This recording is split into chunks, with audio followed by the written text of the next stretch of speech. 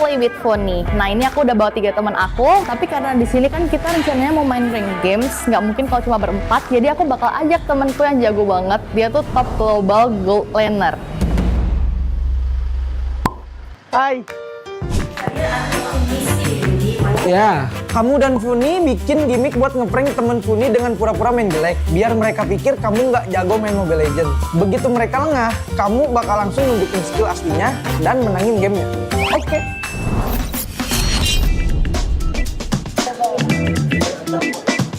Oke guys, jadi karena kita udah berlima di room, oke, jadi langsung aja kita main. Siap, main. Funi rock, aku god lane ya. Cuman bisa god lane. Saya top global god lane.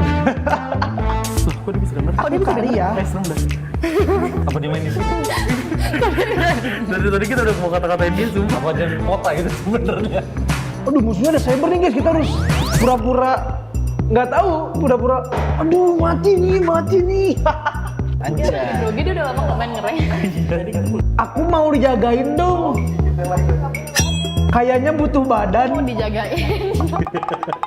Grok bagus kayaknya. Dia tahu.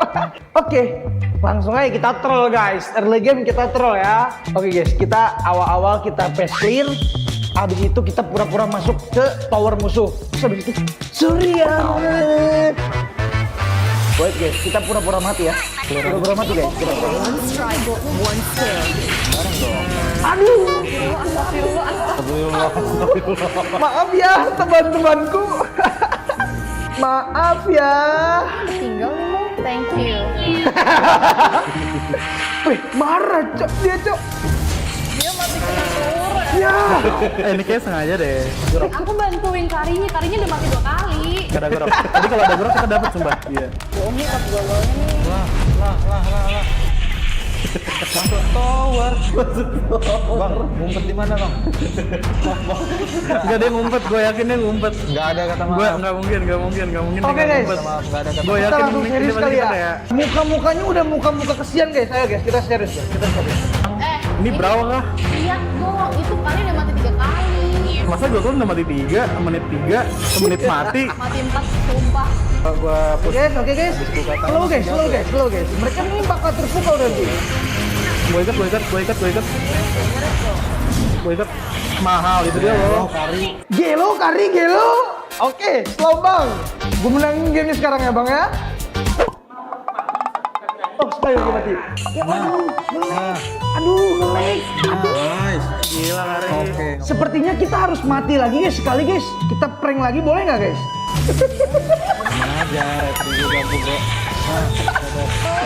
Dia nggak marah guys, sumpah dia nggak marah loh. Padahal itu, sorry, kejauhan guys. Ya, kalau juga ada ini. Sepertinya kita harus udah agak serius dulu guys, sedikit guys, karena musuhnya udah terlalu kaya. Highlight kill. Oke. Kita udah waktunya ngebantai nih guys. Kita belum dapat montek-montek yang bikin, wow, kali ini jago banget. Belum guys, tenang dulu ya. Karena momennya belum dapat nih.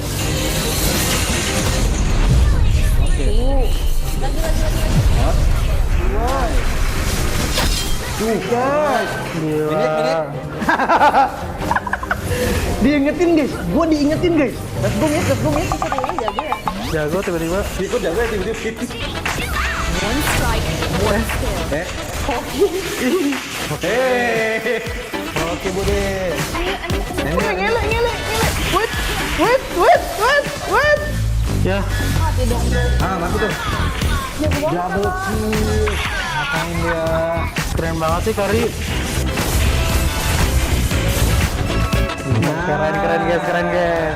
Kalian nggak tahu guys, tapi mereka kurang toksik gitu loh guys. Nih, tapi gua bisa MVP guys. MVP. Kalian yang review kan barusan udah bilang nih kalau misalnya gold lanernya kayak bocah epic kan, awal-awal mati 3 kali cuma solo kill, first blood ya dia. Iya, pelan. Gue ngerasa dia prank aja sih. Dia jago banget soalnya. Gue ngerasa dari game tadi yang kurang impact malah Joy sih. Oke. Gue dong yang kurang impact. Karena dia 73 tuh, kita semua 10. Karinya tadi awal-awal ngetol ya, terus kayak kita udah jelas karinya, harusnya game gampang jadi game susah tadi. Nah, ini- kalau dari awal dia nggak nge-fit, game gampang tadi. Harusnya game cepat jadi 12 Oh jadi kita bisa 10 Harusnya menit tadi doang. 7 menit udah bisa end. Oh, 7 menit. bisa end. Kari bisa main nggak sih? Demi kebaikan kalian itu Top. This one guy, the one that plays Kari. Kalian mau sama Karinya lagi?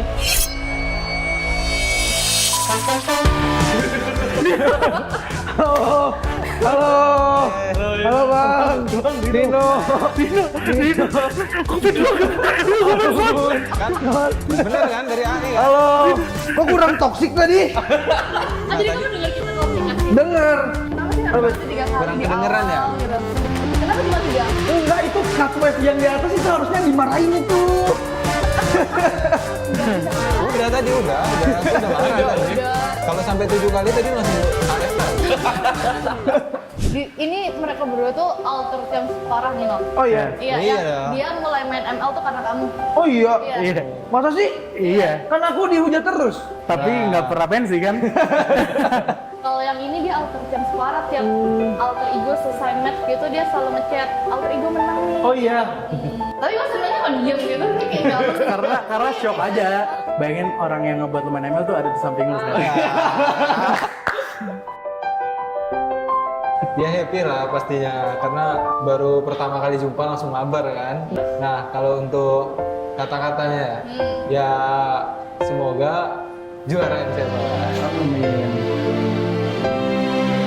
Semangat terus buat MC-nya, semoga bisa bawa pulang Piala Indonesia, balik lagi ke Indonesia.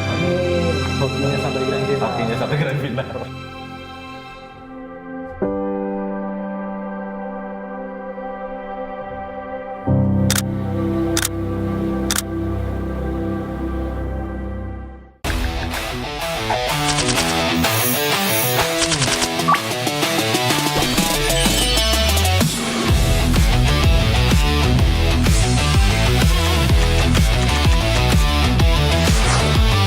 Are your M4 World Champion?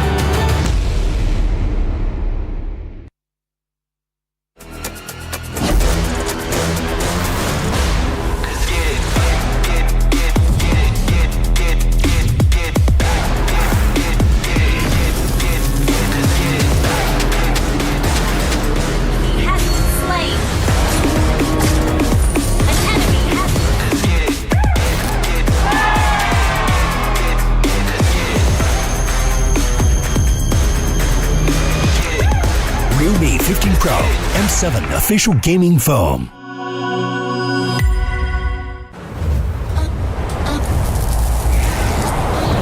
Just sizzle, got a crew so hot, no riddles. It's 0 to 100, no middle. That's right, that's right. When I walk in the room, everybody gotta watch us. R to the I to the S to the E. Gonna shut down the apps if they tryna get past me. You can watch us sizzle. We're making this top go triple. It's 0 to 100, no middle. That's right, that's right. When I walk in the room, we rise as one. Got me wild and free. Now watch us stay fly. Doing it like I do. If you're rolling with me, the best team that unites. When I walk in the room, everybody gotta watch me sizzle. Got a crew so hot, no riddles. It's 0 to 100, no middle. That's right, that's right. When I walk in the room, everybody gotta watch us. R to the I to the S to the E. Gonna shut down the apps if they tryna get past me. You can watch us sizzle. We're making this shit go triple. It's 0 to 100, no middle. That's right, that's right. When I walk in the room, we rise as one.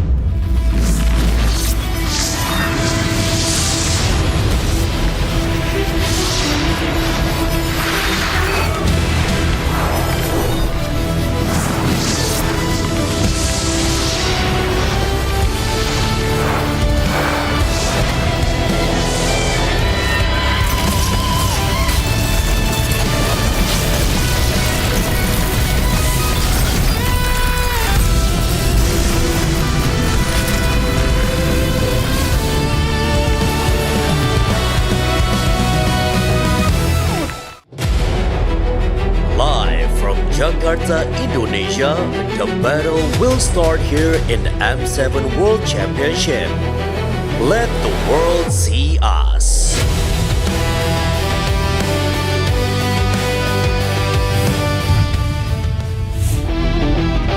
Ladies and gentlemen, welcome to the M7 World Championship Knockout Stage.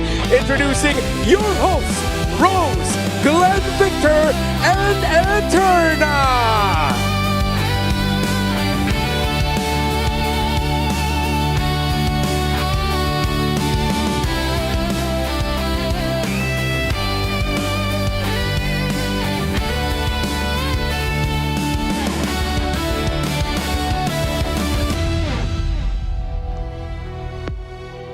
Good afternoon, Jakarta, and greetings to the whole world. We are stepping closer to crowning our next world champion as we open the second to last day of the tournament. Just like yesterday, but with higher stakes, the world will see back-to-back elimination matches to determine who will meet Aurora Gaming Philippines in the grand finals. Wow, I'm really excited today because I think it will be more intense today, right? And then, you know what? Alter Ego will still continue to represent Indonesia.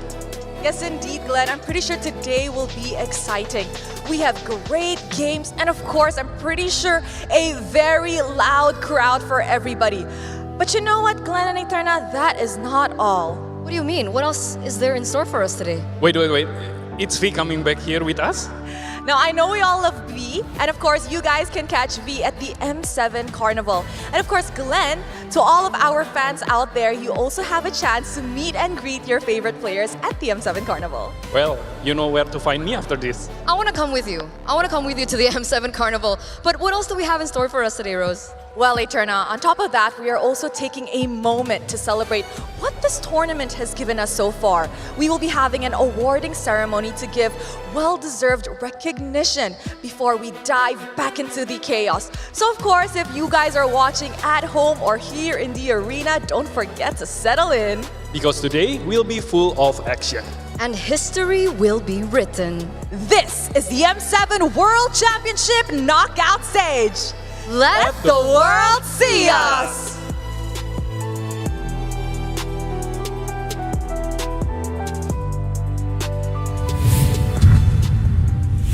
We promised that this was unintentional.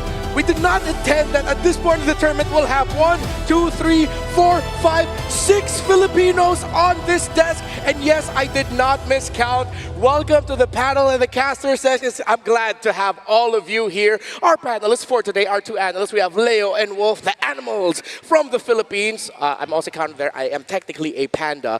And for our casters today, we have Trex, Brigida, and Anaisu. Trex, Brigida, you two worked yesterday. How did you feel about everything that we saw?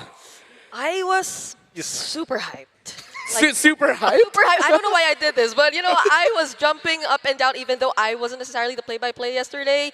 Mirko was sweating though because he was really going through all those intense matches which took place, but I just feel like I wish I saw more. I think that's the feeling that I got after yesterday. I wish I saw more from Team Spirit. I wish I saw more from the eliminated teams. Yeah, I definitely feel like the games, there was so much build-up on those games, and maybe it went a little short of expectations, at least for certain teams, but still, so far, for me, the most hype has definitely been the meta, the picks, the variety of what we get to see, and how these teams have approached it and what so much they've brought to the table. Yeah, to pull back the curtain just a little bit, and as we look at the brackets, it's me and Naisu's last day working the M7 World Championship stage. As we look at the picture of our knockouts, what's your wish list for today, Naisu? My wish list today, man, is that we get 10 games, hopefully. You know, 5 games in the first series, 5 games later. We got Brigid on desk, so, you know, for all you that are aware, she is the mother of the 5 games or full series. So maybe we get that. I mean, that'd be great to have, but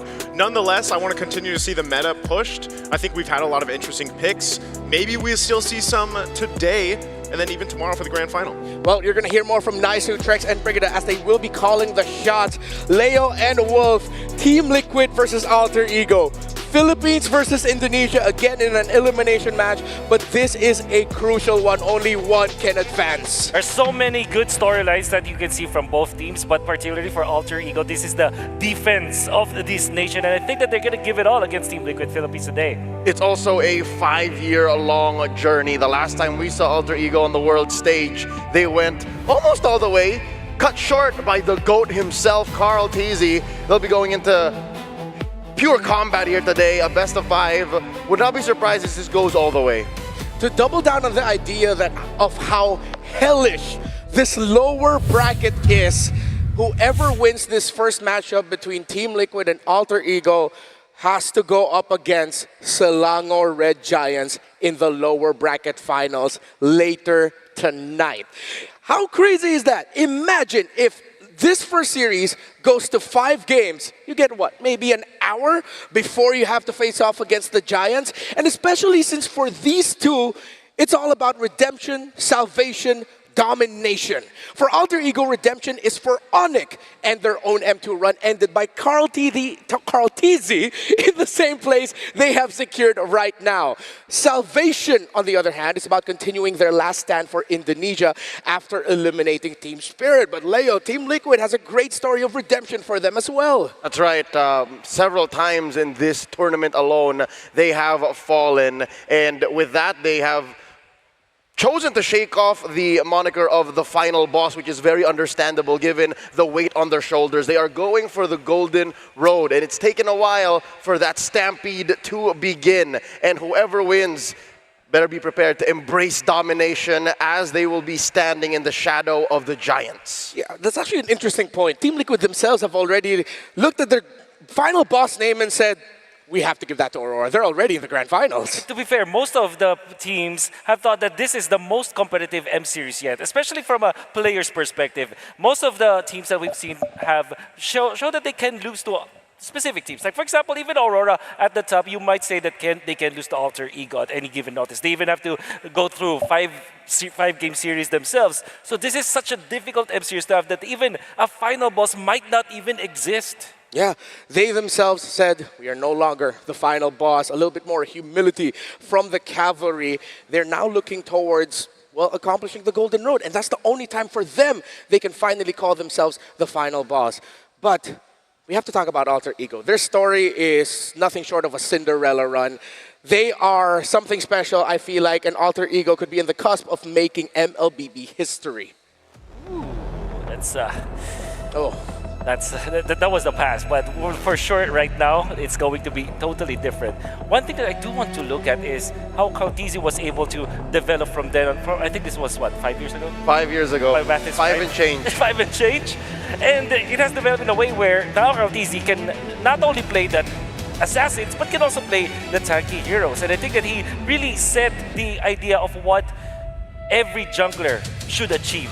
Yep, the man to your left is Chelly Boy, one of Kautizi's rivals mainly throughout that era in his career, and he's facing off against Yasuke, a very promising jungler that, I don't know, takes maybe a page out of Kautizi's own playbook, wherein he's forced to play the assassins, sure, but now he's more of, what, a Leomord main? Yeah, with the energy that Yasuke brings for Alter Ego, he honestly reminds me of a younger Kautizi. That swagger, that fearlessness, the fact that he's a rookie on the world stage, coming from a rookie season in MPL Indonesia, he has been nothing short of stellar for Alter Ego.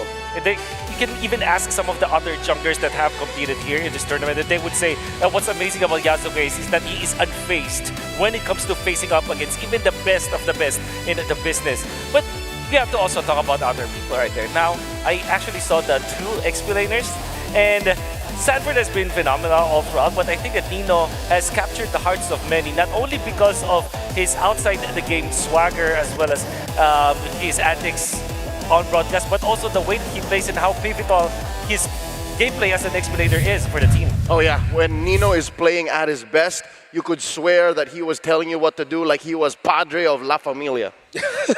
There's something about Nino and the energy that he brings that Padre de Familia, I think, is a perfect way to put it. He puts the team on his back. Even if you gank him, what, once or twice early on, he'll find a way to come back for you. What's funnier is he's making his lane mate seem like he's part of the family. Like, you're the youngest here, you do what I do, you follow what I say.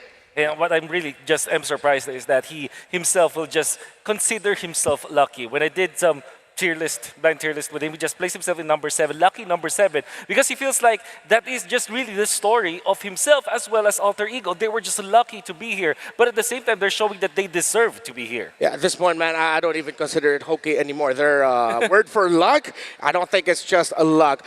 But of course, we also have to look at the other side, the cavalry and their story. This is Team Liquid's 3rd lower bracket match. The similarity of Blacklist International's M3 run and the potential of the PH versus PH final is there. But at that time, they got knocked down to the lower bracket final.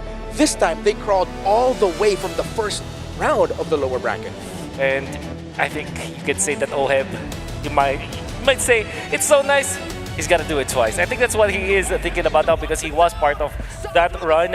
And now it's totally different because Oheb is leading the charge for Team Liquid in terms of his gameplay as well as his impact outside of the game for the team. His bravado that actually pushes Team Liquid to have an energetic run no matter what happens in a game.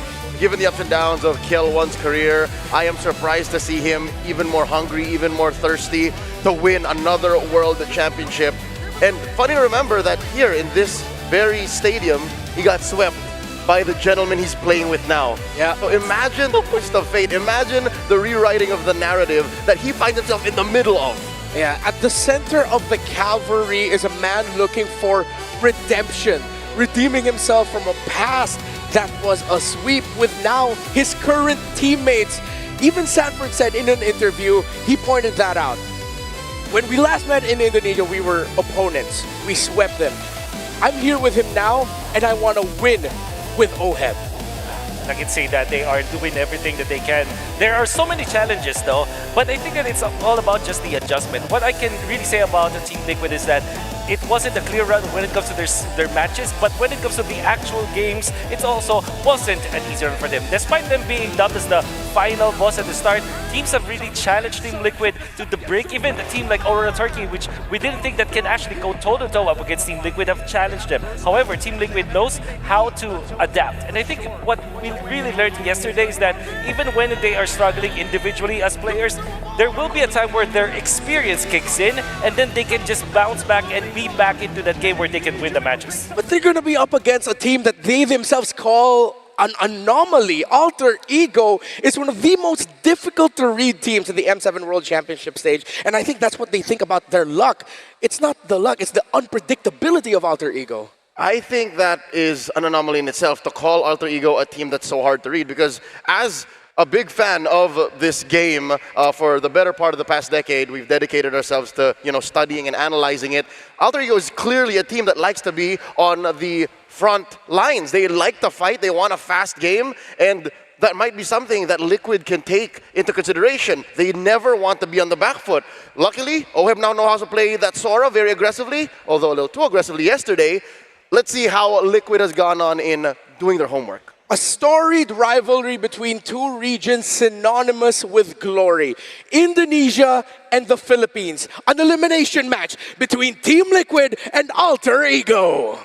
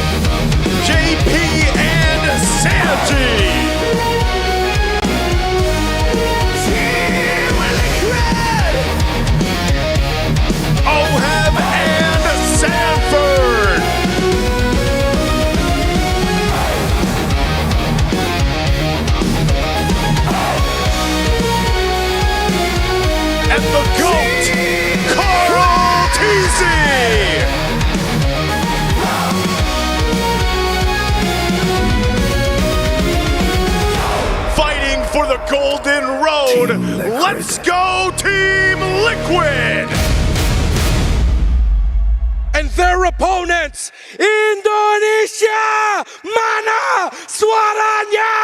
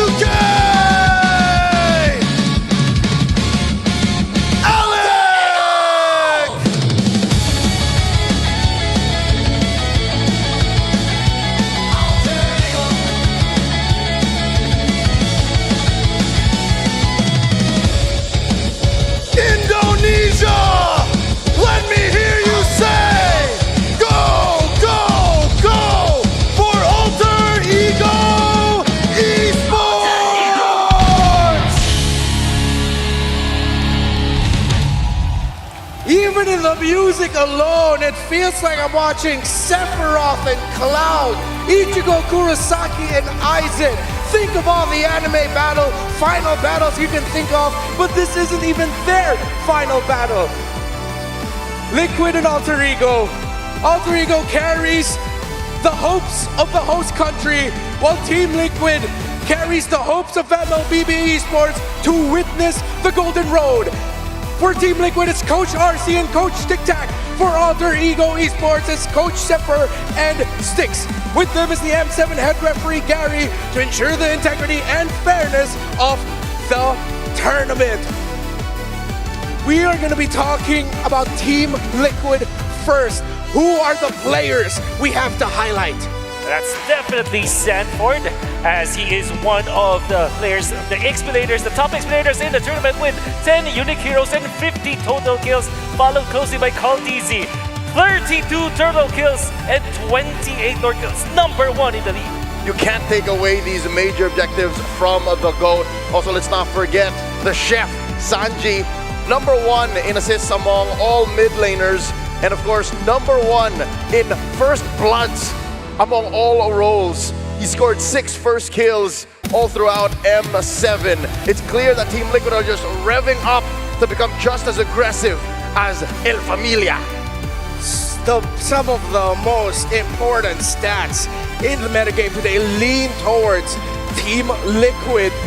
Specifically that rating on Carl Teasy, #1 in turtle kills and lord kills, 32 plus 28. Quick math, how much is that? That is 30, which is 60.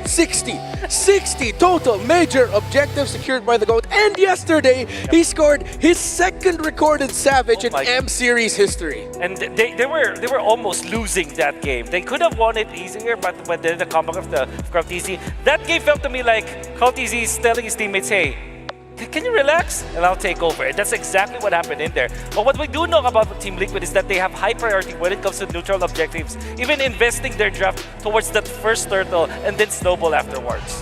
Let's talk about Alter Ego this time around. The penultimate Sora in M7 is Nino, at least for those among left in the tournament. He's played it 5 times. Let's also not forget Yasuke.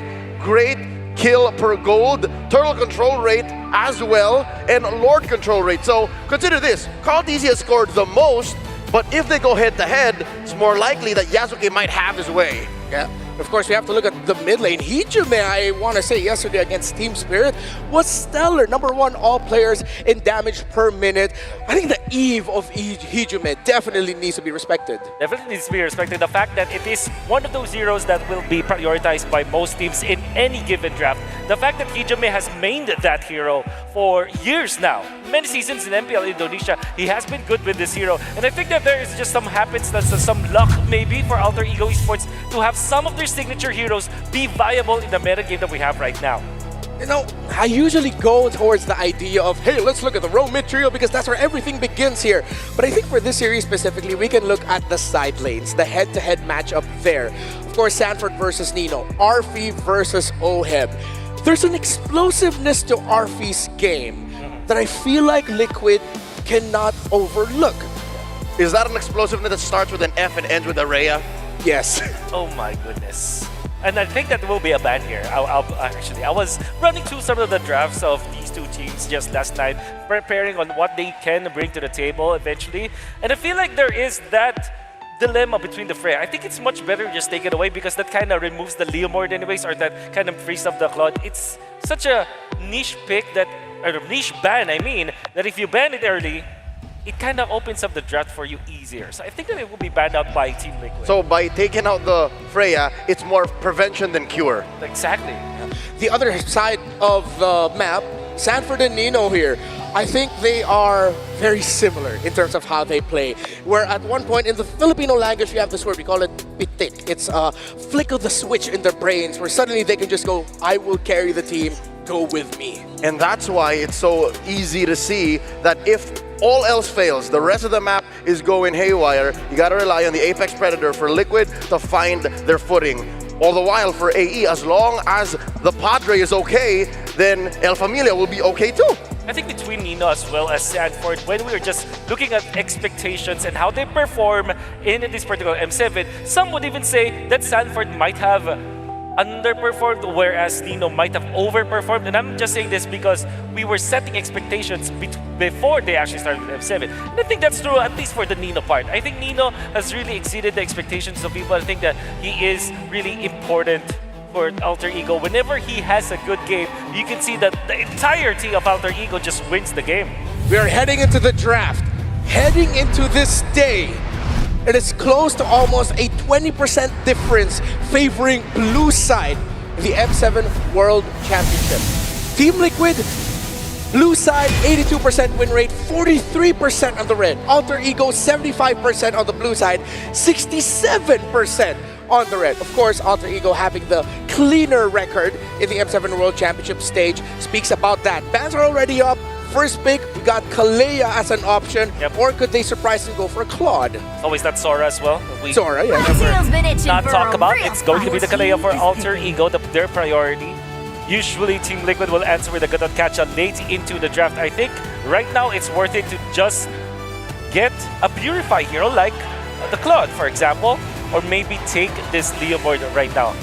That will be the options. Dexter, it's our they will go for the Claude, as we've mentioned. Payback. And it's going to be the Farsa. I love this opener for Alter Ego. By picking the Kalea, you kind of attack both your own weakness and take away one of your opponent's strengths. Yasuke hasn't really played Lancelot much, if ever. And that's Carl TZ's main hero. So by doing that, you kind of soft lock Carl TZ away from that. And this still opens their Freya. Liquid, they beat the Freya on the Claude already, but in the hands of Arfi, that's bold. Well, they will have to think about the Leopard as well, because that's the typical combo with this one, but they will go for the Uranus instead. And what I really like about this for Alter Ego is that there's no Lunox option now for Team Liquid, which would have been good versus the two heroes of Alter Ego. That's why I think that maybe CC is an option for Team Liquid, so they will have that shred, that anti-high HP heroes that they need. And I love this Uranus. You also kind of block out the Yusen Shin, another one of Carl TZ's better picks in the past competitive season. So you're weird to play a Lancelot, you're weirded out to play a Yusen Shin, you go back to one of his favorites. Old flame for Carl TZ, that Baksha. That feels like Liquid taking a page out of Aurora's book. Exactly. They saw their fellow Filipinos and said, thanks for leading the way, Aurora, we're gonna follow. And I think that they have exposed Alter Ego here. Don't get me wrong, I really like how Alter Ego went for their first 3 picks. However, it kind of confirms that you will not go for utility jungler on your side. You will go for an assassin this time because you have already drafted the Freya. So that means that this Baksha, the utility jungler for Team Liquid in combination with the Claude, will definitely have the tools in the latter portions of the game to deal with Alter Ego. This has become one of the Filipino teams in M7's Obra Maestras, their magnum opuses, to be able to throw back to utility meta and shake up this fighter side lane situation and force teams to adapt. There goes the Lunox. Break glass in case of emergency button for all the Filipinos. Yeah. How does AE respond? Too many assassins, too many fighters. Let's bring back Baksha. Let's bring back Akai, Frederick. Years later, it's still what breaks the game. Yes. So you might target JP, like the catch as well as the Hydas will be the heroes that you could consider. At the same time, you want to take away Arlott or Lapu-Lapu from Sanford. So it is indeed going to be the Gaton Gacha. Yeah. JP will have to think about a different hero, and knowing that this could well be an assassin jungler for Alter Ego, Team Liquid, a safe pick, a safe way for them to ban Esmeralda, then pick Hilda, Red 4. Already banned out in the first phase. They're good. They're good, so it's much easier. Much easier. Hilda, easy pickup. Can you still afford the Cho? Yeah. I'm really thinking Hilda here. I think if Alter Ego can just read through it, they will just ban the Hilda, so that no matter what happens, they will have a good assassin. Yeah. The mid lane turn, I feel like, is what Alter Ego is going for. They could just double down on the YSS Zetian combo to maximize their vision. That's one of the best ways you can deal with Team Liquid Philippines, is if you can see where they are. So for the last ban, I think it could be a Sanford hero. They might just pick their poison in terms. Arlott already banned as well in the first phase, yeah. So it might be the Esme, Yu Zhong if they want to minimize the impact. They might think Lapu-Lapu as well. If they ban the Hilda, it's a clear telegraph. They want to put an assassin on Yasuke, but no, it's obvious. They really want the Yi Shin, I think. Yeah. Are they sort of like baiting TLPH of like, hey, we're gonna put the Freya in the jungle, or is it really just to protect their YSS? Really just to protect their YSS or whatever assassin that they will have eventually, because the playing field is so wide for them. I believe that Team Liquid will pick up Hilda here. At first they will go Khalid, I guess. There is the Khalid. And now Alter Ego. I believe that this is a safer route to go for that for Yi Sin-Jin. But, you know, something tells me that the Kadita might be inbound as well, because Kalea could be a combo. They usually use it against the heroes of Team Liquid as well. Yep, and there's still no synergy with the Kalea. Yeah. Kimmy isn't it. We've seen it yesterday. It really doesn't work Just much. not it. Nope. Yeah, especially against Claude and Basha. There's so much dive, and Kimmy might not have enough for that. Kadita is a diver herself, so that could be a good combo. Apart from that, maybe Lilia for instead of Alter Ego. Plus, it works out math-wise. You got sand and fire on the other side. Why don't you just throw water at them? The chemistry works wonders, man. Basic analysis. Yeah, Lilia is the only hero amongst those we mentioned that they played before. And here we see a Joy and a Kag. A Kag. The lack of knockup from Alter Ego, apart from the Kalea, kind of is a problem against this Claude. But I appreciate the Joy. The Kagura, not so much. Now Team Liquid might just go for the Lapu Lapu this time, or maybe a lockdown hero against the Joy. And you also can take Glue? Yeah, I like Glue here. They will not have the damage profile to deal with it. In the EXP lane, it becomes dead. They might just go Alice, actually. I think that's the safest way Liquid to go about this. Yeah, and you kind of nullify what the Kalea does. Like, sure, hit me with that Tsunami Slam. Thank you very much. When you think about... What? What a swerve! Khalid XP? That's an XP lane Khalid. JP brings out the Tigreal. Oh. All right. Oh, wait. There might be a bit of contention here. Okay. Or Team Liquid. That can be it, right? That can be Tigreal. Yeah. Wait a moment, folks. We saw the reactions immediately from the side of Team Liquid. Gonna have to calm down. This is not the first Tigreal of M7. Yeah. Tigreal has worked against the Joy before. Yeah. It was one of the answers. The thing is, XP Khalid against a Uranus is kind of nothing. Uranus is just like, I'm happy, sure. Yeah. Oh no, they're just gonna want to leave. Yeah. You just clear lane, concussive blast, and get out. Peace out. Yeah. You don't even have to ever use your second skill as the Uranus then, which means that you can dash when you return the zone out. So this will... It seems like they will go through with it. Yeah, it seems like maybe it's more technical audio thing, and this is intended. Sanford. So yeah, Yangon Galacticos brought out a Tigreal earlier in the knockout stage. Worked out well for them. They didn't get a win, right? No, but they went all the way. They went like 23 minutes. It extended it because of that Tigreal. It looked good, I'll tell you that much. Not in the early game, I remember that. It was terrible the early game, but then once it hit level 4, once it had its ultimate, the Joy on the other side, I believe they were up against the Joy too. No, they were the Joy. Oh, they were the Joy. They were up. Yeah, they were compromising the Freya and the Esmeralda. Yeah. Which is, melee based. If you think about it, Freya with the Uranus, with the Joy as well as the Kagura, if you think about it, their profile is melee. So maybe the Tigreal can work. We're still not sure though. We're not confirming anything, but we're just trying to justify what this Tigreal might mean. Yeah, if it's real, I think Liquid may have done too much homework. Too much more. Because I feel like the XP Khalid is the one that's really a problem for me, because I don't see it working in this scenario. I really don't. So by the way, Nino, whenever an ambulance passes by, the other players will always go, Nino, Nino, Nino. Wow, okay, Alter Ego just endeared themselves in my heart. Yeah. Is there a sustained kind of XP where you can heal your teammates? Is that heal your teammates? Yeah. There was a time where Revitalize. Revitalize. Or you could rock Favor before. That was a patch thing. Yeah, maybe. We are heading in. No. It's real. legitimate. It's real. Khalid, Rome, Tigreal. Wolf, I think we already have your opinion on the drafts. Leo, last words on it. I want to see the Tigreal work, man. It didn't work with Yangon. Hopefully with Liquid. We thought it would be Alter Ego bringing in the unique, more Gila, crazy ideas, but it's Team Liquid Philippines showing up with Rome Tigreal and XP Khalid. Naisu, Trex, bring it on. Let's go! The Tigreal is real. Welcome, ladies and gentlemen, to this match. It's a best of 5. The lower bracket gauntlet continues for Alter Ego and, of course, Team Liquid from the Philippines here. And whoever wins this series immediately will have to face off against the Giants. Whoa, JP.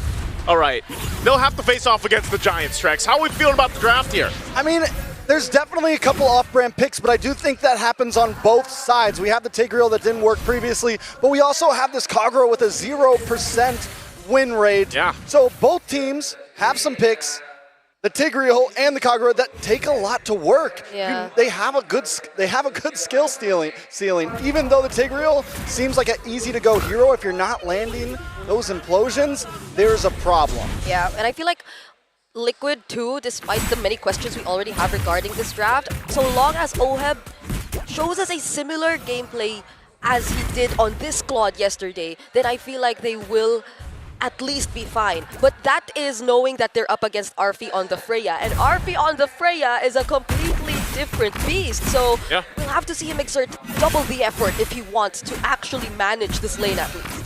I feel like a lot of teams obviously have done that. They've gone to the Freya against the Claude, and like you mentioned, Arfi is one of those players that brought it out for one of the first times throughout M7. It's worked so far so good against the Claude specifically, and you know, again, that's why the work for Oheb is going to be a little bit tougher as this game goes on, but also Sanford on the Khalid, something we don't see too often. You know, Khalid picked up in the XP lane where you're used to seeing it in the roam, especially in the hands of JP, but this amount of crowd control could also prove to be a problem for Alter Ego as they try to fight these objectives. You can see Carl TZ giving the go for this positioning. Turtle's gonna break out. Oh, Hijime actually going in. Zones out enough of the members of Liquid, and Yanosuke finding Sanji right there. Raging Sanford landing on 3, however. Sanford fighting back, but Nino too, zoning them just the same, and now Sanford goes down next. It's a double for Yasuke.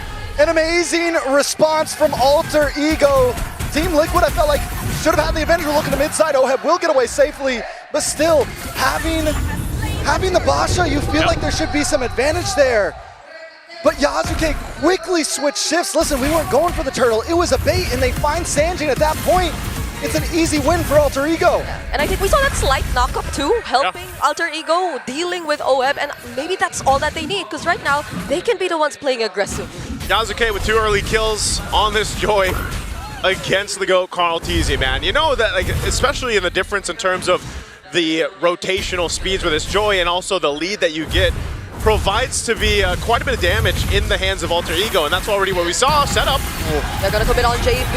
Still gets to cast the implosion, but there won't be enough follow-up. Carl TZ is having a very hard time getting out of this, and Yasuke's now on a killing spree, but a response from Stanford and Sanji! But Sanford goes down! Team Liquid thinks they have the answer to this full brunt attack, and there was nothing for them. Team Liquid is the one getting stampeded right now at this point in the game. It just feels weird because you're used to seeing them control early game. Well, right now, Alter Ego has brought this composition and gotten the advantage. Listen, Team Liquid isn't getting stampeded. They're charging towards the attack titan right now. They're getting rocks thrown at them, horses just going down. And you know, the problem is what is going to be the answer to this Joy? It's 3-1 and 2 already. Yep. There's practically 0 crowd control except for the Tigreal. Yasuke is going to be all over the place if this continues like this. Oh, gets the flicker out, but the implosion will be there to catch him. Now he gets the response with the Tsunami Slap and the Tidal Strike. JP still trying to walk away though, but Nino will be there to try and stop him, and JP too will not survive. And the crowd is erupting right now. Every time Team Liquid thinks they get a play, Alter Ego snaps back. And normally, when I'm casting Team Liquid games, it's the other way around. Yeah. Team Liquid might not want to get brawly with these guys right now. That's what I'm saying, man. You know, a part of that is they just don't let up, and that's what Alter Ego has to do. Everything that's happened so far will get them this next objective. Second turtle in their hand. Carl TZ will be stopped in his tracks. Whoa! Oh, that's a multiple knockup coming in. But then Yasuke all alone, dealing with almost every single member. Sanji trying to deal with Nino right in front of him, but it's not going to be enough. And on the other side of the map too, JP once again falling. It's only Carl TZ and Oheb left. And Alter Ego continues to stomp forward. Team Liquid just running face first into a wall right now. This is the tough part. Oh, Arfi? He should be able to get away. Okay, he gets slowed down just a bit. Oheb, okay. All right, that's a pickup that they needed Team Liquid has to start looking for things that they can take off the map because so far control is not in their favor. At this point, Oheb will be the golden ticket. He's 1-0-0 right now. Oh, it's easy. Oh, he stole away that buff. Sanji with a better airstrike, trying to help him there. Alec will go for the setup, but now the team fight split up. Carl TZ goes down first, but so will Alec for the trade. Jungle for Rome, though, a fair trade for Alter Ego. The gold continues to go into their lead, but that one kill did go into the hands of Oheb, putting him at 2-0-0. And as I was saying, he is the golden ticket for Team Liquid right now, the last chance. Yep. But it is a ride. Luckily, since he hasn't taken any deaths, he's been able to get some free farm up in the top side, though. RP once again, can he handle this? Yasuke will be there, but the BMI somehow still saves Oheb. Carl TZ to stop him, but it's not going to be enough. Yasuke still picks up the kill. A stun from Sanji. But the Yin Yang overturn, he has to avoid it. And now Hijume, he's showing what this Kagura is all about. It's just like Trek said, man. Every punch that TL decides to throw, there's a counter punch from Alter Ego. They're doing such a great job at overlapping their rotations, overlapping the abilities that they have here to answer what TL throws at them. And that is going to continue to keep them ahead in this game and set them up the best possible way. Once the Lord comes into play, they should be able to go ahead and secure the third turtle. Carl TZ will go ahead and grab his purple buff and get in to rotate. But Oheb, like you mentioned, Trex, might just be the one to cause this game to flip over. But Alter Ego has solved that for now. Yeah, I mean, we've seen him do it before, right? He gets the Trinity in, one big, wait. Oh, another setup on JP, but JP still has the implosion! Catches 3, but RP is unstoppable on this Freya! Sanford couldn't do much as well and tried to zone out the other members. Another attempt with the title strike. Carl TZ's next. Sanford with raging Sanford, but he too might go down. Fortunately has the flicker, but they're all forced under the turret. Nino! Call the ambulance, because Alter Ego is pulling up at this point. Team Liquid, multiple members go down. That's 3 turtles over to them. It doesn't feel like there's an answer every time they set something up.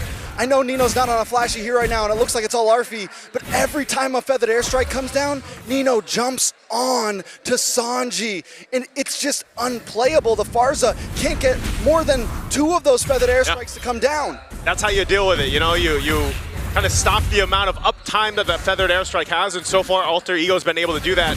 Especially the Kagura, like the pressure with the Kagura is there, and that's what's actually either popped the Purify from Sanji or even Oheb, and then they're able to follow through. Looking at the items here too, you can see there's still tons of grounds to cover here, especially, again, Arfi is locked in for the most part. He's able to go ahead and just duel someone if he wants to with Corrosive Scythe. Battle Axe locked in, working on his next. You've already got a Holy Crystal and a Genius Wand as well for Yasuke, and that is what is causing such amount of burst when they follow through with the combos against TL. Arfi as well, but wait a second, Tsunami Slam, everyone should be okay unless they try to force this.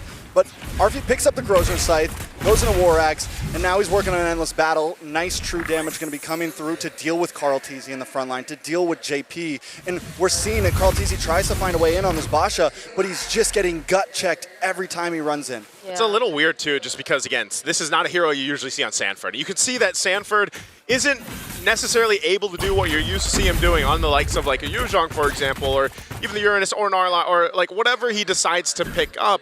This is different, so he has to approach these fights differently, and sometimes you might say, well, he's got the Raging Sandstorm, why doesn't he use it?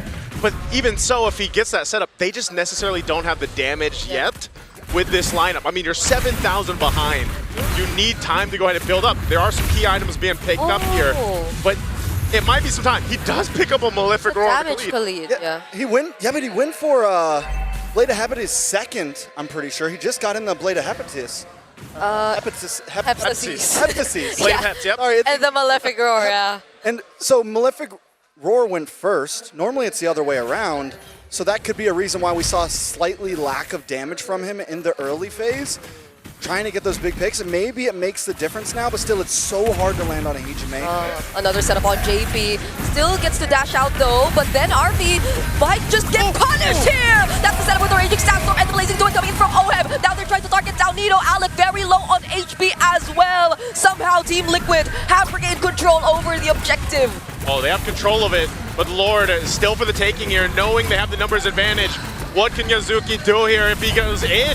Okay, they don't fight Yazuki just yet. Why get to punish Hijume? Oh! Throws out the umbrella in a weird direction, and now there goes the title strike.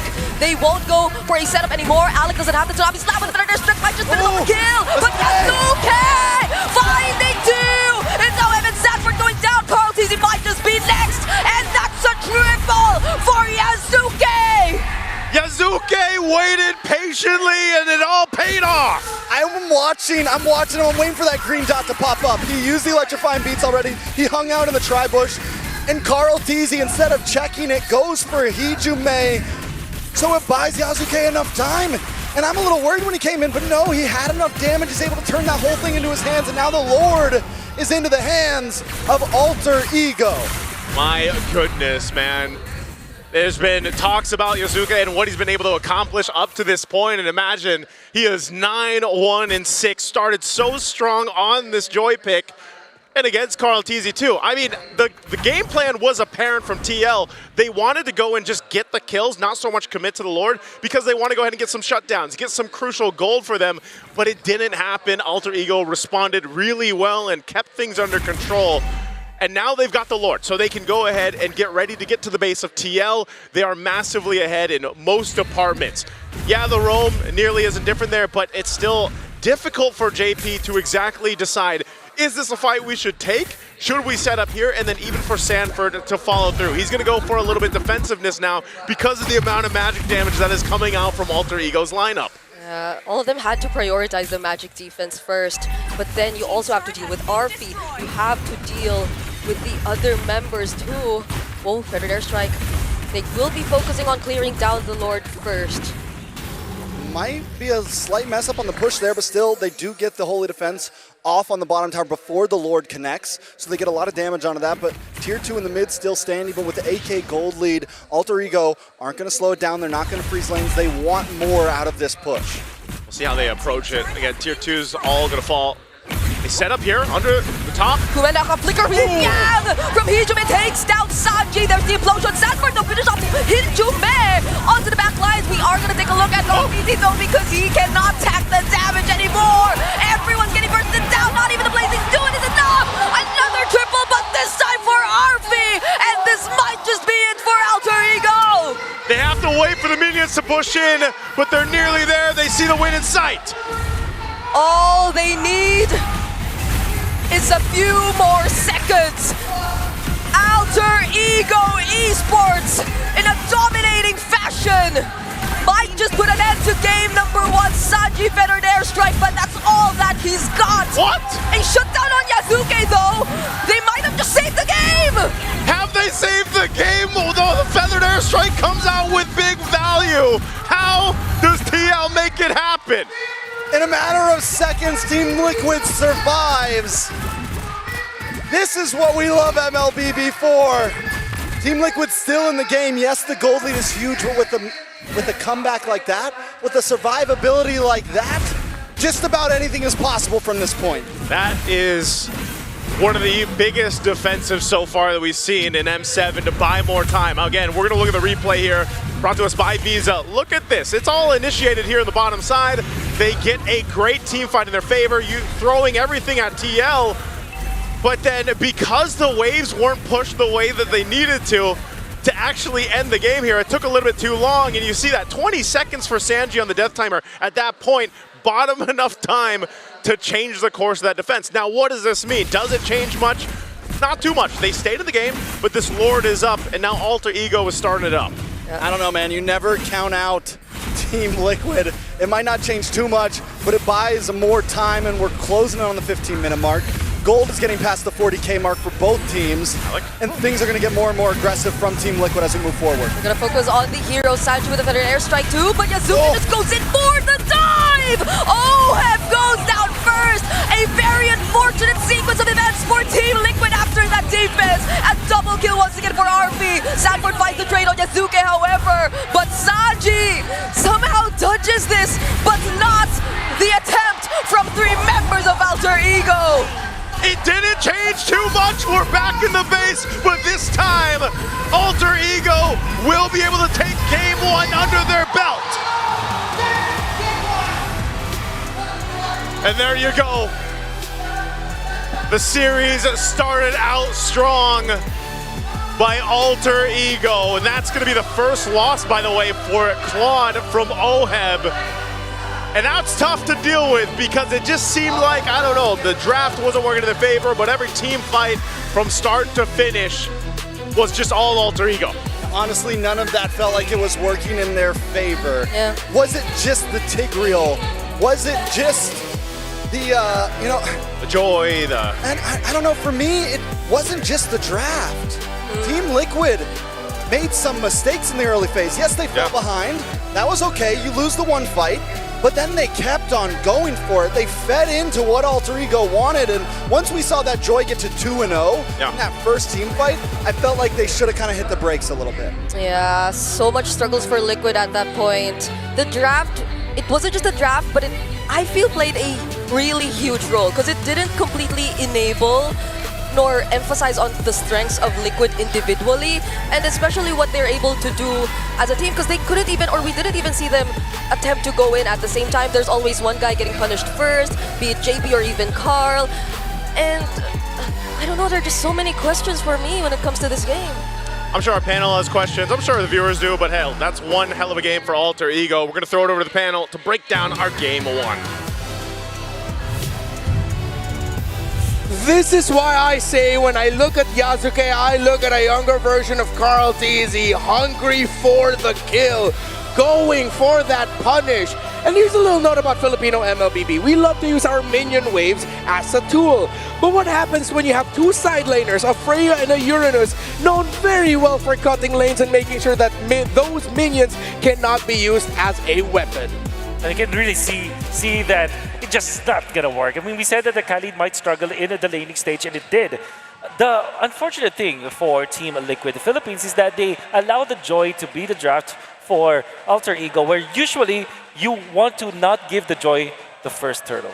And they not only gave the first turtle to Joy, they gave 2 kills. I think even right then you can already say that it was disastrous for Team Liquid. The fact that they have prolonged this game this much was actually more of a surprise to me, because I felt like the draft conditions for Team Liquid were just to take that first few minutes, roll over that, and hopefully get the W in the mid-game. This was mentioned when we snowballed the idea of, is the Tigreal legit? Yes, the Tigreal was legit, and yes, it's legit side effects showed through, right? Early game weaknesses, until this Tigreal can get to a good position, hit that implosion at level 4 at the right time, then that's only when you can really get the payoff. But to try and salvage the situation, I get why it's a Tigreal though. Not the reason why you think it is, not to the detriment of shuffling the Khalid over, but when you have a Kalia, remember when Joy was a thing?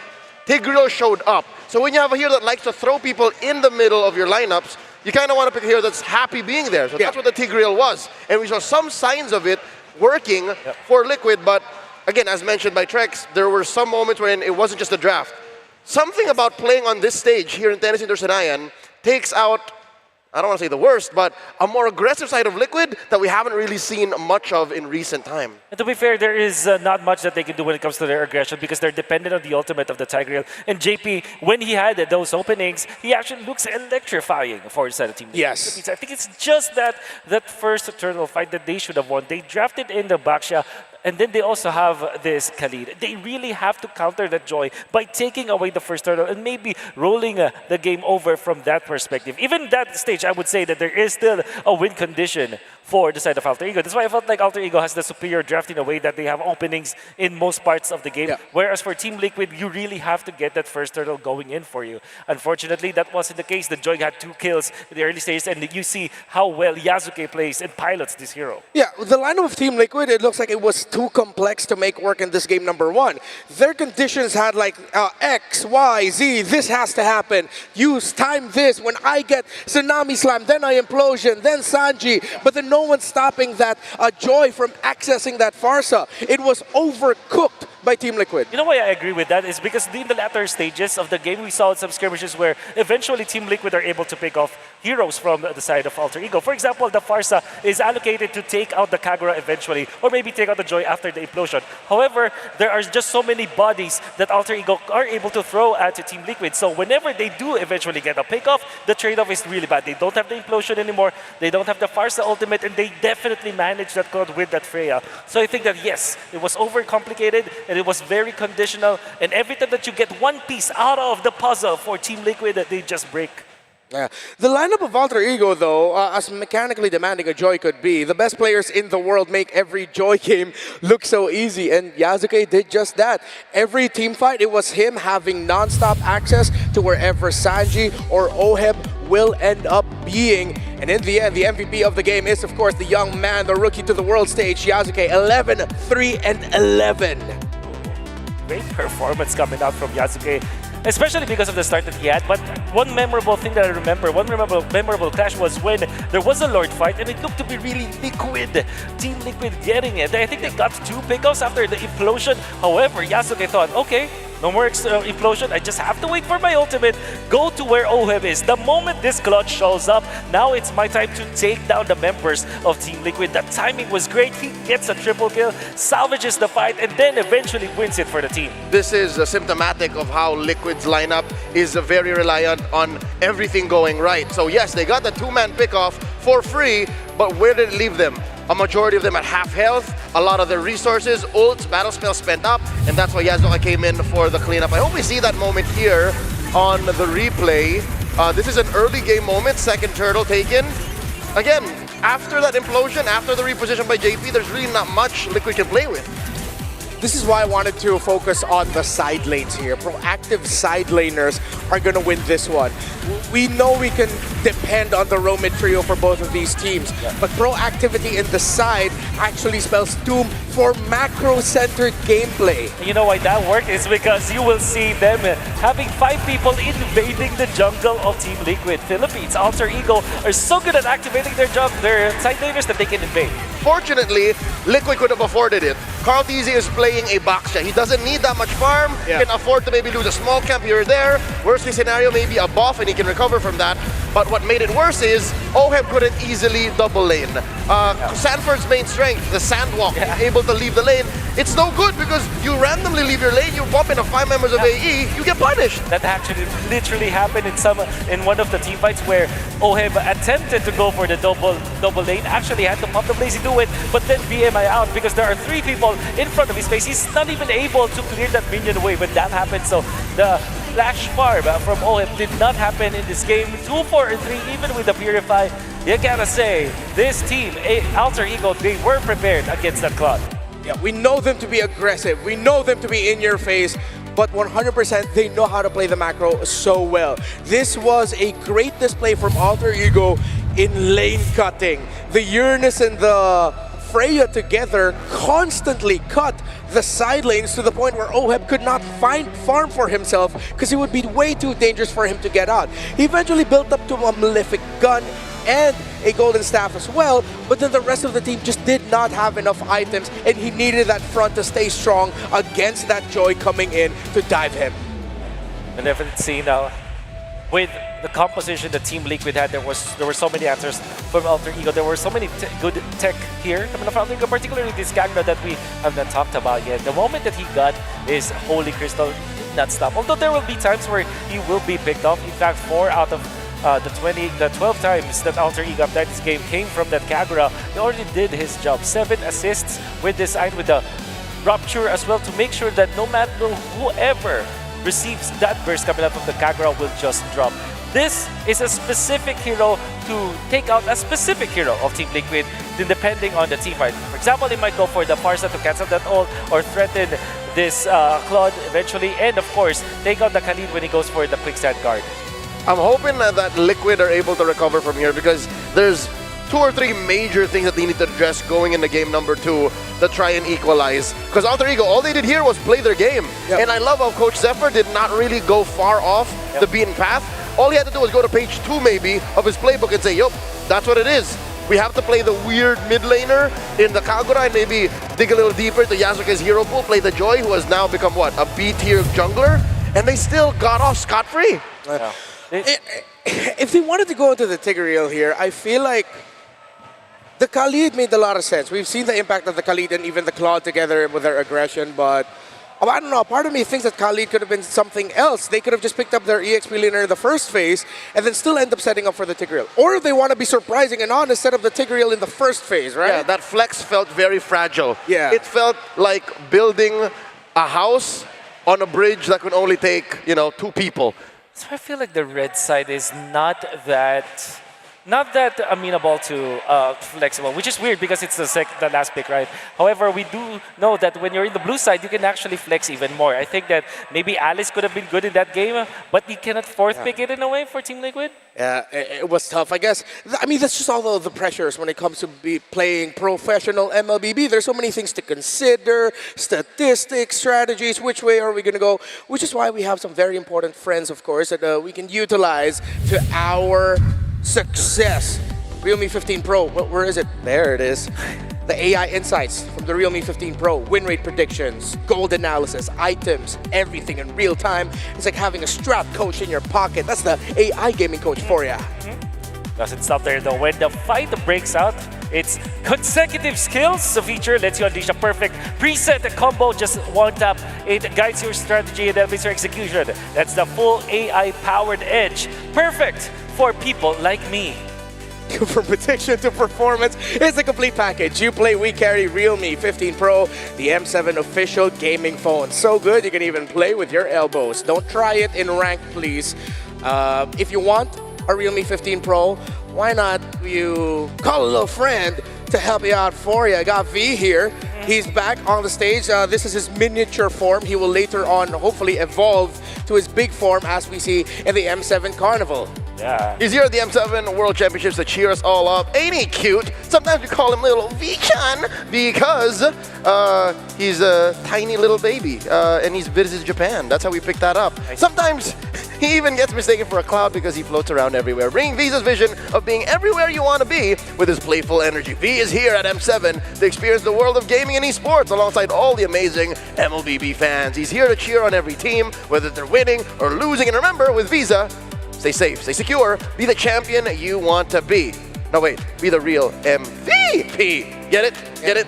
So, V, which do you have a team rooting for here? Let's go Liquid! Wait, yo, you said you would be supporting both teams. You can't just go for one. Liquid! V, no, stop. V, also cheer for Alter Ego. Alter Ego! Okay, good job, all right. He's an Alter Champ now. Yeah, he's an Alter Champ now as well.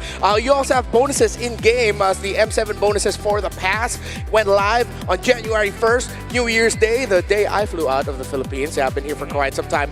It's packed with exclusive rewards like Granger's Thunder Ascendant Epic Skin, the Cosmic Finality Prime Skin, the M7 figurine, Battle Effects, Prime Avatar Border, and more. Plus, you can get the Gato Kacha Solar Spark for a free. The fan favorite M5U Zong skins and revamped M Championship skins are also making a limited time return. So if you love the championship skins from before, they've been revamped, upgraded a little bit, don't miss out on some very wonderful rewards.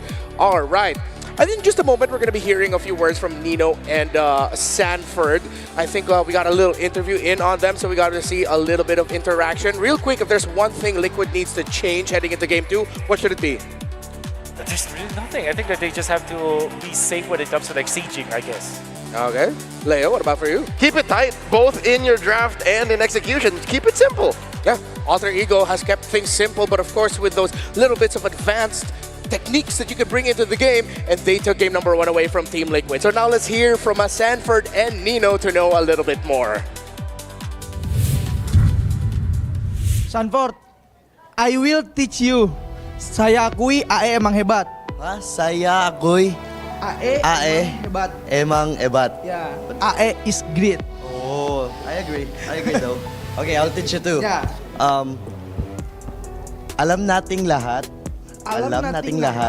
na ang Team Liquid ay napakalakas. Ay napakalakas. It means Team Liquid is super strong. Oh, yeah. AE bakal menang hari ini. AE bakal menang hari ini. Ya. AE wins today. Okay. I have one more. Okay.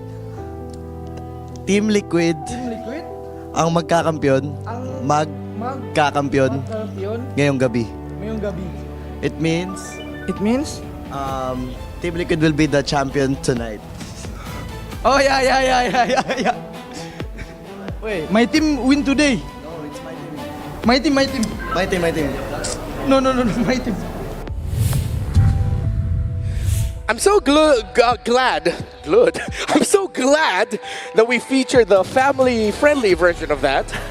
I'm pretty sure there's some footage somewhere of the not-so-family-friendly version of that, of course. That is the natural language of international MLBB, teaching each other some of the finer points of each other's languages. Spicier vocabulary. The spicier vocabulary. Yeah, I think Sanford's just glad it wasn't Mirko who is teaching him some bahasa in the words, because I'll be not family-friendly at all. But here we are. Heading to the next game with a different approach for Team Liquid. Oh, it has to be. If I were to guess, if there's something that they have to change, I think they have to pick blue side. Yeah. I mean, if they decide to run it back here, they have the choice and they're going to go red. I think that's going to be an acknowledgement of Team Liquid messing up their own execution, not respecting some certain aspects of the Alter Ego lineup.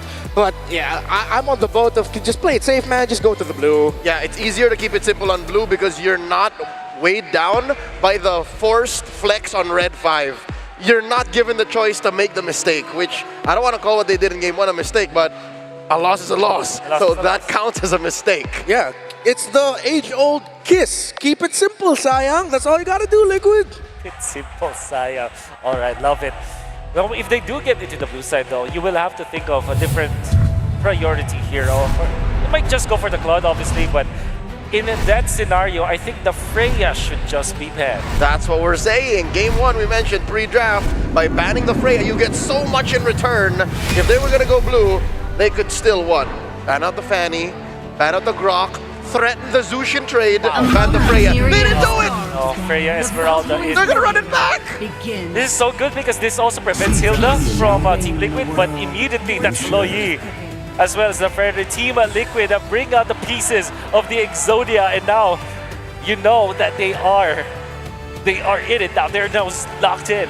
Yeah, they ain't effing around, bro. They are honest with it. It's like, oh yeah, we're gonna bring back Liquid Prime. You get the Chef on the Low Yi, you get Carl Tizzy on the Fredrin, and back then it was Benny Cutie. Now, of course, it's Oheb. You get the Claudin. Yep.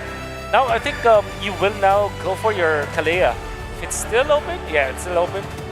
However, because it's the Loyi, they might just go for a Cho instead, so there's some isolation. Yeah. But I do feel like this will be They call me a hero initiate. because I saved my Maybe nation Shin from against falling the Loyi, maybe because of the vision that you get from it. I think they might also be thinking about that. They might end up having to fight front to back, sadly, up against a Low Yi. But the Mountain Shocker has always shown up its value when it comes to those kind of playstyles. Yeah. And now the Kalea will be banned by Coach RC. Maybe actually the Farsa is next on the docket. Yep. And here's the thing. AE doesn't have to ban the Uranus. They can pick it. Oh, no, they can't. So they have to ban the Uranus now. They actually can. Before we came up with the Apex Predator, there was a time where we were floating the idea of calling Sanford the human calculator because of this fact. He used to compete in math quiz bees for nearly 5 years. Oh. So he's good with his X's and Y's. Yep. Big maths. Big maths. Big maths. I'll be surprised. Yeah, it is indeed the Farsa. That's what I actually am predicting here for Team Liquid. And now it makes so much sense because Alter Ego will not have that much of a good hero against this Loyi. But they have not faced Loyi, however, though. So they might just go for, oh, there's the Cho that I also mentioned earlier. Maybe they would go Zetian actually as their last pick. Yeah. Cho Zetian clear up the minion wave really well, and you have to be on point with your management lest you suddenly lose the next 3 to 4 minion waves. It's typically Hylas here for Team Liquid, and then they may toss it out with an Arlet. That Arlet will... Oh, but the Arlet's banned. It's banned, so they might just go for probably Lapu Lapu. Laps, yeah. Against an Esme though in lane, I'm not a big fan of it. They might just double down in either the Uranus or a Glue at that point. Yeah, I would rather the Glue. Oh! Alice? If you're Uranus, then you just hunker down on the Esme-Uranus matchup. Yeah. But you're good against the Yushin Shin. Yeah. Or there's no Kali. But else good JP. It's just the highlights. The chip, obviously. Oh my god. Yeah, they aren't messing around. They're going, this is season 13 Liquid. What are the odds that Alter Ego goes for the Faramis now, especially because it's Loyi plus the chip? Actually, I'm not gonna knock that, but it's up against a Cloud. You take away the Nether Realm so quick. Maybe you just go for... Maybe... Oh, no, not the Loyi, not the Lilia, actually. Valentina, perhaps? For Alter Ego? Yeah, that makes a bit... Well, I think we just go for the Zetya, and I wouldn't mind it. If you're front to back, then yeah, maybe they might lean into the Kimmy as well, but that's so much attack, continuous damage. They need hard burst, I feel like. Yep. And you're so vulnerable as the Kimmy. Selena? No, it's going to be lagging against the Yuzong Fred. Even though you want to keep tabs on the chip, it's not the way to do it. Something different. And Time to go to the RT show. it's a Lilia, okay. I mean, classic front to back. That is the answer to go for. I think the Lilia and Cho actually rounded it out really well. That leans in a little bit more towards the Alter Ego play style. It also, however, I would say that this Loyi and chip, I have never seen it lose. Yeah. Gotta say, so that really makes me scared for Alter Ego in this game number 2. Liquid may have found out something about Alter Ego in their preparation. They keep attacking mid, and they force him on the Kagura game 1. Hijime now is forced to play the Lilia. I don't know if it'll survive against the onslaught of the Liquid Stampede. Liquid has to win this game, I gotta admit. If they bring out this kind of lineup, this is them saying, we want to take control of the series, the momentum. And if they lose this, I don't know if they can recover with this Indonesian crowd as Alter Ego look to challenge the Golden Road. Game number 2, who do you think is going to win, a Liquid or Alter Ego? Type it off in the chat as Naisu Trexen, we're going to call the action. To take control of the series, you got to start here in game 2, taking control of the map. I feel like with this composition from TL, we'll see if Alter Ego can do what they did in game 1, where they started strong and they carried on throughout the game. You know, on paper, I do honestly really like Alter Ego's draft. Team Liquid, they have the wild card picks though. You have teleportation. Yeah. You have the power of movement. You have the power of surprise. But Alter Ego does have answers. The Lilia, we haven't, I think this is our first, is this our first see of it? So far from Swiss to now? We've seen it, yep. We've seen the Lily a couple times, actually. Answers well to Carl Teasy. Yep. It's a beautiful answer to Carl Teasy. Yep. You have the Cho, which is a great answer to Sanji on the Lu Yi. Overall, Alter Ego does have good answers around the map. Yeah. Oh, JP though, going for the engage, forced to flicker out. I sort of agree, but I'd also want to trust somehow in Liquid and their objective capabilities, because this is a utility jungler that we're talking about in the hands of Carl TZ, one of his specialties even, and it's not just that, they have more than just 1 or 2 ways to take control of the map. This is the Luyi Claude that we're talking about, so worst comes to worst, at least they have that long-range BMI to work with.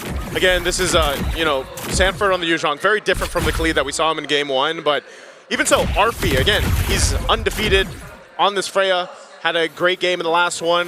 Hijime bringing out the Lilia, I think, is going to be kind of annoying to deal with, especially because of the way the poke works and the ability to potentially cause enough damage within a team fight, especially depending on how Hijime builds this out, that it gives them this kind of fighting prowess against the macro level of this. Arfi could be in trouble. Is he going to go 1v2? No, he's fine enough with that Valkyrie form.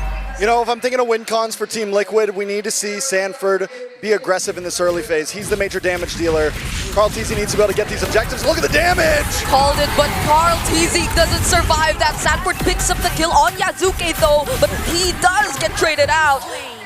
So all that to lose Carl. Yeah, you lose Carl. No one commits to the turtle just yet. They might go ahead and grab it once Yasuke gets back there, but still, Carl's here now too, so I think they want to give it a round 2. Okay, and now it's Nino who they look to target. Will walk safely under the turtle and gets to dodge the combo from Sanji. Now they set up for the turtle objective. Alec trying to disrupt them just a bit. JP2 going for the zone. There's the stun, but the way of the dragon is used onto him. Hijime going for the burst, but this is enough time for Liquid to take the turtle. Maybe Yazuke is not even looking for the turtle. He's down bot. A quick diversion though to make sure that he can't steal this orange. Alter Ego Esports, I think in the end of that, It's a pretty fair trade overall. No big buffs were stolen from Team Liquid. If Alter Ego is able to take that orange, I would give it into their favor. Yep.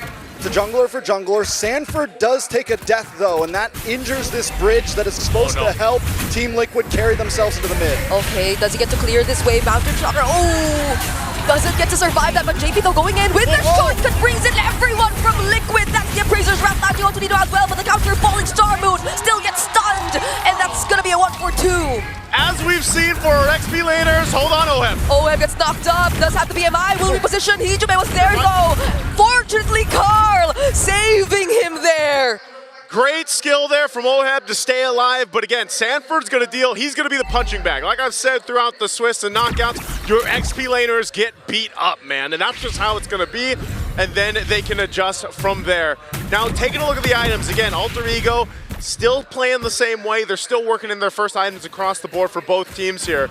But it's more so answering that ability that if Alter Ego chooses to pick a lane, go for a gank, get a kill, they always have to be conscious of the shortcut. Not just that, but the diversion too, because those are such two big, powerful ultimates that are in the sleeves of Team Liquid. DHS is locked in for Oheb, and normally, what we saw last game, it took a bit longer for Oheb to get involved, but because of the shortcut, he's able to join these fights instantly, and it's going to be one of the things that gives Team Liquid a nice advantage coming into some of these fights. Okay, 10 seconds away from this turtle. They might decide to just go ahead and full-on fight it. Arfi and Oheb, they've been at it just like we expected. Arfi, handling his own there, but you can see the rotation and the setup is getting in place. Yeah. Yasuke has done a great job at controlling a lot of the objectives and in their games as Alter Ego, and that's something that we have to see here from Carl Teason. Again, why I think he's opted to go back to that. Let me pick utility pick. So Sanji. Sanji doesn't get to touch that. He gets bursted down. Without him, this is a huge go signal for Alter Ego to just go and commit to the turtle. I was just about to say, I don't know if Alter Ego wants to commit to this turtle with Yasuke already down 2. It's a tough fight for them, and even now, even without Sanji, it's dangerous, right? Nope. But that's a huge win before the turtle to at least, oh! Wait, Sanford will try to go for the assassinate. Yasuke still survives! But that's gonna be enough time for Carl TZ to actually take the turtle. JP flickering in to finish off the kill! And now, it's all members of Liquid fighting, Glazing to it, committed by Oheb, gets cancelled by the knockup from the way of the dragon, though Nino will be taking him down. There is gonna be the chase from Alter Ego, though, gets stopped by Sanji still. Hijime trying to go for the kill. Carl TZ shutting down Alec, and they'll still try to chase for Sanford, but he's still gonna be alive! Energy eruption of Razor's Wrath, and it's a double for Carl! Alter Ego, actually, they almost win that fight for a second there, but wait a second, big diversion coming in. They still want to go? Another fight! Brewing up top! They land the stun, but it's gonna be under the turret, might just convert into a kill for Yasuke, and that's what's gonna happen! TL, I think they should have backed off. They decided to go, and you gotta remember, this is the Flying Clouds map, so even if you get some kills, those members coming back up will be back to the fight so quickly, so they end up having a death here. And that's an adjustment that needs to be made, but Alter Ego Esports, again, with everything that's happened, will continue to go ahead and scale up. Now the problem being, yes, Oheb doing a pretty good job at being able to farm. Arfi is doing the same. So eventually, when we get to that point in the game, these gold laners are going to be so important for their team fights here. Yeah, I'm surprised he's actually balancing it out despite all the energy shields earlier being taken by Arfi and his turret also being slightly damaged too. I gotta say, yesterday we were talking about teams bringing out the worst in each other, and I feel like these two teams right now are bringing out the worst in each other. From overextension from Alter Ego to overextension from Team Liquid. They are real. I mean, this whole game 2 is on tilt right now. Everyone is on tilt right now, and this is not just for a win. This is, this is for ego right here. It's so important to tilt. This is a whole lot at stake basically in this, and I think with the way that TL was kind of handled by Alter Ego Esports in Game 1, they definitely want to come out with this lineup and make it work, but so far you can't call it anyone's game just yet. Alec, well, not the kick he was looking for. Not the right combo too, but they take down that tier 1 turret though, even though they didn't actually find the Falling Star Moon also. Carl TZ though makes his way to the turtle. OM getting bursted by Hijime, already using the black shoes. Black dragon form by Sanford onto Yasuke under the turret, diving in there, finally picks up the kill. Oh, Oh man, they're still going. The Hunters on the prowl. Arfi able to take out Sanford though. It's a 1-for-1 as Alec with the re-engage. Okay, that's the Appraiser's draft. Nino still flickering in, trying to go for the chase on JP. Does Sanji have the combo? Will not make it in time. That's 2 for 1. Time after time, blow after blow. It's just not stopping at this point, but once again, just like game 1, Alter Ego seems to win out on the trades. They get the mid-tier 3. They lose Yasuke, but they find Sanford plus JP on top of it. I love how after all that, both gold laners just swap sides, but they are going to get pressure for this tier 1. Oh, All 3 ascent. No flicker from Alex still, but Arfi are... No guns here. Yeah. Oh, that's our tower. Back up. Oh my God. Kick to the face. Hey, you know, again, at this point, this is exactly what Alter Ego has to do. Whoa, diversion? They actually gonna follow through? Oh, they find Heejaman! Energy! Another stuff from JP. Now doesn't have the black shoes, and OM will finally take him down. That was the wrong bush to walk into. Hey, I don't think Black Shoes is gonna help you with that, you know, and everybody shows up through the shortcut. So, this is the thing they have to keep in mind. As the game transitions, and Alter Ego controls, you know, portions of the game, at some point the map is open, and you have to keep your head on a constant swivel, basically, if you're Alter Ego. Because at any point, it's either the diversion or the shortcut.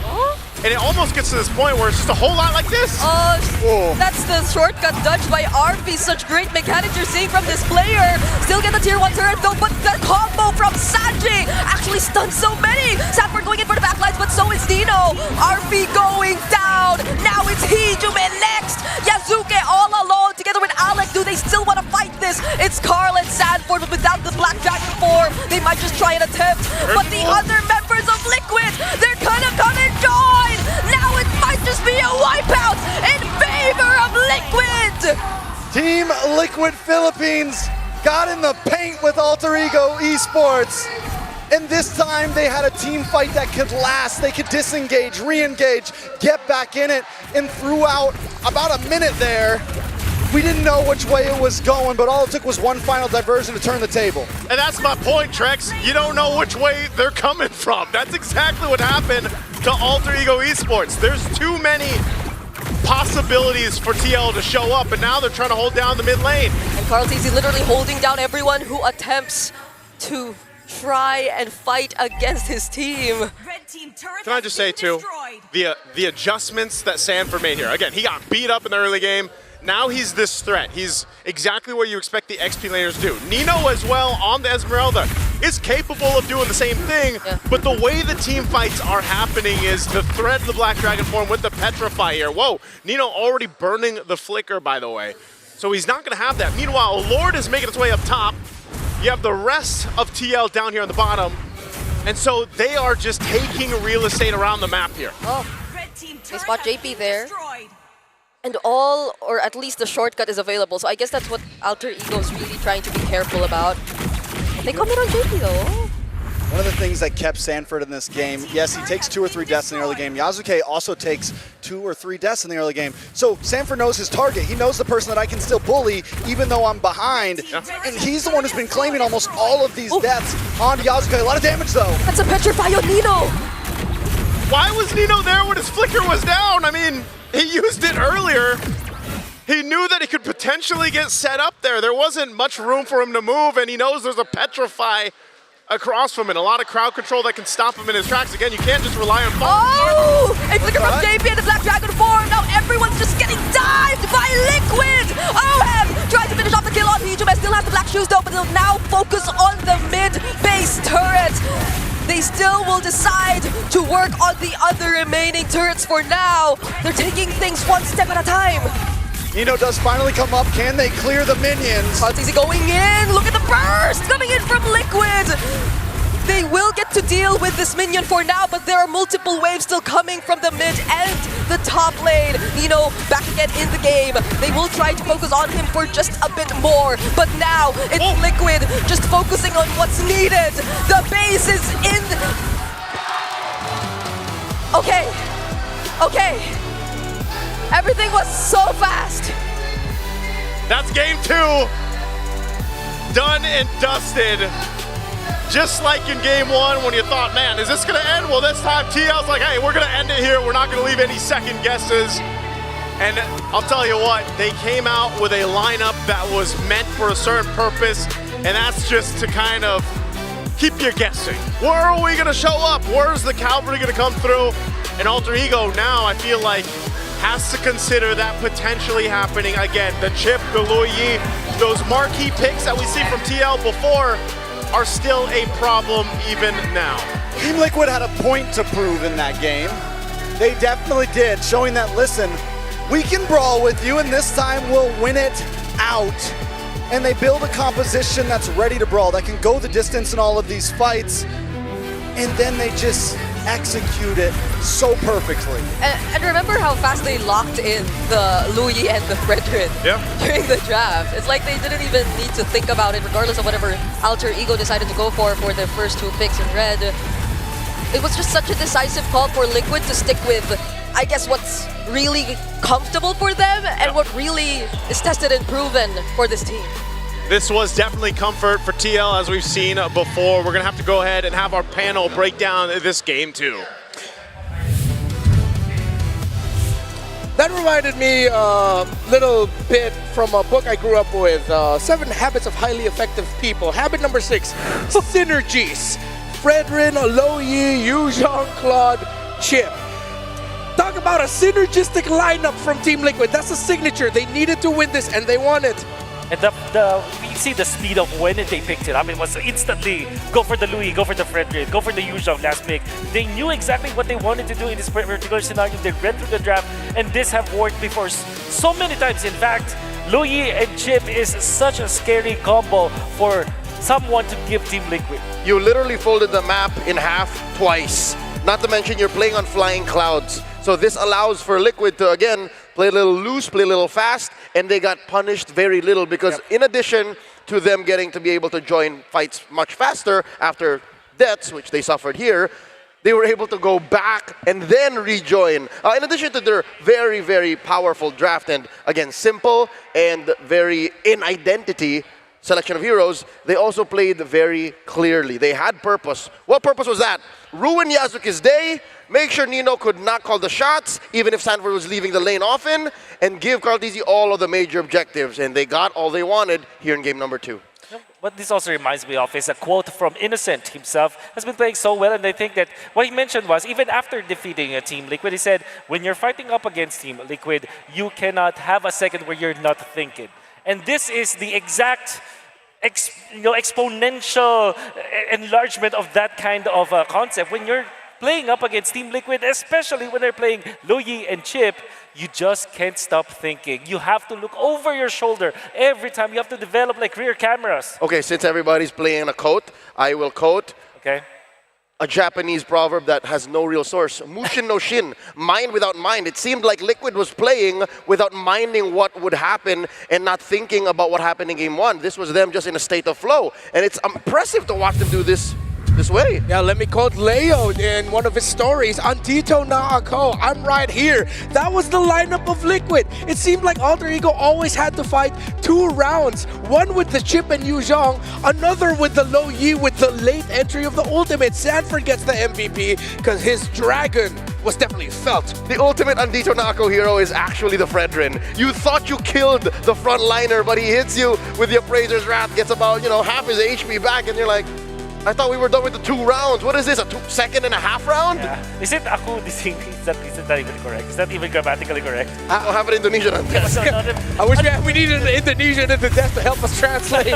But one thing that I do want to comment here is the fact that Alter Ego actually showed us promising rotations in the early stages. However, we can see that there was such a big recovery coming out from Team Liquid. It's off of them just having these tasks. For example, Sanford, all he has to do during the team fights is to get in front in the face of the Isen Jin. And even if he drops himself afterwards, it's gonna be fine. Carltese is just minding his own business, taking that turtle. And then eventually you can see the Luyi and Chip swapping between their teleports so that they can get into the fight, out of the fight, and also from left to right. They're just covering so much bases. And something will happen here where they thought like, okay, we don't want this fight anymore.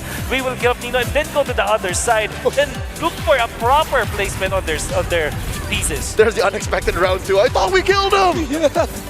Man, Game number 1 from Alter Ego was definitely annoying to deal with if you're Liquid because of how honest their cutting was, and it's like, how do we stop this, man? There's nothing we can do. Meanwhile, game number 2 was annoying for Alter Ego in the sense of where are they coming from, man? It felt like being on a horror movie for Alter Ego because you did not expect where the members of Liquid would suddenly be appearing. Either it's the Chip, either it's the old Lo Yi. The two most honest things are the Black Dragon form and the Fredrin with a hand in his pocket coming up right in your face. This draft coming up from Alter Ego looked really promising when it started. It was Yes, the Israel that with the Freya. Really like that, but I do think that the third pick is where they kind of messed up a little bit because they had a chance to get either the Farsa as well as the Zilda, which we also talked about when we were talking about the draft, and they would have wished they have the Farsa in this game. As much as the Lilia is good in some of the parts of this game, especially against the Fredrin, you really feel that there's lack of range coming up from Alter Ego, and that's the reason why Team Liquid were able to just run them down. Surely when you get into the zone where Lilia can just burst the heroes, it kind of felt like they didn't have enough time. And then this Yisen chain failed horribly because it was duly punished by Team Liquid. I hate to say this too soon, but I think RC and Pick have done it again. They figured out what buttons to press from their opponents and what they can afford to ban out and what they can allow to give. Like Arfi's Freya, who's now at 1 loss, 3-1. Yeah, Oheb got his first quad loss in game 1, so now the scales have shifted. Yeah. I'd like to think Liquid is onto something. Because look, I'm looking back at the draft. Guess who didn't ban the Leomord? It was open too. Oh yeah, you're right. They forced. Right. Yeah, so they're giving Alter Ego here a lot of comfort picks, and Liquid just ran through them. I get what you mean. This is a trait that a team like Team Liquid has in a series, in a long series, in a best of 5, where they will lose one game, eventually they will figure out something, and then the snap of a finger, they regain control of the draft momentum. Because now, I'm pretty sure the Luigi will always be looming over the heads of the drafters of Alter Ego. And this will allow so many other picks. Exactly. So, yeah, I do get what you mean. It's like RC and TikTok, they have figured out something, and then now they implement it. All of a sudden, there's another layer of draft battle that's going to happen in the future. I love drafting, man. I love it when you can clearly see some themes coming up, some surprises, and it's always just a treat to see, especially since we talked about the leaderboard at the beginning and we thought it would be more impactful in terms of determining this draft, but so far it's been forgotten by these two teams. It hasn't been banned or it hasn't been picked. But Alter Ego definitely brings that same kind of energy that Team Liquid does in a way in MPL Indonesia Season 16 in their playoffs run. That's what made them reach all the way to the grand finals. Their surprises. If Liquid has read something, I'm sure Alter Ego has read something too. Fire off in the comment section wherever you're watching what you think about the drafts, any predictions for your own picks, and let us know. We're going to be going off in an interview in just a bit, so for that, we just want to say thank you for spending your time with us here. Me, Leo Wolf, we've just been greatly enjoying this, and I'm looking forward to seeing what the drafts will have in store for us. But now we're going to have to take a quick breather as the series is now at 1-1. It is a best of 5, so we're going to hear from our friends down at the stage, all right? See you in a bit. Thank you so much, casters. It's Eterna here at front of the stage, and right now I'm joined with the MLBB Rising Open Season 2 and Season 3 Top 8 players. Hello semuanya, selamat datang. Welcome, welcome. Sebelum kita mulai, we want you guys to introduce yourselves first. So let's start with you. Hello, my name is Ray. Hello, Ray. I'm currently playing gold lane. That's what I love the most. Okay, so gold laner. What about your friend on the side? Nama saya Hamdan. Saya main mid lane. Hamdan, mid laner. All right. Do you have a mic? Okay, you don't have a mic. It's okay. We can share a mic. So, what's your name and what's your role? My name is Akmal and role jungle and gold. Jungle and gold. What about you? Hello, my name is Vincent. My role is roamer. Roamer. Okay, Vincent Roamer. What about you? Hello, my name is Brian. I play jungle. Jungle. All right, so we have 2 junglers here. So, does that mean you guys are from a different team? Apakah berarti kalian dari tim yang berbeda? Yes. Okay, different team. Now, first question. We're looking at the MRO. And it looks like to get to top 8, you'll have to go through several rounds. So, how many rounds did you have to go through in order to get top 8? Okay, I'm assuming this is from start to finish, right? Yes. So, my estimate calculation is around 33 until 36. depending on where we start. Wait, so 36 rounds, does that mean 36 matches? Yes. Oh. If you're starting from the very first beginning, then yes, it's going to be around 36 until you reach to top 8. Wow, 36. That's a lot of matches, guys, to make it to top 8. That's one grand, I would say, prestige for you to get to that point. So I'm gonna ask you now, do you think that this is a good platform, I would say, for you to maybe feel out what it's like to go competitive, maybe in the pro scene?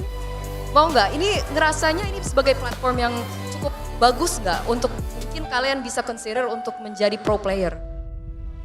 Bisa sih ditambahkan dari setiap per match-nya itu sama kayak kita turnamen besar gini, dimana kita ada nanti lawan satu tim lagi terus-terusan sampai kita dikumpulin nyampe dapat beberapa tim. Nah di situ nanti kita dikumpulin lagi yang buat nyampe 8 besarnya. Habis itu kita dites buat untuk masuk ke pro scene. Okay, so they have to go through so many steps in order to make the top 8. So he thinks it's a good reflective of how the system actually works in a grand scale tournament, like we're looking at here at M7. But the crowd is currently absolutely huge. Now, we want to know, because you guys usually play online. So how does it feel to come here at M7 and witness an offline tournament? The feeling is very, very different.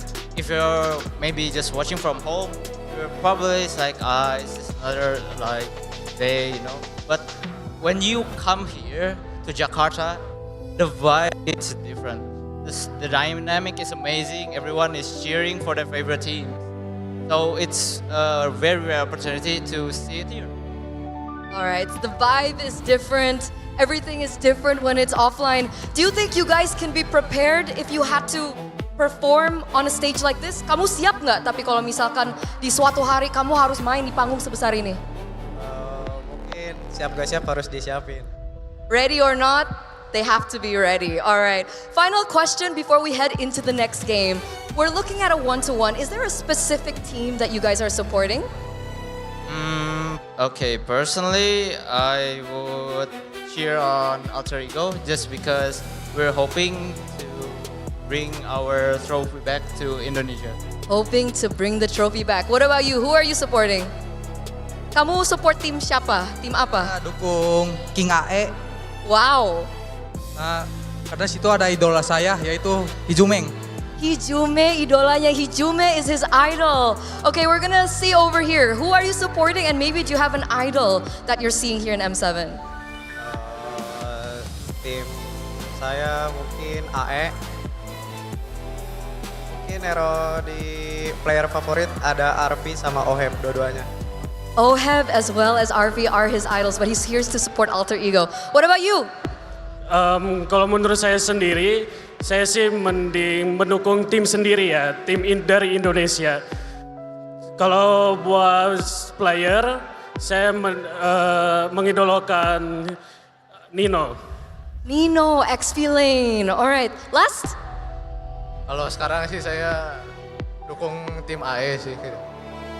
Kalau player yang saya agumi sekarang, Karl Tisi. Carl Teasy. So despite them all going for Alter Ego today, it looks like they have idols in TLPH, and man, are they performing. What a comeback in game number 2. But ladies and gentlemen, it looks like it's time to head over into the third game. Who will it be? Will Alter Ego take this one? Or will it be the momentum of the cavalry? We're throwing it over back to the panel.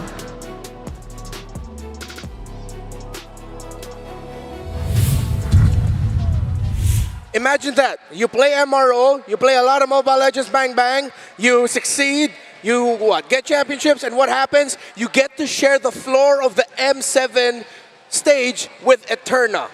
This is why you have to play Mobile Legends Bang Bang whenever you can. That's a dream come true. Dream come true? I could only hope to do that. Yep. Like play with Eterna, some of the Mobile Legends games out there. Yes. Oh. Yeah, she actually plays so well. I recently had the pleasure of playing with her and Naisu, and I've got to say, Eterna carried us that game. Those games.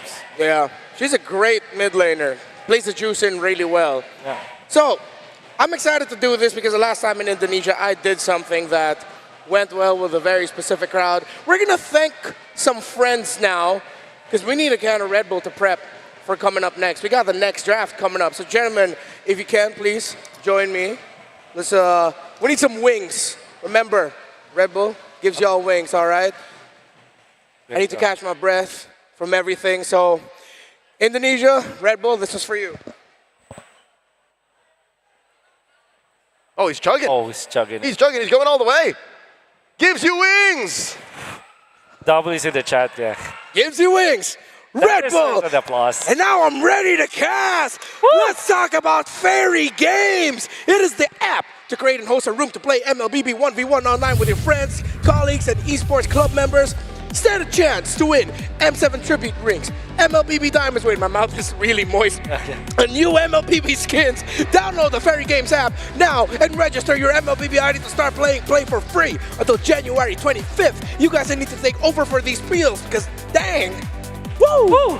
If anyone looking for a free skin, you can get one just by logging in for 13 days between January 9th and the 31st. Server time, by the way, to unlock Edith's Verdant Night skin. It's completely free, and that's easy. All you gotta do is, again, log in, don't miss out. Yeah, and who doesn't love free stuff, right? The Ganot Catch's electrifying Solar Spark skin is free when you hit level 45 on the M7 pass. Keep leveling up and claim your rewards. That's the Gata. Oh yeah, that is it. The Gata Kacha pose. It's like that. Fist. There you go. There we go. There. All right. Cool. All right. Lots of goodies in the game, but I'm pretty sure there's going to be a lot of goodies heading toward our way in the draft as well.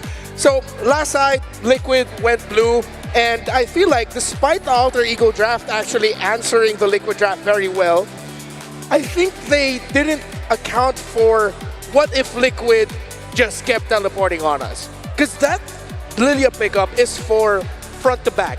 Yep. And of course the black shoes, it's going to help and save you. But I think they didn't take into account just how aggressive Liquid will be with their teleportations. And I think that they, with the last pick, Lilia, they just didn't have much choice. Like I said, we floated the idea of the Faramis, which was the answer before against these teleportation type of heroes. They can also think about the Farsa, which was unfortunately banned out by the side of Team Liquid. It's more of a, we have no choice in this matchup, let's just pick this up. Luckily though, there are many other choices. They can go for the Selena, which was an answer to the Loyi as well as a chip before. They can also even go for the Novaria, which is a late game option to answer that one. However, I feel like it's much better to just ban the Loyi in that scenario. Yeah. By banning the Loyi, you kind of take away the whole spatial folding problem that you have. But again, when you do that, what's left open for Liquid to pick up? The Zushin, the Sora, which in my opinion, O'Hare's been getting better at. Not to mention, you open up the EXP lane if you decide to ban those two things and open up the Arlet. It's scary. What's the term that they use in sci-fi movies where it's like a hyperspace travel? Like ultra speed or something? FTL. Wormholes. No. Faster than light. Warp travel. When you speed up your machine, your vehicle, it's like hyperspace and like very, very fast? Yeah, it's like whatever that is. Faster than light travel. That's what it's usually called. Don't doubt me, I watch a lot of sci-fi, bro. I'm fine with that. What? Okay, if you find out what you had in your mind, the word was, let us know later. There's the redeem code 5BPCA2WJL. Oh, now I remember. It's called Warp Speed. Warp Speed. Okay, no, yeah. So that is the Warp Speed version of the Echo of the Liquid Express, of the Liquid Stampede. Yeah, it was science fiction with a mix of fantasy, because Loyi is more magic than she is technology. Log into the game, input the code, and enjoy a random skin trial card. If you missed that code, make sure you get back to it. I'm pretty sure y'all can hear the drums of the Alter Ego fans, but there are Indonesian fans as well in the arena supporting Team Liquid, of course, having their own local version of Team Liquid as well. Last time we saw them on the world stage, they were in the grand finals of the M6 World Championship in Malaysia. So, it seems like one of the suggestions here from Leo for Alter Ego is, should you ban straight up the Loyi? Just never give it Liquid and don't give them the option to pick up the Loyi. Yeah, maybe just open up the Sora and then have Nino be prepared to play the Valentina. That'll shake up even Liquid's patterns. Okay. We're heading into the draft, and let's see who's going to end up in which side. So far, blue side has won this, and in expanding rivers, you have to go fast. Two teams who have very clear identities towards the early game and aggression. And look at that, Fredrin, Baksha, Arlot, all taken away by Alter Ego. How I wonder if, yeah, this could be a Jushin trade that Alter Ego is willing to put their hands on. But if the Jushin will be bad, they will first pick Eve, I feel like now. So it's Jushin and Eve, that's the trade. What will Alter Ego pick? It's going to be the Jushin. Now Team Liquid don't necessarily have to pick up the Eve, they can go for Luyi instead. Yep. But without the Fredrin, they might think otherwise. However, Baksha is still open, which is also a good pickup against this hero. Man, already by Alter Ego. All right. At this point, if you want to run it hella back, then you go, what, a guy? Yeah. But knowing Team Liquid, they might lean towards more either the Yi Sun-Shin or the Lancelot. Yep. In terms of their priorities in the jungle right now. Or Yves Claude is typically the opening for this kind of matchup. However, that opens up a scary Fredrin, Leomord Freya. Yeah. Or the Freya Mord for Alter Ego. Talking about Mords, Carl Dizzy has yet to pick up one of the hottest picks in M7, the Leomord. Yeah. Imagine how scary that would be! Carl Dizzy gets the Leomord. Oh my god, it's Liquid on a horse, and they're gonna have two horses, bro. They're gonna get the high. Oh wait, no, they're not gonna get the high loss. The prophet of the Stampede. Finally, now, Alter Ego, do they have an answer for this? And just go back to the Freya if they want to. Take it away from Team Liquid at the same time.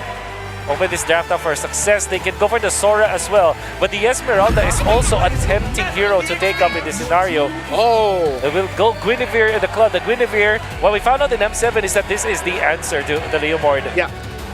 Now, you don't necessarily want to go Eve here if you're Team Liquid. The Luyi is still open. For sure. I think you just go for the Luyi, or even if you want to, you pick up the Kimi or the Farsa, just not the Eve here. You're gonna need a little bit more mobility. You can't be too static if you're Liquid. Yes. You also go for immediately now the Yuzhong so that you have some dive. With the Leomord, you are expected to pick up somewhere else of an Esmeralda actually. Fortunately, all of these are open. Yeah, I think it's just, they still go for the Eve despite having 3 heroes that might make it difficult for the Eve. I mean, 2 heroes. That's the Guinevere as well as the Claude.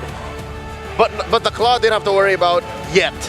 Yeah. The Guinevere can get you like as soon as you try to join these fights, but I think they're willing to play the early game out like that. Yeah. I think there's something that Liquid could set up for in the gold lane. If Alter Ego don't see it, they could go Harith. You get the Harith and the Eve together, you have the Leomord charging forward. It's another version of the Liquid Stampede in a sense. I don't want to see them try to go static here. Usually we've seen Harith does really well against Claude, depending on the players. There are players who can make that matchup lean one way or the other. There's also that Freya though. Gentlemen, let's not count out the fact that this might not even be a jungle Guinevere. Alec has played Rome Guinevere. I mean, to very little success, I'll tell you that, but it's possible. It was possible. Yeah, so they could be flexing on us on blue. I mean, also they banned out the Esmeralda. I think they are setting up for the Harith here. Yeah. There's that Freya as well, but I think the Harith just makes a lot of sense. When you're just looking at the bans. And then they can go... Oh, that's the ban.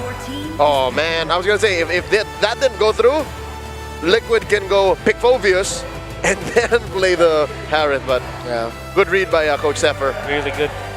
But I think you pick up the OHIP hero now. Yeah. Ranger and Freya, the 2 heroes that I'm looking at here for Team Liquid. Benefit of... Oh, actually, you kind of need a Purify hero here if you are... Yes. Yeah, with the Jushin and the Guinevere together, Purify is going to be a must. If it's anything with a Flicker or even a Vengeance, that's going to be such a tough task for OHEB to make whatever gold lane pick is going to end up with work. Experience the youth. That is the Granger. Safe pick here for Team Liquid.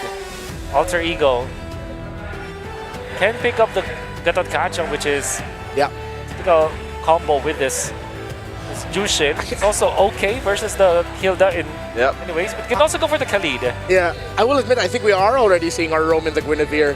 I think it's the jungle and EXP we have yet to see. The Esme was a good ban. I think Arlot would be a good block to this, but then you still have to consider... Oh no, Arlot, they banned the Arlot. Khalid and the Yuzhong. So they get the Yuzhong, Oh, it is a jungle Guinevere. Interesting. They want to dive that Eve, they want to dive that Granger. I think this is the part where you go for a CC for Team Liquid. Yeah. Revengeance will be great. Yep. There's also an angle where they can go for the Alice if they really want to make this Leo more than the Granger work. But I think I would rather invest in the EXP lane. EXP lane. You gotta make El Padre your Iho. Yeah. CC looking good for Team Liquid. Are ever shifting. They go for the Sora. Well, so what is the Sora into Yuzhong matchup like? I think that the Sora sided. It's yeah, Sora is just the strongest hero in the XP lane right now. So I would wager it's Sora. Yeah, it's a mix of that utility, the mix of that damage, it helps covers it, but we have to look at the numbers, and the numbers are heavily leaning towards Alter Ego, their lineup rating, the counter index. This might be a tough climb for Team Liquid if they do not get the early game they need through that Leomord. Leo, who are you leaning towards here? I saw a possible switch up between the Guinevere, but Artisan and Leomord, you gotta respect that. Wolf, Alter Ego or Liquid? Liquid. All right, I want to hear nice Utrecht and Brigida. Who do you think won this draft? Game 3 upon us. I'll tell you what, I like both drafts, but I will say that the draft from AE, that lineup rating, I know we always kind of give it with a grain of salt, but man, it is heavily in favor of Alter Ego. It looks like we're going to take a little bit longer to jump in to see just how these drafts end up actually doing, and that's a good time. Trex, what do you think, man? Are you leaning towards what Liquid has here? Do you like what Alter Ego brought? Do you agree with the lineup ratings? I mean, I don't know. The lineup ratings have definitely been a little crazy with the introduction of so many different gold lane fighters, just new meta overall. But I will say this, yes, AE has some decent counters to Team Liquid's draft. The major things that I'm looking at on Team Liquid, the Leomord Hilda combo has been so vicious in the mid lane. And I don't think we're going to see a big pop-off from the side of AE until the level 4s start to connect. So if Team Liquid can maybe get that aggression from level 1 to level 3, there is some opportunity. But then you could say the same thing for the Khalid. You have two such aggressive roamers in that initial 2 minutes.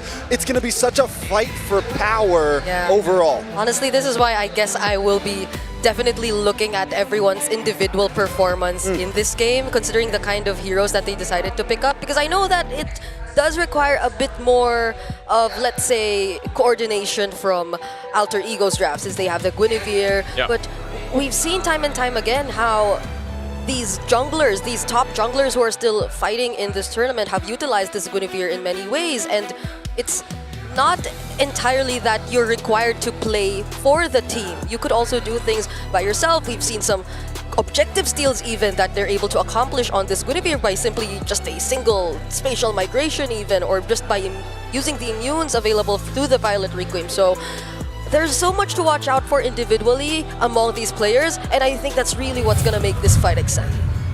Well, we'll find out. We're jumping back into the game again. This is game 3 in this best-of-5 series between Alter Ego and Team Liquid. The team that wins this series will then have to face off against SRG in the lower bracket final later today, by the way. So again, this is all an endurance test, and whoa, JP, that's an early flicker down. That's usually what we see, right?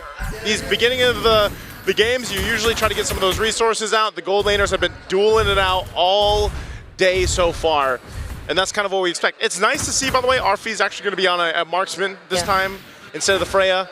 Not to mention, you know, he is one of the players that have done so good on the Freya, but now he's got a matchup against Oheb on the Granger here. Taking a look at the emblems, anything sticking out to you, Trex? Nothing too major, honestly. I mean, on the side of Team Liquid, I'm always looking for those wilderness blessings, quick movement, and this is something to pull it together on Hijume as well. But instead of, I think previously yesterday we saw pull together plus the cooldown emblem. This time we want a little bit more speed to be able to keep up with the Hilda. So overall, though, nothing too crazy. We do have the killing spree for Carl Teasy. Get aggressive, stay aggressive, look for these big fights. Even for Sanford, man, like he's taking the Brave Smite. It looked like he burned the flicker because he takes the Brave Smite because he's dueling against the Yu Zhang, you know? Like, typically we have seen the Sora pick up the Concussive Blast to go ahead and help maintain some of that lane or that push, but now he's got Brave Smite, and that's just the way that Sanford's going to have to deal with that. Okay, it's a Petrify and a Violet Requiem. No way out of that for Sanford there as Nino takes first blood, but there's going to be a counterattack from Liquid. JP takes the kill on Yazuke. Could have went to Carl, but still. Yazuke should have known they were coming. He checked the bush, but he checked it. I mean, he was right there by the time he checked the bush. You know, it was too late at that point. Oh. And everything is happening everywhere at this point. Yeah. Turtle's up, by the way, but both teams, as they've done throughout the series, are just saying, you know what, we're going to brawl this one out. We're going to get the kills where we can.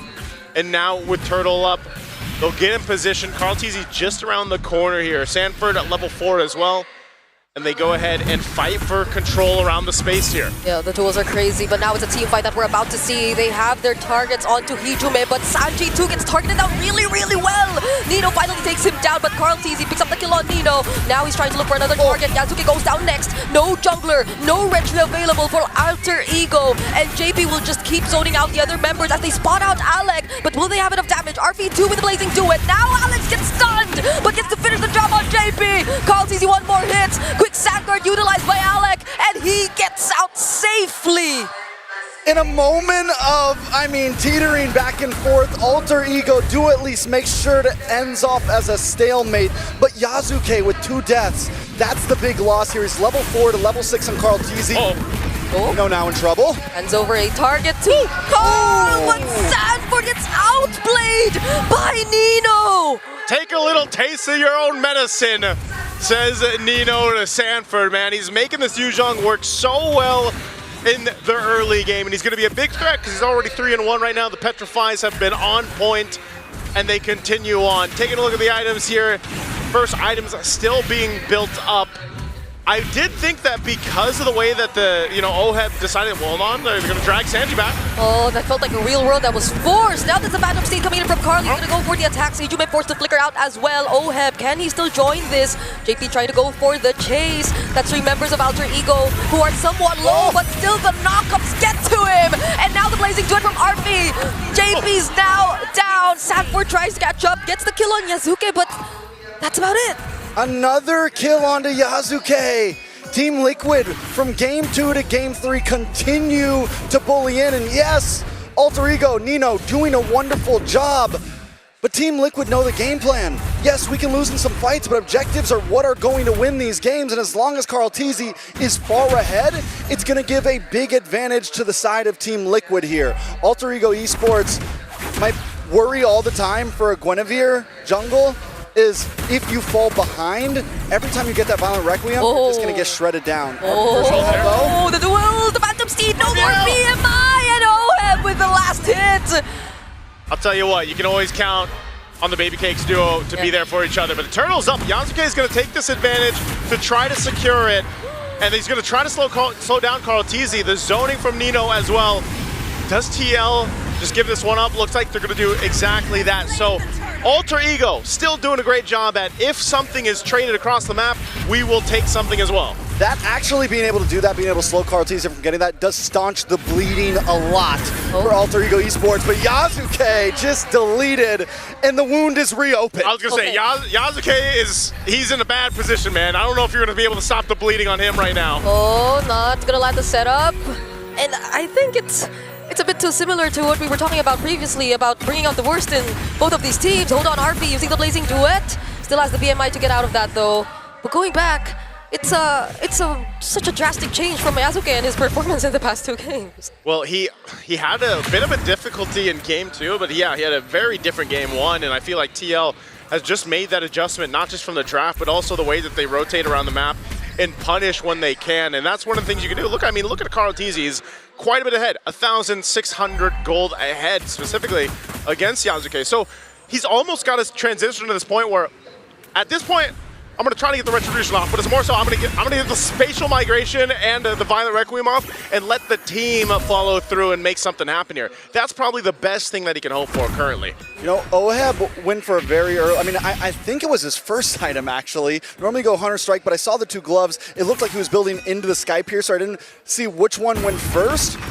But he's already got the kill. Yeah. He has faith that his team's going to help him be hyper-aggressive here. They've gotten Arfi down. OHEB is going to become a problem if this stampede continues. Yeah, and I guess this is the adjustment from Liquid too, right? They've changed who they want to focus on, it's going to be a bit more onto Yazuke rather than what we initially thought, because based on the drafts, it seemed like they were always able to force out Hijume on the rather unique mid laners, but now they let go of the Jusin, and it seems like they just rather fight Yazuke head on. And speaking of fights, they're gonna fight Arfi here, forcing out the flicker. The flicker from OF2, but Raging Sandstorm will prevent him from picking up the kill. Great save there from Alec. Now Hijume makes his way up. Oh, now they spot JP. JP still has the flicker though, but he will get knocked up first. Doesn't need to use it though. He's still gonna be okay. Oh, that's happening though. Turtle goes over to Carl TZ. The gold has now breached 1,000. Nothing major, but with the way this match has been going, it does seem like a lot. Yeah, nothing too big, but Alter Ego Esports has to be in a position where they go ahead and try to build up Arfi as much as possible. He's got to get to that Trinity. You know, usually you see that under that 10-minute mark.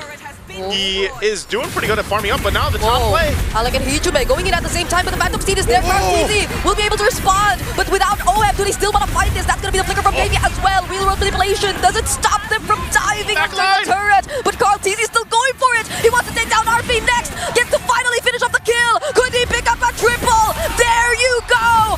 Might just be a maniac even if they allow him to. And that's going to be another flicker from Sanford, but Nino gets away. Oh, maybe not! He wanted it! He didn't get the Maniac, but hey, that's a wipeout! TL are led by Carl TZ and Barbiel. The Stampede is on at this point. Team Liquid go from 1,000 gold to almost 4,000 in about 45 seconds. They take that third turtle, they quickly rotate up to the top side, and Nino, he just goes too deep there. Alter Ego got a little too spread apart. They got what they came for, but Carl TZ showed up and changed everything in Team Liquid's hands so fast. I can't believe we're seeing the Leomord on Carl just now, and that's a Leomord who has a 3K gold lead. 3K gold lead. That is a lead, if I could say anything. I mean, 6-0-4 right now, and yes, Carl TZ just shined now, but it's been everything they're doing. Oh, Yazuke? Yeah, that's gonna be a punish onto Sanford right there. Does force out Ego going from behind! Alec and Nino trying to look for the team fight. RP2 joining with a letting do it. Carl TZ, does he get to make it in time? RP still trying to finish off the kill. No! Dexter does the job! Dexter gets to finish off the kill. Carl TZ now all alone. Can he still manage this? It's not gonna be possible for him anymore! Let's shut down for Hijume! Okay, they'll wipe out TL this time! Wipeout for wipeout. What are we beholding right now? Alter Ego fearlessly jump into it. 4,000 gold behind. Let's take a look at the replay real quick. It all starts with Yazuke, we just missed that, but Nino comes in from the side with a 3-man Petrify, and Arfi takes the risk under the tower. If he doesn't get Oheb here, the amount of timing, golly, just timings on some of these. It's exactly what Alter Ego Esports needed to happen. And yes, Carl TZ, because he's so far ahead, says, I'll take a couple with me. But now the Lord is up, and that was a big turn for Alter Ego. They were facing a 4K deficit from TL earlier on, and now they're in a much better fighting position. And, you know, Yazuke having a hell of a time in the early game. He's still what I was saying before. He just needs to kind of jump in, get that spatial migration off there. Trinity just locked in a little bit late, not too bad. But again, Arfi has done a great job at adjusting to the pressure that was put in his lane. Alter Ego still have to be so careful though about this Lord. Yazuke is still 3 levels below Carl TZ. That's a big retry gap. He's not going to be able to win the 50-50 here. They got to do something about Carl TZ. Okay, Phantom Steed already used. Raging Sandstorm catches so many people. Arfi already using the Blazing Duet. Deals so much damage to Carl and Sanford. Carl TZ finds skill on Alec. But on the back line, OF goes down. Carl TZ is still alive though. And he actually finds a triple. It's Nino all over again left being chased. And Carl TZ wants more. He's still trying to go after him. Another Phantom Steed. And a shot down for Carl. Somebody stop this guy, because Carl TZ is taking everything. And the killing spree is doing so much of these team fights for him. We're going to need a replay after every single one of these fights at this point. So what happens is Alec Goes for a full Raging Sandstorm into the back line, but the problem was never the back line. The problem this whole time has been Carl Teasy. Oh my god. Oh, speaking of Carl Teasy, finding another one is going to be Alec. Oh, has decent damage though. Oh! Okay, hey, he wanted to go, but that's a good amount of gold to Arfi. Brigida's twitching over here. Yeah, that's a turret shot too, but you know. The turret shot like faded out, and the damage connected after What's where you the say BMI shot. Needed turret, needed help. And that's good though. Again, you have to stop this guy, right? Carl Teasy just having too much freedom to roam. Yeah, like what do you do? Again, he did pick up some defensive items now. So he's got the brute force, he's got the wings. This is insane, man. Like he's got Malefic Roar, a Fury Hammer, and then the War Axe, and he's doing that much damage. So the saving grace here for Alter Ego Esports is, again, Nino has had a hell of a game. He's still maintaining it. The Petrifies have been so good, and they can work on it. Also, if the stacks can build up on Hijime on this Jushin, that will really benefit them in these team fights. They should be able to clear this out fine. If they just don't want to get caught into a team fight that they don't want to take here. Oh, Yasuke. Yasuke might get punished here, already using the Winter Crown. Sanford to deal with the other two back lines, and he forces them out just in time before the other members of Liquid arrive. They thread the needles, dodge the shots. If Oheb connects one more of those on anyone, they're going down at this point. But Carl Teasy chasing down Alec. Oh my goodness, which is faster? Who is faster? There's the quick sand guard, gets cancelled. Oh, the Cyclone Ice somehow helps him though. Carl Teasy, can he accomplish the chase? Oheb with the Death Sonata. And now it finally hits. He bides some time though. Alter Ego Esports, you know, I said it before that last Lord fight. Yasuke still level 13. They shouldn't be taking these big objective fights. They need to look for small pickoffs, get themselves to the right gold point. Oh, two-man setup from Sanford. And now they find the kill on RP. Yasuke 2000 survive. Man, oh man, just when you think some things are going right for Alter Ego Esports, Team Liquid says no. Now they're knocking on the base turret here in the mid lane. Oh, there's the real world, forcing out the Crimson Beacon from Hijime. Black Dragon form coming in from Nino. They'll try to save this game, but Phantom Steed comes in just at the right moment. They have one minion inside the base, but they're gonna work on this bottom lane base turret first. Discipline for Team Liquid. Good discipline at that. Alter Ego Esports will be able to defend. Team Liquid, though, they're going to turn this 5,000 gold lead after taking all this jungle away from Alter Esports a little bit higher. We're talking 5.5, creeping into the 6, Lord up in 10 seconds. And once again, to say it for maybe the 20th time, Yasuke is multiple levels behind Carl Teasy. A 5,000 gold lead at that into the hands of Carl Teasy. 14-2-5 at that into the hands of Carl Teasy. And we're seeing another Wind of Nature over Winter Crown Claude. Yeah. For Alter Ego here, RP. They're gonna have to rely on the team fighting here. I mean, they're showing face around this Lord. Do they want to take this fight? They're bursting it down, but the Black Dragon form already committed by Nino here. Raging Sandstorm doesn't actually hit onto anyone. RP going in with the Blazing Duet. Carl Teasy trying to deal with him though. And when he returns to the BMI, Sanford and JP are there to take care of them. Carl Teasy though, actually going down. Hijime trying to work on Oheb, and that will actually finish the job! That's Baby Cakes already taken down by Alter Ego! But still, it's a 3v2. Nino on the run right now. Oh my goodness, this is a Sky Piercer! Sushin! But Sanford doesn't allow him What can Nino do here? to get any more! He doesn't have a Black Dragon, he doesn't have a Petrify. There's no way to stop the onslaught. There's the Dragon, but it's not gonna be enough. Sanford and JP are just focused on the base. Team Liquid are at match point!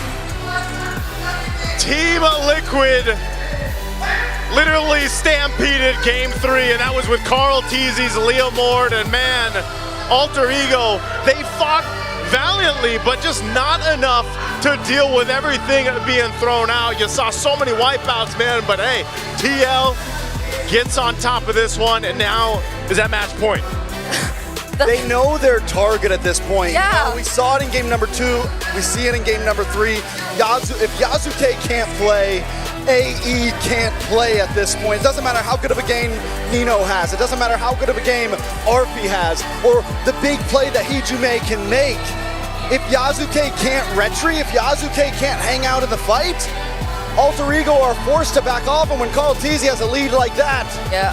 there's nothing stopping the Stampede. Even with the flicker forced out of JP early on in this game, all he needed to do was literally watch out for Yasuke, pass on the information, and every single time they were able to deal with him.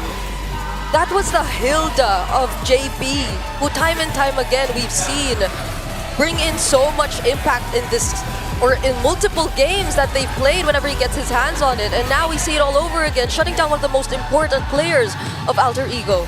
It was tough because, again, Nino had a hell of a game on the Yuzhong, but it just was not enough to turn the tide here. Let's throw it over to the panel to break down our Game 3. It's the old adage of teach a man to fish and he'll never go hungry. Give the goat a horse, and Team Liquid are match point heading into game number 4. And that's why he's the GOAT. He played so well in this game when everything was actually looking so bad for Team Liquid, because you gotta have to hand it to Alter Ego. They were looking for the right openings, putting their Claude in the right places, as well as this Guinevere, even with the Winter Crown kind of placements. It was looking really good for Alter Ego, but then Carl Teasy happened this game. You can't beat the numbers. Stats will show that Guinevere has been one of the picks of M7 of all time, all right? Whether you put her in Rome or you put her in jungle, just something about this hero doesn't fit, all right? There's a lot of decisions you have to make for it to work out.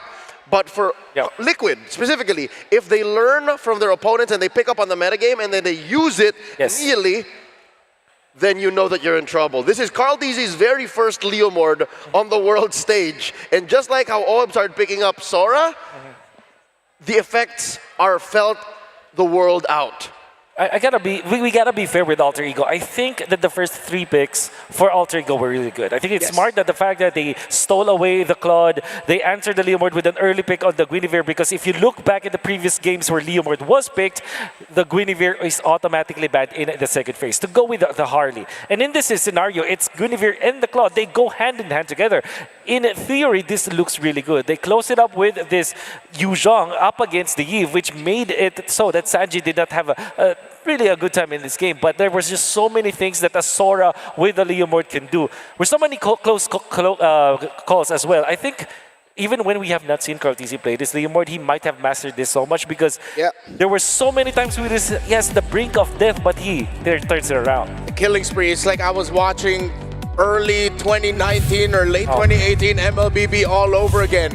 During that time, Carl Teasy was a kid. Now he's the man that he is, the GOAT that he is. 14, 3, and 6. Something beautiful about the way he played this is the 30% damage reduction, 30+%, because of how he would randomly pull Phantom Steeds when you least expect it. Start fights, Phantom Steed would come off of it. All right, wait. 12, 13 seconds, we got it back.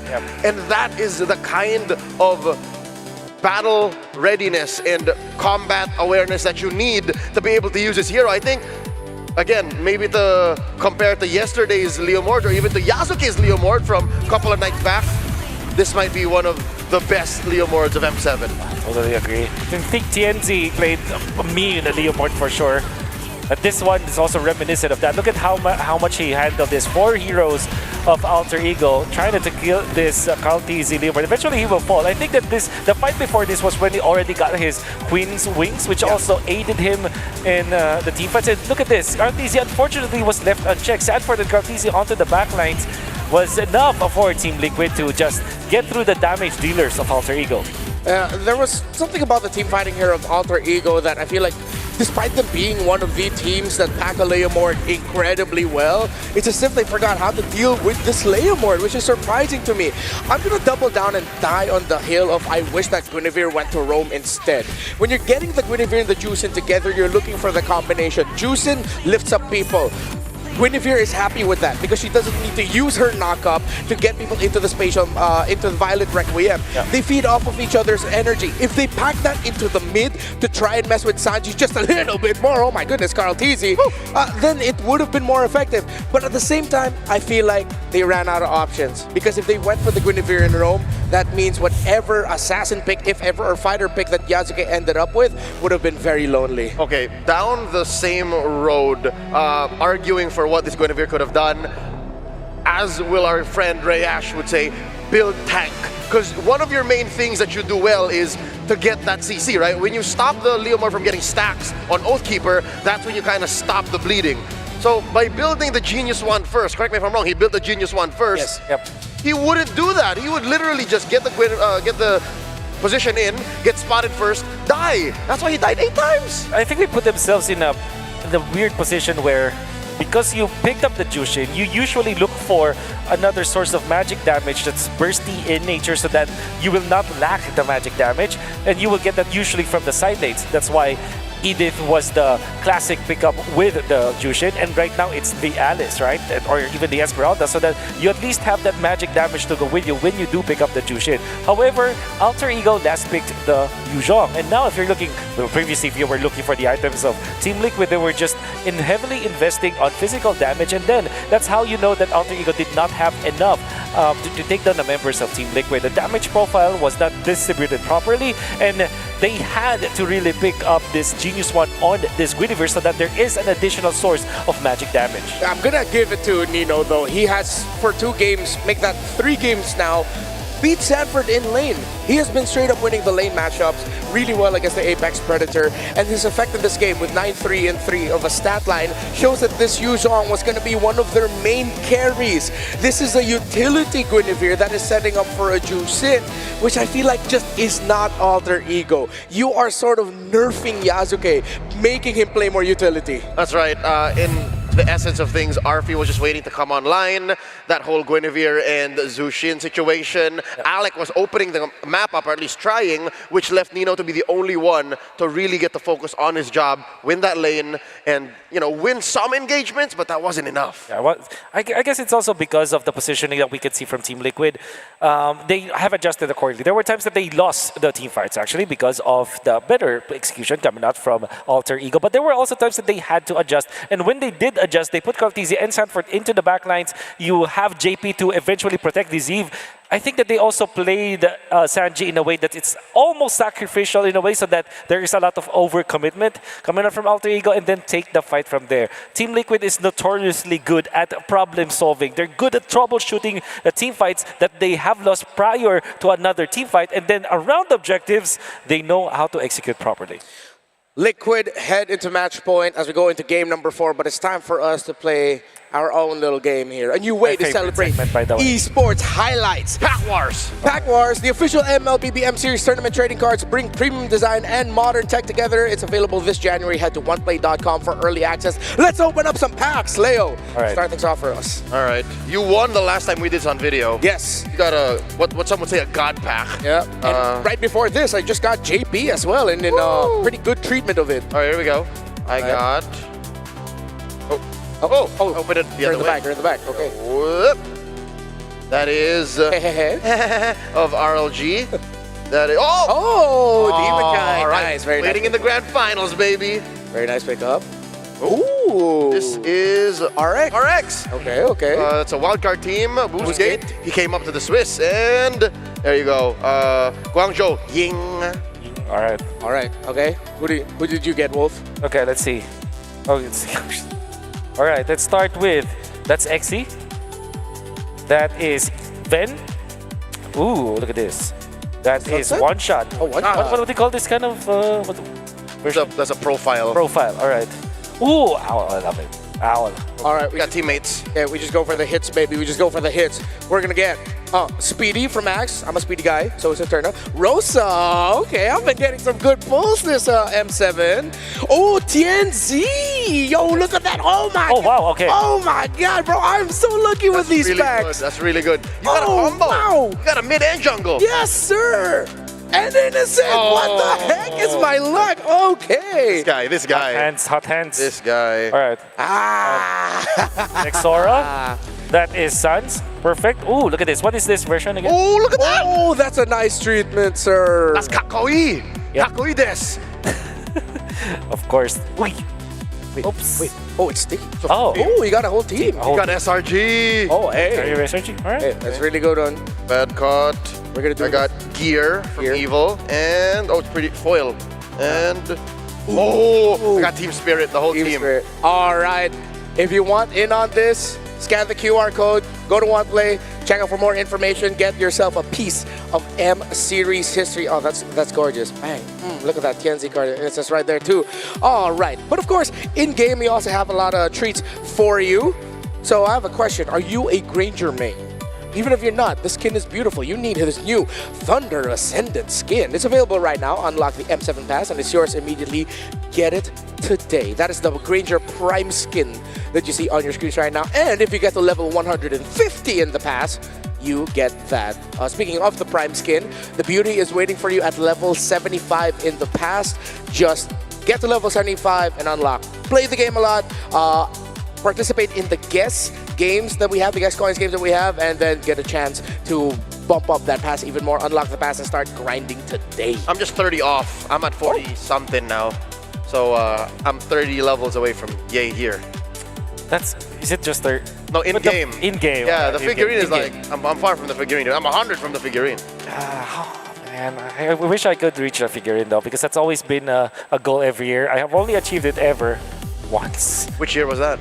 The Yuzhong. It was M5. M5. I'm losing my Tianzi and I'm kind of go. Oh wait, no, it's right. I took it. Okay, we just no, I found it. By the way, the Magic Chess Go-Go World Championship Go 1, the very first one. It's on January 25th, the same day as the M7 finals. That's tomorrow, and the Go 1 finals will be held at the M7 Carnival right outside the venue here in Jakarta, Indonesia. Tennis Indoor Senayan. A vast amount of watching prizes will be given out, so please follow the official channels for the latest information. Let's jointly witness the birth of the first world champion of MCGG. We're gonna crown 2 world champions by the end of this weekend. That's so cool. Yeah. We must all jointly partake in both. In both. I mean, we'll be here for both anyways. Yeah, we could probably watch it, right? The MCGG finals. Okay, so yeah, for sure. Interesting. I hope Yuzhong gets picked. I'm a big Yuzhong stan. By the way, number 6, bagong ilog Yuzhong here. I'm a Valir. I picked at number 40 for Quezon City this season. What's up? Number 1, Kaunlaran, Grok. Oh, that's your hood. That's MLBB though. That's Sasha. That's not Oh, that's ML. Yeah, sir. that's not MCGG. Yeah, it's All right. Get on this. Sorry. Well, and the MCGG Go 1 World Championship is tomorrow, but we have to talk about Game 4, which is going to be starting in just a bit, heading into the draft. This is the first time this series, in game number 3, that a blue side team lost. Team Liquid are at match point. If you're Liquid, are you just going to double down on the fast Liquid stampede and try to end it before 12 minutes? There's no other way. And I think Alter Ego will try to say blue again, and if there is something they can do to change it, at least, you know, stop it and make us go all the way. Yeah. I think that would be to make less crazy choices. I don't know, Wolf, you seem to be of the school of thought that the Guinevere was fine because it was answering the Liam word. Yep.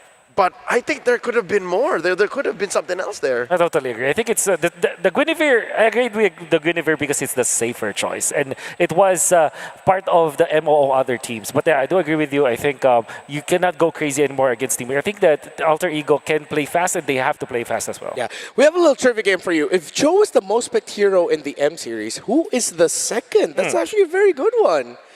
Huh. We see the graphic every now and then. Yeah. So I don't know how much that has changed. Is it the Cloud? I'm guessing it's the Claude. I feel like he's one of those heroes that's always just been there. Or Farsa. Oh, that might be. She's there. Yusun Shin, Claude, Farsa, they're all up there with Cho. Who's the other one? Ooh, who is it indeed? Oh. That's here bad. That's bad. Yeah, this is the top bad. All right, Relax. For Relax. M7. That's suspense. That's suspense. Suspense? Yeah. Great. But I mean, Jushin being bad, 75% win rate, 67 times picked as well. All right, so most contested, I guess? Yeah. The Jushin? Okay, put it in chat. Which is the second most picked hero if Cho is number 1? I'm really guessing it's either maybe Harith also, because Harith was also there in M1. He was a big part of it. Oh, total M series? Total M series? Wait. Is there an M series where we didn't see Harith much? Oh, M3 Yeah. and M4. But Claude, I think it's Claude. Because it's been there since M1. Yeah, and Grok gets banned too. Yeah, Grok is not in that 5. Yeah, and he's not in that 5. Yeah. This is perplexing. Let us know. The fact that we don't know, I really want to know now. That's what, 7 years of history you're looking at. Yep. Yeah. Now here we are. The second most picked hero in M Series history is Claude. There it is. Okay, all right. Be good, be good. Okay, now who is the third? No, I'm kidding. No, we're not going to play this game all the way until the end of the draft. But put down in your comment section wherever you're watching, who do you think is going to go blue, who's going to go red, who is going to be the first picked hero? A lot of questions there, but I know y'all love to analyze the game and tell us that you're better than us at analyzing the game, so why don't you just, comment it away, let us know. Better Joseph pulled a Kid Bomba, I'm just saying. Nice who got Kid Bomba. Yeah, behind the scenes, we're all just opening packs here, so by the way, hopefully we still have some for the grand finals. It's how I deal with tension, all right? Yeah, that's true. This is match point. And we're gonna go into Expanding River, and this is Team Liquid's sign to just end it here, go for the throne. Alter Ego don't change much. They still go for the Arlot, Fredrin, Bakshaban, Fanny Grot, Jusin are the band so of Eve Team for Liquid. Claude. Eve for Claude is the trait that Team Liquid is offering Alter Ego this time. But there is also a chance that this is a first pick Leomord, right? Yeah. I feel like if I'm Alter Ego, just go ahead, pick it up. You play it really well. Yasuke plays it really well. Allow him to carry the team. It's just Claude or Leomord now, Alter Ego. Or are they willing to pick the Hilda first, seeing as how good it is? There it is, the Leomord. Hilda Claude is my guess here for Team Liquid. That'll be a great combination for sure. Apply the pressure, get the vision. At the same time, the Hilda doesn't have to worry about that juice in. I don't think Liquid can afford to go static with an Eve here. I'd want to see them consider the low Yi again. Well, you're right, actually. But that means that also you can, that makes Claude even safer as the first pick here for Team Liquid. However, there is a world where they pick up Hilda and Farsa. Yeah. That's also an option for them. Since for the first time in a while, Farsa's open. Farsa was open in the last game. Yeah. That's right. I think for Alter Ego Akai? No. Kalea. I got way too excited. He sounded a bit like Poe there. So Kalea Claude, if Alter Ego don't get the Valentina here, I'm just going to say now, Liquid just pick up that guy at third. That's right.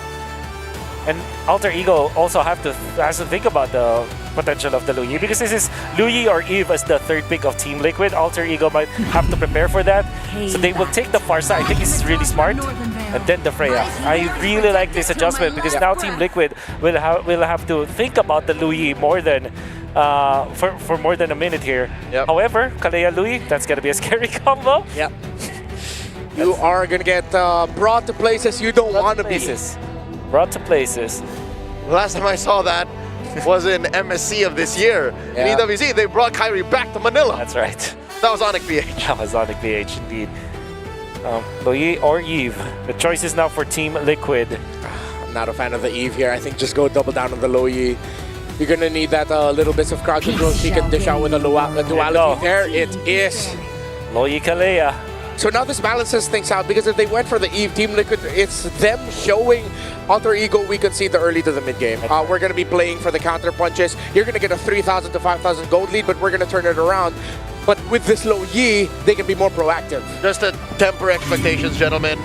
As cool as it is to see the world's farthest taken Tsunami Slam and the world's longest BMI, they still need something to hold it down. They still need a good front line. And the question is, what does Carl DZ get? Akai, give me my panda, bro. Akai and Luyi. That could be... Oh, okay. That's what I was thinking. The Yushin. That's right. But I wouldn't be so miffed if it ends up being like a Lancelot. Well, yeah, actually. The Lancelot of Carl can still do wonders here. Or a Haya. Yeah. But mainly you're going to be looking for the Farsa.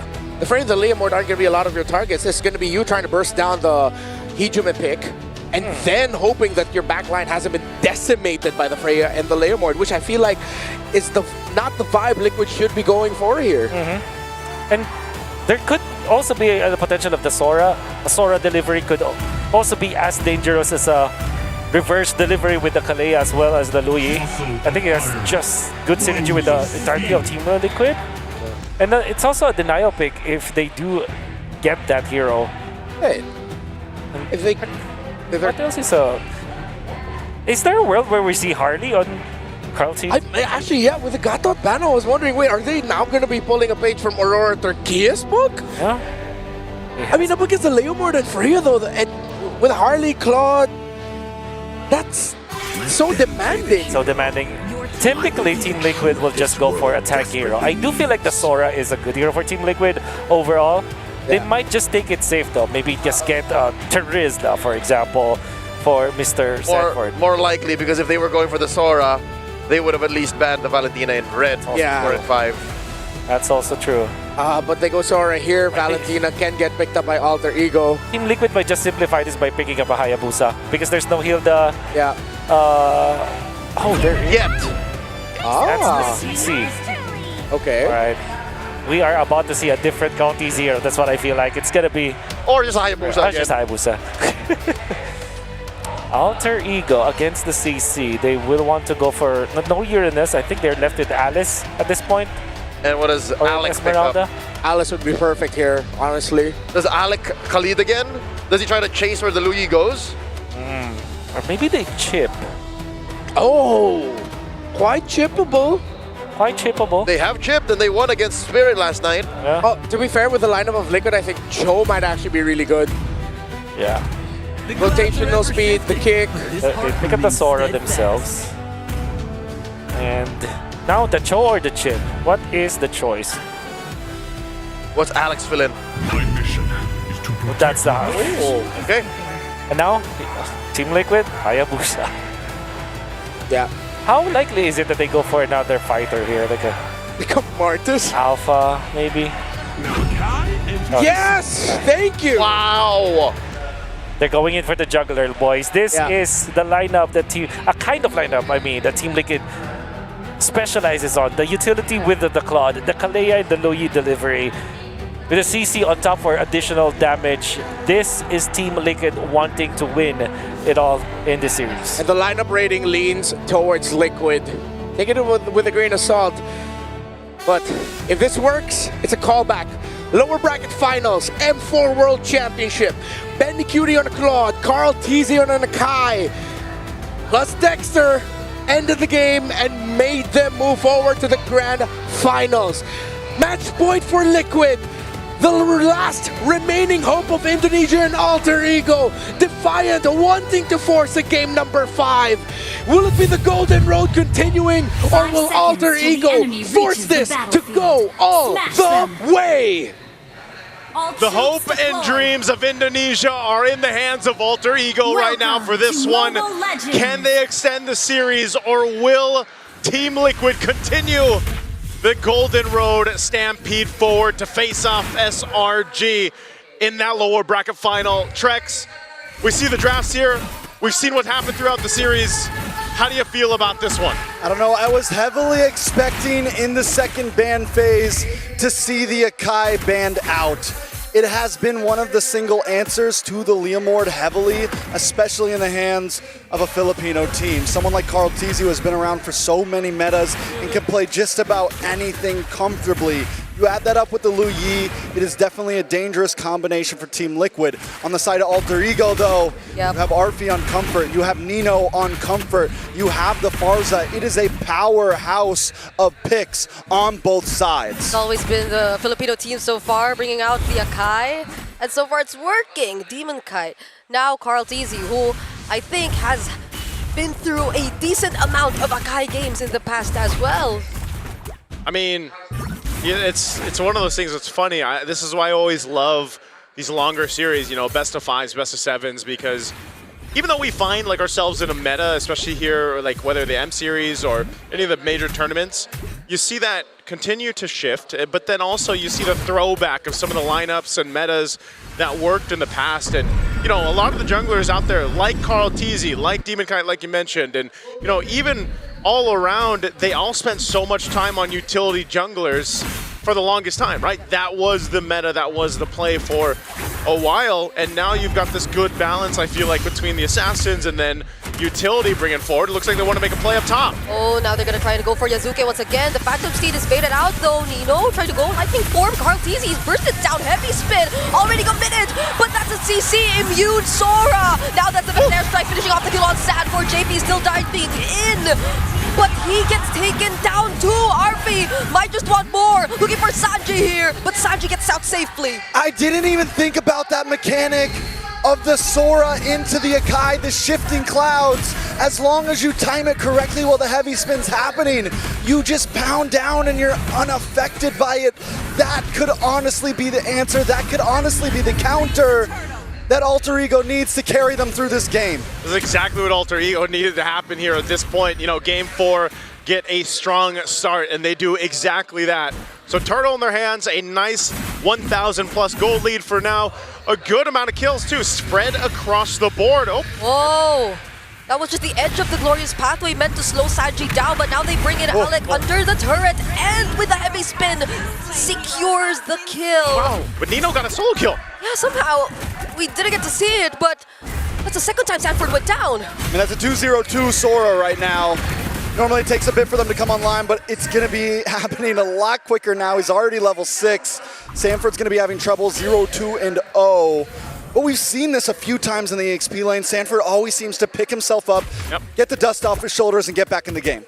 So it's funny because, you know, throughout the game, well, Sanji dancing. Oh, now they try to go for the setup. But that's a Purify from Hijume, so he'll be okay. Somehow the laning seems to be going really well for Alter Ego. Yeah, this is what they need. Like I said, they got to be able to secure the opposite ends of the map as well. An Oracle first item now picked up for Nino. He knows he's going to be one of the more aggressive initiators for this lineup. It allows that space for Alec to work with this Hylos.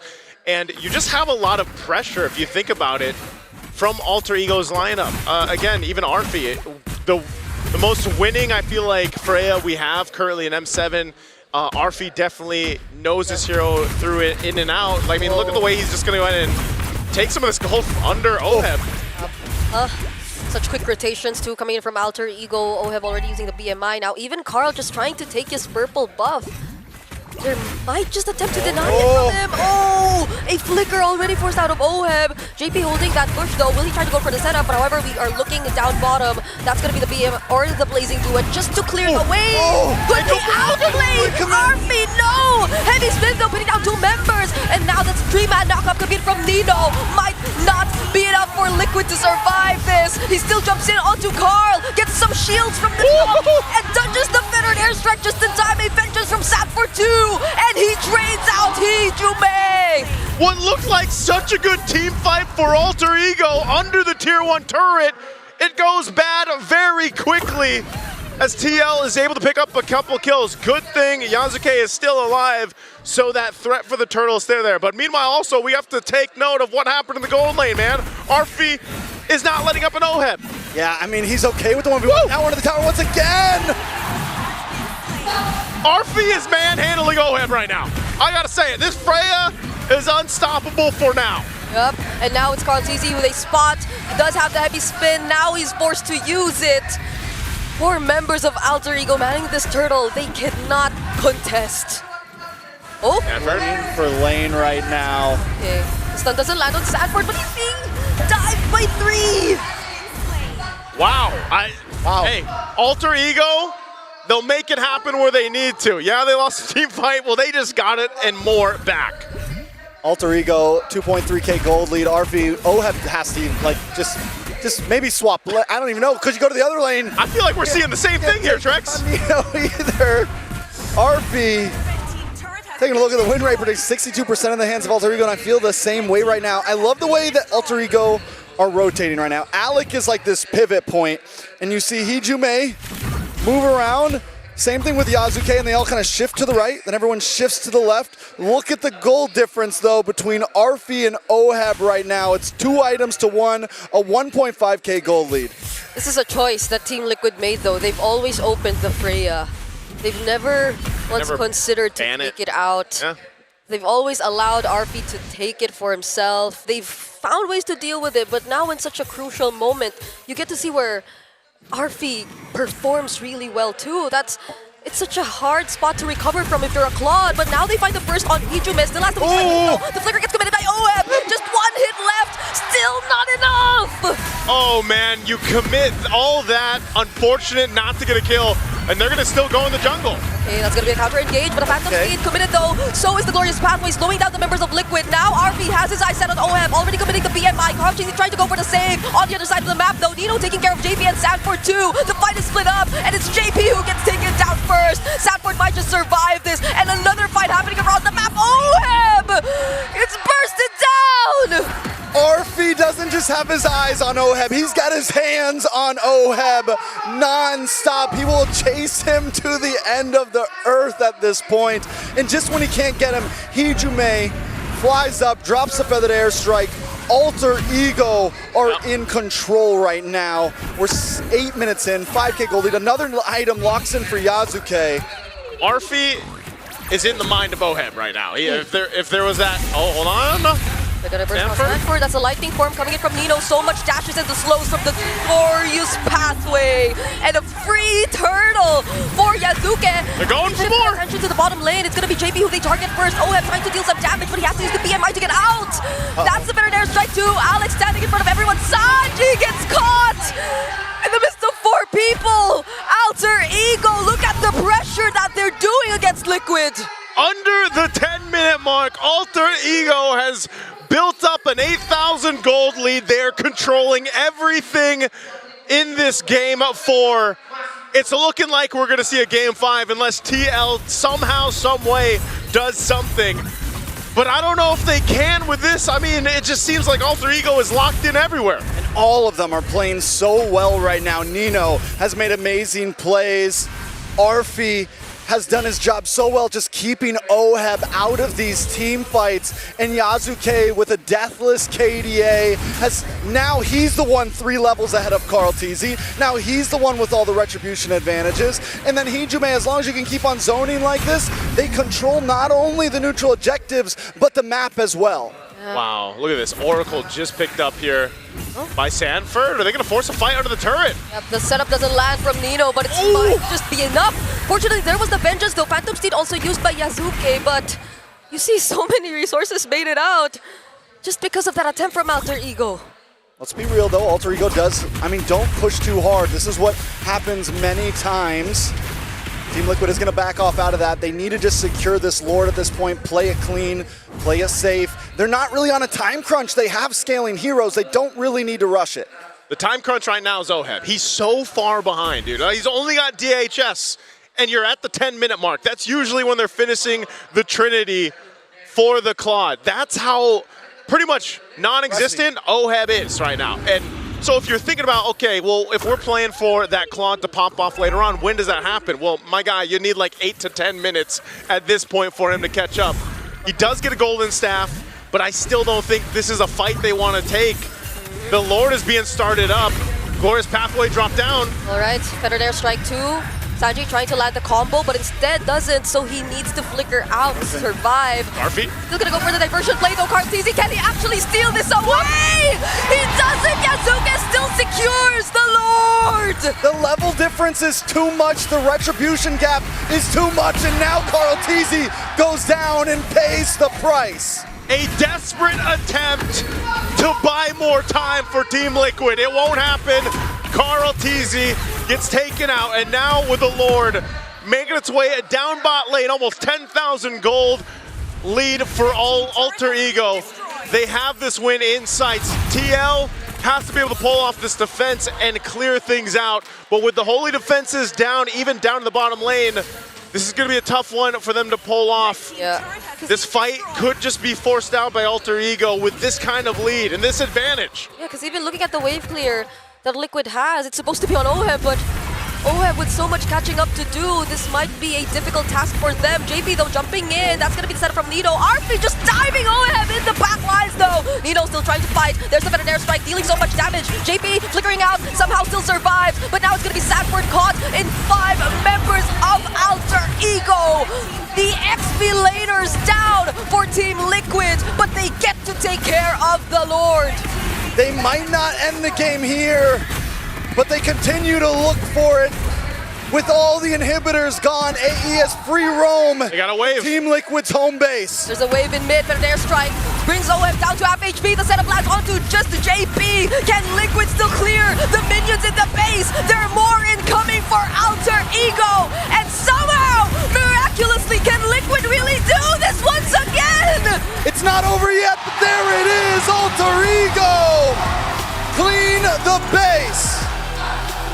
And we're going into game 5. I don't know how many times I've said it, but I love it. This is how it should be in the lower bracket. And it all comes down to that one game between these two phenomenal teams. With a score evened out, Alter Ego shows, I mean, this has just been a game of hands. This has been a game of asserting dominance. We said it in the tag for this match, and it is all about dominance right now. Neither team wanting to let up, neither team wanting to change the style of play. Back-to-back bloodbath, and it all comes down to one more game 5 in the lower bracket. I think I'm gonna leave that question more for Liquid though. Is this really the way they still wanna go? Do they still wanna open up all of these heroes, all these comfort picks, and fight them head on, knowing fully well what Alter Ego are capable of? You know, would we say, this is a good question I think, and I have for the panel as well, do we think Team Liquid has been underestimating Alter Ego at any points, letting the Freya through? And then even in that last play, the big ditch effort to try to steal the Lord, when Carl Teasy is 2 levels behind in Retribution, it's a big if. Why do they think they can pull that off? It definitely is. That's a whole lot of questions to be answered here. We're gonna have the panel answer those questions, hopefully, and make things make sense here. Gentlemen, take it away. We are going to game number 5! And there is no other way to end this than going all the way. Alter Ego, you can no longer question their mentality. You can no longer question their skill, whether it's luck. They have taken the golden road, golden stampede to its absolute limit. It's mainly because of what they did in the side lanes. It looked like a taper fade from Alter Ego the Barbers because they were just shutting down the side laners of Team Liquid Philippines, constantly winning the 1v1 battles, constantly visiting the side lanes so that before the turtle fight happens, there is no way for even a Nakai to get into that zone and take that neutral objective. The idea coming out from Alter Ego is to just, limit the side lanes so that there will never be a 5-man. In fact, at the first 2 minutes of the game, before the first turtle, 5 people from Alter Ego are in the top lane, and from then on, they did not let go of the grip. Alter Ego cut down Sanford and Oheb, and they made them non-factors. It's painful to see a hero like the CC or the Claude that usually can take care of themselves, or at least get out of trouble fast enough. But the way Alter Ego plays, again, this is aggression unlike anything we've seen on the world stage. Alter Ego is going all the way here against Liquid in this series. Something to note, despite how nice and how at home and comfortable Liquid's draft is, you have to consider when lineups like this used to work in the heyday of the utility meta for Filipino teams, they weren't fighting this often. They weren't fighting against a lineup that had a Freya, a Farsa, a Leomord, again, it's a new factor. Even the Sora is new to this whole equation. So, again, I think Liquid may have miscounted or underestimated the amount of fights that they were going to have to fight in the early game. Yeah, we have to double down on that first gank top side right before the turtle. I think Liquid did not see that coming. For sure. We are in expanding river, so that is the easiest access for the entirety of Alter Ego to just go ahead and dive. Sanford overstretched. Carl Teasy looked like they were trying to go for that punish. Didn't expect there to be a full-on rotation. They were too over-eager getting it. And Hejum is Farsa this game, combined with the high loss of Alec. I've never seen this many times where the Glorious Pathway was used for a pick-off. It's Glorious Pathway, timing with Feathered Airstrike, just to get a burst, just to get a pick-off. They weren't always waiting for the team fights. The aggression of Alter Ego here was calculated every single time. And the reason why this is also the case, why the Glorious Pathway didn't have to be used in that manner, is because of the nature of the heroes from Team Liquid Philippines. But before that, we have to talk about this guy, the MVP. That's going to be Nino on this Sora. I honestly thought that the Sora should have been the 4th pick here for Team Liquid Philippines. I even said it in the draft. Because not only will it deny that Sora 2 against Alter Ego, but it also solves the problem of Team Liquid Philippines of not having to rely on scaling heroes on 2 of their side laners. It's one thing to have a Claude and allow that to scale, but it's also another to have 2 scaling heroes into the side lanes. Yeah, look at that. First item priority here for Nino was the Blood Wings. That's why he was aggressive from the early onset. He knows it's going to be difficult to take him down. If he is going to be traded out, it's going to take a lot of resources from Liquid to make that happen. After that first gank, we just saw an always aggressive Nino that Sanford was not ready to deal with on that CC. I'd hate to compare apples to apples, but when Aurora in the upper bracket finals pulled off a similar lineup again with the Akai coming out of retirement, dusting him off, the reason why it works is because SRG then drafted a lineup that wasn't as aggressive. Sure, it also had the Leomord, but they also were playing kind of softball. Harith needs that late game power spike. Zetian is more utility. Gatot Kacha, more of a bodyguard if anything. And the CC, not as lethal or as forward momentum reliant as a Sora. So here, I think Liquid kind of did not expect that AAU would play hardball this early, and that was the death of them. Again, I don't know if it would still be valid, but if they were going to try this one more time, play to avoid fights, deny AE what they want. Yeah. The difference in game number 2 where the Luyi was so successful is that this time it's facing up against the Farsa. Remember back in game number 2 we said maybe the Farsa should have been the pick for Alter Ego to counteract this Luyi. This time they were prepared. They picked up the Freya to go with the Farsa, kind of expecting the Luyi to be picked. We did expect it to be picked out between just the Luyi and the Eve as the red 3 pick for Team Liquid. Team Liquid still chose to go for the Luyi despite that having that minor inconvenience of having to deal with the range of the Farsa. Actually, it's not a minor inconvenience, it's actually a massive inconvenience. Specifically in this game, there were so many times where the Farsa was just able to outrange the reach of Team Liquid. Team Liquid, they have Loyi, they have Akai, they have CC, they have the Kalea, all mid-range heroes. You can even argue that the Claude is almost mid-range. Yeah, that's why the lineup of Liquid needed to work through winning that first turtle, which is why you really gotta credit Alter Ego. I feel like they watched the tapes from that Game 5 of the Aurora SRG matchup when they picked up the Akai. Of course, Leo mentioned out the different pieces that changed how that worked out, but Alter Ego knew they had the more aggressive lineup that can afford to go for a big all-in before that first turtle so that Liquid won't be even able to contest for it. It's really hard for Liquid to return to something like this. I mean, going into Game 5, I think it would be so risky. The word in the dictionary doesn't exist to describe how dangerous it would be to revert to something like this in Game 5, which, again, puts you in a mental place wherein, do I match them in aggression? Or is there something else left in the Liquid playbook to try and match what AE was? Because AE has never changed in their run in M7. Yes, it's new that they're the ones left. It's the people's champions who are living out to Indonesia's dreams and hopes, but they're still the same team.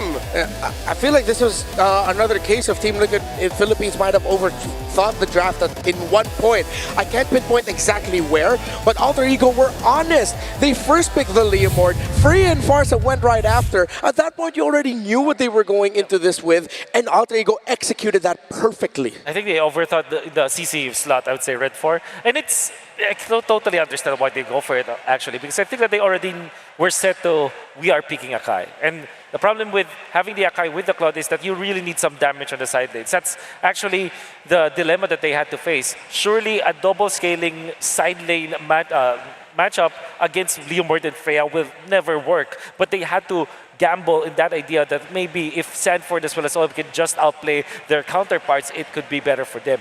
That's why they pick up the CC first, so that it will complement with Akai in terms of supplementing the damage. Because Luyi as well as Akai alone, that's not a good mid-trio that can supplement damage. In fact, it doesn't really make that much sense if you think about the Kalea with the Akai. Might even be a number. Actually, non-combo. And then if you compare that to the other side, the mid trio was what? It's the Hylos with the Farsa and the then Leomord. the Leomord. There's so much damage in that department. Yeah, revisiting my numbers here, CC does have a positive win rate over the Seora and Leomord, although the sample size of that is very small. Farsa and Hylos 50-50. It's against the Freya, where it only has a 25% win rate against. We also just have to credit, looking out of the picks, Nino has been putting on an absolute performance this entire series. He has been winning in lane against Sanford. What a series so far, and of course, this is the perfect way to end it, to go all the way, but now we'll go all the way to an interview. Thank you so much, casters. We are now down to the final game in this elimination match in the lower brackets between Alter Ego and Team Liquid. And today we have a special surprise because we have a special guest waiting here, watching from the audience to witness this game. Hello, boleh tolong perkenalkan diri? Halo, ya. Saya ayahnya Yasuke, ini ibunya Yasuke. We have Yasuke's parents in the building. Ladies and gentlemen, to support Alter Ego and of course their son. Now, Om mau nanya dong, kita kan melihat kalau misalkan sekarang Yasuke tuh udah bertanding sebagai pro player. Kita tuh penasaran, awal-awal kalian tahu itu kalau misalkan Yasuke mau menjadi pro player, itu pas kapan sih? Kami orang tua tentu dari awal nggak pernah menyangka gitu kan. Kami ibunya nggak pernah menyangka. Terus Yasuke itu kan kuliahnya di Makassar, kami di Bone. Kami tentu susah ngawasnya, ternyata yang namanya hobi, talenta, terus Yasuke pasti cari cara untuk latihan bersama teman-temannya. Seingat kami itu awal Januari kami mengantar Yasuke, karena udah bergabung di MDL Alter Ego. Yeah. Okay, so Yasuke's father mentioned that he never expected for Yasuke's career path to lead up to this point because at the time Yasuke was studying in Makassar, a different city where they were living in, but he trusted, he understood that there was a process that had to be done, but he just kept supporting alongside with the mother of Yasuke. I got to ask, maybe can we talk to mom, Yasuke's mom? Boleh ngomong sama tante juga? Tante, kita penasaran. Di awal-awal itu sebenarnya ada concern nggak sih, ada kekhawatiran nggak sih untuk Yasuke terjun di dunia e-sports? Ya, awalnya sih memang orang kita berdua itu memang nggak terlalu support. Karena kami sebenarnya jujur mengutamakan masalah sekolah pendidikan. Tapi lambat laun melihat perkembangan dari Yasuke ini, setelah selalu mewakili kota Bone mengikuti pertandingan, ya alhamdulillah akhirnya kita sangat mendukung karena ada posisi positifnya. So in the beginning, it looked like the parents were not as keen, they weren't as supportive, but after they saw the persistence coming in from Yasuke, the fact that Yasuke was able to represent the city and then now the entire country on an international scale, that's when they started to support and see the progress from Yasuke. Because earlier on, Yasuke's father did mention that the first time that Yasuke appeared in MDL, the development league, they were the ones to actually bring them there. Jadi gimana rasanya dari momen MDL itu, sekarang Yasuke udah ngewakilin Indonesia di panggung internasional. Rasanya seperti apa, Om? Tentu kami orang tua merasa bersyukur, bangga, sekaligus haru. Anak kami ya berawal dari MDL Alter Ego, sekarang udah bisa mendunia, udah bisa menjajal tim-tim luar negeri kan. Tentu satu kesyukuran Allah Subhanahu Wa Taala yang memudahkan langkahnya dia bersama teman-temannya. He's very happy. He's also very proud of Yasuke from the moment that he first entered MDL up until now, being able to represent Indonesia on the international stage. And hopefully he can continue doing great with the grace of God. Okay, Om, Tante, sekarang Yasuke itu di posisi 2-2. Satu game lagi dia bisa lanjut, atau satu game lagi mereka akan tereliminasi. Ada nggak sih pesan untuk Yasuke sekarang yang lagi bertanding? Do you have a message to Yasuke now in this elimination game? Pesan saya buat Yasuke hari ini, tentu buat Nino selaku kapten, gameplaynya dipertahankan. Gameplaynya harus konsisten, yang pasti tabrak aja sampai menang. Dan saya yakin kok, insya Allah Indonesia menang hari ini. Okay. How do I? Okay. Yasuke's father mentioned that stay consistent, keep going with the gameplay that you guys can do, and tabrak. I'm not really sure what tabrak is in English. I think it's just roll through it. Just roll through it. Do what you guys are able to do and continue to fight because he believes that Indonesia will move forward and will be the champions of the M Series. Mungkin ada kata-kata dari Tante juga untuk Yasuke? Ya mungkin hanya doa aja ya buat Yasuke. Semoga bisa dimudahkan dan dilancarkan untuk mengangkat piala M7. Insya Allah, amin. By the grace of God, if God is willing, we will see Alter Ego being able to lift the trophy here in the M Series. So hope everything goes well. Once again, thank you so much Tante, thank you so much Om. Udah ada di sini untuk Yasuke, untuk dukung Yasuke terus. Karena, ladies and gentlemen, it looks like everyone is ready right now. And this is the moment. This is it. Will Alter Ego go home, or will they move on to the next? Or can TL be the ones to rise on top and meet SRG? Casters, we're throwing it back to you. Go, go, go, go. It's always great to hear from the family of the players. Of course, for Yasuke, what a story. MDL champions, gets called up to the Alter Ego main roster at MPL Indonesia Season 16. Didn't win any Rookie of the Year awards, Most Improved Players, no awards like that. He just kept his head down, improved, got better, made it all the way to becoming runner-ups for the season, and now here they are on the world stage, one game win away, potentially, from eliminating the team that's been eyed as many as to be one of the greatest teams of all time, looking to complete the Golden Road. What a story for Yasuke and Alter Ego. And the fact that he is unfazed in front of a team like Team Liquid, in front of the crowd like this, as a rookie, that is a rare trait to have. In fact, some of the known young prodigies that we've ever had in the Philippines or all over the world will always have that kind of trait, being dauntless in the face of danger. And I feel like Yasuke is just exhibiting that. I don't think that there was ever a game that Yasuke actually failed when it comes to his gameplay. When they lose, he's just, all right, shake it off, we'll do it again. And when they win, just like now in Game 4, man looks like a star. And with his family watching, and of course the thousands of Alter champs all over the world, it can only look so much better because, again, momentum is on their side, which now brings us to talk about Liquid, who has been struggling. Again, we haven't seen Liquid struggle like this in a while. They are on the Golden Road, which means for a majority of 2025, every major tournament they took down, everything they touch turns golden. Yeah. Except for now, because they are one game away from being eliminated from M7. Yeah, it just speaks to us to how good the competition is right now in M7, especially with how the metagame has developed. You would actually observe that every single day in the knockout stages and also in the Swiss stages, there is a specific new meta that has been developed. For example, there was Akai in day number 2. And then just yesterday, we saw some changes with Leomord and Freya, and now Harley being prioritized as well. Now we see Luyi as the pivotal point of the two drafts. I think it's just such an evolving meta game that if you look at the series, there is always that specific hero that they're pinning their lineup into. And I think in this particular series, it's the Leomord. Yeah, Leomord, Sora, Freya. Those have been key picks all throughout the M7 World Championship.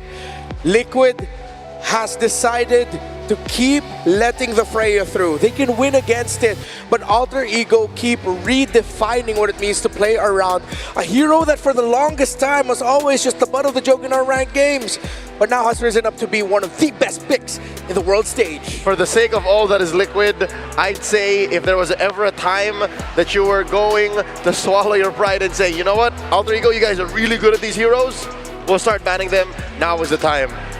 If of all of those, I will revert back to what Wolf said in game number 1, pre-match. Just ban the Freya. So much is opened up in the draft. You're not required to pick up the Cloud. You're not required to counter the Leomord whatsoever. can have so much freedom if that hero is just denied. In fact, a Claude from OHEB, which you kind of feel like is the priority. So far, Team Liquid has picked up the Claude 3 times this game, have lost 2 of those with the Claude. That tells me that if you really want to make OHEB happy, the side laners happy, just ban the Freya. Let's see if that's what they're gonna do. Only one game win on the red side here, and that was in game number 3 where Liquid had the Leomord. We now go to Dangerous Grass, which all the more activates the Hilda. Leomord, as you see on your screens, has already been instantly locked in by Team Liquid. First pick. And that's a Freya band as well. Alter Ego, will they go for the Hilda themselves? Farsa is inbound for sure. Do know that they countered Leomord with... Oh, they go Claude and Jushin. This is scary because you don't necessarily can pick up the Eve. I think you're better off with Farsa here. Yeah, they deny it. Eve, still Eve. So there's still a little bit of playfulness on Liquid side. Okay. Even if, logically speaking, you should have stolen away the Eve. Okay. So this should be the Farsa. But they do already have the Jushin though, so... Yeah. Oh yeah, no, you're right. Yeah. It was a Jushin first pick for Are Alter they Ego. looking for that magic combo again? Someone else to... The Uranus that has been one of the bans as well in the previous games. Yeah. Early, the second phase, typically, Alter Ego's winning hero in game number 1. And I think it makes so much sense because they're just between the heroes of Team Liquid. Right now, there's no actual answer to the Uranus. Yeah. Then that with the Claude gone as well, OHEB's gonna need a shredder. They need the shred unless Liquid are gonna go for the idea of just go with everyone else, ignore the Yura, and leave Nino to be the last man standing every time with no more help. Yeah. But that is always going to be a huge risk. Uranus has been one of the best picks to deal with the instant impact of the Yuzong, and I like how Liquid acknowledged that Yasuke on a Joy would have actually tore through this Liquid lineup. That's the combo you're looking for with the with the Jushin. But again, you wonder, what does Yasuke play? The last time he was found in this situation, he played the Guinevere. That's right. Oh, they play the carry, so they let the Granger through. I think Team Liquid will just go back to comfort and pick that up. Is this foreshadowing? Is Alter Ego looking to pick a utility? With the carry ban. But what's left? There's no Fred, there's no box. This is one of those times where I say a Kai would not be great with the Yuzong, Eve, and the Leomord. Actually, take away the Leomord. With the Yuzong and Eve together, that might have the same outcome as before. I think Sasuke might come back. Oh, they're Suyo from yesterday. Sasuke might come back. Unless Liquid read into it. They're willing to give the Suyo. Okay. I think you will go for some sort of safe play. There's the Hilda. Very well done. I think the Esmeralda could be a pickup here for Team Liquid. In the gold lane. What if they pick up the Lunox for OHEB? That be ever bad? Nah, I don't think so. I think they will just go back to a Granger, where it's like safe. Granger is the safe. Lunox are risky against the Hilda and the Jushin. You force out the Brilliance very fast. Like Hylas Granger might be the choice. Yeah. For Team Liquid. Unless they run it back and just go Cho here, but then your targets to kick, it's not going to be instant value. It's with an Eve. Yeah, you got 2 bad targets. Might be tough. Yeah. And all the ones that you can kick might just be able to get away real quick. Sun rises. So Kalina the Esmeralda. They go fighters. I think Suyo could be another option, but it might be bad against 2 fighters here. Yeah. Just too much. I think it's much better for AE to just go for utility. At the same time, they already committed with 2 tanks. They might just overload that, and they're looking for magic damage as well. I think they will just go for Guinevere this time. Yeah. Or a Harley, if they are they are a little bit adventurous with it. Even an export jungle will struggle. Your Faraga armor's not going to last fast. I'm uncomfortable with the lack of crowd control if it is indeed a Harley. Yeah. Should be Sasuke. Sasuke, show yourself. I'm Suyo or Guinevere. Return to the village hidden in the grass or the leaves. They go CC. It's a jungle, Uranus!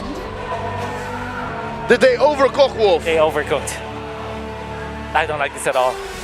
Not at all.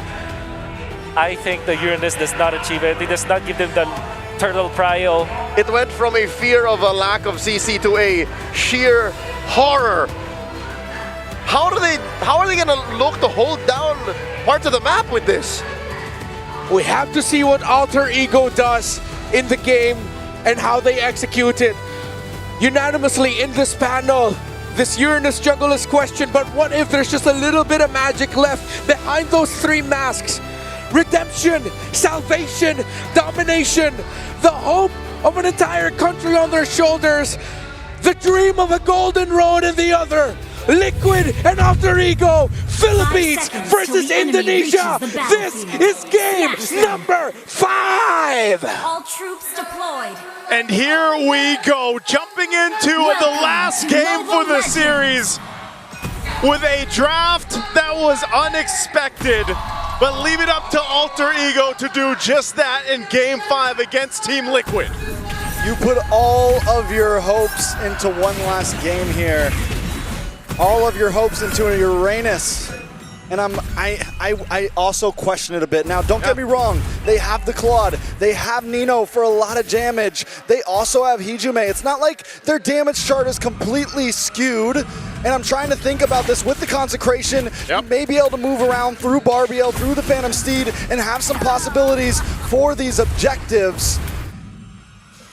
Do we agree? How does this exactly completely fall? There is possibility on it, but like they said, is it overcooked? It's a bit too similar to what we were saying about OHEB being on the Claude earlier. Oh, wait! Both Flickers already forced out of the roamers, but going back, I guess one of the biggest differences, though, is that Arfi has been someone really reliable in terms of the laning. Whenever he gets his hands on even the marksman, even when he's not on the Freya, Arfi has been performing exceptionally well. So I think if it comes down to having to depend on Arfi, then Alter Ego would be in a rather comfortable spot, but that's considering that OHEB on this Esmeralda doesn't get to make things a bit too difficult for him too, but the way we're seeing it right now, he gets to freely cut the lanes as he wants, and a Flicker is forced out again from Hijume.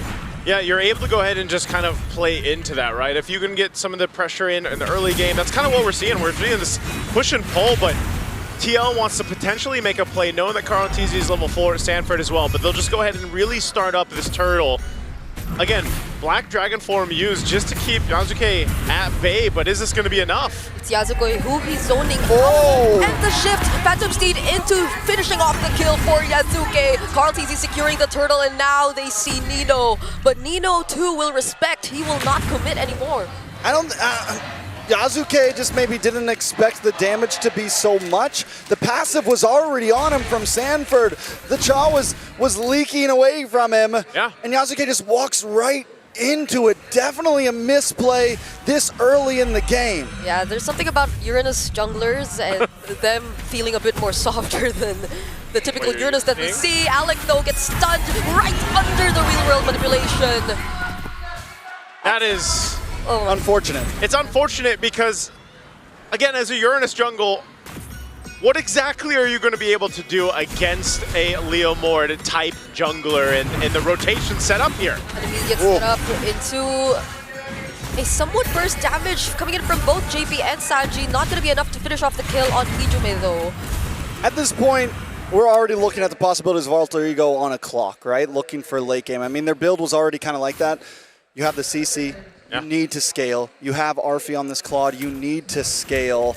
They do have the shred to deal with OHEB when he scales, but Team Liquid can just continue to push this aggression at this point. They have JP 1-0-1 having a much better game than we've seen before on the Khalid. Yeah. So I mean, it's a tough start. It's a very tough start for Alter Ego Esports already. Although this feels the most disciplined both of these teams have been entire series long.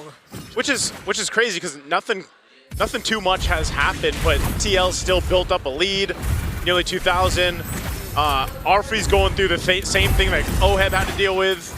And, you know, what I'm more interested in how Alter Ego is going to approach these objective fights because of the fact of, again, like we just saw from the last fight when that was started up, it was more of a zoning thing that was the problem. So they've really got to be able to rely on this lineup to kind of support that. Turtle's up. So is the purple buff. Yasuke might choose to just at least show face here, but I think this could just go over to TL. He's going to start as purple. JP gives that information, and that allows Carl Teasy just to go ahead and secure the turtle. I think it's a smart move from Alter Ego. You don't need to force it. You don't need to go too deep in. Alec now in a bad spot. Yeah, you can't, because you'll get punished. You'll get chased by the Phantom Steed, by JP on this Khalid. And looking at it right now, though, Alter Ego might just want to fight. Finger from JP. OM going in. Falling Star Moon already committed. He does feel the damage, though. So somehow, Arfi, that's why we were talking about him being someone you could depend on. Nobody goes down just yet. With a 1.5k gold deficit, Alter Ego almost get a kill. They almost also lose one as well, but just from that fight, you can see that this is still kind of a tie game. Both sides having possibilities. Nice catch from Sanji.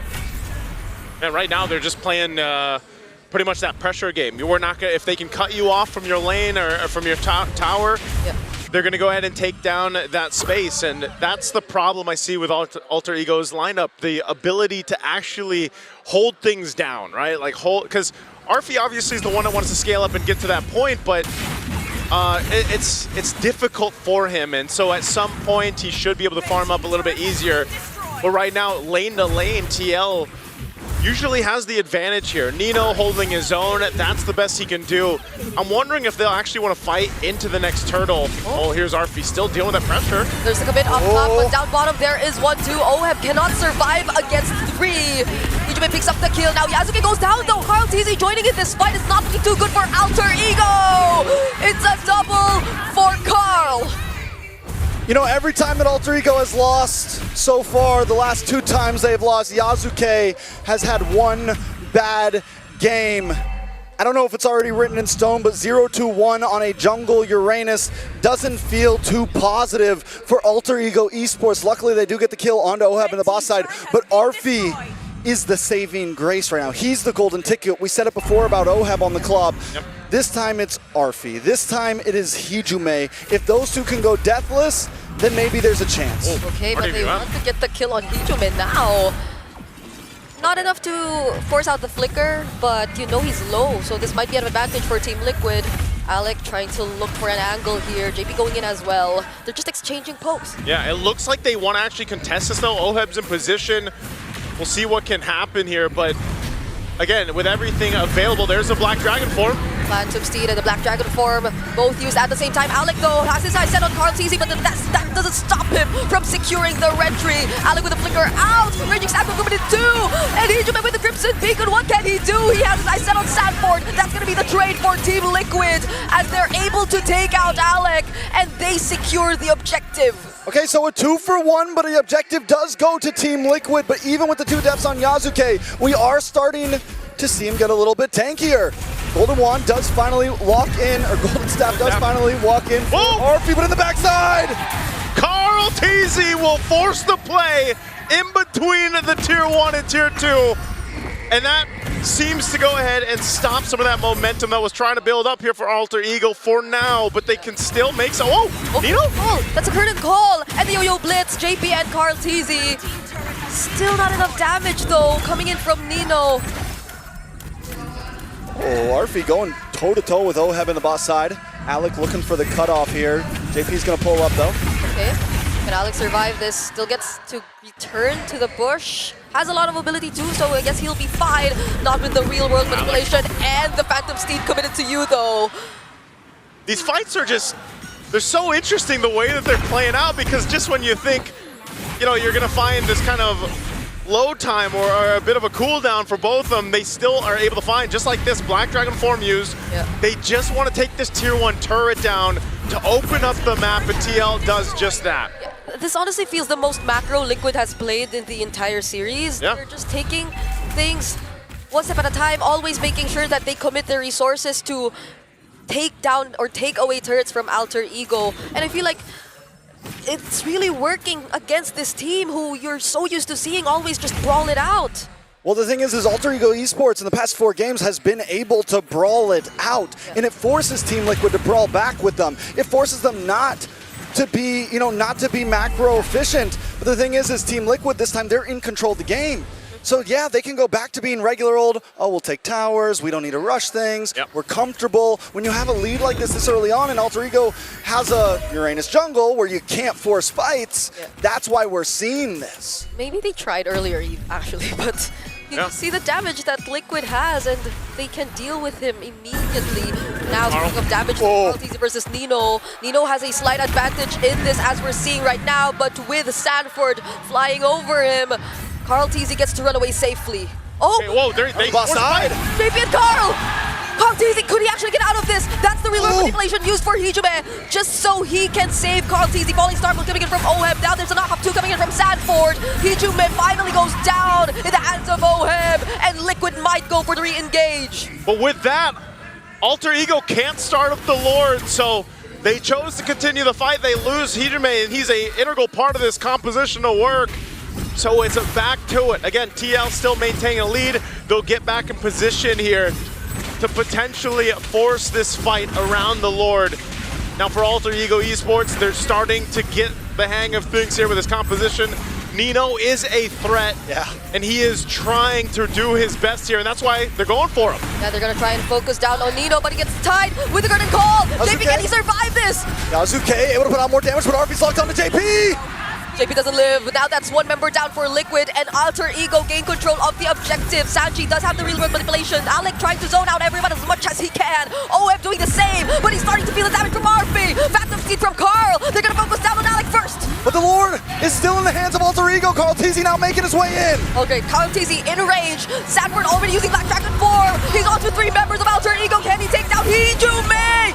That is gonna be the real world manipulation. Finally finishing off the kill. Carl TZ versus Nino with vengeance. Carl TZ wins! And Carl TZ is gonna have to run from Yasuke. Okay, that's the Phantom Steed, additional movement speed. Now he's up against RP though. Can Sanji save him from this? It's a no! BMI used just to escape RP. Doing phenomenal job at saving Alter Ego in this game. Yasuke, can he still live? OF trying to go after the chase. JP, slow down. OF still going for it. RP able to steal BMI away. Yasuke looking for the re-engage. Oh, he's so tanky. And RP finally getting the job done. Sanji with no mana. It's only Oheb now. And that's why you took the Uranus jungle, I guess. But it's working out for Alter Ego Esports as they look to take the Lord here. We're back in it. Not under their watch. Sanford still trying to fight. Blazing to it, so much damage though. It will be enough to deal with the 2 sides.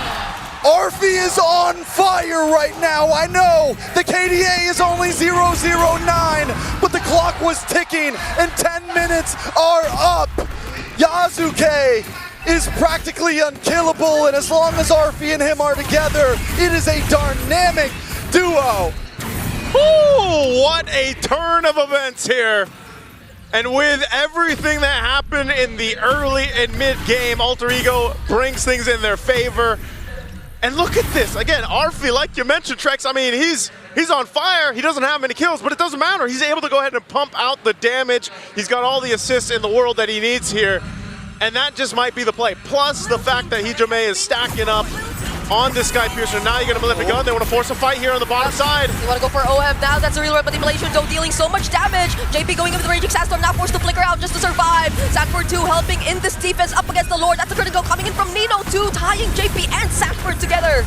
All right, Lord able to move on to base. Alter Ego this time play it safe, get out of their face, and move back to safety. Alter Ego playing it clean.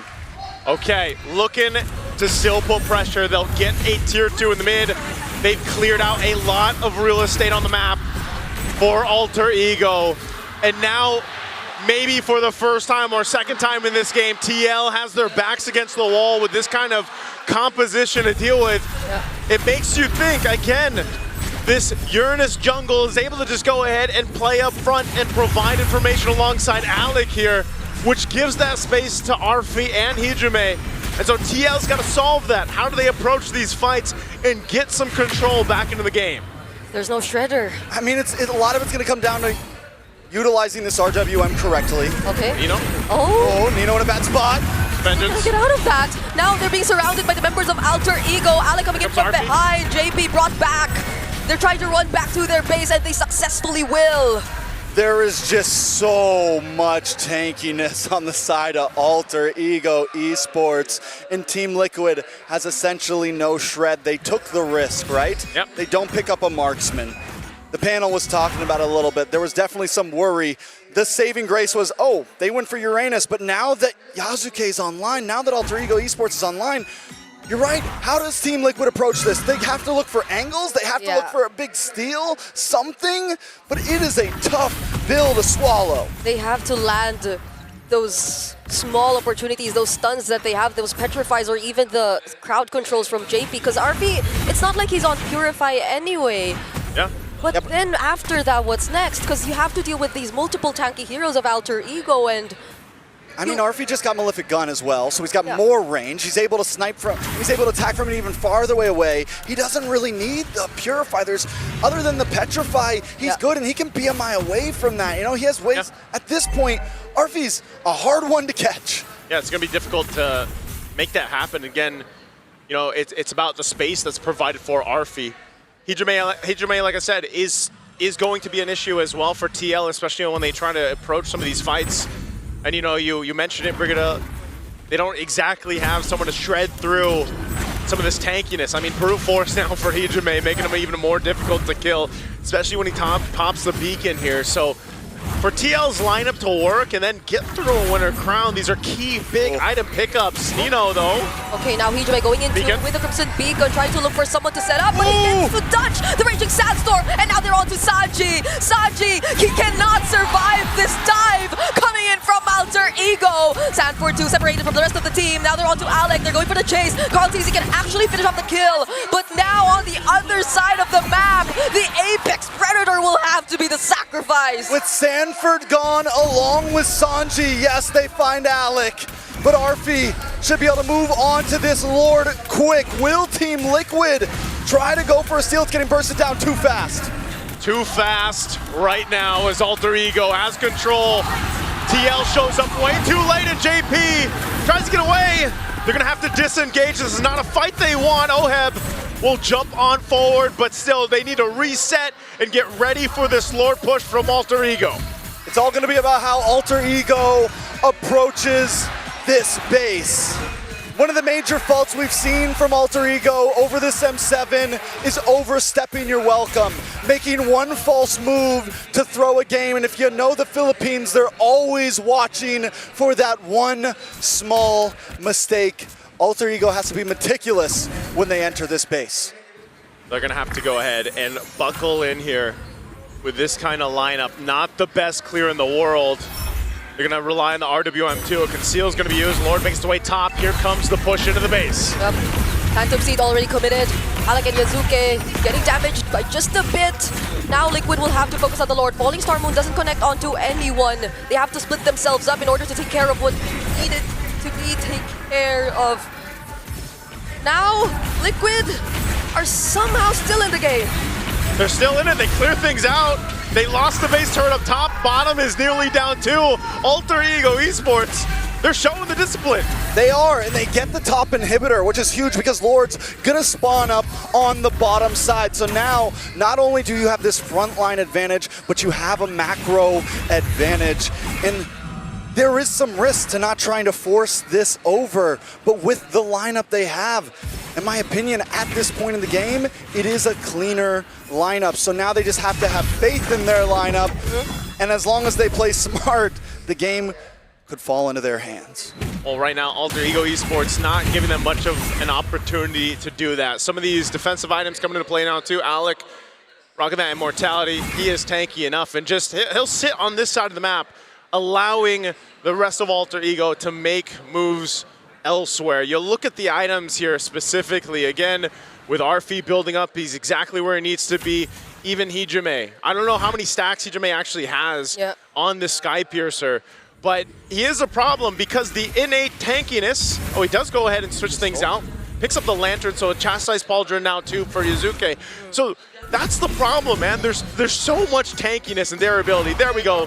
31 stacks here on, and that's great because that's a threat enough even when they force these fights. I'm wondering how I feel though about the cell and dropping the brute force breastplate. Yes, your front line is tanky, but there's some risk reward there, right? You go for a bit more damage, you give up the possibility that Sanford or Carl Teasy are going to jump on you, and that could be the survivability. Let's see how it plays out though. RP! Oh, they catch RP. Can Carl Teasy actually find him? No! The BMI was available. Now it's Sanford trying to go on to him. The petrify lands, but there's a winter ground available. Sanford might just get punished here, and he does! Hijume, killing spree. It's a double for him too. Real world manipulation used just to save the game as much as they can, but it's gonna be a triple for Hijume! AP and Sanji are the last ones defending. It's 5 against 2, and the minions down the bot. There are minions down bottom. Everyone from Alter Ego's low. With BMI available. Winter Crown again. Yasuke finally going down. Alec has to play this safe. Hijume though, very aggressive, diving in. JP2 sacrificing his life. The base is within reach. And Alter Ego might just make it happen, but they cleared a wave. It's too much time. That's it. Alter Ego will stand strong as Indonesia's last hope. They are the ones to shut down the Golden Road. The dream of the Golden Road will be just that and only that. But a dream as Alter Ego rises above it all with Indonesia roaring behind it to eliminate Team Liquid from M7. The cavalry goes silent as the stadium erupts. Alter Ego have done what so many think impossible. You know, we saw some of those videos, guys. Nino apologizing to the Indonesian fans when they couldn't move farther in previous MPLs. Well, today, Alter Ego are in the hearts of the Indonesians. Hey, man. I think a lot of people questioned the Uranus jungle pick. We all did. I think a lot of people did around the world too watching this one, but hey, they made it work. Big props to Alter Ego here. You can see the fist bumps on the stage. That's tough to see for TL, but Alter Ego did it in a very Alter Ego way to win this series. That last minute swerve, who would have thought? It was going to the jungle all along, and even when it was something Liquid initially were able to deal with, they just needed time. It's just, again, a phenomenal series that we had here, man. It's just back and forth from game to game, and the team fights in the game too. I don't think we could have asked for a better series here because of just how this all unfolded. You know, it's some of the best MLBB we've seen so far, and M7 honestly continues to deliver. It's just great to see, and again, hats off to all the teams. We're at that point in the M7 where unfortunately you got to say goodbye to teams, and a lot of people probably went in today not thinking this would be the result, but hell, Alter Ego ends up doing it, and they continue on with Indonesia. It's just, again, I know we're all clapping, we're all in awe. You saw the audience. I hope you guys can hear them through the stream too, because they have rallied behind them. We're going to be throwing it over to the panel to break down this game, this series, and again, what they thought here for this one. It would be irresponsible of me to not allow this Indonesian crowd to have their moment. Indonesia, mana suaranya?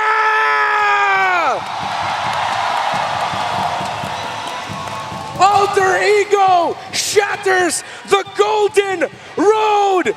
They held on with the Uranus, and they held on until Liquid had no more answers for the sustain. I think it would be also irresponsible if we did not apologize for not knowing Alter Ego's game. Gua, maaf banget. I did not expect for something gila enough to just work, because in practice, in execution, they seemingly tricked Liquid into thinking that they could fight. And it took too long for Liquid to notice, wait, there'll come a point where this is impossible. We were right with the first half though. The 3,000 gold lead for Team Liquid, they were so anxious, they were winning already. And then Carl TZ goes for the play onto RP, Sanford eventually follows. Nino holds his ground actually with that CC, and eventually puts down Carl TZ so low, and then Sanford had to go there. They tried to chase, and then all of a sudden, you don't have the ultimate, you don't have the real world manipulation, you don't have the Phantom Seed, you don't have the Elder Dragon form before the First Lord. Even when you have a 3,000 gold lead, Team Liquid have just thrown away their lead by not having the proper resources in the First Lord fight. Now, when they didn't have any more resources, Oheb jumps in with the Falling Star Moon. They did get a kill onto the Jushin, but unfortunately, they don't have the firepower anymore. From then on, Alter Ego have felt there is no way for them to kill us. Let's stake at the Lord, be disciplined, and take this longer. There was a time where the lineup of Team Liquid expired, and that specific moment was when Team Liquid knew they messed up. It's that 5-letter word you mentioned, chase. Liquid is not used to chasing even on the map. And here, all throughout the series actually, it just came to a fever pitch in this game.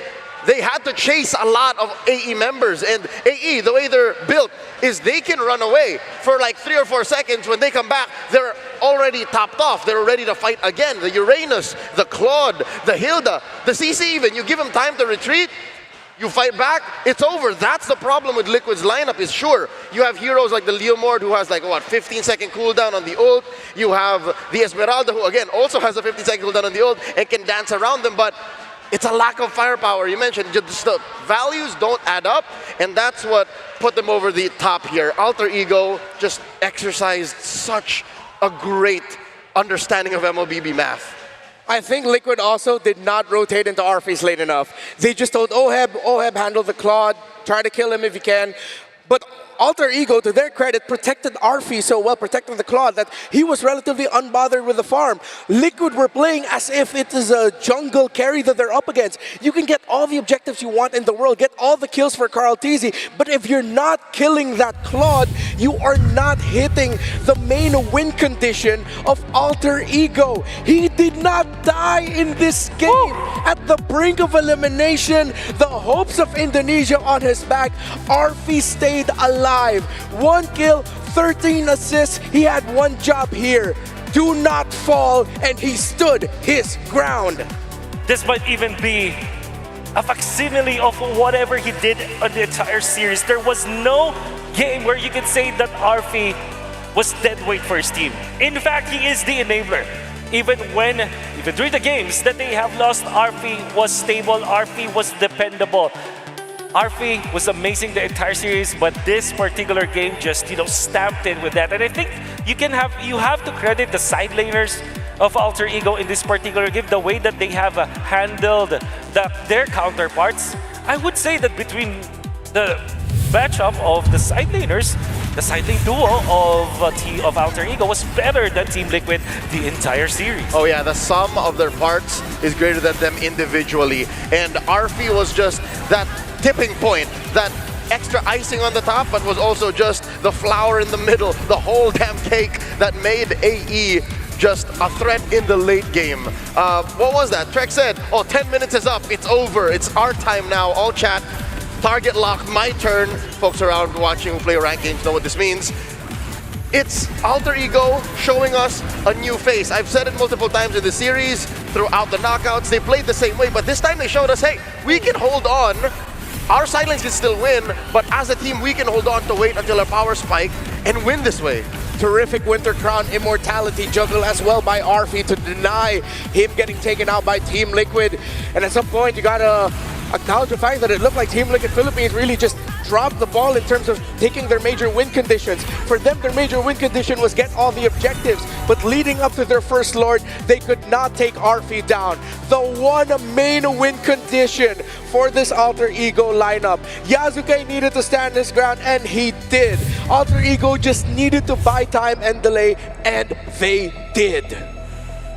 It's not even just the items that you have to look for now. Because Alter Ego, they have just naturally went on with the composition that they have. You can see Yasuke with a very selfless kind of build. Even when he died in the first turtle, you can see that he did not have did have the best gold, in fact, compared to the CC, compared to this Jushin. I think that he actually played this in a whatever is lower than a utility role as a jungler, where he really just sacrificed himself. Like, you can see that he's just going to the front lines, whereas the rest of AE that's dealing the damage is just farming. This is also the reason why Nino on this CC eventually out-damaged and out-sustained this Leomord long before he was able to out-sustain as well this Yu Zhong from Sanford, because I felt like there will be a time where Sanford could no longer one-shot any of the members of Alter Ego, let alone this CC. And then the best part of it is CC can then bring back the damage to Team Liquid. I can appreciate how you spotlighted El Padre Nino, because you look at this lineup, it's clear what that mid trio wants to do. Just hold it down. But until the golden boy Arfi is ready, until he goes off to college and starts, shooting it up, somebody had to hold it down with the damage output, right? And that was Nino. How early did he build that Hunter Strike and what was the other? He had two, was it Warax? I believe it was the Warax. It usually is for CCs. See, so before he even said, Arfi, are you ready? No? Okay, let me take care of it first. I can't let Liquid get away with this. That's what made that whole 11 to 12 minute mark more difficult for Liquid to ever finish, because Nino was a legit threat. Yeah, El Padre definitely played better than the Apex Predator this entire series. We have to acknowledge just how good Nino was this entire 5-game bout, and especially highlighted here. If he died more times early on, Alter Ego would not have had the damage to cross it on over for Arfi once that first Lord came up. But Liquid could not get enough deaths onto Nino. They also couldn't get enough deaths onto Hegeman to stop his eventual climb into getting that Sky Piercer. And with Liquid's skill-based lineup, cooldown-based lineup, they ran out of time. 3,800 gold. They were so near ending this game. All they had to do is to put all of their resources together, knowing that the sustain from their opponents is gotta be a mountain to climb. Unfortunately, that wasn't the case. Maybe if we look at the specific highlight, maybe if I can show it to you, but you just have to remember this. There was a time where during that 3.8k gold lead that Team Liquid had, they were so confident onto taking out the side lanes that they forgot that there is that neutral objective that their lineup needs to have. With the composition the Team Liquid employed in this game, they had to finish it fast because they didn't have the scaling marksman as compared to Alter Ego. Unfortunately, they didn't, and that was the end of Team Liquid. Any last words, Leo, before we head on over to a very quick break? No Golden Road. M7 just got spicier. I hope Alter Ego is ready to face the Giants. The dream of the Golden Road is shattered, and the Philippines champions will not be involved in the grand finals of the World Championship. Aurora is waiting. Alter Ego was taken to their limit, but now they have to go up against SRG. I can't wait to see what happens next.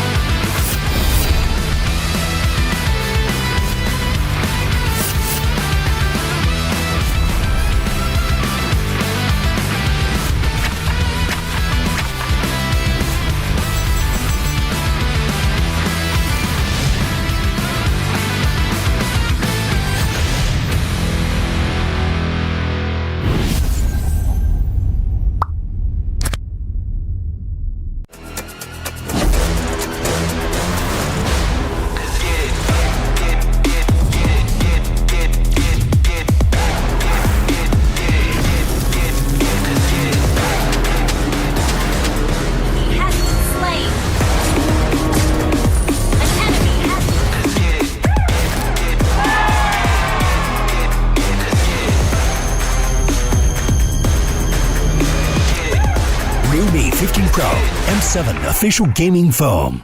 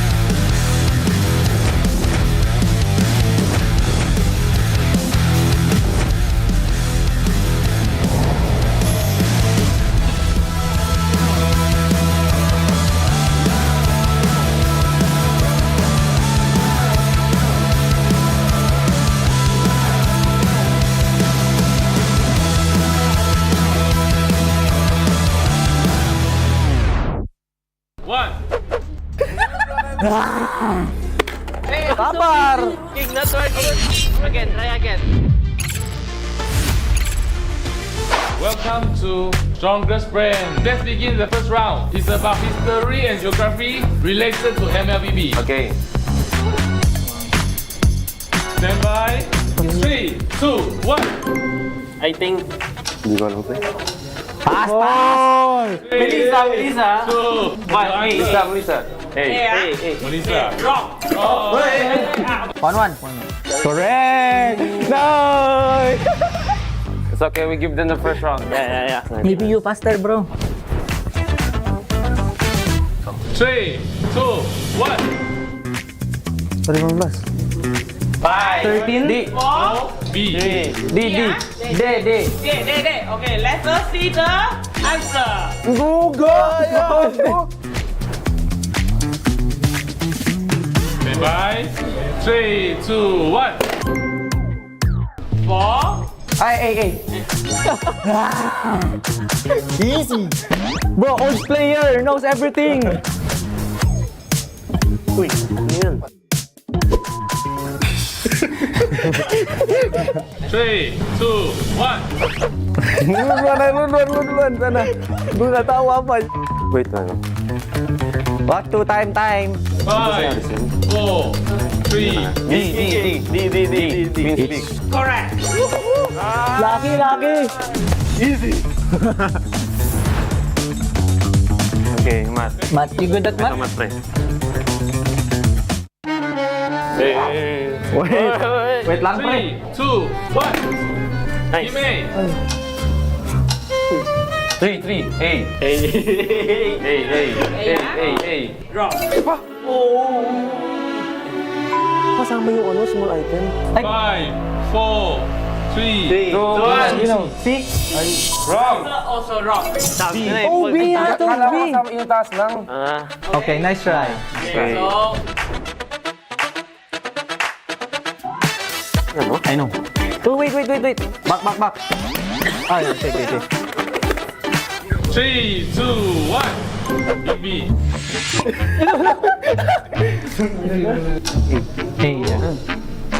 one. A. Apa ini, Cok? Nggak bisa ngerti. The answer is wrong. Parang ganun eh. Parang deep eh. Time. D. Two. B. Yeah. D. Wrong. Question 3. You know answer? Ano ba yung 710? Parang tanga kong mag-mat. Ay, hindi, mali ako. 3, 2, 1. Team B. A. Confident? Yeah. Yes. Let's go! 720. Saka mali ako. Kala 710. Only Marksman. No, the boots, bro. Only Marksman. Yun, Beatrick. Uy. Why only marksman? We don't even know. 3, 2, 1. Pa? 3, 2, 1. Try. Hindi ko alam, muntik. Hindi ko alam kung doon kasi. Parang B. Wrong. Oo. Parang C nga eh. Hindi ko pinakamababa eh. the answer C. C. Also wrong. Almost. Okay. Kaya ito. Okay. Comeback tayo. Easy, ha? See the Sabar! What the f***? Dali, guys. 3, 2, 1. Gimme! Okay, correct. Nice!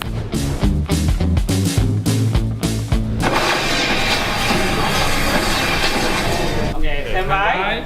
3, 2, 1. Team B. Bakit yung kamay? Where are your hands?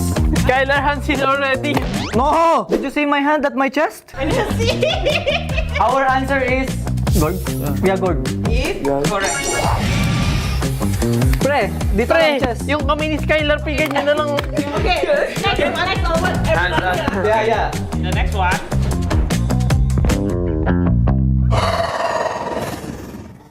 Years of imprisonment.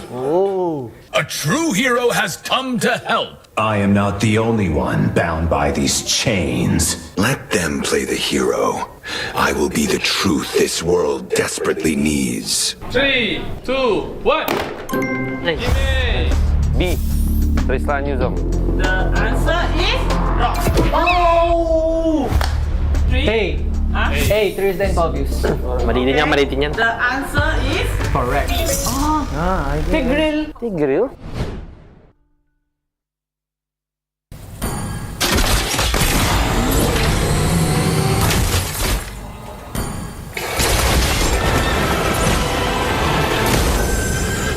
Kabayo? Yung legend yata eh. Legend.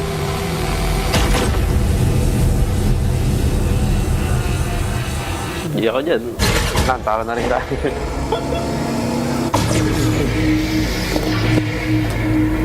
2, 1. Team A. C.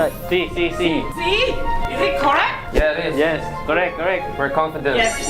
Nice. Nice try. Abol. The last round. Oh, last round.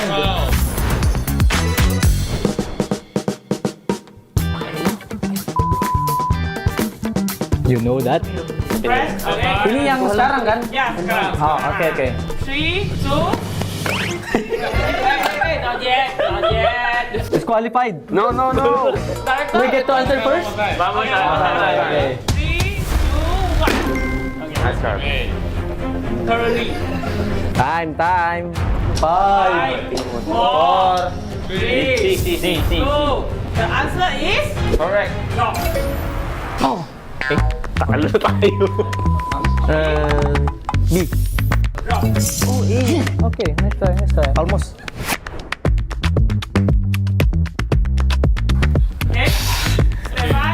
You know? 3, 2, 1. Okay. Let the world see us. Correct! Nice! Yun, pag madali yung tanong, sila nakakauna. Pre, ikaw mampas, pre. Okay. Lakasan mo, pre. Nakagulo na to. Hey! In the body! Hey, like... 3, 2, 1. Sibag, sibag. Not working, not working. Again, try again. Paano ano? Diretso. Sa bagsak, sa bagsak. Rock, paper, scissors. Nice try. The answer is C. Correct. Nice. Okay, the last one. Lawang kami, boy. Rock, paper, scissors. Oh, nice! Okay. Yeah, M7 battle pass is... Tatlo. 2? Wait. Not locked in. 3, 2, 5. It's DD. answer? Is it correct? No more time, no more time. Wait. Disqualified. Elevator pass yung mana ko. Prime Granger? No, just M7. 20 seconds answer? Yeah, they took one. Just M7. Yeah. 2. Okay, the answer is wrong. What the Wala. Yung M2G Battle Pass yung mana ni Kai? Meron yun, yung normal, yung painted. Saan ba yung painted? Prime ata, pre. Oo. Tapos prime tatlo. B answer B. B. The answer is correct. It's okay, only 1 point. So Team A has 7 marks. Team B has 11. This win. Because of the bug earlier. No, back, bro. Just the bad game, not a fair game. Yay! Where's ours? Consolation prize? Bye-bye! Winners, let's go! Trying to push it, they're running out. Thunder heralds their unstoppable reign. Unscathed, unrivaled. A trophy, a symbol, a legacy, a champion. We begin our story with the pioneers, forged in gold, Fairy's champion ring and medal, relics to be worn with pride. Among champions, one legend outshines all. We play, we carry. Realme M7 official gaming phone, forged for those who create miracles, the ultimate artifact of mastery. Every cheer from an army of believers shapes the determination of a champion. The Visa champion journey is reserved for those who never stop believing. When united, they become something greater. The legacy of the M Series, a home for every champion to stand eternal. This is the Hall of Champions.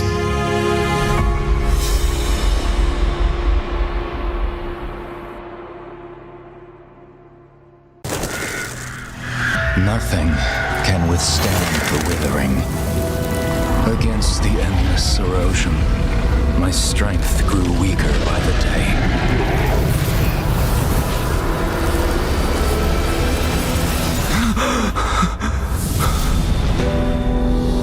True power dwells within the spirit. Try to embrace all that you are.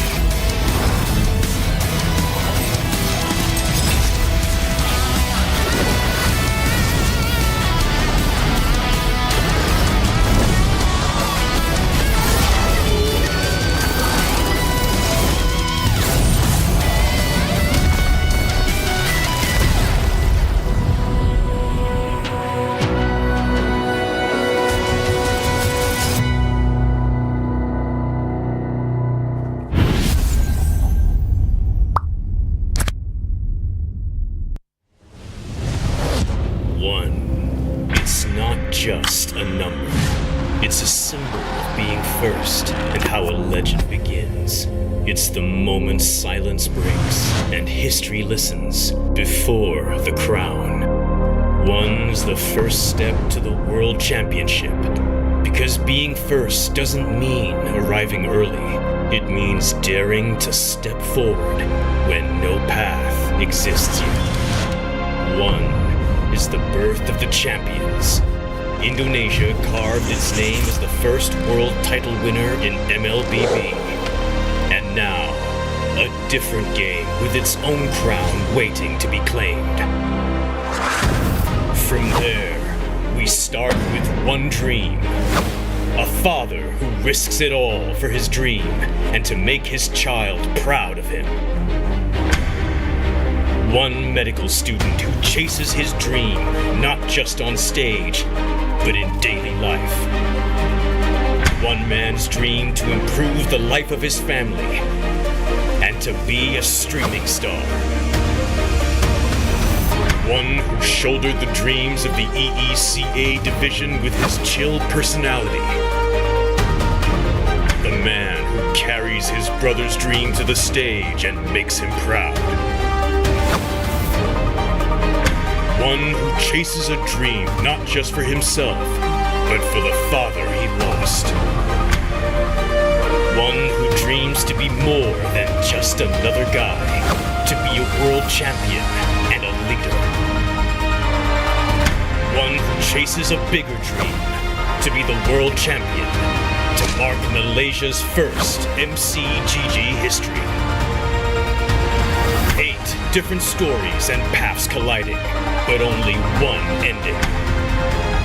Before the world meets its M7 champion, the first king of MCGG will take the crown. Will other regions stop Indonesia from claiming the first crown with their number advantage? When legends rise and history is written, who will lift the Go One crown and stand alongside the M7 champions?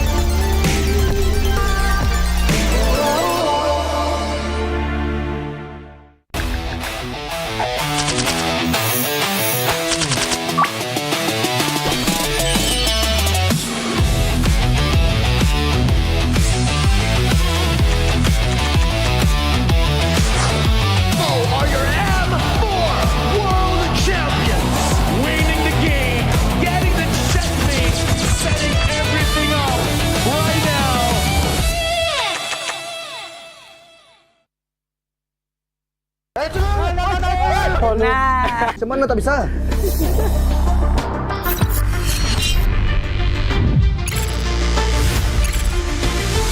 Welcome players to our game Pick and Pick. Okay, stand by for the first questions. Okay, Ji. Find 3 marksman heroes. Okay, 30 saat lah. Oh, you boy. Apa tu? Tu apa tu guys? Ni kan harus cari 3 marksman. 3 pasangan. 3 marksman. Ini nggak sih? 3, Mana Bin? 1. Ini Ben. Itu apa? Kau apa? Tembak aja. Cukup. Oi, stop weh. Tak bisa lah. Oh, tulis number. 5 Roger. Okay. Ui. Wait. Okay, we are ready. Ni apa? 11. 2, 5, 11. 11 bukan Haya. Itu Haya lah. Hey, boy. 2 Nathan, 7 Hanabi, 5 I think Roger. Ya, Roger. 2 macam Nathan, boy. Apa ni? 11, ya, try. 5 Roger, still. Oh ya, ada Brody doh. Oh, Brody. Betul. Kita betul. Ada Brody doh. Oh. Ini explain aja kan? Ya, ini tutorial, right? No score. Ni. 15 Udah boy. Dia cok. Ataupun ni boy. Udah tulis dulu aja kita. Ni. 1, 3. Sabar. 1, 3. Udah. Stop. Tak bisa. Kopi ya. Woi, mana ada? Dah, ni point. Oh, bisa satu lah. Okey. Jawapan ah? 167. Ya, kita 1 point. Oh, sama lah. Oh, kita benar. Ya. Luar benar, Boy. Ada 1. Boleh bagi saya. Hai, boy. Female heroes. Okay. Si dia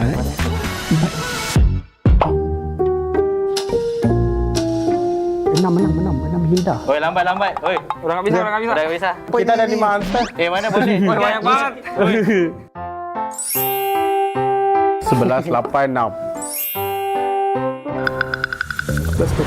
11, 6, 9. Oi. Dua. Oh, sama lah. Sama, Cok. Aduh. Benar. Hai, Ferry. Guys. Tak apa, 1 point aja. Let's go. Bisa lah. Macam mana tak bisa? Oh. Ya. Itu lagi lah. Tidak lihat, Cok. Okey, gua tutup. Distraction aja lah. 11 sama 6 tu sama-sama pokok kan? Oh, dia tipu lah dua-dua tu. Macam mana? Atau 12 sama 5. 5 tu gua tak tahu sih siapa. Tapi tu warna sama. 3 sama 6 lah gua rasa. Oh, 6. Ni 9, 4, 12, 3. kita pas 9, 3 sama 6. Aduh, 12, 3. Benar dua. Aduh, boy, udah betul cok ni. Tak apa, belum kalah punya. Masih bisa comeback. Wait. Round 2. Okay, comeback. Round 2. Skill loh. Okay. Oh, skill. Gila, science. Oh, easy. Oh, grabe. 1 Cyclops. Loi ya? Oh, lomok Loi. 02 atau 06 atau 03. 3, 2, 1. Sama. Sama. Ikut punya lah. Betul. Sama. Question 2. Skills 2. Oh. Skill apa? Yang kayaknya yang besar itu. 4 kak? Atlas. Ini udah 1, 6. Stop. Okay. Done. 5 kayak 165. 1 first skill Atlas. 6 dengar explanation tu. Alti Farsa. 3 Alti Teresa. Kita 1 ada 6, 8. 6, 8. 7 8. Ni 1. Kibar punya ni. Ni tak ada ni. Dia. Tuh, tengok 8 ini ada lah. 8. Oh, 8. Ya, 7, 6, 8. Show dulu. Okay, wait. 7, 6, 8. Tak ada lah. 8. Kita tak tahu tadi. 7, 6, 8. 5. Ini oh.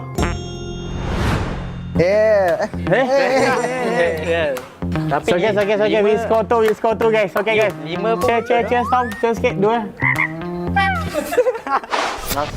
Okay. Tak kontrol. Apa cok?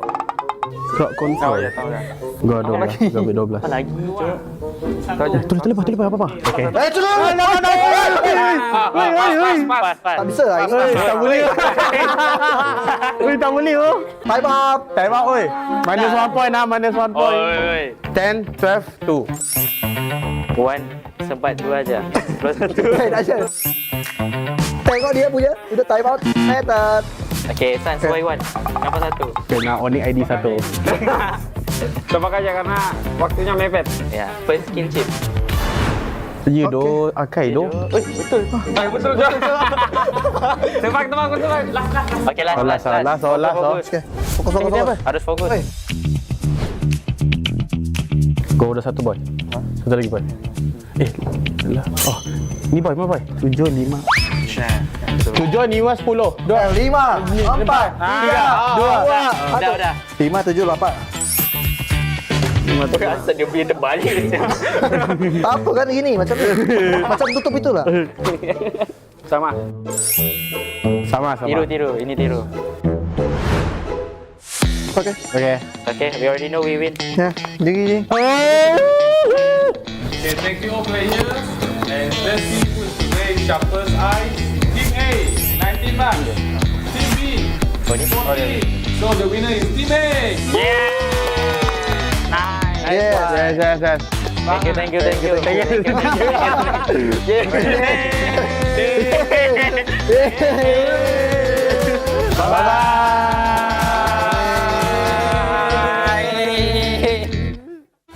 Welcome to the M7 Carnival, legend. You traveled all the way to the Land of Dawn? Don't worry, we'll guide you through all the activities and wonderful experiences we have. Here's everything you can do in the M7 Carnival for ticket prices as low as 20,000 rupiah. First stop is the Stage of Legends, filled with performances, music, cheers, the biggest M7 watch party, and a special performance from Stephanie Poetry on the final day of the carnival. Game recognizes game in the M7 Carnival, as we'll be collaborating with the NBA. And history is made here at the M7 Carnival, the first ever MCGG World Championship. The Go 1 Grand Final will be hosted here at Stadion Maja Jakarta. So come join us and feel the energy. Next stop, the Heroes Playground, to take photos with giant hero statues and meet cosplays of heroes from the Land of Dawn. Come to the Hall of Creators and Pros to meet and greet with top content creators. Teams from MPL ID and Legends are here. Line up, take photos, and even walk away with an autograph. Play games in the rewards arena to win prizes from all of our brand partners. It's at the MPL Market. Booths of your favorite teams, exclusive drops, and surprises from your favorite teams. Take a quick bite at GoPay's Land of Dine. We've partnered up with GoPay for your food and drinks. The magic map has shown us all 6 zones in the M7 Carnival. We're calling you to play, explore, and wander. Don't miss out on exclusive gifts ready for visitors worth over 2.5 billion rupiah, including M7 limited edition swag bags, exclusive merch, in-game chests, and special skins. Are you ready, legend? Get your tickets soon, because we can't wait to meet you at the M7 Carnival.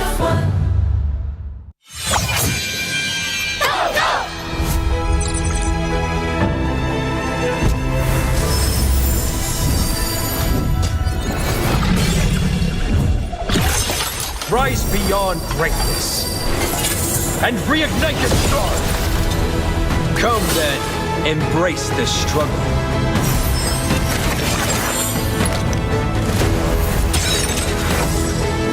Hold on. Let it become your strength.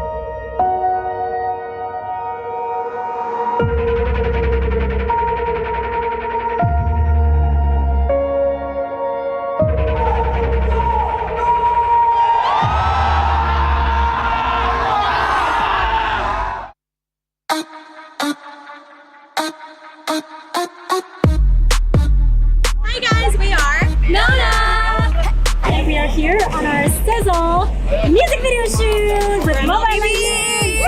Day one. If you know the fact about me, I've been playing MLBB since high school. So it's been about 10 years now. Wow. And I can't wait to see my music video with Mobile Legends.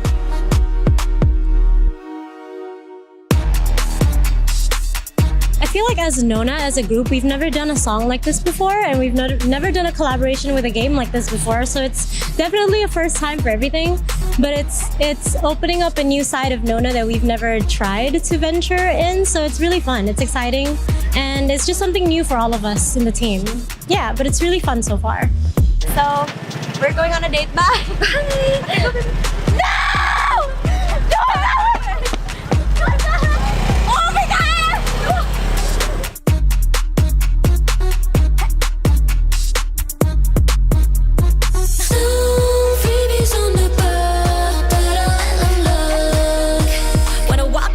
Everybody gonna watch us sizzle.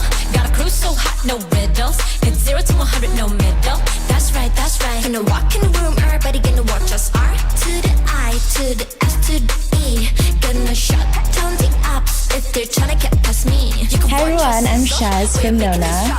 I'm gonna talk about the choreo a little bit here. So this choreo is quite fast. I feel like it's one of our song that is it's actually probably the fastest, because it's probably the fastest BPM song that we have so far. But I hope you guys like it. I'm so excited to share this to everyone, because it's a different side of Nona that we haven't shown. It's a little bit more cool than like feminine. So yeah. And then wait for Christy's signature move, because she's doing a little Gatot Kacha impersonation. So look out for that. It's 0 to 100, no middle. That's right, that's right. When I walk in the room, everybody gonna watch us. R to the I, to the S, to the E. Gonna shut down the apps if they tryna get past me. Yes, and we're ready for the day. It's a completely new set with AC. Yes, no more sunburn, but no more sunburn.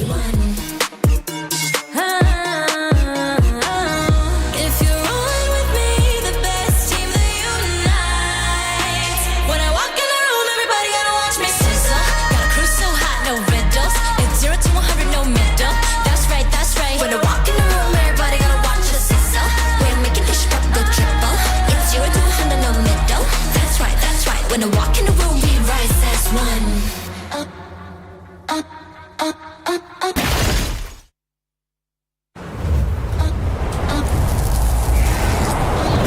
Just sizzle, got a crew so hot, no riddles. It's 0 to 100, no middle.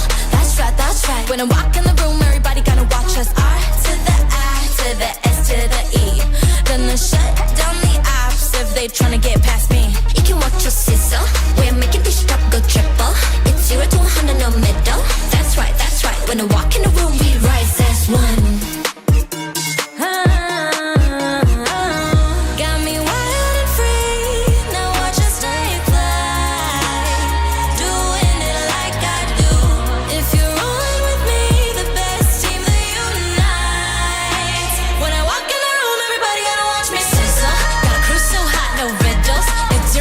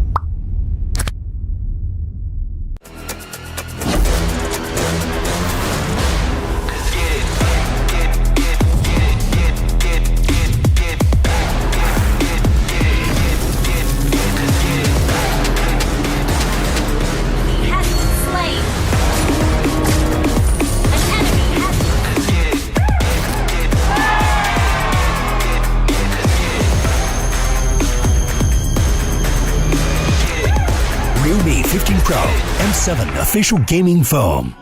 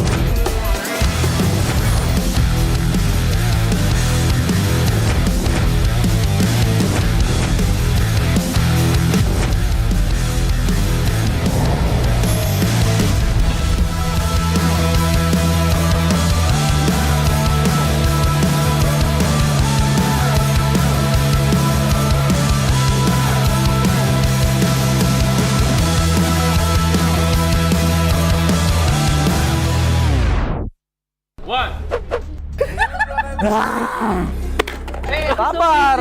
King, not working. Again, try again. Welcome to Strongest Brand. Let's begin the first round. It's about history and geography related to MLBB. Okay. Stand by. 3, 2, 1. I think... Hindi ko alam pa. Pass, pass. Melissa, Melissa. 2, 1. Melissa. Hey. Melissa. Rock. Oh. 1-1. Correct! No! It's okay, we give them the first round. Yeah. Maybe you faster, bro. 3, 2, 1. 5, 13, D, 4, B. D. Okay, let us see the answer. Go! Stand by. 3, 2, 1. 4. Ay. Easy! Bro, old player knows everything! Uy, ano yun? 3, 2, 1.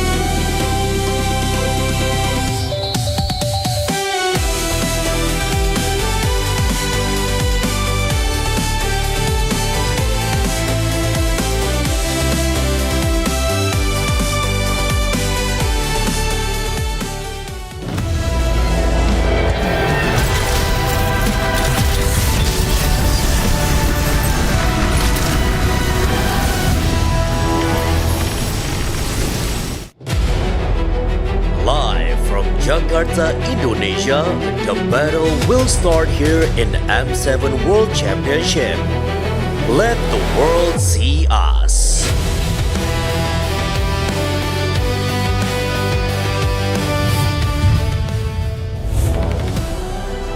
Welcome back to the M7 World Championship. My name is Eterna. And I'm Glenn. And today, before we head into our lower bracket semi-finals match between Selangor Red Giants and Alter Ego Esports, allow us to take this moment to recognize a very special group of individuals, educators who go beyond the classroom and into the community. Right next to us, we have two teacher ambassador from the MLBB Teacher Ambassador Program, Ibu Riris Wahyu Nugrahaini and Bapak Faisal Amin. Selamat malam, Bapak, Ibu, apa kabar? Selamat malam. Malam. So we are going to use this time to talk to them a little bit about the programs that they have been running for quite some time here. So my first question goes to Ibu Riris. Bu Riris, can you tell us about the MLBB Teacher Ambassador Program?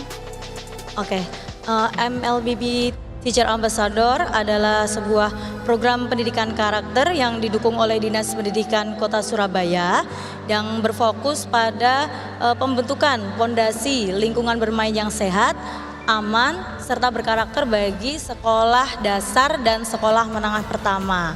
Dan kita sebagai guru juga mempunyai peran aktif dalam membuat atau mewadai peserta didik dalam mengembangkan bakat dan minat mereka di bidang MLBB dan e-sport tentunya ya. Dan juga kita sebagai guru tentunya mengarahkan ke hal-hal yang positif. That's amazing work. So this program is based in Surabaya? Yes. Surabaya, and it's facilitating young kids, young generations in SD would be elementary school, all the way to SMP? Yes. SMP is middle school. So they're trying to facilitate these kids, teach them about the esports community, teach them about the ecosystem in a safe and great manner. Wow, what such inspiring program, right? We have also heard that you have been a teacher ambassador for more than a year, the first batch. Why do you want to join in the first place? Kenapa sih Ibu Ririn kayak kan sudah menjadi teacher ambassador lebih dari 1 tahun. Jadi pemikiran pertama apa sih? Kok kenapa pengen join? Oke, sebagai guru ya tentunya kewajiban utama kita tuh adalah mendidik atau mengajar mereka. Tapi seiring dengan perkembangan zaman, belajar itu nggak harus duduk di kursi kemudian lihat papan tulis, nggak. Nah, kita juga mengajarkan mereka melalui game dan tentunya khususnya MLBB dan e-sport ya, karena anak-anak juga sudah menguasai, kita bisa membimbing mereka supaya mereka mendapatkan pembelajaran yang positif tentunya, seperti itu. So, she said, first thing first as a teacher, we need to educate them not only in the classroom, but also can through by the game, especially MLBB. So, to help them playing and educating them in the positive way. I think that's wonderful, right? We're seeing the progress in technology. We're seeing the difference and swifts in changes, I think, in the community, especially amongst young people. I think that's amazing. So, in your opinion, Ibu Riris, what key role do teachers play in guiding students in the ecosystem and, of course, the esports ecosystem? Saya sebagai guru tidak mengajarkan mereka untuk harus bermain MLBB ya, tapi menggunakan MLBB sebagai media pembelajaran yang inovatif sehingga bisa mereka mendapatkan pembelajaran yang positif seperti regulasi emosi, kemudian berpikir strategis, kemudian bekerja sama dengan tim dan beretika di media digital tentunya. So she doesn't force kids to play MLBB, but she uses it as a media to facilitate education among young kids, to make sure that they can be more emotionally aware, they can strategize properly, in a sense that it would be more easy to reach as compared to just the regular way of teaching in a classroom.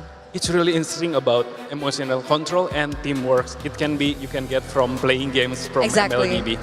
So, Mr. Faisal, perhaps you could briefly share the students' journey from the Mabar Sehat program and the group qualification stage to their achievement in surpassing hundreds of school teams across Surabaya and East Java during the tournament. Jadi boleh di-share sedikit pengalaman Bapak membawa tim sekolah yang bisa dibilang melewati ratusan bahkan mungkin ribuan sekolah di Surabaya dan di Jawa Timur. Jadi anak-anak kita seleksi melalui mabar sehat yang dimana kami pilih, dan pada waktu turnamen kita harus melewati 15 pertandingan tanpa kalah.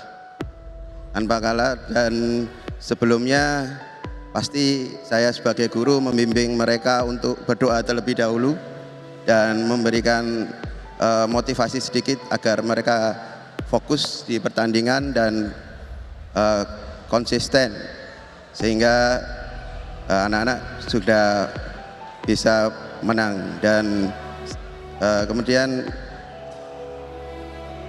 terima kasih kepada Kepala Dinas Pendidikan Surabaya yang sudah memberikan ruang bagi kami untuk tidak hanya berprestasi di akademik, tapi juga di non-akademik, terutama di e-sport MLBB. Wow, so he said that need to be to the winner, you need to play 15 times, right? Without losing. So 15 times win streak. So Bapak Faisal also helping them to guide and to educate them in MLBB. And he also said thank you to government from Surabaya to help educate them, not only through the education and academic, but it's non-academic and it's from game from MLBB. Especially in the esports segment, right? It's amazing, Glenn. It's really amazing. Wow, this is truly amazing program from Muntun Indonesia. And esport is just about playing the game. It's about understanding everything around it. When we bridge education with entertainment, we help students see esports as a full ecosystem. It's learning that feel excited, and that's how we turn passion into opportunity. So thank you so much for your time. Thank you so much for sharing about Terima this. kasih. And hopefully everyone around the world can see this as a positive program that could be applied in various regions around the world. A way to utilize MLBB as an educational program. And with that, we're going to throw it over to this video. Once again, thank you very much.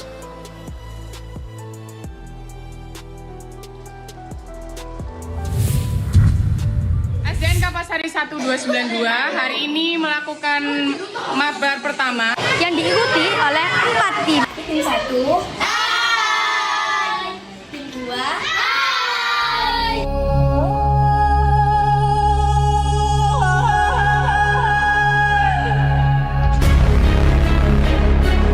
Welcome to Mobile Legends! 5 seconds till the enemy reaches the battlefield. Let's go!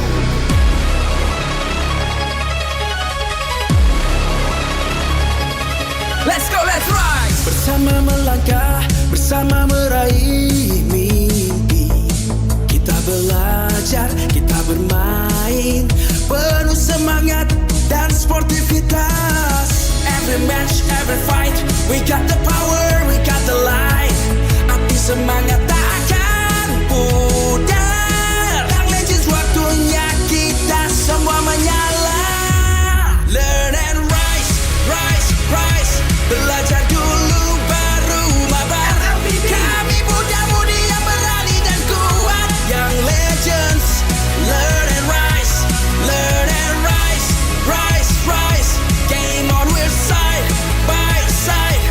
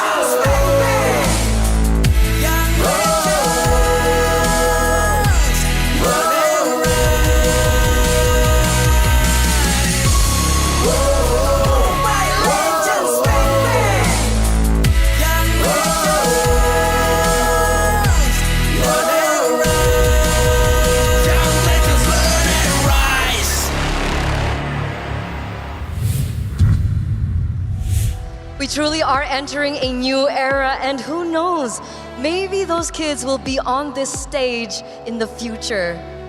Yes, indeed, Eterna. And guys, thank you for having me back. It's great to be back here with you guys.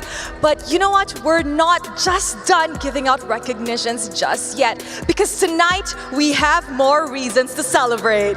This time, we're going to show our appreciation to honor the players, the teams, and of course the stakeholders for becoming one of the reasons why the world sees us. Ladies and gentlemen, this is the M7 award ceremony. And to kick things off with the M7 Best Media Awards by Realme. And to present this honor, please join me in welcoming on stage Ms. Krisva Agnieszka, PR Lead of Realme Indonesia. Behind every historic moment is a voice, a lens, and a platform that brings the game to life. This award honors the media channels that don't just report the story, but elevate it. We will have 3 awards, starting with the Trend Spotter Award, and it goes to...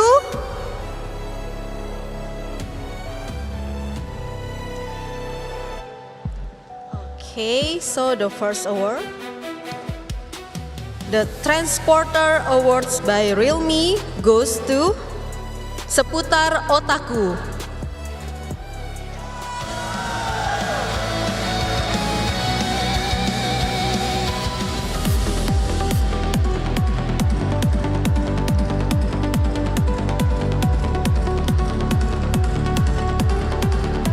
This standout piece of coverage shone the spotlight on Brigida.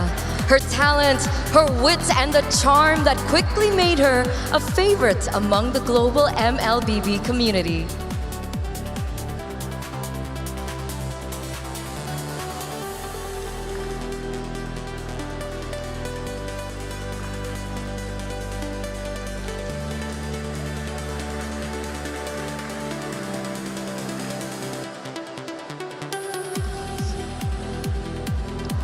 Thank you.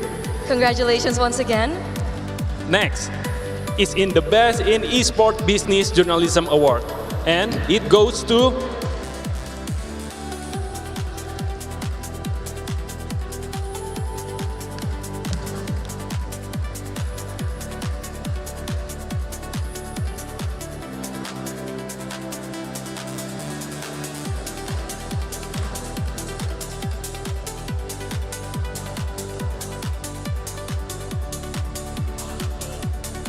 And the Best in Esport Business Journalism Award by Realme goes to the Gaming Districts.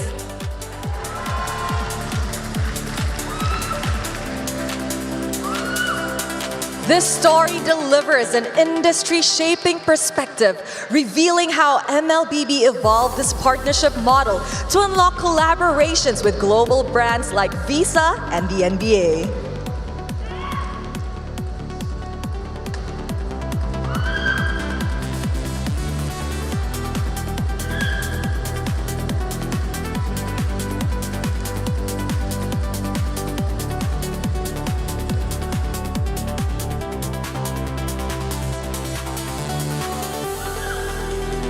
Congratulations once again. We have a final award for the media. And the last, but not the least, the Outstanding Features Award goes to... The Outstanding Features Award by Realme goes to All Star Magazine.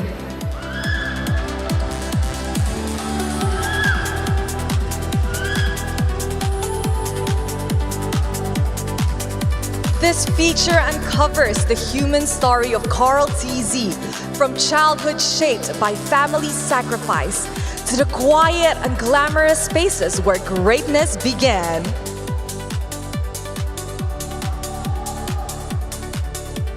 winners will be given certificates, Realme phones, and MLBB in-game diamonds worth 50,000 each.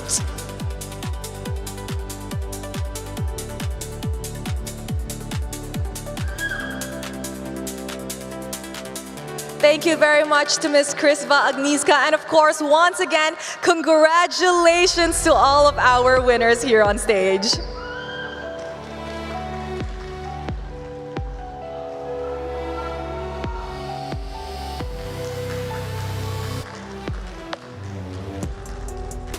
Before we introduce the next award, allow us first to welcome on stage Mr. Mike Chu, Moonton's head of major event esports, to give a speech.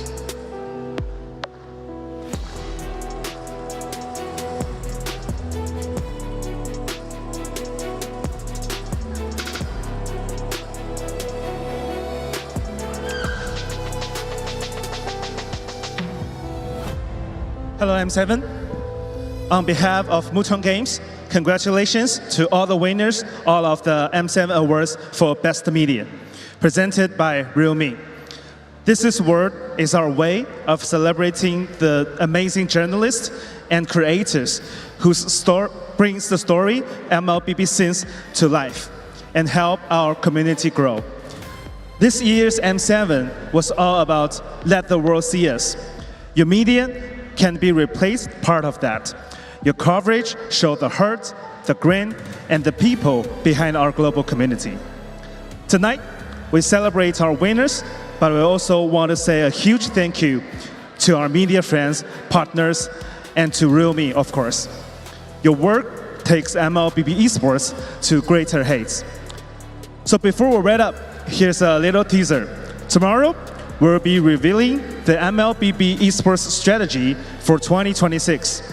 Which will bring massive transformations. So definitely keep an eye on. Once again, congratulations and thank you for being part of the M7 journey.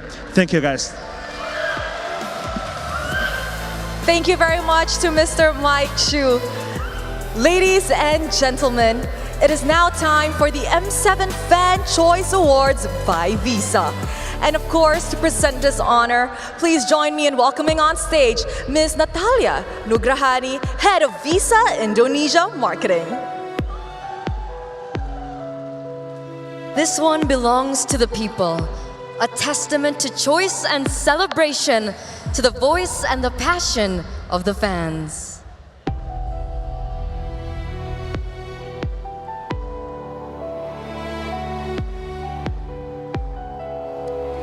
And the M7 Fan Choice Award goes to...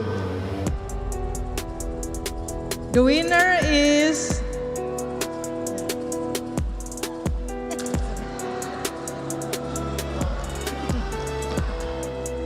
So, M7 Fan Choice Award goes to Alter Ego Esports! The people's champions indeed. From runner-ups in MPL ID, El Familia has let the world see what having a solid support system can help you achieve. Mana suaranya buat Alter Ego?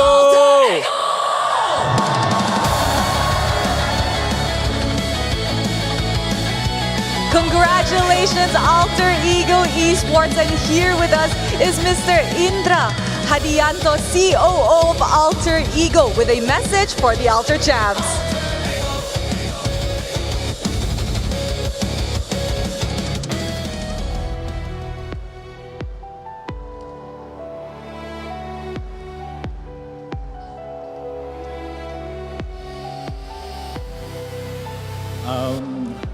Selamat malam semuanya. Pertama-tama saya ucapkan terima kasih pada Tuhan tim Alter Ego Esports ini bisa mendapatkan achievement award ini. Terima kasih buat Alter Champs, buat fans-fans yang juga udah dukung kita dan ngevote.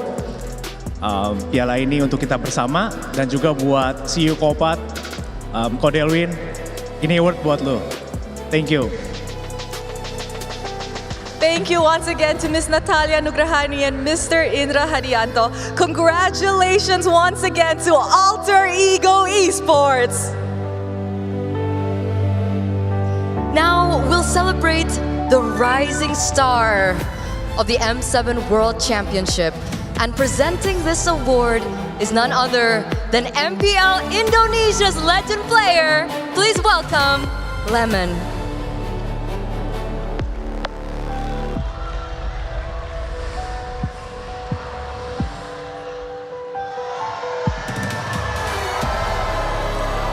In a tournament that demands the world's attention, they made their game speak for their names.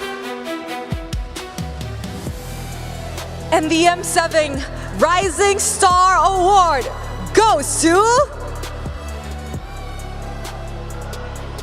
M7 Rising Star for this year, Nino from Alter Ego.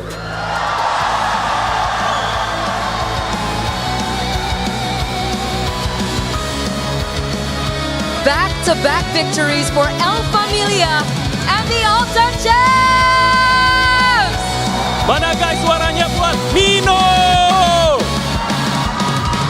No matter what Alter Ego Esports has been through, Nino stayed, and now the world sees him.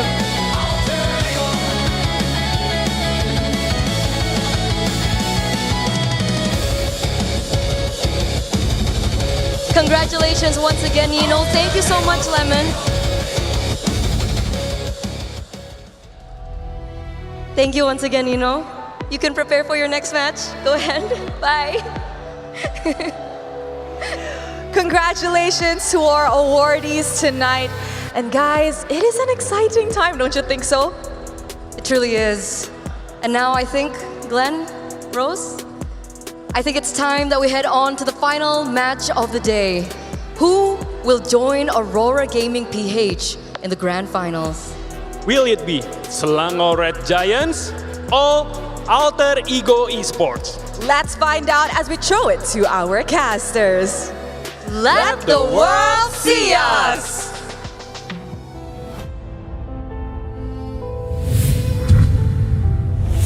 And we see all of you at home and in the crowd are watching. Our casters coming up for this matchup is going to be Naisu, Trex, and Brigida. This is an important matchup in MLBB history, so I'm going to give them their moment to just relax and rest up before they introduce and cast our games. You'll hear more from them later on. But of course, this is the panel. Myself, Renmar, Leo, and Wolf. We're going to have to talk about the story between Alter Ego and Selangor Red Giants. Alter Ego here is on a run that I have not seen in forever. I have not seen a story that Alter Ego has set up for themselves. How often do we see a team that plays for so long, a franchise that sticks to their guns and commits to a purpose? Alter Ego's waited 5 years to come back to the world stage. I think they've performed so well today, not only the players, but you can see that the coaching staff. I would still feel like it was the coaching staff that should be commended in that part. Don't get me wrong, I'm not saying that the players didn't play good, but I think that the fact that they managed to deliver the kind of drafts that they built, that they gave all throughout the tournament, with, they started with Frail inboard, and then they conditioned everyone that this is what they can do, to the point where we got to that Uranus pick. They introduced a nightmare that all of us thought we were over with, but here we are again. But at least we can rest easy knowing that SRG's coming in, and I'm sure they didn't take that sitting down. They watched that with their eyes glued to the screen and dozens of notebooks in front of them. Alter Ego has just taken down Titans. With the Golden Road shattered, the dream and hopes of Indonesia making it to the grand finals here at home still stands. But standing before them are the Giants, the Selangor Red Giants from Malaysia. Ooh. Down with the Giants, now the Titans. They're done with the Titans. Now they're going for the Giants. That's what that is. You know what? It's okay to get a little confused. A lot of us are still not over the fact that we went 5 games, and it was so close, down to the last 10 minutes. If anything, that was a gigantic task that they had to overcome just earlier today. And even better right now, there's another giant that they have to face, the Selangor Giants. Just a few hours, not even an hour, maybe an hour and change. Yeah. Now they will have to face a team that has been very strong all throughout the tournament. And many players, many analysts commend this team, SRG. But for Alter Ego, maybe that journey into that bottom part of the bracket, maybe that is what made them really strong right now. And the form that we're seeing right now for Alter Ego might have been molded because of the journey that they had. Just to zoom out real quick, SRG is the last team that the online community favors. They could be AE's final boss because Onic fell out too soon. Liquid has fallen now. Rora is waiting in the grand finals. I know a lot of people wrote them off early. Not this guy, but it's now down to these two. SRG is in the way of Alter Ego's last stand. It's Indonesia's last stand against Malaysia's Giants. We have to revisit the history between these two regions. In the lower bracket finals of the M1 World Championship, RRQ Hoshi took down Todak. In M6, Liquid Indonesia swept the Giants to make it to the grand finals. Now here we are in the lower bracket finals. Selangor Red Giants will face off against another Indonesian squad. One, the likes the world of which has never seen before. We could be on the way for the first time in MLBB esports history to have a World Championship Grand Finals that is not competed by champions, but by the runner-ups of Philippines and Indonesia. Malaysia is the only one standing in the way of that story. That's actually very true. And the front runners right now that we have to talk about is definitely Nino as well. Scram Nino just recently received an award, just walked that whole stage earlier today because of his charisma, and I think that's undeniable. But that's also very true from Cram. It's difficult to root against this guy after hearing his story. You just have to really feel for him. There's even deeper, I don't know, the deeper story that you have to follow for Cram, and it's so difficult to root against him. And how often does it happen that a team captain for two very successful teams come from the EXP lane? It's a different kind of practice to call shots from that angle. And again, this is the rubber match in the long history of Indonesia versus Malaysia in the lower bracket. Who's gonna take it? We saw what happened earlier today. Alter Ego took down Team Liquid in 5 games. It didn't take more than an hour and a half for them to be back now on the stage to go up against Selangor Red Giants, the last champion team remaining in M7. That last MPL champion team that's remaining. It will be a tall order though. As good as Alter Ego were, and as good as the team that they defeated were, SRG is still a different beast. All throughout the tournament for M7, the teams that have innovated and have showed us a different approach to the metagame has been proven to be successful.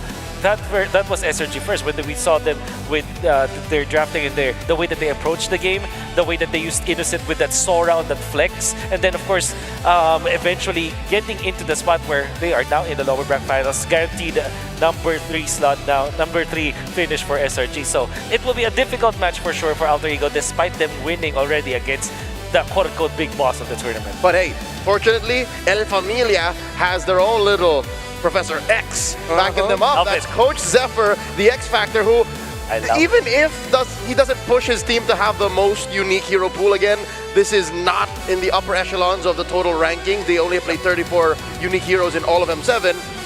The picks that he does bring out are what the team needs at the right time. Yes, if there's anything that I would like to say about Zephyr, Professor X, is that the way that they built Alter Ego all throughout their tournament was so good. And I even went to a point where I said to another analyst that Alter Ego actually has a better hero pool against SRG. I can argue that actually, because if you look back, Alter Ego actually started with the Leomord Freya. That was their first game. Yeah, Coach Zephyr has been part of this genre of esports for so long. Of course, the last time he was on the world stage, he proudly proclaimed, "Hey mom, I'm going to a world championship."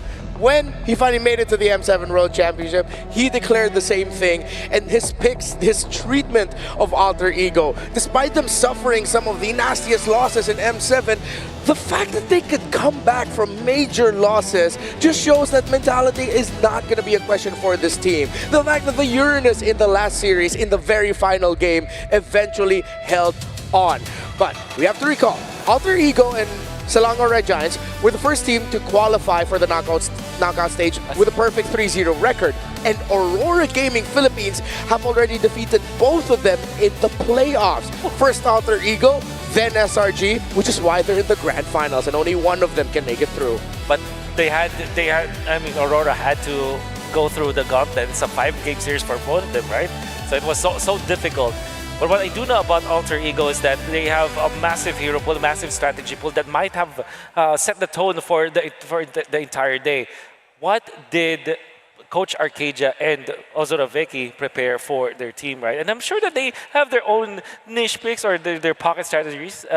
It's just going to be not as easy because the momentum now favors Alter Ego. Yeah, momentum, definitely. I feel like it's one of those things where despite them coming off of a 5-game series with a hometown crowd right behind them, I'm pretty sure they're going to be egged on to give on their best here. Actually, I think that's something that has to be disputed. Wolf, you can agree with me. And Renmar, you and I have a shared coaching background as well, all three of us. Some players actually relish in this momentum, in the heat, in the fact that, all right, I've played so many games of MLBB, what else could hurt me? Very rarely, maybe once in maybe 10 games or once in every 10 instances do they feel the fatigue. But here, it's all adrenaline. Yeah, it's the hot hand that players over the years have always talked about that they love to play on, the momentum and the energy. And I'm excited to hear the energy of the crowd as the players are about to make their entrances. Real quick, your wish list for the series. Zetian Gatot, Yi Sun-Chin. Ooh. Together. In one draft, okay. I want a unique pick, something new. Just one new hero from either of these teams. Very analytical for the both of you. Let's see if we'll get that. For myself personally, I hope we get something unforgettable. One of these two teams will make history by being the second grand finalist for the M7 World Championship. I was confident that we could have won the game, but apparently we were not able to. Because it's our first time fighting against that kind of meta, like Aurora PH meta, using Tang Jungler. I think there's a lot of learnings that we can apply in our playstyle and we can do more. We don't expect we're going to this far. We just wanted to perform well in the series. We just only care about do our best every game. Sebenarnya awalnya kayak nggak dipandang gitu sama orang-orang, kayak dipandang sebelah mata lah. Cuman makin kesini mereka semakin support karena ya tahu juga karena kita lagi bagus. SRG sama AE mirip sih, karena mereka suka perang, AE juga suka perang. Bisa dibilang gamenya bakal sangat seru aja sih. If ever that I don't make it to the grand finals, the regret that I will have is this upper bracket finals because I really felt that we could have really won the series. I will regret if we lose, but we're not doing our best. Watching how we played, I felt like we can win this tournament. I'm still feeling pretty positive that we can bounce back from this. How I tell the team is like we have a same goal. We try to reach the goal. It's not easy. In M6, we could eliminate M3 stage. We could have lost in the lower bracket, but we were still able to make it to the third place. So as long as we have tournament live, we will fight for them. I'm still hopeful that we can make it to the grand final. Di M7 ini yang pasti aku nggak mau nyanyain momentum ini karena ya kesempatan nggak mungkin datang 2 kali aja. Jadi aku pengen maksimalin ini. Whatever the result is for this tournament, I'm pretty proud of them. This marks the first ever meeting between SRG and Alter Ego. Will SRG move one step closer to their dream of winning the M7 trophy for Malaysia? Or will Alter Ego make history right here on home soil? Let's enjoy the game, boys!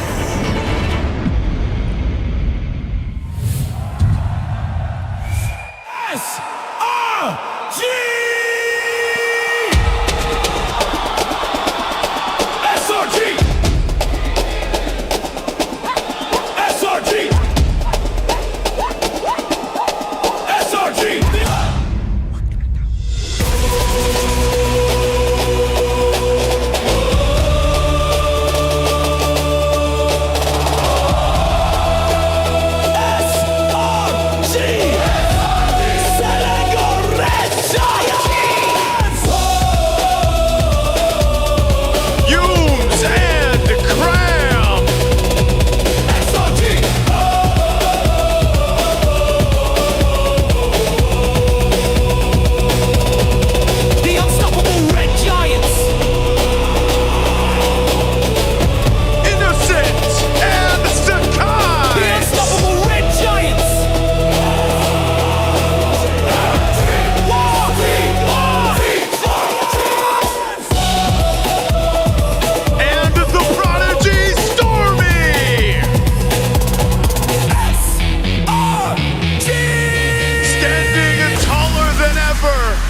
conquerors and giants of MPL Malaysia, Selangor Red Giants. Here come the hometown heroes, Alter Ego!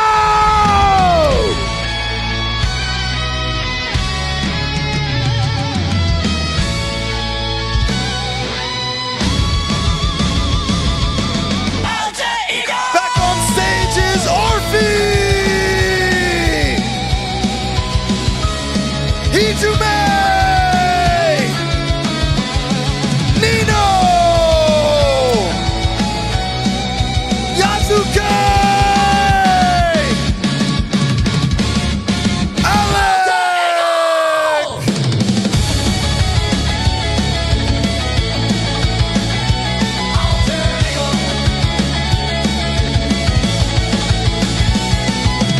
Indonesia!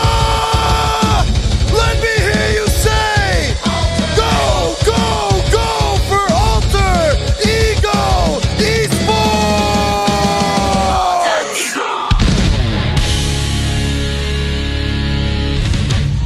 You can feel and hear the excitement of the crowd, but the tension in the air is thick, as only one of these two teams will make it to the grand finals. Will it be the Malaysian Selangor Red Giants, their hopes of delivering the first World Championship for the region? Or is it Alter Ego, the hometown heroes, hoping to deliver their second one here at home? Welcome to coaches. For Selangor Red Giants, it's Coach Arcadia and Ozora Becky. For Alter Ego Esports, it's Coach Sepper and Sticks. With them is the M7 head referee Gary to ensure the integrity and fairness of the tournament. The Giants and the Masks stand tall, but only one will move forward.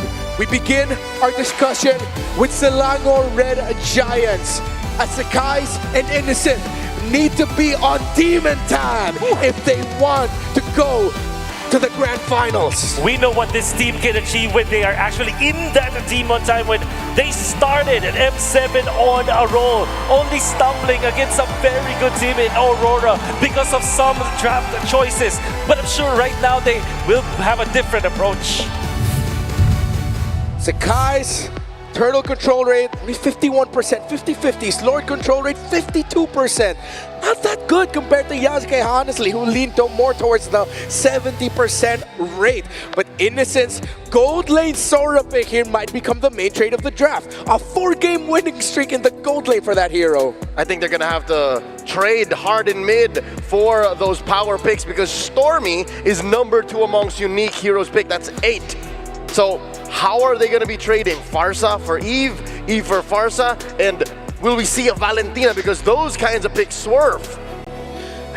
I would say that the two teams, SRG as well as Alter Ego, the way that they draft is they don't want to actually lose in that mid lane. In fact, we saw in the previous game where we see like Eve getting picked up even after the juice, even after Claude was already picked up. This might not happen in this particular game. SRG are precise when it comes to their choices in the mid lane for Stormy. And Alter Ego have to be precise with their picks in the jungle for the super rookie or maybe even potentially super MVP Yasuke. Again, first time at the world stage and he's playing like this. Even Arfi earlier, the Claude performance he had in a Game 5 is a testament for his ability to carry. Yasuke's Leomord is a force to be reckoned with. Even if Sekais is respectable on the hero, they have to think twice about that. Even Arfi's Freya.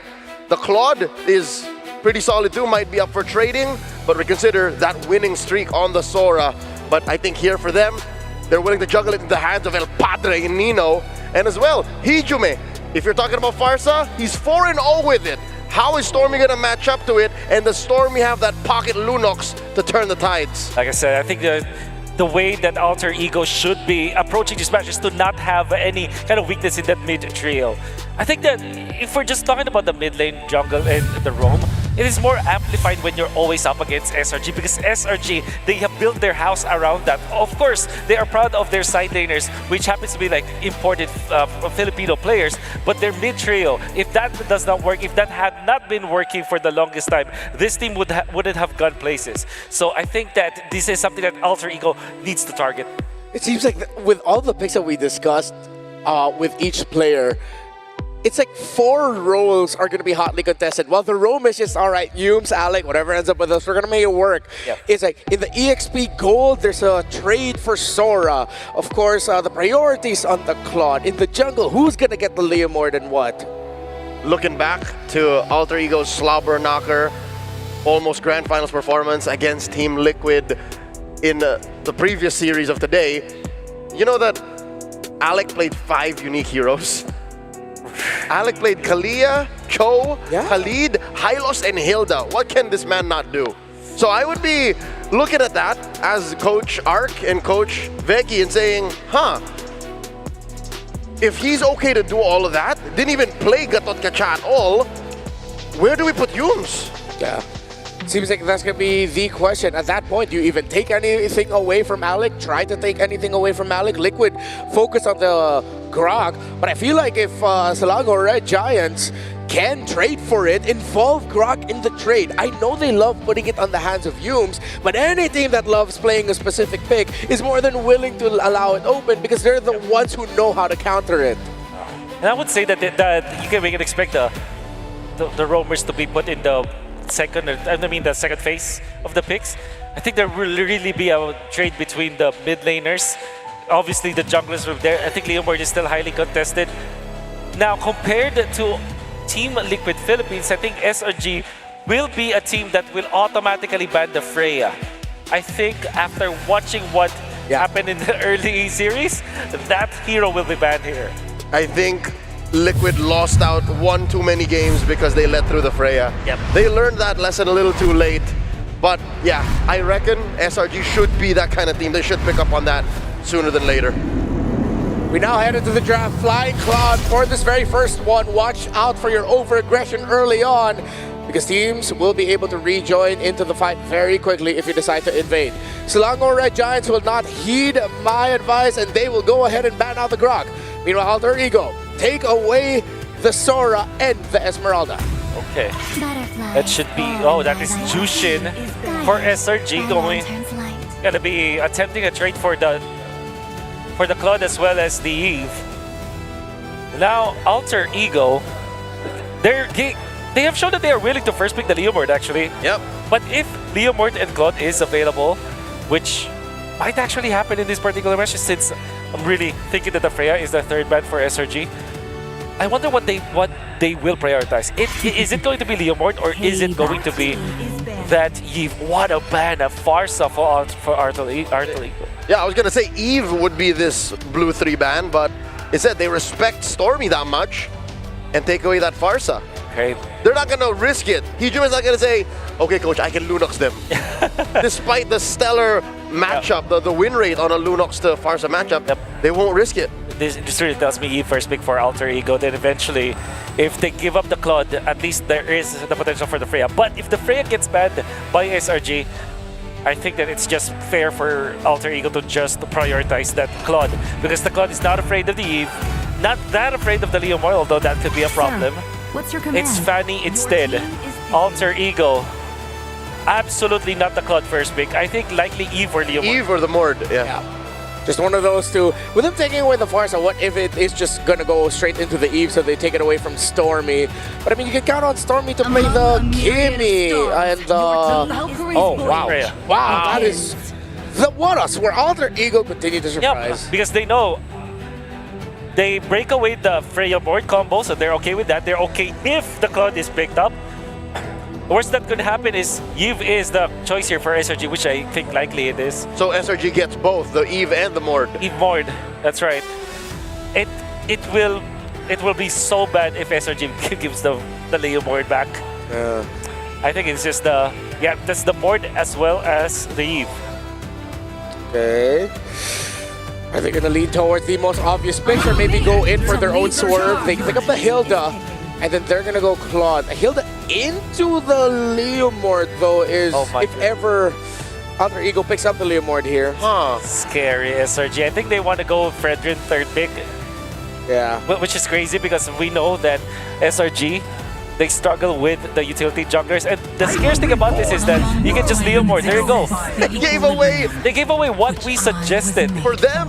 And Alter Ego gets the trifecta of the metagame. Of today's metagame, I mean, like literally today, January 24th. Let SRG cook, but what are they cooking up? We saw what happened to Liquid earlier against these three. Well, to the credit of SRG, if they can take this game 1 win against those three, then Alter Ego will have to do some major restructuring. Oh yeah, they cracked the code if that's the case. Yeah. So this could be limit testing. Again, it's a best of 5. Why would you limit test in the lower bracket finals? Hey, what if this time they go Uranus? It's been a while since we've seen a download team. That's true. Right.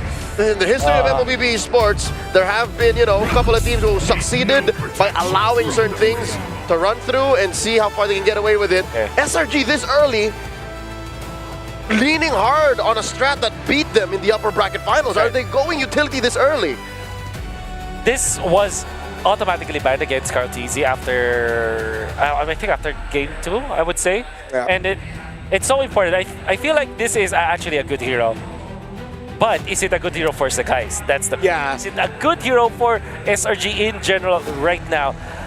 If we were just to like block out the logos of the teams, I think that this is such an even first 3 picks. Yeah. I can see that. Although, because of that all the more important question around Sakai's and this Baksha pick, I am underwhelmed by this Baksha. Yep. On theory, yes. 2 out of 3 times that Liquid pulled off a utility jungler-centric lineup in their lower bracket semis earlier today, that they lost, by the way. Yeah. AE figured it out. Yep. So what, I don't know, maybe SRG is working on recency bias. Maybe, all right, let's just not do what Liquid did in those moments, because I'm also a believer of the utility jungler meta, but not like this, not so soon, not so brazen. Yeah. We'll see. The show being banned out, I believe that SRG will be looking towards the ban on the Kalia as it is. It is actually still open. Yep. That's a Selena. We haven't seen her banned or picked in a while. Who said there are no shortcuts? So that's the chip. All right, smart, because we saw Alter Ego actually pick up that chip. That's this it's the Alice. All right. So SRG gonna be looking for their maybe last pick their Stormy hero. Just get the Lunox maybe. Yeah. Put that in the mid. Yeah, straight up. I mean, in the center of the map, when you're going up against all the pokes of Eve, the self-sustain is going to help you out greatly, and you can punish aggression if ever you get to Darkening and Chaos Assault out. How would you feel if they suddenly sort of pick up a Zetian for Stormy? Maybe last pick if that is the case. Then in that scenario, they would want to get the CC first. Wow. For Crab. We don't know actually if this Baksha is a jungler. Now we can confirm it's a jungler. Oh, it's a jungler. Yeah. I was just about to say, because not a single time in M7 has Selangor Giants played utility jungle. Yeah. Not once. Not once. All right. So I think without the Esmeralda, you need a little bit of shred here from Alter Ego, but you already have picked up your Freya as well as your Eve. Might not get that from the XP lane. Maybe just a Yu Zhong. It is actually available. Maybe a Yu Zhong for Nino, and then would want to look for another source of stun to actually activate this Freya. Yeah. Kalia is still open, so I think Kalia Yu Zhong will be to the next. Good right. With the EXP. They go back. Whoa, what is the roll? That Is is this Rome Glue? Rome Patrick. Okay, Alec, ever growing his hero pool. What number is that now? And SRG, if these were different meta, Angela will be the last pick for SRG. Look at how many good vessels there are for the Angela. Nice one, baby. Yeah. Nice one, baby, but that is very unlikely in this scenario. That's unique. That's a unique pick for Alec right there. 10th unique pickup now for the M7 World Championship, and I think SRG might not have expected this. The big swerve, the Rome Glue. It's even more so worrying now for Sakai's to make this Baksha jungle work. Yeah. You're left with Kimmy. Yeah. I really don't like SRG's lineup. It's a weird damage profile. It's scattered. It's scattered. It's like a ragdoll. It's a damage profile that AE are comfortable going into. I have to vote for Alter Ego, especially after seeing them win this lineup. It's so difficult to go up against this five man that they have built. Yeah. Leo, Alter Ego also? Yeah, especially with El Padre on that CC, he's hot with it. Well, Selangor Red Giants gave 3 crucial heroes to Alter Ego. Heroes integral to the destruction of the Golden Road. Unless SRG suddenly whip out some next level MLBB gameplay, then they might just be falling in this very first game. Malaysia versus Indonesia, SRG versus Alter Ego. Here we go. Alter Ego just took down a Titan, and now next in sight are the Giants here. Welcome everyone to this best of 5. A spot to the grand finals to face off. Rora from the Philippines is on the line, and it starts here. Brigida, how are we feeling? I mean, did you get some time to recalibrate after the last match, and now we jump into this one? Whoa, Hijime. Okay, I thought we'd be seeing another First Blood in less than a minute, but I'm first of all glad to see Patrick. Yeah. I'm glad to cast Patrick, Everyone but loves I'm it. very surprised to see it in Rome. And I guess this goes to show how deep Alter Ego and their pockets are in terms of bringing out these picks or these drafts. But then, overall, I just feel like momentum is definitely on their side. This is a draft that will enable them to keep fighting as much as they want. But SRG, just the same, since they have this very tanky lineup, they just have to find the right targets to go for. And I feel like that's why we're seeing those fast rotations come in. But so far, Alter Ego are just quick to reposition. And Arfi's been playing this matchup all day long. Freya up against Claude, and he seems to always do well on it. And even Nino getting bullied up top a little bit. Doesn't feel too bad because last game saw him behind 2 deaths and still carried. Yeah, I wonder how this is going to work out too, just because, again, like the panel mentioned, there's basically 3 very comfort picks that we just saw from the last series with Alter Ego. Again, I just feel like I've only seen basically that in the gold lane. It's typically Arfi putting pressure on the Claude as he should, and we know that how that scaling can go here for them. But even so, to see this Leo more into the hands of Yazuke, where he had to go ahead and deal with it from Carl Tizzi in the previous one, you know that they want to go ahead and start things strong. And even for Nino on the CC, I think that was such a big part of that game 5 in the last series here. So yeah, if I had to say anything, momentum-wise, Alter Ego Esports should have this with this kind of draft too. And I mean, but SRG is going to go claim the turtle. Nice level 4 over to Cram just in time. A big Raven Spider comes down. Yazuke on the steed, looking for Yumes now. Yumes brought down low. Can Nino get the kill? Yazuke with first blood. So a turtle for a kill. How we feel about that trade? It feels as if it's still somewhat in favor of Alter Ego, because from the get-go, it didn't seem like they wanted the turtle anyway. They were just standing in the EXP lane. They had their eyes set on Cram. It seems like Cram was the initial target. It just so happened that Yumes was there. He was the more accessible one for them at the moment as SRG transitioned towards potentially considering that fight after the objective. So I feel like this is Alter Ego and their game plan all along, but Arfi? Nice gank onto Arfi, in comes the Blazing Duet. Arfi in a bad spot, taking out Sekai's, able to get the kill. Look at Alec though, gets a slam. Hijime gets involved as well, doesn't use RWM just yet. Here comes Barbio, the slam through, and they're all caught in the RWM. Yumes trying to do damage on a Hijime as Sekai's goes up against Yazuke. It's a 1v2, he pushes him inside, and down goes Yazuke. Sekai's is still alive.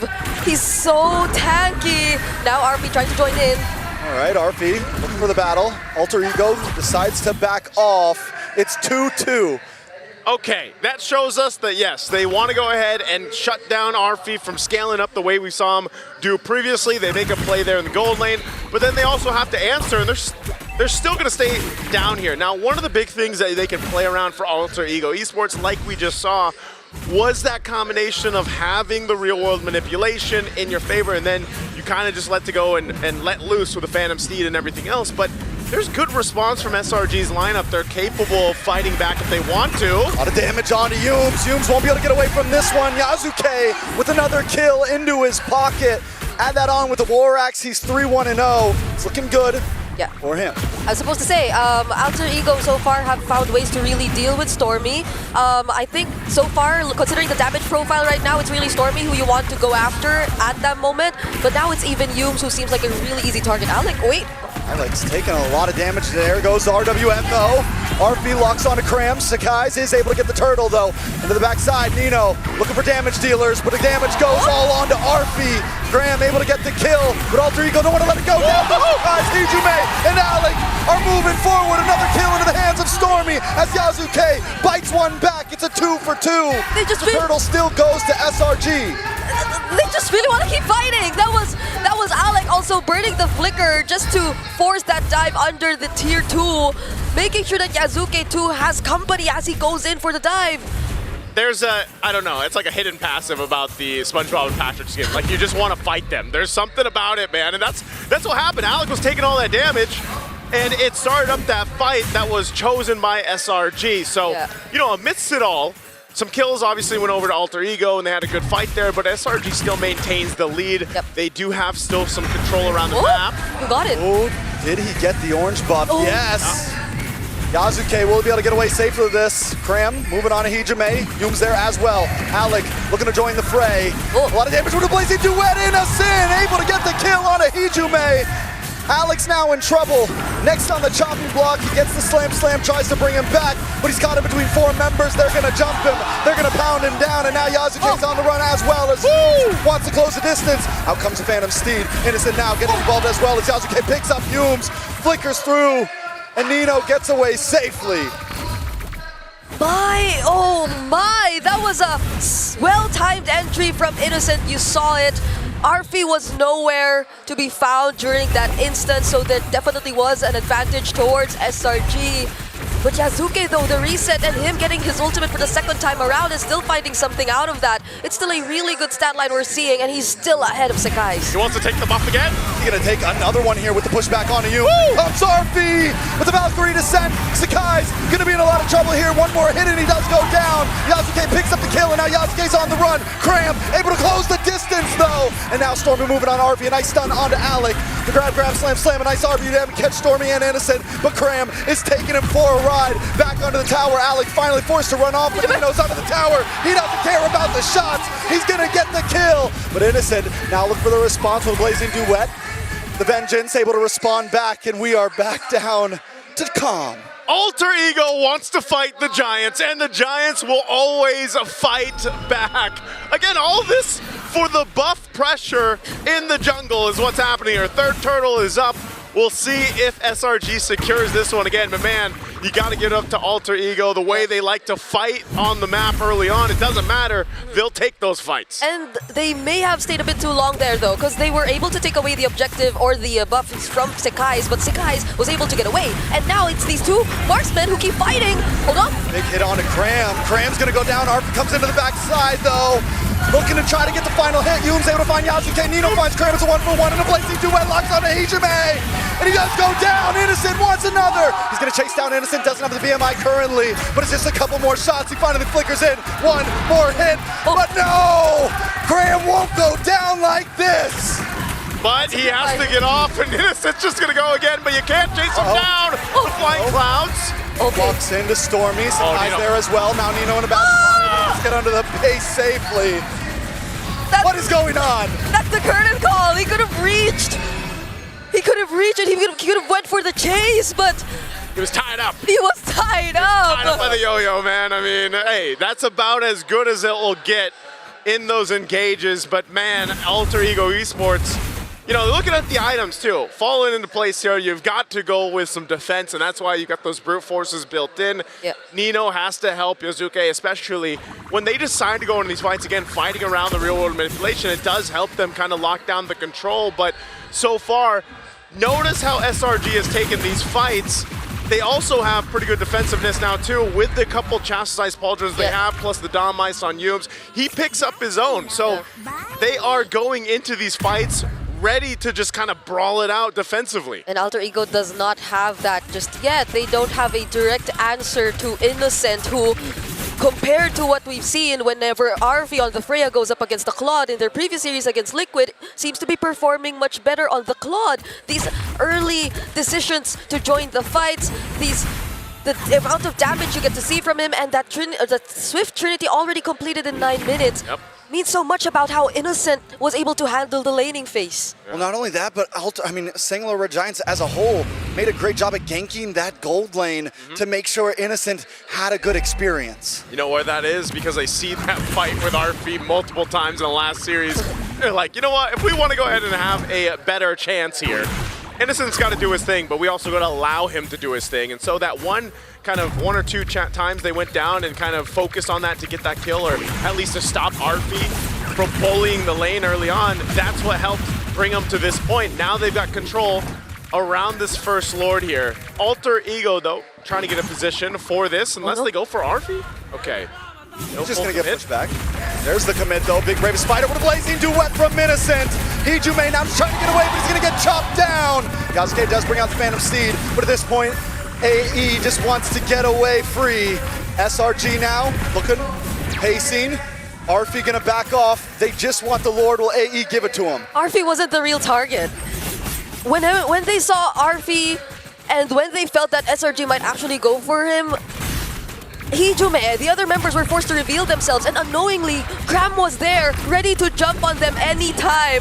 And that was the perfect cue for Innocent to just use the Blazing Duet at the right moment as well. There was no way Hijume could have gotten out of that, not without the flicker.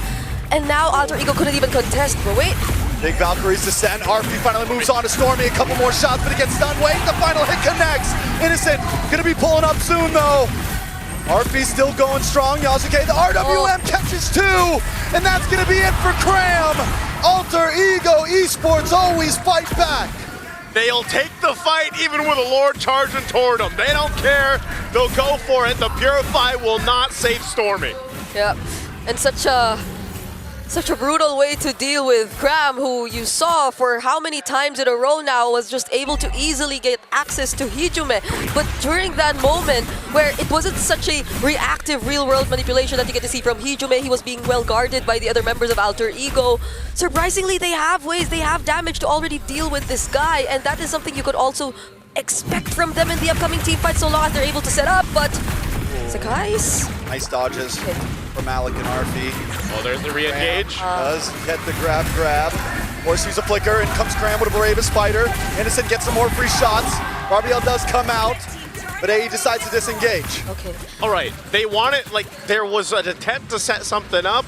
They didn't get the setup they were looking for if you're SRG, and then Alec decided to go ahead and engage. He gets zoned out from his team. Nothing too bad, though, because, again, that one kill doesn't really change the course of the game. They're, at this point, playing into the Lord here in about 1:20. Yeah. So if you're looking at the itemization and everything else, even the space on the map, it's nearly even, right? 3 turrets are down. Alter Ego's got that. SRG has 3 now as well.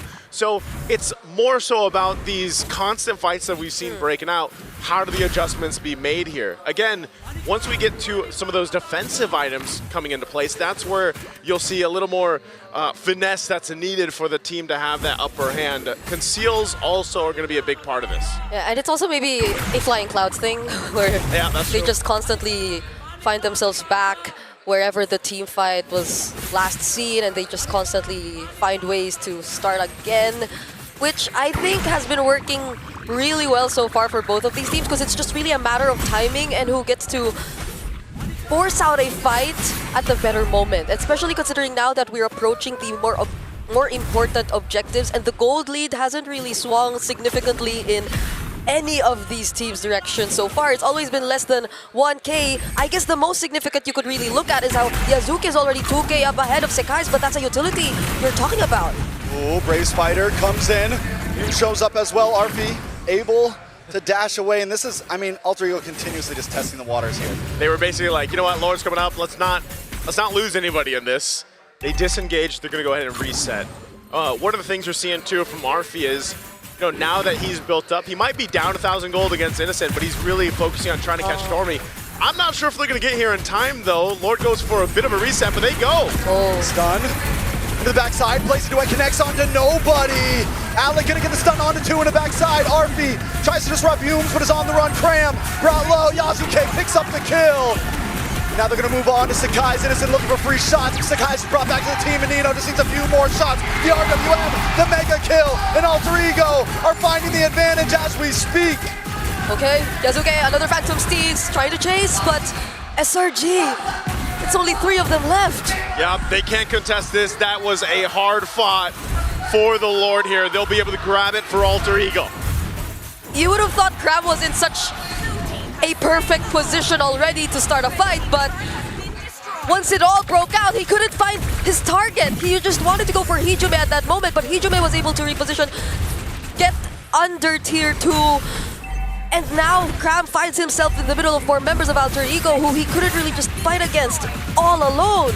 You know, we keep saying Innocent is doing great. He's 5-0-5, but it's so hard to find multiple members with that Blazing Duet because Alter Ego has such a split-up composition. Yeah. And everyone has dashes, everyone has kites, unless you hit Alec, who's gonna stun you, and they're able to all kind of hold their own, essentially. If they want to go 1v2 somewhere, they can, and at least nobody goes down. So what we saw in the last fight, Innocent Blaze Duet just connects to nobody. Yeah, not only that, but also, again, Arfi is doing a great job at trying to go for Stormy, and then the team, SRG, kind of has to deal with that and help Stormy peel.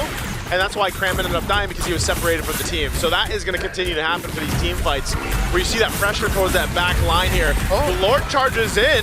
Cram into the backside with the bravest fighter, goes straight to his death. A Valkyrie descent, ready for the engage as Yasuke pounces down onto Sekai's, but a Blazing Duet into the back line, but it's still just not enough. He has to be on my back. He's able to find Hijume. And now it's a 3v3. SRG defend the towers. Wow, Innocent threaded the needle there. He was 1 hit away from going down, but able to capitalize a kill. That was enough to keep them in the game. But man, Arfi is a menace on this Freya. He might have had a hard time in the early game, but they're looking to take a base turret here. Yeah, did use the Valkyrie Descent to get out though. Now he uses this to dash forward. Pincer onto Humes. Humes brought very low. Nino able to pick up the kill, but now Yasuke has to back up. Arfi may have finally met his match. Oh! He goes down with Stormy picking up the kill, but they do break the inhibitor. Arfi's like, I want this kill. He wanted to kill Innocent, didn't even use the flicker, but he goes down. Ultimately, there's some damage on the turrets of the base of SRG. They lose the bottom turret, but still, nonetheless, they keep things mostly intact. 2 base turrets still up, some key defensive items being picked up as well. Now you've got the immortality in the hands of Humes. And yes, like you mentioned, Trex, one of the hard things about this is Innocent getting value out of the Blazing Duet. He does just pick up the Malefic Gun now, so he's got that Rose Gold and a Win in Nature for defense.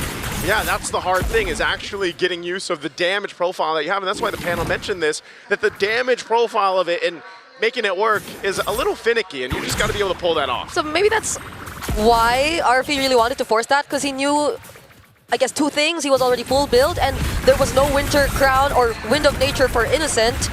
So he really wanted to force that first kill, but Crab. Gonna push the fight, a nice grab onto Cram, but wait a second, Humes is locking onto Arfi.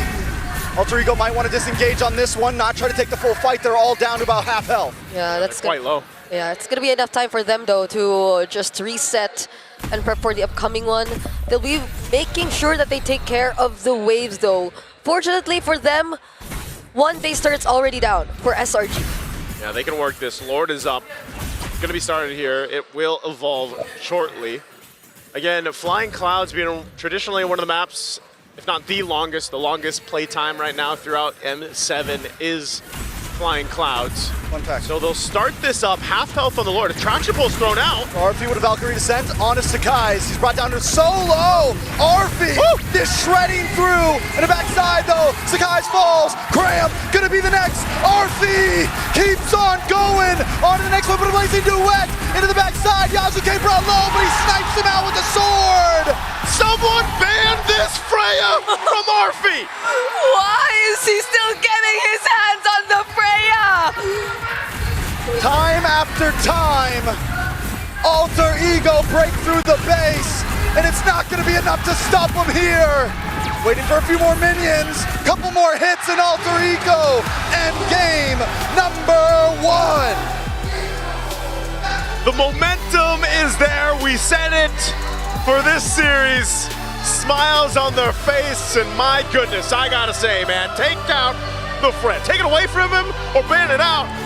Because Arfi, imagine, there was so much focus on him from SRG in the early portion of the game. They kind of shut him down, but then boom, he comes back and locks in and just is a menace in the back line. I mean, Sakai's, Graham, it didn't matter who. The Valkyrie was just tearing them apart. Because Innocent on this Claude was able to match that Freya, at least for the laning phase, at least for a couple of team fights which we saw in the early stages of the game. He played it really well for a matchup that you would consider to be favoring the Freya, but that wasn't enough to save them in this game where Arfi just kept jumping in and forcing the fights in the backlines. I don't even think that was the backline. That was Sakai's he tried to hunt down in that last fight. Yeah, he went for Sakai's, he went for Cram. That's what I was saying. Arfi didn't care about Innocent anymore. He's like, I'm not going to catch Innocent. So he adjusted, especially around the mid-game. He's like, I'm going to go for Stormy. I'm going to go for Skies.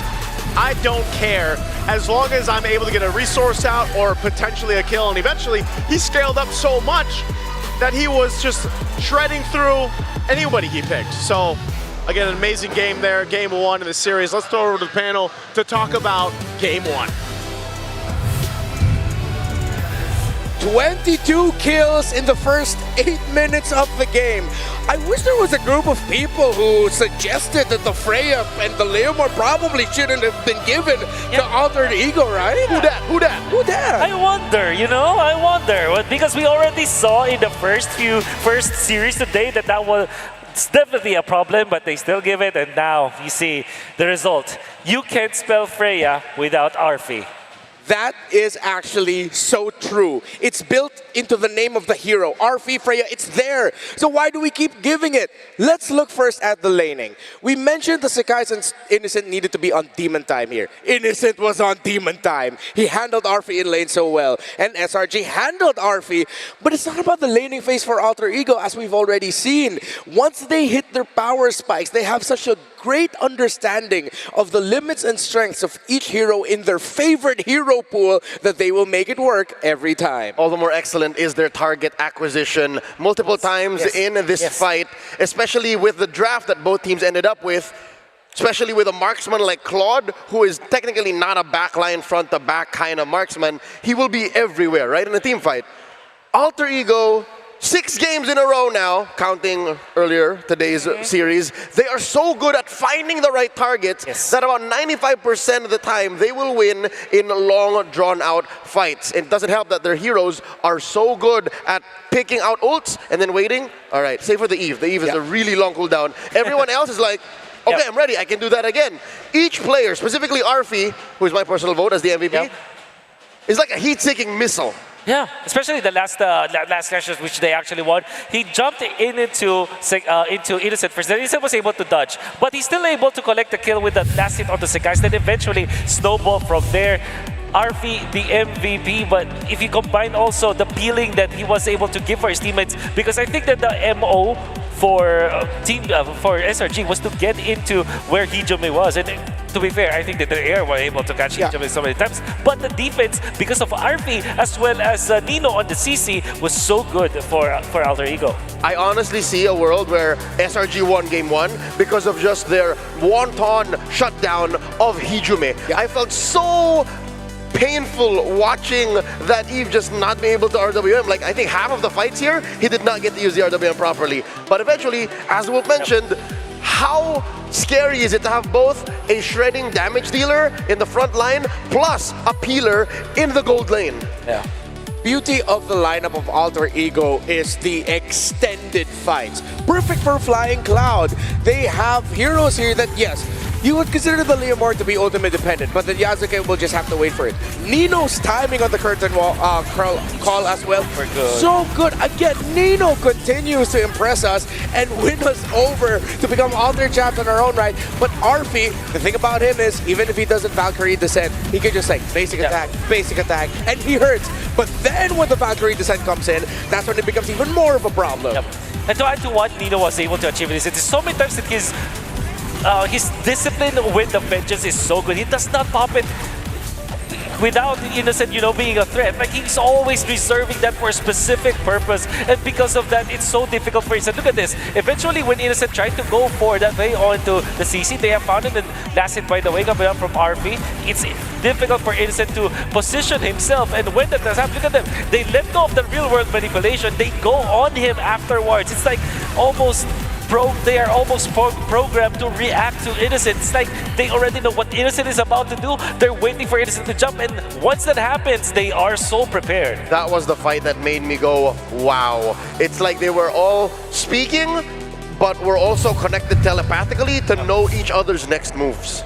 They know their timings so well. Nino still deathless in this game, 7-0 and 8 on this CC that packs more damage than it does sustain.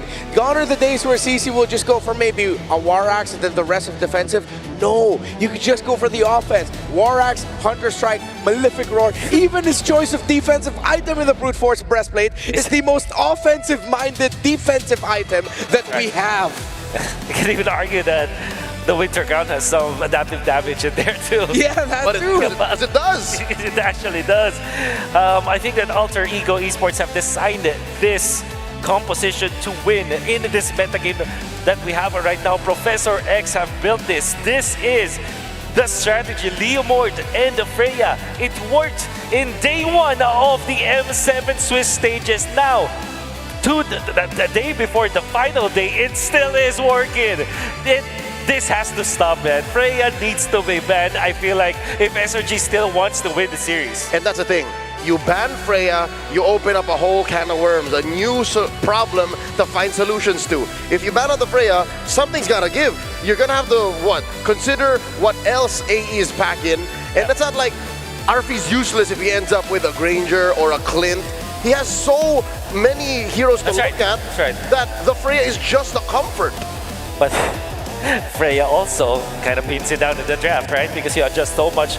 I think the presence of this hero also forces SRG to go for a utility jungler so that they can actually help out Innocent, whereas I think it's just evident that SRG needs to accept that they also cannot play the utility jungler as of now. Until we see such a good utility jungler in a very good composition, maybe that's when we can say that it is possible. But as it stands right now, it's clear that they cannot fight fighter versus utility. They have to use assassin versus fighter or fighter versus fighter in the jungle role.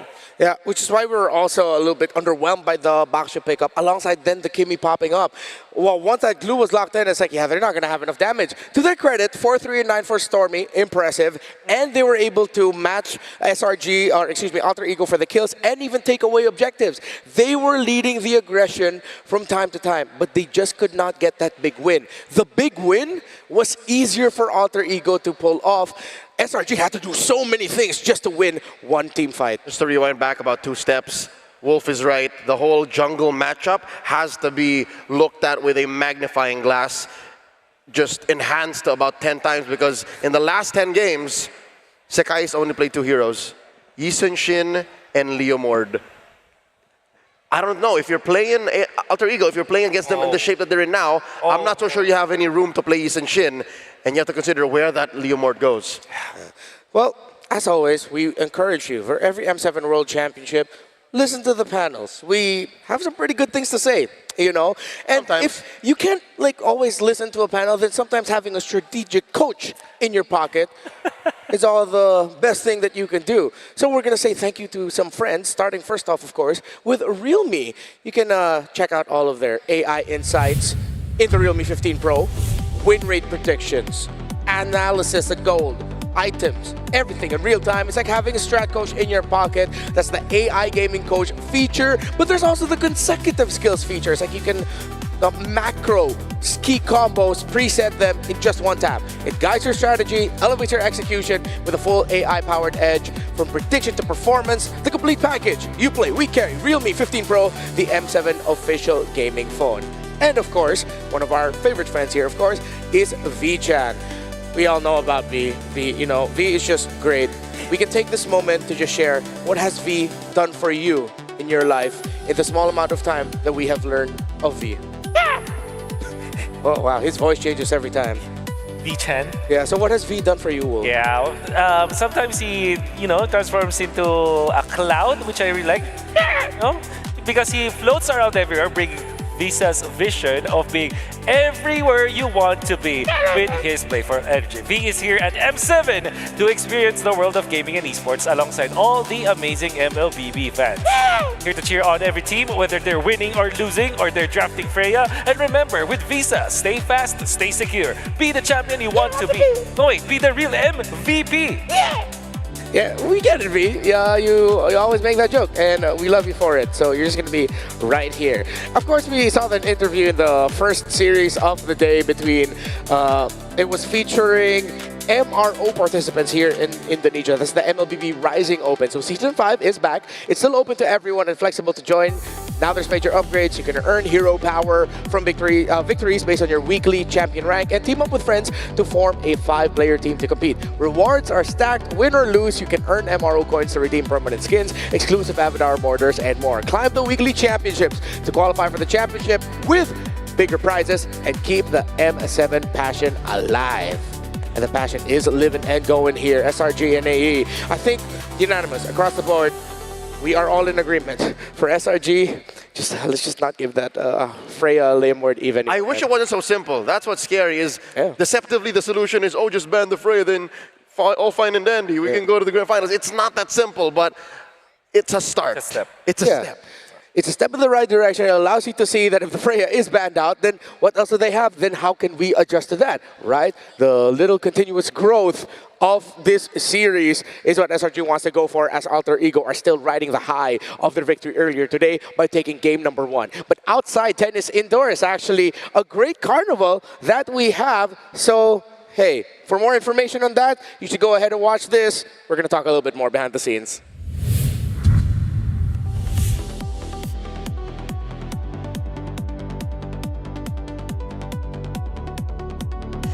Hi, it's Monica Ko here, and right now I'm in a M7 Carnival, and it's very fun here. And as you can see behind me, there's a big giant screen there, and we can have a watch party together here. And not only that, but there's a lot of activities here that you can do, and there's a lot of booths with activities, fun activities and challenges. So what are the challenges and what are the activities? So come join me.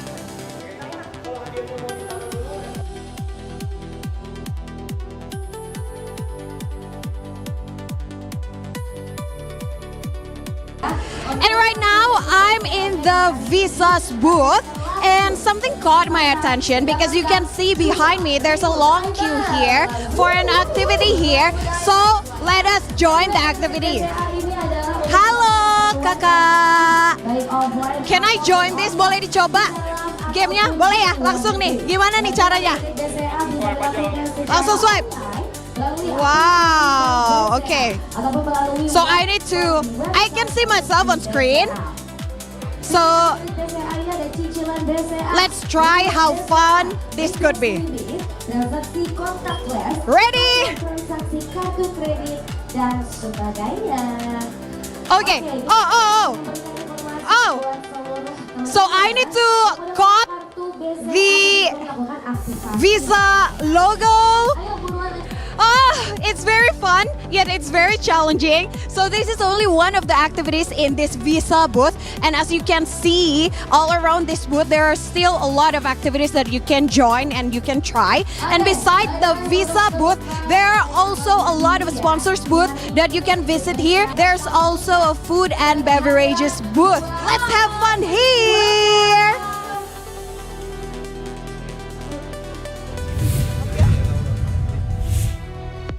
Hey, don't forget, the M7 Carnival is just right there. You can join in tomorrow for Grand Finals Day. They have a lot of things you can do, activities. Of course, the merch booths are also there. So why not, right? Before you join in the M7 action in the arena, join the carnival. I gotta go. There is Yuzhong, Dan, Nana, Besar. I gotta see them. I mean, accurate, yes. They are very large. Besar Banget. Besar Banget, indeed. Aisu was very excited about that. Shout out to Naisu. All right. Oh, Didn't even hear me. Man is locked in right now. Man is locked in. Man is ready to cast. All right. Or post more thirst traps. Okay, so for SRG game number 2, beyond, instead of sounding like a broken record of, let's say, ban Freya, ban Leomord, what else can they do in the draft? I think we have to begin with the draft here. I think they have to really focus on the jungler. Although the Baksha is good, and like I said, if you block out the logos of the previous draft, you would think that the first 3 picks are just pretty much equal. The Baksha really works against this kind of composition from Alter Ego, but it seems like their mastery is not there yet. In the lower bracket finals, where every single thing matters, every single second, mastery now has to kick in. You saw in the previous series that if you just make one mistake, it can easily be magnified by your opponent. So I feel like that is one thing that SRG needs to fix. Okay, so will they fix it as we head into the draft for game number 2?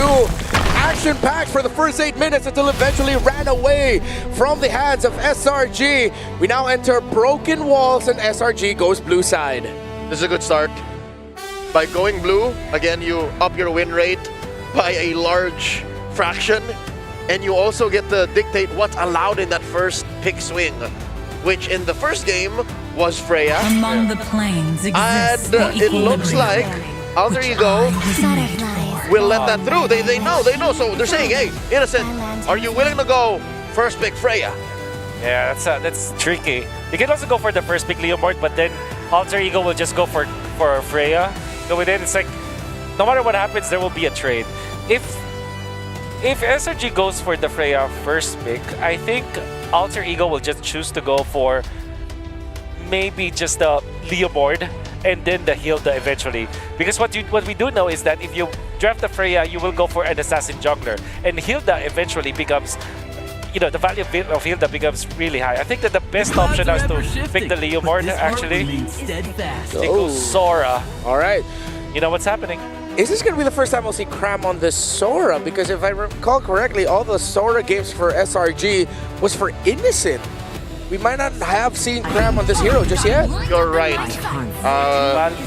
Sora has never been in the hands of Cram. Not even hiding anything. It's Kimi Valentina. Well, this could be XP Valentina. This could be Gold Valentina. Yeah. You really just have to adjust. Depending on where they feel the Sora will go, which again, most likely, in the hands of Innocent. SRG must get the Hilda now. I feel like Yisenchin and Hilda could be a good opening here for SRG. Maybe a Hayabusa along the way, but also the threat of the Leomord is also a problem. So I think it's either Leomord plus the Hilda or Yisenchin Hilda. Fight for the SRG, I mean. So they get the Hilda. No protection. And the Baksha, they are gonna die on this hill. Wolf. This is it. This is the new SRG. Wow. Oh no. I'm legitimately scared for I'd like to think it's not a matter of mastery. I'd like to think it's just AE are not the team to run that kind of lineup into. But wait, let me see. Did Aurora PH try this? They tried it once. Yeah. Aurora PH tried the utility jungler meta once onto them. Yeah. And it was a Fredrin. Was a Fredrin indeed. Okay. World is their oyster. Alter Ego, they can't go for their assassin right now, or maybe just go for a Kalia. Oh, wait, was banned out. Like the Crimson It's the Leomord. I mean, it's just between Leomord as well as Yisenchin, and then right now what they're going to do is to ban the marksman for Innocent, like the hard carry marksman. So that they can kind of ensure that it goes where they want it to go. Exactly. They just ban the Claude. Maybe a Ranger Harith. or Granger? Oh, Granger, yeah, Granger.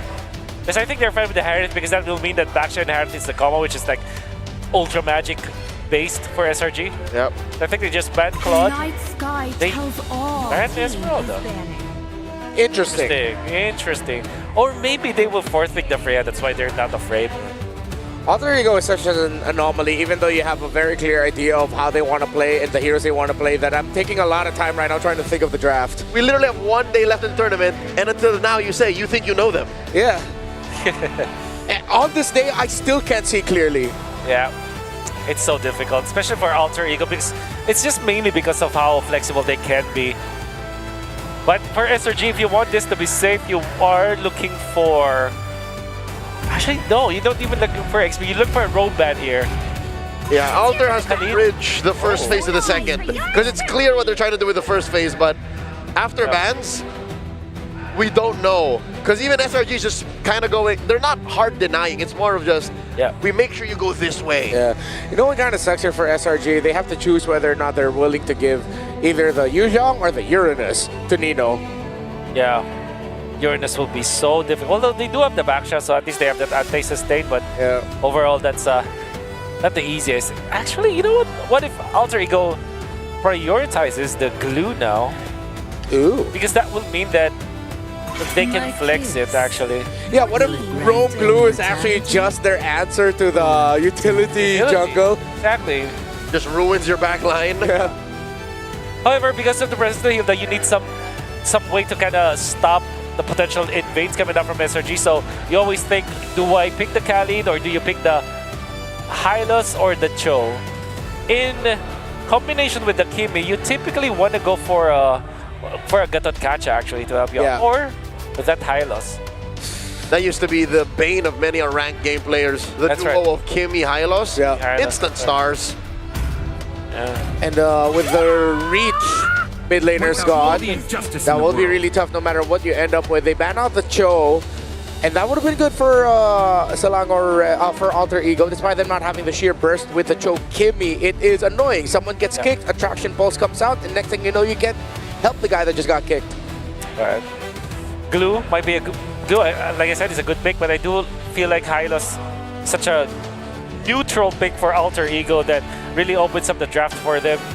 There's not much counter. Also, they're broken walls. It's a neutral map. That's also very true. Opens at Hylos. And of course, the double horse technique is great. Okay. Roam, Guinevere. Yep, confirmed. This is Alex Guinevere. So much magic damage, obviously. Yeah, and backed up with a Leomord. This could be on the way to another long stomp if SRG cannot put in more bodies or more mobile heroes. I just realized, they cannot put many more bodies. Their bodies are Baksha, Sora, Hilda. Yeah. Their last two picks here need some form of survivability or can last in team fights long. This is an honest approach by Alter Ego. If Stormy has a Lilia under his belt, this would be the time to bring it out. Yep. Claude is so tempting for SRG because they need that hard carry. Heaven's mandate. They go Zip. My legacy shall Okay. And there's the Claude. But now you are in trouble. You might receive the Freya again. Yeah. Because the Freya's not banned out. Freya's not banned out. And it's another fighting lineup. Alter Ego just refuse to change who they are. And you already know that the Sora is going XP, right? So the Valentina lane is gonna be there. It's gonna be okay. Yep. The Freya is open. One or the other. Maybe the next alternative must be the Harith, but I doubt it will be the case here for Arfi. It's just a low-hanging fruit. Why would you change what's not broken? Maybe their hesitation of picking up Freya here is because of the Zetia. Nope, of course not. Nope. They just thought about it. Yeah, but they did not hesitate. Yeah. Or maybe they took the time just to talk about the first few minutes of the game. Yep. Just decide, hey, here's what we're gonna do. Delayed, not denied. Delayed, not denied. At this point, considering it's Alter Ego, I'm still gonna lean towards Alter Ego for this draft. I cannot not root for Alter Ego in this draft, so I'm going Alter Ego. Insanity is repeating something and hoping for something something new, but no, this is the same. It's the Freya. Oh. I'm so Alter champs. It's one of those scenarios where we have to say SRG desperately needs to win this game number 2, because for the second game in a row, they give Leomord, they give Freya, they picked up a Sora when a Valentina's open. They didn't do that in the previous game, but that in itself in M7 feels like a cardinal sin. Welcome to game number 2. Alter Ego is leading. Will they go to match point first, or will SRG swing it back? Let's loop back in our casters. Till the enemy reaches Coach the Zephyr and Arfi's them. conversation. Freya? Yeah, Freya. Okay. Deployed. It's happening again. Maybe Innocent Welcome to does better this time. Mobile I don't think that was the case in the last game, but hey, this might work better. They have a different of a draft, but I still have to lean towards Alter Ego's draft here too. Just when you think you know them, they don't. Maybe that's why they have 3 masks. Yeah. Well, I also feel like they're is somewhat of a clear idea as to why they are trying to stick with the Baksha going up against the Leomord. It's just that execution-wise, Alter Ego tends to get really messy in a good way that they can't really complete the steps that are necessary for us to see what the idea is all about. Although in terms of mobility, it's still definitely going to be there. Yo, big whiff by Sakai's there. Pops the retry and doesn't even get the camp. He will have it back up before Turtle, but still, the pressure is on, and you can see it in little things like that. Yeah, they want to go ahead and push a lot of lanes too. A whole lot of concussive blasts here, of course. Again, this is Cram using the Sora in the XP lane with a concussive blast as well instead of the Brave Smite. Now, this is the problem with it. Like we saw on the Swiss stage, man. You know, Nino's got the Valentina with Brave Smite, Festival of Blood, and we saw it before where that Valentina pick that took the Sora ultimates and everything else was the better Sora. You know, it was like cosplaying a better version, and Nino could potentially do that here depending on how this lane breaks out. Yes. Not only that, but I have to really commend Alec here. One of the most diverse roamers throughout the course of M7. Probably, he might even have the most unique hero picks himself in the roam specifically, but, you know, because this is not a hero, like, Guinevere is not a hero that does too well. I think it had an 18% win rate or so. Yeah. But, you know, seeing Nino holding on to that ultimate, Turtle's up, they've got position in favor for them. Yeah, and coupled with these heroes, right, you could see the synergies come into play, especially with the copied ultimate from Cram that Nino could potentially combo with Alec later on. But speaking of, Alec is low. Ooh. Fury comes down, a lot of damage on Yazuke, and Cram gets first blood. Now they're trying to respond though. A lot of damage on Yumes. Nino able to pick up the kill, but a response back. We're 2.5 minutes in and it's already 3 kills, 4 kills. Make it 5. Oh, make it more, baby. Arfi, let's lock on to Sakai's here. Can he get the final shot? Sakai's just trying to get away. One more hit, and Arfi finds it. 4-2, a Turtle into the hands of SRG. The Turtle not worth it, man. A lot of those kills went over to Alter Ego, and then you have 2 on Arfi now. So, again, they're going to find themselves in the same position as before, but even better of a start for Arfi. Yeah, we might actually beat Game 1's record of number of kills in whatever number of minutes, because so far it's been action-packed. Even Cram this time around, compared to Game number 1, he's really trying to fight. And that's also mainly because you could say that he is on a Sora. He is the guy that's expected to do that, especially during those first few objective takes that you see. But so far, there's no significant lead just yet between any of these two. Probably the most for Alec, because you get to see him get poked down quite often. And it's not him landing the spatial migrations all the time, but I don't think that's going to be completely necessary, because you could rely on other members of Alter Ego to just follow up, even though you miss. Oh, the 1v1, and Cram wins it out. All right, you're not better than me yet, basically, is what Cram said. Interesting that they just kind of battled out there, but that's what to expect. And with this, all right, they keep it together. Yeah, so far everything's still going good for Alter Ego Esports here, although compared to the past rotations we've seen from them, there hasn't been much towards the top lane. So Innocent and RP, they're still relatively free, but despite that, it's interesting to see that RP is on a 2-0 already. It's really interesting too with the, you know, every time the Zetian gets picked up, it's not entirely a dead lane in the mid lane, but it's more so like most mages cannot go against the range that the Zetian has over them. So you more so are kind of just stuck there waiting. Oh, nice flicker with the Violent Requiem and the knockup, and in comes Yasuke, trying to clean things up. Cram is able to get away though. Alter Ego gonna clear the wave and move up onto the Turtle. Huge for Selangor Red Giants. Cram is still alive though without the flicker. Alter Ego. Gun onto Alec. Sakai's looking for another shot. Alec forced to run away. Now Hijime and Nino on the way. Yasuke does not have the Phantom Steed just yet, but he is still gonna start this Turtle. Okay, Nino is gonna go take that ultimate, then they just call off the Turtle for now, while they go ahead and reset, grab the buffs that they need, especially for Yasuke. And you notice in the last fight that we saw, Yasuke got blitzed. So at some point, you got to be able to go ahead and maneuver around that for the way that SRG is taking these fights. So look at the control of Alter Ego, man. They pretty much just won that objective by just taking control around it. Yep, and they will continue to pressure Sakai's. They got it. Get it. Sakai's is Who did get it? I'm looking for the orange buff right now, and I do not see it. Yasuke pulls up with it, able to get the Violent Requiem, and Yasuke gets the kill. Yums in the midst of 4 members can't survive at a double kill. Over to Yasuke. I guess that confirms Yasuke actually got away with the orange buff. So Sekai's now down 2 deaths and is literally being... Oh, okay, that's a passive from Stormy. They're not gonna finish off that kill, but yeah. I think it's purple too. All resources almost gone for you.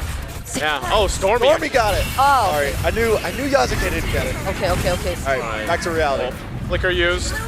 At least it's on SRG side. Yeah. Still, nonetheless, they've really got to be able to go ahead and deal with what's being thrown at them. It was great playing around the objective by Alter Ego, but then even when they decided to put pressure on the jungle of SRG, there wasn't much of a response. Even looking at the items, again, they're not really where they need to be in terms of like fighting pressure. You've got a Radiant Armor, a couple leg plates over here across the board for more of the tankier members of SRG. DHS is there for Innocent. Obviously, he's still working on that second item, trying to build up here.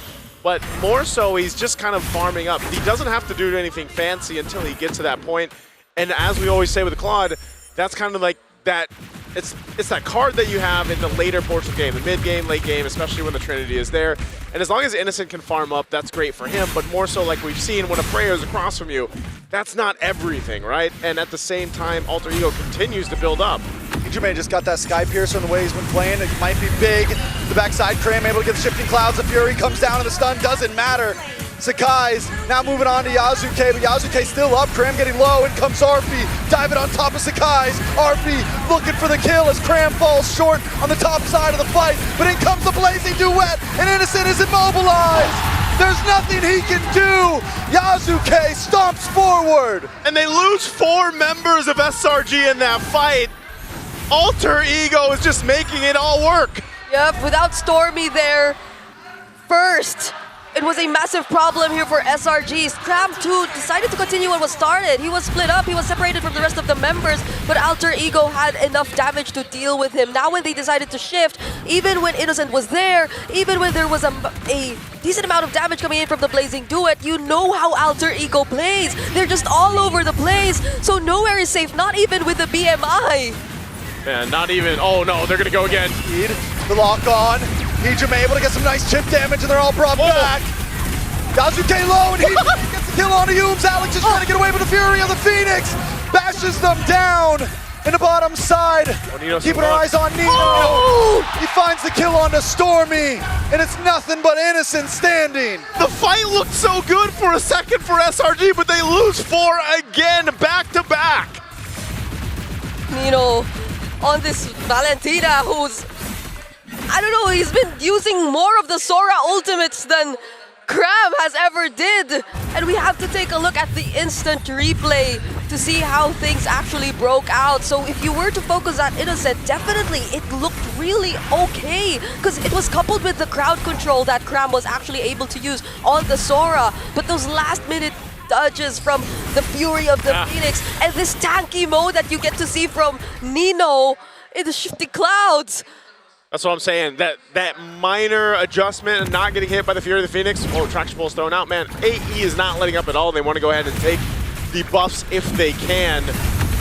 And I think SRG really wants to keep this side of the jungle. Oh, big dive from Arfi! And the knockup as well with a Violent Requiem. A beautiful Shifting Clouds comes in, and now members are dropping on each side. Arfi, though, still standing strong. He takes him down, and Sekai's will be the last to drop. Yasuke with a triple, and Arfi gets thrown the other 2. Yeah, a couple fell from Alter Ego, but man, oh man. SRG just keeps throwing their bodies into a wall, and that wall is Alter Ego. And now, how unfortunate is it for SRG that it's Arfi and Yasuke who were still left alive at that moment? No one could hold them down. Who could you expect to actually dish out the crowd control? There was Cram, he was there, but he used majority of it to set up multiple members of Alter Ego, which we thought would already look good for them, but Yasuke and Arfi just walked past all of that. Oh, another Violent Requiem. But in the backside, Yasuke doesn't care about the bullet. Mace He's gonna smash right through. And a nice RP on Stormy. There's no escaping back on the other side. Hijime finds Cramp. And Sekai's is all alone once again. Alter Ego has done it time and time again. They'll do it for the third time. They'll make their way to this bottom turret as Yumes has to watch. Gonna force it again.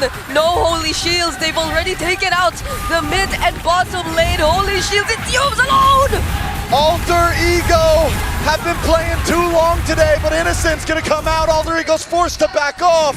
And Yasuke takes the Lord. First Lord of the game. And Inhibitor's already broken.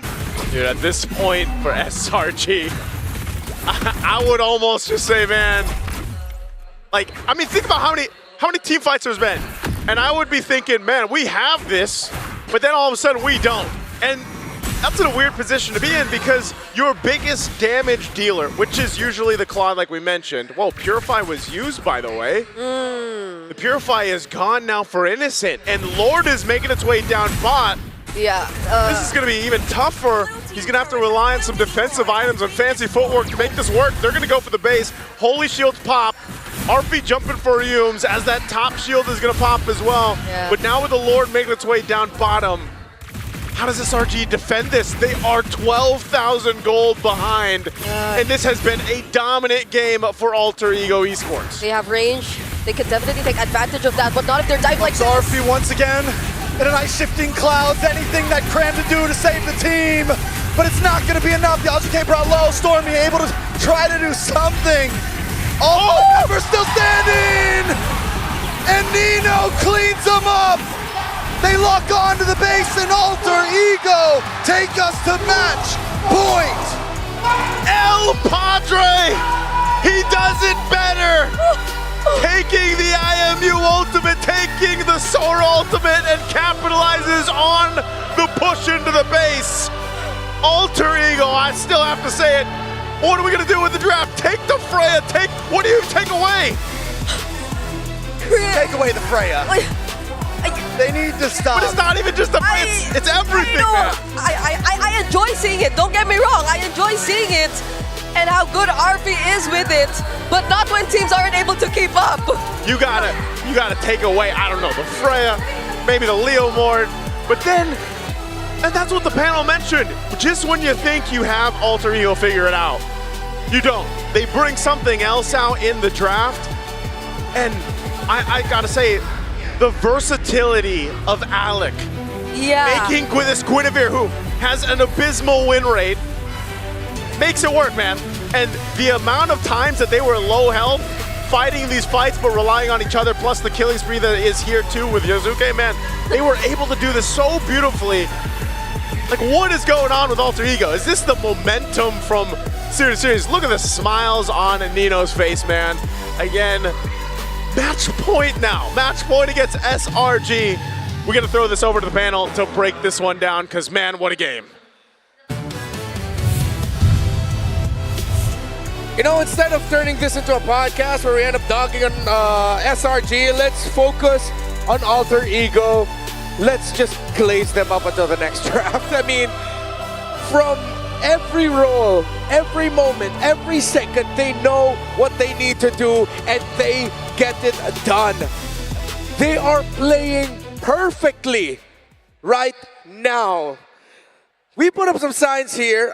El Padre, that is Leo's new name here for Nino. My vote for MVP this game. His vote for MVP this game. And something in Filipino written by Wolf, ban nga kasi Freya, which means? You should have ban Freya. You should have ban Freya. I told you to ban Freya, something like that. At this point, it doesn't matter if the gold laner is confident of meeting and matching Arfi in lane.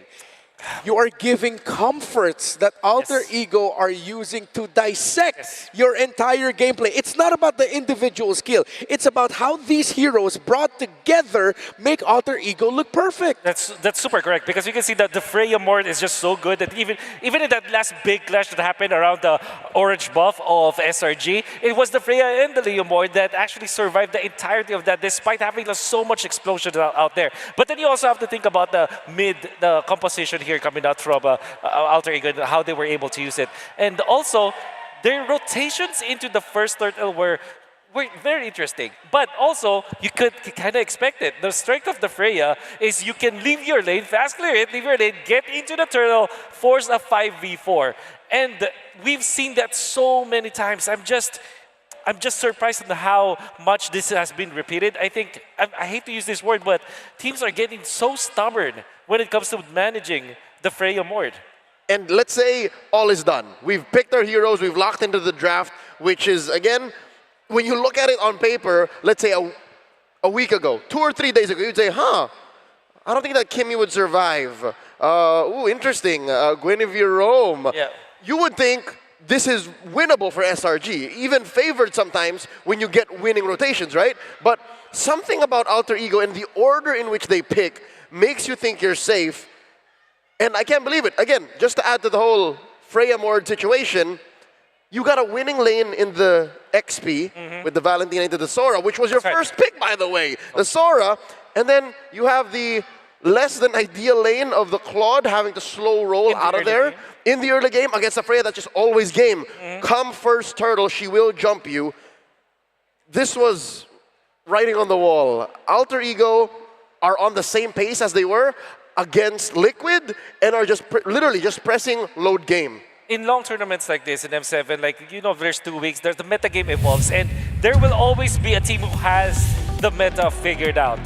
And it's very clear, with an 8-0 and 10 performance, back-to-back Freya Mord, this guy deserves to be the MVP. The way that he actually changes his target to the proper target eventually. Like, who you would think that the Freya would only counter the Claude, but there were so many times that he actually finished off the kill onto Sekai's when Sekai's didn't have the Busans anymore, or the shield unity, I mean. And then he goes for that, gets for the last hit, and then eventually just takes out the entirety of the team when they do get out. Yeah, not to mention how a lot of Alter Ego's heroes naturally, save for maybe the Kimmy, take away the passive of a Zetian. So already, one of our saving graces of, oh yeah, that's why SRG, that's why Stormy was so comfortable in the Zetian, is because it's the ultimate utility hero that might be able to counter and slow down Arfi's forward momentum. But alas, it wasn't. Even that wasn't enough. His name is 1 letter away from being the name of the hero he's using, guys. AE Arfi though. AE Arfi. That's Freya. Oh, that's true. It's all there. It all aligns. It's the Garuda for Indonesia. I mean, I don't know the word for Valkyrie, so we'll use the word for Eagle. It's the Garuda. What else can we say? Okay, looking away from Alter Ego for a moment, looking back into Selangor Red Giants, they look awkward with this back to jungle. That has to change, I feel like. On paper, you can see the ideas, it works, but they just look awkward moving with it.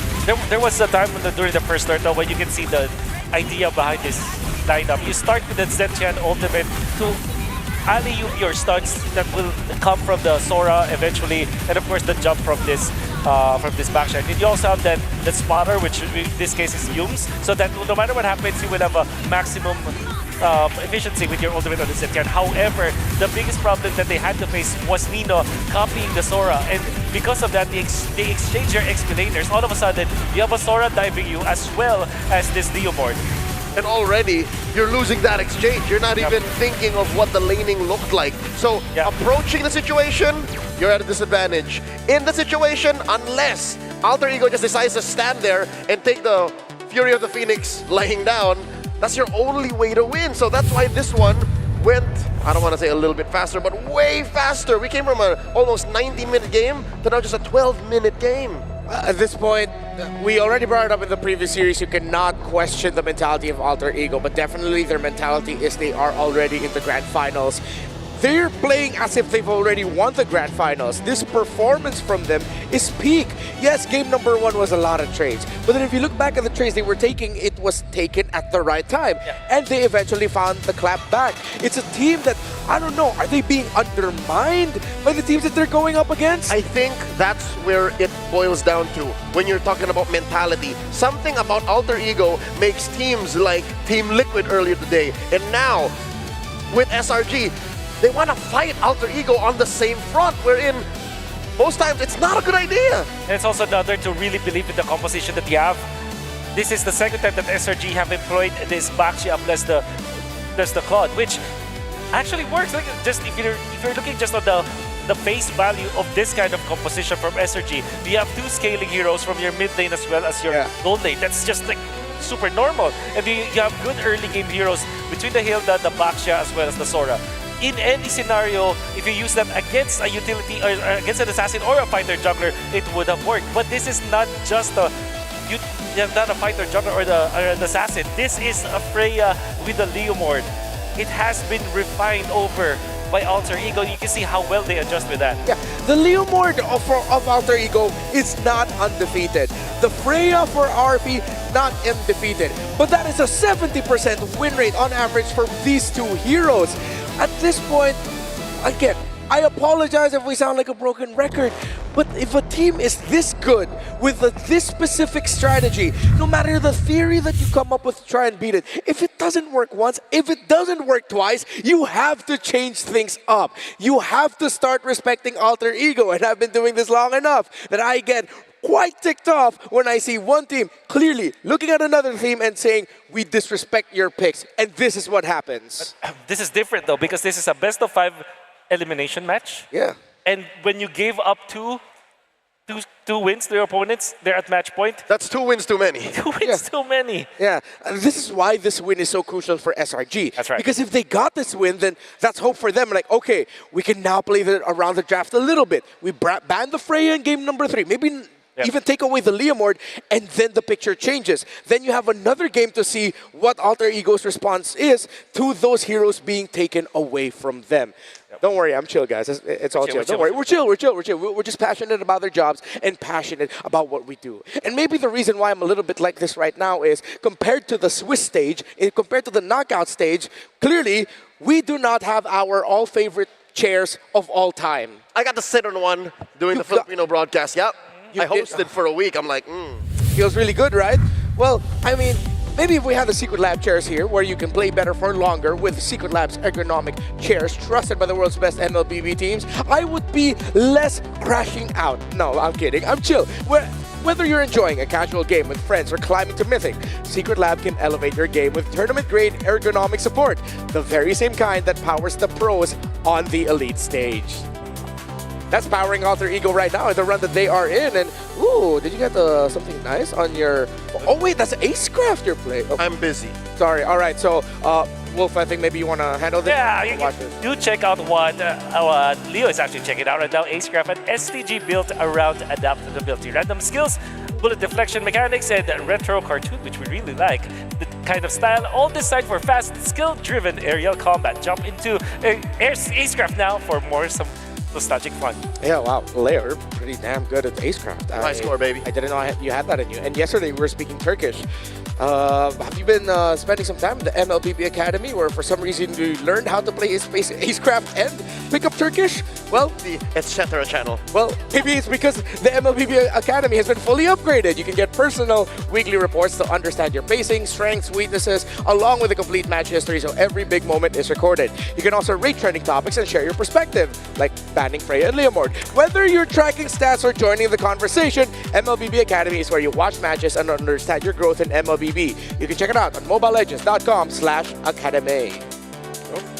Speaking of banning the Freya Mord, I think that you also have to look at how good Alter Ego plays it. I think that we now have to reintroduce the box type of composition. It's practically front to back, but they're kind of the same. But it's mobile. It's a mobile box, I guess. It's a moving area of influence that so far Alter Ego Esports has been very successful with. And the way that they utilize Leomord is Freya, they just move in a unified unit. It looks so good. It's, again, that's our main point here. It's not just the heroes, it's the fact that this team plays it so well. That's true. As if they were born to play Freya, Leomord, and whatever kind of heroes you want to pair up with it.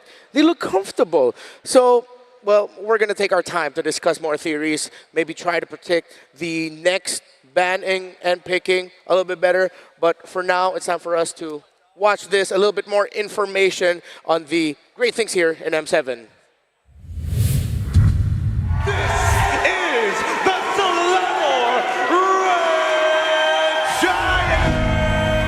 I feel like no Malaysian fan Whether they are new MLBB fan or old MLBB fan, they will always remember SRG because they did the impossible. Malaysia has never won any international. And they won MSC back in AWC 2024. And then they just keep on getting podium finishes. We started from zero. None of us was a champion before, but throughout the bonding, we make it to MSC. It was a dream come true. And we have been together for such a long time. So I think that how we perform in this M7 would really decide how the future will be. You can never forget that. Like our region, people say we're strong, but we don't have the achievements. SRG was the first, so that's very unforgettable. Winter Crown Play, SRG are going to the knockout stage! For me, it means everything for my career because the previous two that I had, I only reached top 3. Ultimately, what I want is the M Series title. It might be disappointing if we don't get it. This is the last trophy that we really need, not only for our team, it's also for our country. Because Malaysia has never won an M Series, so we really want to achieve it in the possible last run that we have. The Giants rise from the darkness and move forward in the upper bracket. Somehow you can term it as magical. No one expected us to achieve these things, being consistent in the international stage and being the hope for a lot of people. I think it's a Cinderella story, and this is something that I will forever cherish in my memories. It might be true that some of us won't be continue this path together, but I think no matter how this M Series ended, no matter what the future holds, this is a very special history, and this is something that I think people won't forget.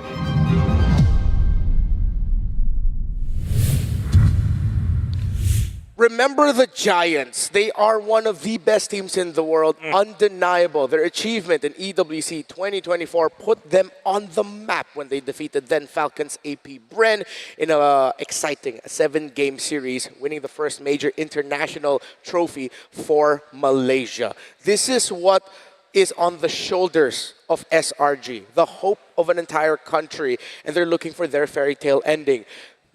As is in real life, not all stories are at the center of the universe. Sometimes someone else's story is bigger and larger and more unstoppable than you are, and that's what it looks like Alter Ego is right now to SRG. Wow, that's so poetic, Redmar, but I do agree. And as much as I want and really found and I appreciated the story of Sekai, the story of Kram, the story of SRG. Oh, yes. This is a competition, and the team that performs better, that plans better, that executes better, that rides the momentum better, eventually wins it. And Alter Ego, after their win against Team Liquid Philippines earlier today, they just have been resting for maybe an hour or 30 minutes. Less. Or even less. You can really feel the momentum and how they're riding onto it. Now they are rewarded because of it. They have 2 games ahead of SRG. They're at match point, just literally 1 win away from getting into the grand finals. It feels like we're watching 2 teams that, for the side of Alter Ego, one thing that we talked about for Aurora Gaming Philippines, who are in the grand finals right now, is that they've evolved and finally come out of their cocoon. Beautiful analogy brought out by Trex that it's like they've become this butterfly that finally realize who they are, how they want to play the game. While Alter Ego looks like the same team, which is why they are 1 win away from making it to the grand finals. Well, for SRG, it feels like they've taken a step back. It's like they're back in the cocoon, and we still don't fully realize, or they themselves haven't fully realized, what their team should look like. That's why going into game number 3, you have to start with the simple steps. It's so hard to ask a question, who are you? Yeah. That alone is a grueling task to answer. So might I be able to present my 3-step process as to how SRG might be able to regain control in this series, all right? So step 1, stay on blue side. Okay. Okay. There you go, stay on blue side. This is just an idea, that's why there's a bulb there.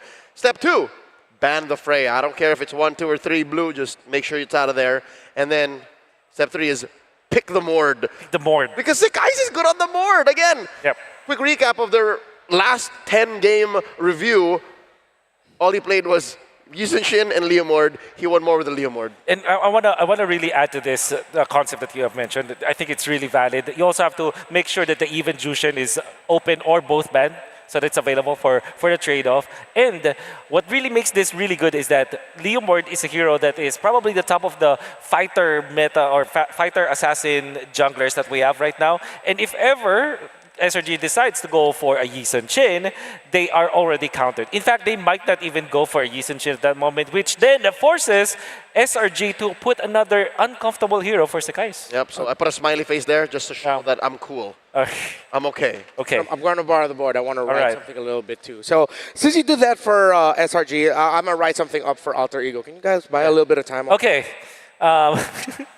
As good as banning, another hero that we also have to consider is the Hilda, which also is sort of a problem for Leomord. But it seems like there is a way for Alter Ego to actually manage it, which in this case was the Guinevere. Normally, you pick up something like a Khalid or a Cho to eventually answer this Hilda because so that you can prevent the Hilda from invading your jungle. But it seems like the Guinevere from Alec is more than enough. Yeah, it didn't necessarily answer the Hilda or step to it like a Khalid or a Cho would, because that would be answering it one-to-one. But by doing Guinevere, you kind of threaten the Hilda from stepping into these weird brushes by popping a full combo. So Renmar, what have you come up with? Where is your magnum opus? I spent a lot of time, did so much math, and for Alter Ego, I think this is the strategy they have to go with. Just do you, man. just do you, Alter Ego. Just do you.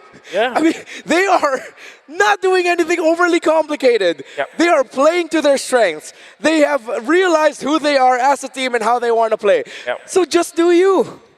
And doing Alter Ego means being aggressive. Being decisive with the picks as well. It seems like the way that they're drafting, there's already a formula that's like going through their head.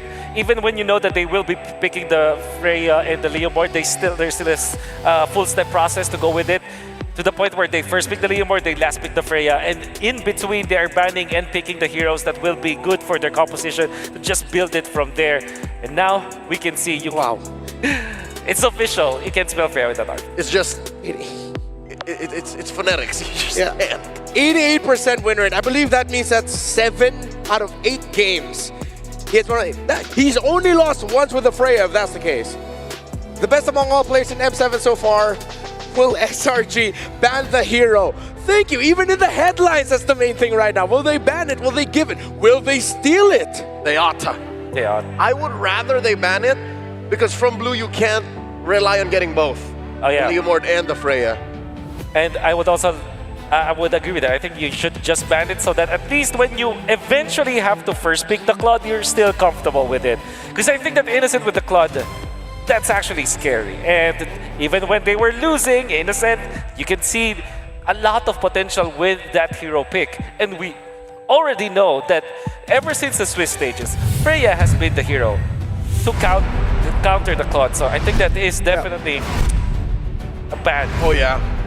Freya to Claude is Lunox to Farsa. Yeah. 9 wins against Claude's 3 wins. In the matchup of Freya versus Claude, we go to Dangerous Grass. 9-3. That is the win rate of Freya over the Claude. Oh man. All right. So step 1 for SRG is to stay blue. We're on point. We're on point. Okay. Okay. Now you ban Hilda probably or Grok? Yeah, because I think SRG would want to priority the Leomord. Okay, you ban the Grok. Okay. Okay, Leomord and Freya together are our biggest issue, right? That's right. So if they still give the Freya, at least that means they're picking up the Leomord. Oh yeah, you break the combo. Yeah, break the combo. Break the combo at least. It's a good place to start. I mean, we are the best of 5. Wait, they're already at match point, so that's it. Whatever happens here has to be the right call. Look at this. Look at this ban from Alter Ego. They banned the Sora. They gave it in game number 2.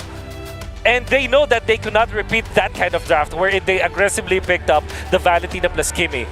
They recognize that a strategy, even a draft pattern, it can be countered or denied. That's why they banned the Sora this time, and now Freya. It should be the Freya. For the love that is all gigantic, Freya, it's a Kalia ban. And you know what's worse? They opened up Jushin or Eve. Yep. So that's the other sub-note that you had, yep. Which is technically there, but I believe it has to be step by step. Okay. At least pick up the lane Then board again, first, right? At least break it. At least break it, right? Just let Sakai's play. That's how you do it. Oh no, the Baxia ban. You gotta pick the Leomord. Yeah. There's no way. Pick it up. But then, Alter Ego will pick up Jushin and Freya. Yes, it will make that Leomord struggle. My God, this is such a predicament for SRG. But what if they completely ignore it? What if they play something out of their pockets? Professor X is sitting on Cerebro right now. He's actually so... He sees everything. Everything. He's seen this. Jushin is a good pick. Okay, okay. So you get less disastrous. Less Leomord. Or maybe just Freya Hilda. Yeah. But I feel like I don't need to lean hard on the Leomord too much. I would not be surprised if Alter Ego just pick up the Leomord and Freya, honestly. But if they decide to give one up and pick up the Freya and, as you mentioned, the Hilda as well, that makes sense. If they don't want to give Innocent the Claude, that also makes sense. But then that means they'll be giving the Freya to Innocent, which we're going to have to double check our stats. I'm not actually, no. So Leomord Uranus, yeah, you're right. They are not scared of the Freya because SRG might not have picked it. Innocent, I believe, is 1-for-1 on the hero. Okay. He does have at least 2. That's scary because against Aurora PH. Yeah. SRG badly needs Shred, which now tempts you to pick up the Claude again. Because you need to really answer this Uranus eventually. You don't have access to the Lunox. So, what if they go Assassin plus Lunox, like Chin, and then eventually last pick the Lunox along the way? Yeah. Like, maybe get Chin and Hilda in this opener for SRG. The Uranus there, shouldn't they consider picking up the Esme in the EXP? No. Although they snatch it or they break it, there's the Hilda. Good. Okay. And immediately the Esmeralda pickup. Oh boy. Okay. Professor X, man.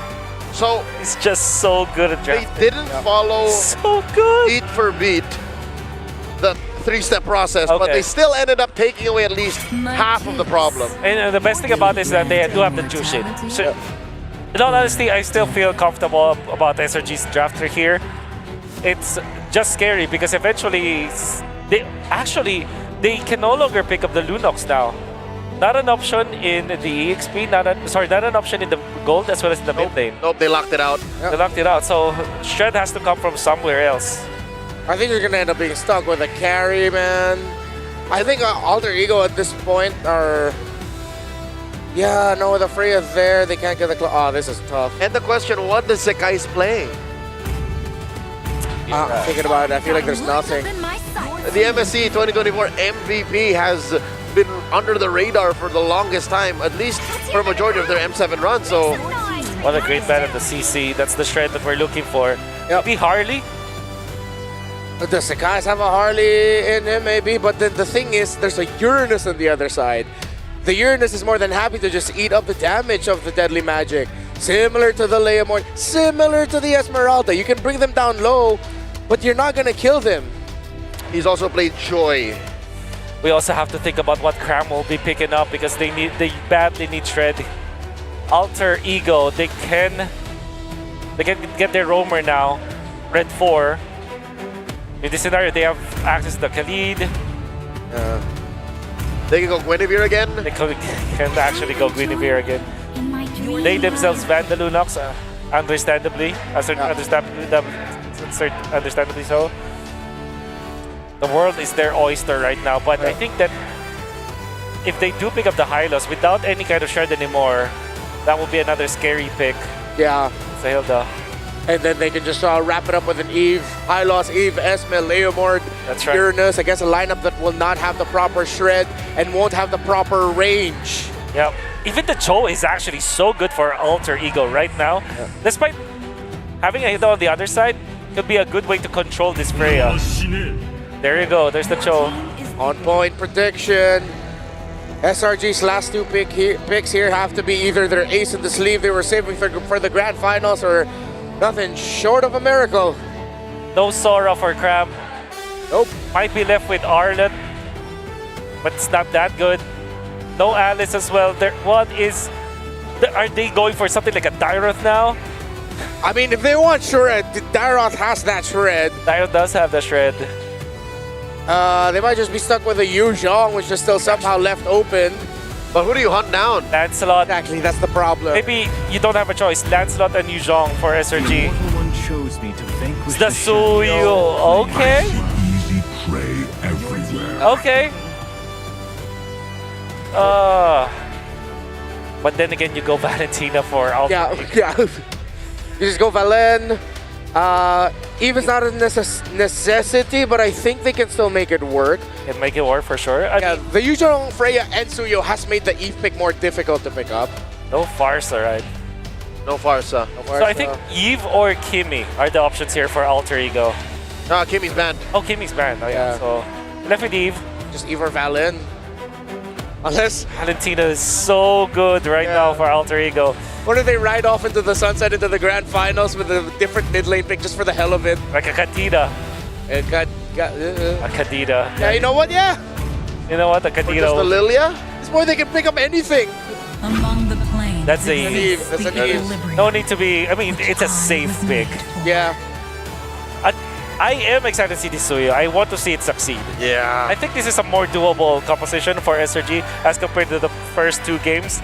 I still feel like this Esmeralda, the first three picks coming up from Alter Ego were just genius. So just because I want to extend this game, I want to go for SRG. Leo? I think SRG may have found an equation that works, but they really have to play this tight because Alter Ego looks so comfortable. You can see Selangor Red Giants on your screens as we head into the game. Lighthearted, laughing a bit. Maybe an acceptance of their inescapable fate, or maybe because they might have just drafted something that can force another game and another moment for them to shine. Will Alter Ego sweep SRG here? Or will SRG clap back finally? All troops deployed. If you don't ban it out, take it away, right? Welcome they to finally Mobile have Legends. the Freya in the hands of Innocent for SRG, but will that be enough? Is that all that was needed? Because this lineup looks different than what we've seen before, but it could be what is needed to extend the series here. Yep, we're seeing another Suyo. We saw one yesterday too, and the entire idea behind it. My only worry is that Alter Ego has drafted a lineup that could really thrive in extended team fights. And if the Suyo doesn't find the immediate or sudden explosive engages or pickups that he wants, then it might be easier for Alter Ego to turn things around. Yeah, part of that too is, again, this is a very different, I would say, pacing or tempo for Alter Ego Esports than what we've seen previously, aside from, Yozuka here on the Leomord, which we've seen so much of. And that's to kind of be expected, man. The XP laners just duking it out. Flicker actually used from Nino to not get caught out there at Petrify as well from Cram. Yeah, on paper though, there are really so many good answers from Alter Ego in their draft towards the lineup of SRG. We did mention a couple, the Esmeralda being... Guys, Skies fires back though. Azuke brought low. Both teams gonna disengage. Testing the waters at this point.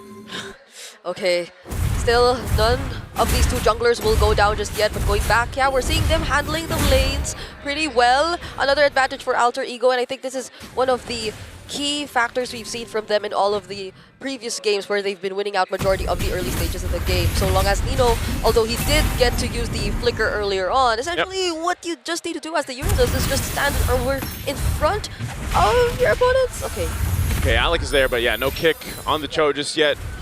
So no Way of the Dragon, no level 4. Just kind of, if you notice, both teams just kind of getting some battle spells out if they can. A couple more used from Alter Ego, but this fight could break out. Yeah, it does come down. Yazuke brings out the Phantom Steed, but a Black Dragon is able to zone him away. Sakai's getting a free turtle here unless something can be done. No, it can't. Alter Ego decides to go back to the jungle. That's usually what a Yuzhong will be able to provide for your team, especially around that first turtle. That Black Dragon form is enough to kind of keep everyone else at bay, especially if they don't really have the timings or the level 4s they're looking for. So that free, basically essentially a free turtle for SRG to work with. Nothing too big though, as they just go back to the rotations. Now also looking at the lineup for SRG, Stormy getting this Jushin pick was great. Really helps work together with having Yums on the hill, though, like we've seen, especially on this dangerous grass map here. Yeah, and really good rotation so far. It's nice to see that the Freya right now is in the hands of Innocent, but it's not just him on the Freya and somewhat winning the lane. There's also a bit more attention that's put towards the gold lane here, potentially looking to really shut down the sides that we mentioned for Alter Ego, starting with the gold lane. And this is going to be such a crucial part because an Esmeralda who doesn't really get the early snowball wouldn't really pose such a threat against this lineup of SRG who has so many ways and such high mobility. It'll be interesting to see how Arfi plays this Esmeralda because in their matchup against TL earlier on this evening, it didn't work too well for Oheb. Yazuke going to go in. Phantom Seed does come out, able to lock on to Sakai's. The nice kick lands on a Yums, and a beautiful RWN, and Nino finds Sakai's in the bottom side. He tries to flicker, but there's no escape. Back in the mid lane, though, Yazuke and Alec have gone down. SRG making it 2 for 1. Yeah, I feel like Alec really wanted to land the kick on Sakai's there. Oh wait, Arfi! Under the tower!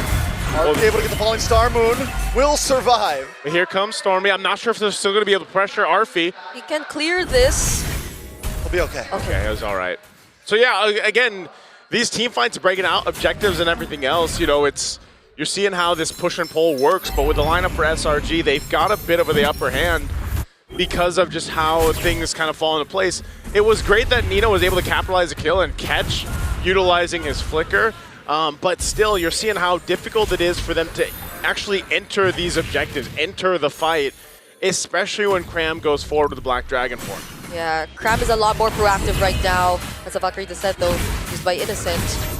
Another 1v1. Arfi. They're just slap boxing at this point. No, she eats shield, she makes shield. Alec goes down. This guy's able to get the kill. Doom's gonna get pushed back. Yasuke has a Phantom Steed, but at this point he just wants to get away. A nice defensive RWM.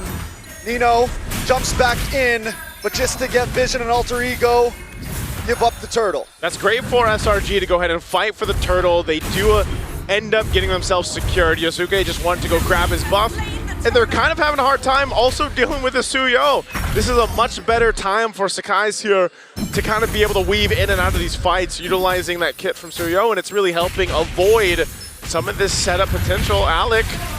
Nice way of the dragon, but a big petrify on Yasuke. He's unable to engage. Phantom Seed finally does come out, but he's too low to help Alex. Cram, 2-0 and 2. SRG are not giving any breathing room for Alter Ego. Not even opportunities for Nino to just scout out the members, nor Yazuke to confidently use the Phantom Steed as he wants. Hijume too, he's been constantly forced to use the real-world manipulation around this area, not in any way trying to set up for the objectives because SRG have been taking control of majority of it, and this shutdown that they've been able to accomplish towards Alec is huge. Weller is ready, and in comes Sakai. Arfi able to flick away to safety. But Yasuke gets pulled in. He's got the Phantom Seed out. One more shot, but Sky's able to dash back. Innocent now, trying to lock on, but Yasuke still escapes with a beautiful way of the dragon from Alex to Shunpo. And Alter Ego escapes death by a hair. Alter Ego just isn't dying. What is going on here? I mean, great way to kind of avoid that because that should have been a couple kills over to SRG. It should have converted to a turret though.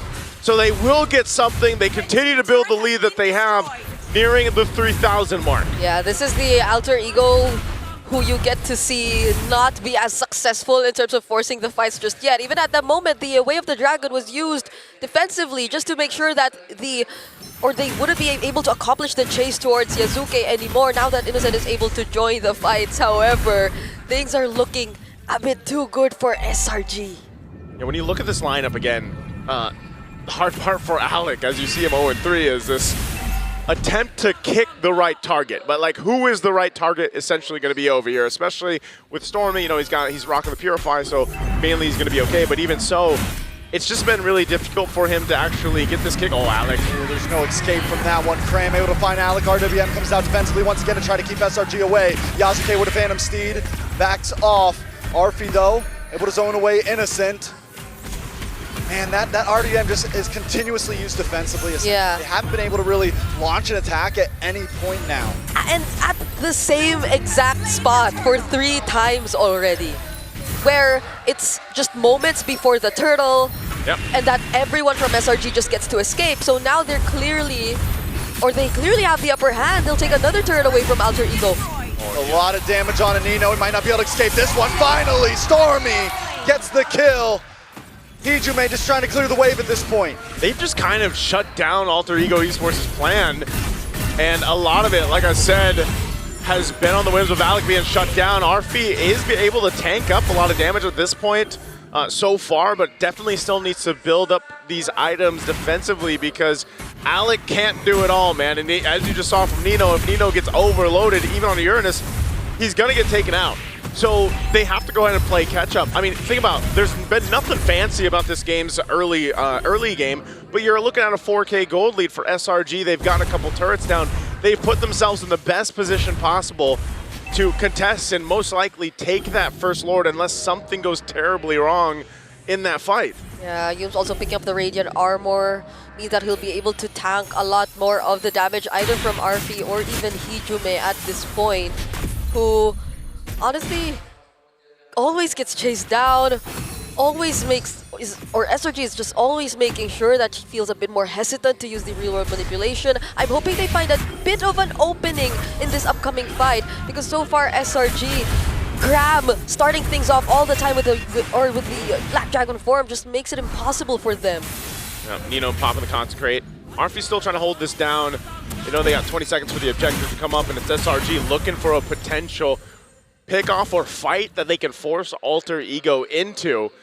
And you know, just again, the nature of this game, the pacing of it, very different from the previous two here. You know, this is what happens when both teams draft 3 bulky boys, 2 tanky jungles, or 2 bulky jungles, and a female mage. Basically, they drafted the little girl as your mage. I mean, basically what we're looking at. I mean, nobody goes down. This is such a different game than what we've been watching. Checks, I was following along, man, until that. So, hey, the Lord, though, secured by Sakai's. Okay. Oh, boundary descent. Coming in by Nino. Oh, on Nino. Okay. All right, AE gonna back off. Lord casually goes to SRG at that point, and that's what I mean, you know? Yeah. Nobody's going down. It's 6-1, and now Nino's bulky, Arfi's bulky, yeah. Graham's bulky, Innocent's bulky. Neither team has a marksman. Like, how are any of these guys gonna kill any of these 4 heroes at this point? I got a feeling we might be in for a long one. I was waiting for the Stormy shout out, but... Big Stormy shout out, hey. Right now, with that Lord making its way down bot, I don't know if Alter Ego Esports is going to be in the best position to contest this, but they're going to try to go for a kill on Cram. Oh, a lot of damage onto Cram. Yakuza might finally be able to pick one up. Sakai's goes down. Black Dragon to run away, but Yasuke snipe him off the map. What? With a long shot spear of the sword. On the mid side though, able to take the tier 3. A nice falling star moon on to Innocent, but AE got what they wanted. 2 for 0 trade, and now down to the bot lane to stop the Lord. But you see the targeting, right? You see who Yazuke clearly wants. Go for Yumes. 3 men onto Yumes. Yumes caught in the midst. Will be able to get away. They know Stormy's coming, so they want to back up. Yazuke wants to get back to base. Alec gets pulled back. I mean, if you're SRG, would you even expect that Alter Ego would have wanted to pick a fight, knowing fully well that there's a Lord marching down bottom and that they only left Nino and Hijume to take care of it? So yeah. Alter Ego still have these very weird but surprisingly working off timings for them when they decided to go for that engage. Yazuke clearly just wanted that kill on Sekai's and he found it. This is the surprising thing here. I mean, despite everything that's happened in the pretty much the majority of the game, Yazuke is fine. Like, itemization-wise, he's pretty much keeping up with Sakai's. He's going to try to fight for his purple buff. He should be able to get it with the help of Nino, so that's there. And also across the board, really, they're not that far behind. I mean, look at this Lord advantage off of that Lord. They really didn't get that much, which is surprising again. And maybe a big part of that is because, like you mentioned, Trex, they just don't have the, you know, those marksmen that you're used to seeing. You're kind of, you got a similar lineup in a way where it's like, yeah, you just have to kind of throw each other's bodies at each other and hope that you come out with a win in that because of the bulkiness, you know, if that's what we're going to go ahead and call it, like these tankier heroes and setting things up around a Cho, for example, is your main component to make this work for now. And a lot of your damage, if it's not going to be able to be capitalized in a real world manipulation with Hijume, it's Yazuke to do it. And like we've seen before with the Leo Mords countless times throughout the knockouts, Unfortunately, he's had a little bit of a more difficult time approaching those fights just because of the way that SRG's lineup works. You can see this no doubt too. Trinity achieved here for Innocent. I mean, Innocent has just been doing his thing, farming up 0-0-0 right now on the Freya. But now he's going to be kind of a nuisance to deal with. He's going to be able to pop off the damage towards that backline, especially on Hichime if he goes here. So the fight for this Lord starting up. Again, a little bit of an awkward positioning for both teams to try to execute this. Yeah, maybe we will be looking at whether or not Alec does find the right opening too, and how are they gonna link up together. Oh, he misses the Phantom Steam. RBL! Huge Black Dragon does come out. They're gonna try to zone Yasuke away. Sakai's able to get the Lord. Arfi on the run, Cram able to get the knock-up. But in comes Yooms and Alec. Nice kick on a Sakai's, but it's more to just disengage. Alec will go down. But Yasuke has the steed finally back. RWM to catch two. And Arfi's brought low, but Yasuke brings two back into the RWM. And Cram might not be able to get away from this one. Yasuke dashes back. Stormy gets the kill. All right, now it's gonna be Innocent going for the chase. It's Nino who he's after. Arfi will have to disengage because Nino only with a flicker. Oh, actually still survived, but not for long. Now it's just Arfi against four. He might be bulky, but it might be too much. He's pulled back into the midst. It's Sakai's gets it. They might be able to try to force this in here. Oh man, it's only Alec against all of SRG essentially. Can he stop him? Nice Black Dragon. Wave still hasn't come out, but Alec goes down. And SRG will lock on the base and get one step closer to evening the score. We are not going to have a sweep. Not in the lower bracket semis. Not in the lower bracket finals. Hey, after what we saw in the last series, it cannot end in a sweep. And we're happy about it. I'm sure everyone is too, because we got to see more of this. And that's the thing, it all started with, hey, you got to take away the Freya, right? They got the Freya for SRG, but it was more than that. It was them being able to utilize this lineup, make quick work in the early game. They also got a power pick with the Yuzhong that was able to put pressure around objectives, which just made that time easier. I mean, the Suyo right now is 100% win rate. It's only got picked up twice so far, but that was a great draft from SRG and well executed. Yeah, a very commendable reset too, if I may say. After what happened, and after how Alter Ego were just able to snatch away the first two games, it's great to see how SRG are in this kind of form, such discipline, even from the laning phase, and that punish or the denial for Alec to actually just look for whatever setups he wants to go for. That hurt Alter Ego so much. Figured after this, I don't know if Alec's is going to play the show again, man. He got completely shut down there. Let's go ahead and throw it to the panel to break down our Game 3. Now that's what we're talking about. That's the SRG that we remembered. And it seems like Selangor Red Giants have remembered the Giants that they are. They clap one back, let them cook. That was a pretty damn good draft. Hilda and Jushin, if you combine that together, there's so much innovation in the early stages of the game. And then if you factor in this Suyu, which is a tech pick coming out from SRG, now it makes all sense. Now, when we said that the focus should be on the mid-trial on the side of SRG, we did see it. They were phenomenal in the first few minutes of the game. They got the turtle, and then they got the perfect turtle afterwards. 3 turtles in their favor. It looks, there were some dicey times, but the lead that SRG was able to build from the early game was too good for them to close out the game. I can put into a simple term briefly what SRG did well to deny Alter Ego here the momentum and the eventual sweep. They denied on the box. This lineup by SRG is just so good at more than just invading, but also by tearing apart whatever formation of fighting Alter Ego wants to do. Again, that show, unboxing them, yes. Unboxing, yeah. The Cho specifically is how you want to start the unboxing, right? Yeah. They just deny. It's like, all right, come in, Alec, come in. Yep. You're dead.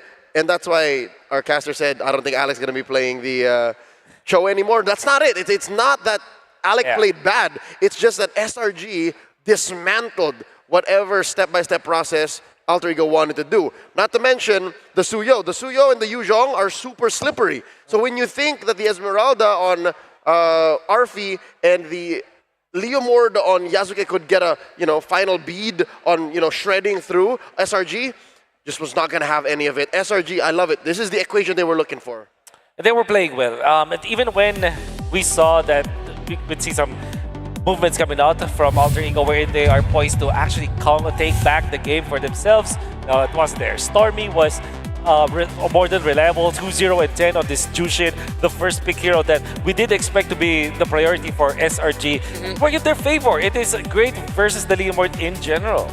Yeah, I feel like looking back, with the trade that Alter Ego decided to go for, them picking up the Uranus, I know they needed like a stalwart presence to just like hold, but then Alter Ego just doubled down on, okay, let's make sure that Yasuke is just the center of this entire damn lineup. All the pressure on him. Arfi just needs to try and manage in lane because at the end of the day, they're playing for the Leomord. Yasuke was getting kills, yes, but ultimately SRG controlled the aggression and rotation of the members of Alter Ego.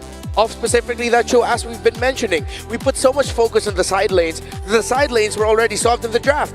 Freya didn't end up in Arfi's hands anymore. So they don't have the Freya and Leomord comfort that they're relying on. And without that comfort, you notice how differently they play. But SRG needs to be credited. Their discipline was good in this one. That's what I want to say as well, because the way that they are handling their lead is so good. Even when they are poising to go for some kills, they just go back, dial back a little bit, and then fight once again. It's as if they're also fighting like they were the sustained team. And look at this. Look at what Grump was able to do. He did not deny the way of the dragon itself, but he denied the damage dealers in the backlines. And I think Grump was just spot on when it comes to his targeting in here, as well as his timing that actually prevented any kind of move from Alter Ego. So even in these small wins, right, this is a fight wherein Alter Ego would uncharacteristically randomly win, is because they found a box. They chanced upon a box in that top lane, but eventually you'll see here, this is a fight closer to the end.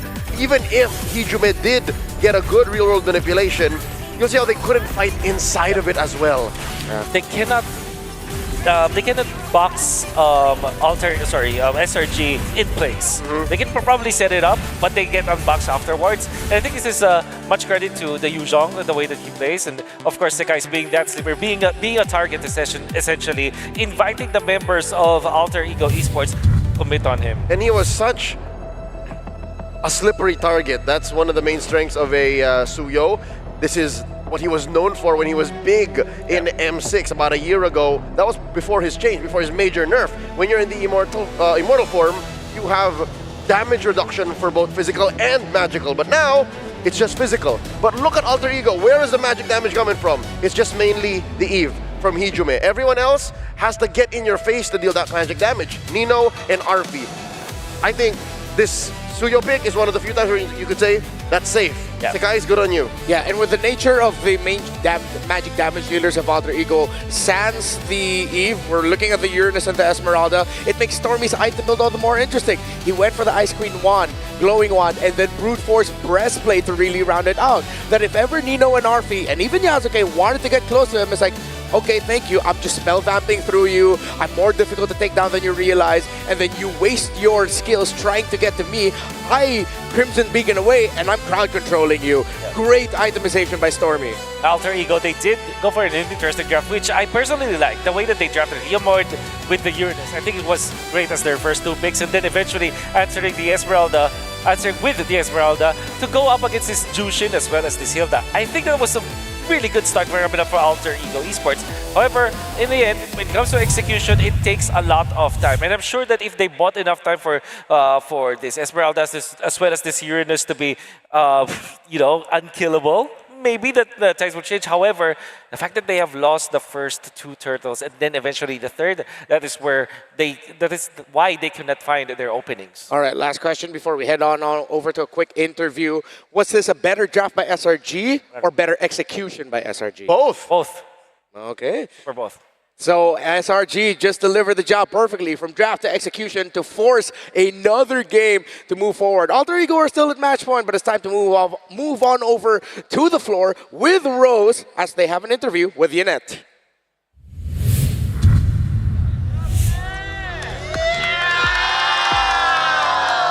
Thank you very much to our panel. Hey guys, this is Rose, and currently in a 2-1 situation, I am with the SRG friends and family all the way from Malaysia. Hello. Hi. Okay, so to everybody new here, kindly introduce yourself. Yeah, Ken. Hello guys, I'm Yenete from Malaysia, content creator from Malaysia, yeah. All right, you're a content creator from Malaysia. Yen, let's talk a little bit about the game, okay? Okay. We know that Alter Ego managed to clinch a 2-0 lead, and then suddenly SRG managed to pick up their pace and their momentum and got one game. How do you feel knowing that SRG didn't allow AE to close off the game just like that? Okay. Soalannya apa tadi? Last? Okay, kita ulang sekali, okay? Tadi Alter Ego sudah leading 2-0, betul? Tapi SRG dapat comeback, dapatlah 1 point. Betul. Apa perasaan Yen sebagai viewer, sebagai audience dekat sini yang you nampak SRG dapatlah 1 point pun dalam match point tadi? Okay, perasaan of course bangga dan Alhamdulillah. Ingatkan tadi 3-0 tadi. Takut tragedi M5 terulang balik. M6, ya, ulang lagi sekali. So kali ni dekat sini takkan benda tu terjadi. Kita akan balas balik 3-2. Wow! He said that he's actually very proud, and initially he thought it would be a 3-0, and the tragedy that happened back at home in M6 would eventually repeat itself, but fortunately for the side of SRG, history did not repeat itself. Now, speaking about history, SRG was in this exact same position in the lower bracket finals just last year, back at home in Malaysia. And at that time, they had the home ground crowd cheering for them. This time around, however, the roles are reversed, in which Alter Ego has the home ground buff. Do you think SRG is already used to this kind of pressure? I think kita dekat sini lebih fokus. SRG akan lebih fokus sebab kat sana kita lagi pressure lagi kuat. Kat sini kurang pressure-nya. So, M6, TLID bagi pulang SRG. Tapi kali ni kita pulangkan Alter Ego. Wow! That is a statement in the arena. So guys, this is what he said. Okay, his words, once again, not mine. This is what he said. Minta maaf ya, gurau-gurau aja, gurau-gurau aja. Jangan cariku ya, jangan cariku. Okay, he said that he thinks that SRG should have been more focused here because they don't have the home ground cheering for them, which actually adds more pressure. He also said that back then in M6, TLID sent SRG home. So this time it's SRG's time to send Alter Ego home. And then he also added that he's very sorry and please don't find him and all that kind of stuff. Just joking. Okay, Yen, I told you to behave, Yen. Now, Yen, let's talk about this. In order to equalize the point to a 2-2, what do you think SRG boys, the coaches, what do they have to do? Ban Freya or pick Freya? Ban Freya or pick Freya? Ban Freya, pick Freya, menang sudah. Ban Freya or pick Freya and you guys will win. Very straight to the point. So you think Freya is the problem? Yeah, Freya is the problem. And don't use Batsia. And don't use Baxia. Betul tak? Betul tak? Betul tak? Betul, betul. Okay. I always end up with the most chaotic interviews here in M7 and I love it. Now back at home, we know that we have a very big M7 watch party. I'm pretty sure the Malaysians are back at home supporting us. Is there anything you want to say to the SRG fans and of course the Malaysians watching? Okay, buat fan SRG yang ada kat rumah, yang tengah tengok kat rumah, yang tengah tengok kat phone, yang tengok kat TV, kita doakan yang terbaik untuk SRG menang and masuk ke grand final esok. He said to all the Malaysians who are supporting SRG in their journey, wherever you may be watching from, your phone, your TV, wherever it is, let us pray for the best and hope that SRG clinches that last slot to the grand finals. You know what, Yen, as we wrap this up, I want you to lead a cheer. I want you to let the boys feel the Malaysian hospitality. Are you ready? Ready. All right, Yen. Wait. Oh, okay. Mak, saya masuk TV. He said, hi mom, I'm into TV. Okay, go, Yen. Okay. Semua okay, bersedia? SRG ho! SRG ho ho! SRG ho ho ho! All right, guys, and there you have it. Will Alter Ego be able to close this series in a 3-1, or will Selangor or Red Giants be able to equalize this score? Only time will tell. With that, let's show it back to the panel.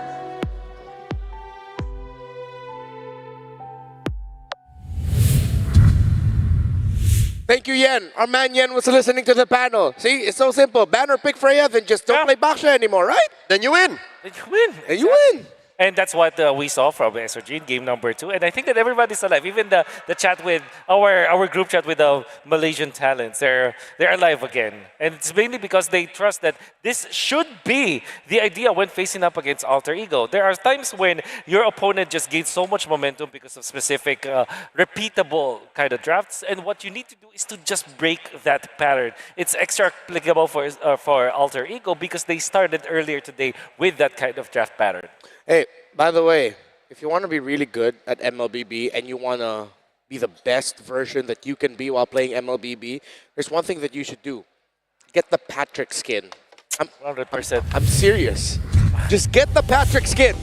It's the best skin in the game. Why did it zoom in on me when we're highlighting Patrick? Are you trying to tell me something? It's like, Blue Patrick is now available. Don't miss it.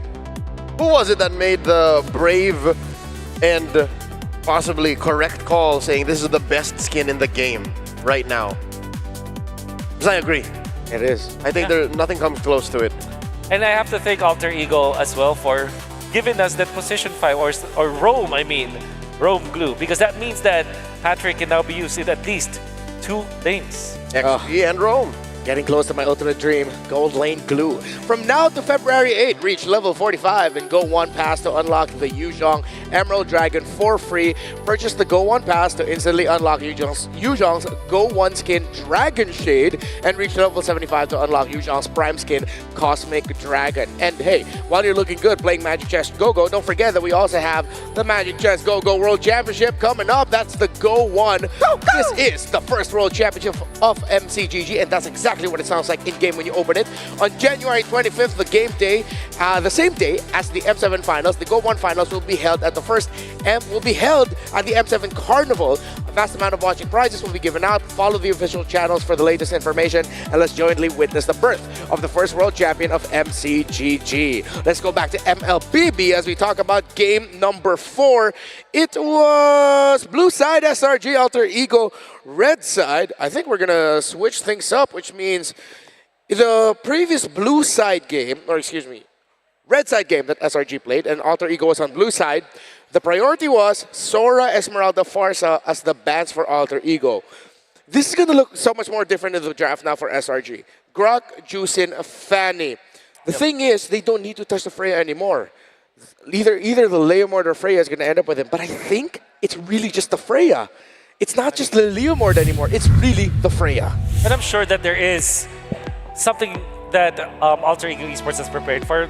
Obviously, they are not just running the Leomord with the Freya. For sure that there will be another hero that they can bring up. Yes. They are the ones who brought Suyo, right? Yeah, they're the one that first played Suyo, if I'm not mistaken. At least they did the Suyo in Chip. Yeah, that's what I can fairly remember them picking the other day. Up against Team Spirit. That's right. It was a very fast game, 12 minutes. It worked wonders for them as well. So, I kind of agree with you, Renmar. If in this scenario where you will eventually have a chance to first pick either Leomord or Freya, Freya might be the option because if in case the Leomord is picked up from the other side, you can just go Hilda afterwards if you don't ban the Esmeralda. If they don't pick up Hilda with the Leomord, what will happen is they will not have a chance to get the mid laner as well. So, yep, Freya, actually, pretty good first pick. For 10 games today, or more like 9 so far, going into game 4 of this series, Freya has been the linchpin. She is the anchor being of this series. For good reasons as well. I think that teams have figured out how to use it, especially because some of the emblems were also buffed, and it's actually really good against some of the other meta heroes. It's gonna be Flying Clouds and the band Sora, Grok, Fanny and Jushin. This is what, yeah, Alter Ego really poising to first pick that Freya. Yeah. I wonder if they're willing to pull the trigger and if SRG are ready for it. Rock Fanny Chushin has been the consistent bans against Alter Ego today. Not just this year, today. First year of our Lord, 2026. The World of Mobile Legends in the biggest tournament, most competitive M series at that, lower bracket finals, the day where SRG, Alter Ego, as well as Team Liquid played, it's Freya, which is the linchpin of the draft. Butterflies born by thy wish. Yep, they just changed the order, but it's technically still Grok, Zook, and Fanny. I've already written down. I'm assuming that Red 3 is Fanny. If the Fanny is picked up, would you think that SRG will eventually pick it up? I think there's a world where they actually do that. There's the Kalea ban. Alright, so Jushin was banned. If this is Fanny and not Freya, first pick for Alter Ego will 100% be Arfi's hero. Yeah, get either that Claude or the Leomord. Claude or the Freya. But if I'm SRG, I think I'm willing to ban the Freya. At this point, you really have to acknowledge the sheer audacity of the pick. Yep. Or the lack of banning. Yeah. If they let it through. Yeah. And I think that's just so beneficial, right? Because they can also pick the Fanny third pick if it actually comes to that. But they might be also scared about the Fanny for Alter Ego. Finally! There you go. Respect! Respect! The crowd goes wild. The crowd goes wild. The metagame is cracked open. It is. But the Claude is left open for Alter Ego to take. Yeah, and Arfi's a pretty damn good Claude. That's right. He can just let all SRG, if the Claude ends up going to the hands of Alter Ego, they can't be distracted of whatever's in the jungle. They need to pressure the gold lane. Because if Arfi can farm, and then AE can win. I think that's the best way to put it. If he can farm, they can win. Now that Farsa was the first pick for Alter Ego, SRG can actually snatch that pick. Pick up the Hilda to go with it. I think Claude Hilda is such a good opener for SRG. If in case Leomord or Fanny is the pickup for Alter Ego, at least they will have a good opener already. Yeah. Oh, like, want that control, they want that aggression. I think Alter Ego might end up with a high loss later on, considering just how good they play it together, the high loss and Farsa. And it's a great unboxing hero. Yeah. So it is Hilda, and it is Claude. The Claude, yep. As expected, the Alter Ego, they might not pick up the Leomord anymore, but they might be showing off with the Fanny if in case they will pick that up. However, the Uranus seems like a good idea for Alter Ego to pick up in this early to this game, especially how good they are with that hero. How crazy would it be if they go Uranus here in blue 2-3, and then find a way to flex it into the jungle for 4-5? That's not crazy at all. Yep. That will definitely be the case. We now know it's not overcooked. Yeah, it's not overcooked. That's the Granger and the Fanny. Never mind. There you go. Not bad. I thought they wouldn't be willing to play considering that they have the Hilda on the other side, but Alter Ego, one thing about them, they love their comfort. They love their comforts. Now for SRG, I want to go for the Eve now. Or maybe Valentina. Valentina looks good right now because I'm pretty sure that we will be banned out if SRG does not pick that up right now. Lunox is also available. But there is no good Lunox target so far. Not yet, nothing to shred. Yeah. Nothing to shred yet. Fanny will just outrun that Lunox. Eventually, the Granger just gun him down. I think you're better off with the Valentina if you're SRG. Or perhaps the Uranus. Drop the beat of the flash. Your team. Joy Claude. Okay. They will match fire with fire. They want aggression, and it makes sense. You're looking at the Farsa and the Granger. SRG, instead of looking directly at the Fanny, they thought, wait, we already have the Hilda, that's fine. We have to deal with the jungle first. We have to deal with the mid lane and the gold laner first, I mean. Pick up the Joy now. I didn't expect it, but I respect the game.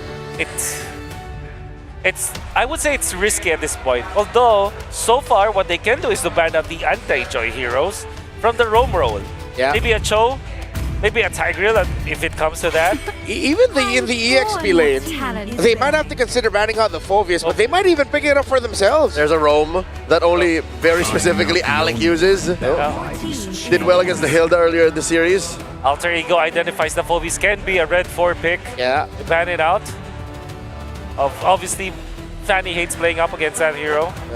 How crazy would it be if SRG has their own swerve of their own and then suddenly flex the Hilda into the EXP, then they pick up a Badang and roam? Or yeah, but that actually works. Great versus Farsa. Stellar against Fanny. That is a valid pickup. And you know what? Even Graham can play it. Yeah, XP Badang. XP Badang also. If it comes to that. Yeah, we're leaning a little bit more towards the crazier ideas of what to expect. But the Uranus, I think, was brought up earlier. Might actually be good for SRG. It is actually really good. It has good synergy with their heroes. It provides them that sponge in the front lines, and it will allow them to take the objectives much more comfortable, especially because the Esmeralda Phoveus, as well as this Alice banned out. I don't think that there will be more choices here for Cram. What's left? I don't know. Badang, Lapu-Lapu. Badang, yeah, Lapu-Lapu. Uranus. Might just go for the Valentina as in this specific slot though. Kasi that means that you will have the perfect hero. You can still manage to have this flex on your Hilda as well. Yeah. So you keep the mystery. You keep the mystery. Valentina. Oh well, okay. As expected, I mean. Yeah. Honest. Super honest. Alter Ego, what is your shred now? They don't have the damage anymore. It's Roman EXP they're playing for. That's right. So they're looking for management, not shred. Oh man, are they Franco? Oh, I wouldn't mind suppress. If they can go something like a Kaja or a Franco over the Joe, that would not be too crazy. High loss also still works in the sense that you just have that quick stun to dish on the Claude or the Joy. Yep. If they pick up the Badang, what would be... Yeah, I can't think of any other good XP here. There's the high loss. Pick up that, just pick up the high loss. What's an XP? That is Ruby. Oh, wait. Anti-Joy. Okay. The pool on Alter Ego is something else. Now the Lunox's stock has increased so much. Yeah. I think it's really good for SRG now. It's just so good against the heroes of Alter Ego. You don't want to go for the Valentina anymore. Yep. It's a winning matchup. Winning matchup, you want to pick up the Lunox now. I hope they're not thinking about something like a Kagura. Kagura will not be effective at all. Yep. Please don't. I think the worst is Zetian. I mean, not the worst, but one of the choices. I mean, so Zet or Lunox? It's a choice of all time. It's a choice of all time. They played more Zet than Lunox. Or Odette if they're crazy. Lilia. I don't necessarily like it. I think Fanny kind of likes playing against Lilia amongst... Yeah. Their little interaction. Oh, on one side, you force out the black shoes, and you have the black shoes to survive. On the other side, Ruby and Hylos are not happy about it. Yeah. But then again, you know what? Brigida is casting. We're going to a game 5 for sure. I think this is SRG going in for game number 4. Leo? I think that Lilia pick was the linchpin. Storm was given the option, Lunox or Lilia. This was what the Mage Prodigy chose. I think SRG might take us all the way. Will we go to game number 5? For me, I'm leaning a little bit Alter Ego. I don't know why, there's just something in the air. Maybe I'm just getting convinced by the crowd.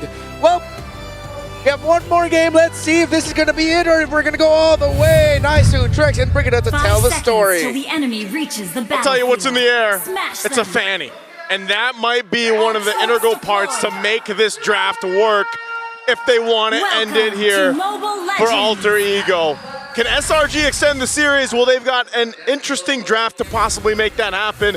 This is, again, very different from what we saw in the last series and then the last couple of games, but it could work here. Yep, and we're seeing Nino on another unique hero pick. It's going to be the Ruby in his hands this time. But I think going back to the entire conversation where we left off, or where the panelists left off about the Lilia, it's, I guess there could be a lot of arguments regarding or surrounding this hero. Because if you were to look at the lineup of Alter Ego Esports, even in terms of range, right, Hijume, Hijume be Hijume. I could really expect the burst damage to come through, the constant pokes to at least make Stormy feel a bit more awkward, and the range coupled with the Granger I feel like could deal with a lot of the pressure that Stormy could do, but that doesn't take away the fact that, yeah, it could pose a threat towards the front lines, mainly Alec and Nino.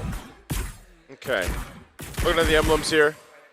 Again, I like that we also get in Game 4 these more aggressive, faster-paced junglers that are going to be picked up. The only thing is for Yasuke, he's got to be, he's got to be a little more careful of how, not getting behind, purple buff being taken from him, pressured there if he can. Yeah, you've got a little defensiveness now for Innocent, rolling with his tenacity, just to have a little more durability on this Claude because of the fact that also, yeah, you have a Fanny across from you. So definitely one of those things. And yeah, I think even for myself here, I didn't expect the Lilia to come through this draft. I was almost expecting the Lunox there, but for the most part, maybe Stormy's idea is also just, as long as he can avoid getting set up. A lot of damage from Yasuke, already picking up the first blood. Ouch. Flying through the air. Okay, yeah. I guess one way around it could be when Stormy feels confident enough to just keep throwing out the glooms and then using the black shoes to get out, and then there's really decent cleanup you could expect from Sekai's and Innocent, like the dives, but the thing is, Alter Ego, they're the ones starting the fights. Okay, Yasuke putting the pressure there. Whoa. So they're fine, but here's the thing, Turtle, pretty much for the clear taking for SRG, as they should be able to secure it. They have control of this area. Yasuke at no angle there to go forward, but because of the first blood, that's something that SRG is going to want to be wary of. The scaling that can happen here for Yasuke. We know he likes the Fanny, he can play it really well. We've seen Fanny pop up now from the Swiss stages up to this point, and it has been able to snowball some of these lineups, some of these compositions, and get wins pretty quickly. And so for SRG, they've got to be cautious of that. And I think, again, this lineup does allow them to... Ooh! On a Uranus! That's what I was talking about, man. The snowball potential is huge. Yeah. On the Fanny. The amount of hold you see from Alter Ego works so well for them. It buys enough time for heroes or players like Yasuke to actually dish out the damage. But on the other hand, SRG, who could you actually expect to hold down Yasuke? Because I feel like this is another recurring problem that we see constantly in the previous games. It was once a problem for Arfi on the Freya, now he's not. It's a fatty on Yasuke, but the cables don't land. Alec? A little bit of damage on Alec. Yasuke locking on to Innocent, but Yasuke's in a bad spot now. No energy. The cutthroat, but he still falls. Yooms able to pick up the kill. I'm not sure what the plan was there. Yasuke was going to maybe just get some information. I don't think he actually meant to go for a steal in the purple. He did miss a couple cables before that. He missed the cables, and now this is what I'm talking about, the pressure on his purple buff for him not to get it. Yeah. Is he still... Who did end up getting that? It's a Sky. Guys, he didn't use Retro, but still was able to secure it. This is the, I guess, the risk reward, right, of picking up the Fanny.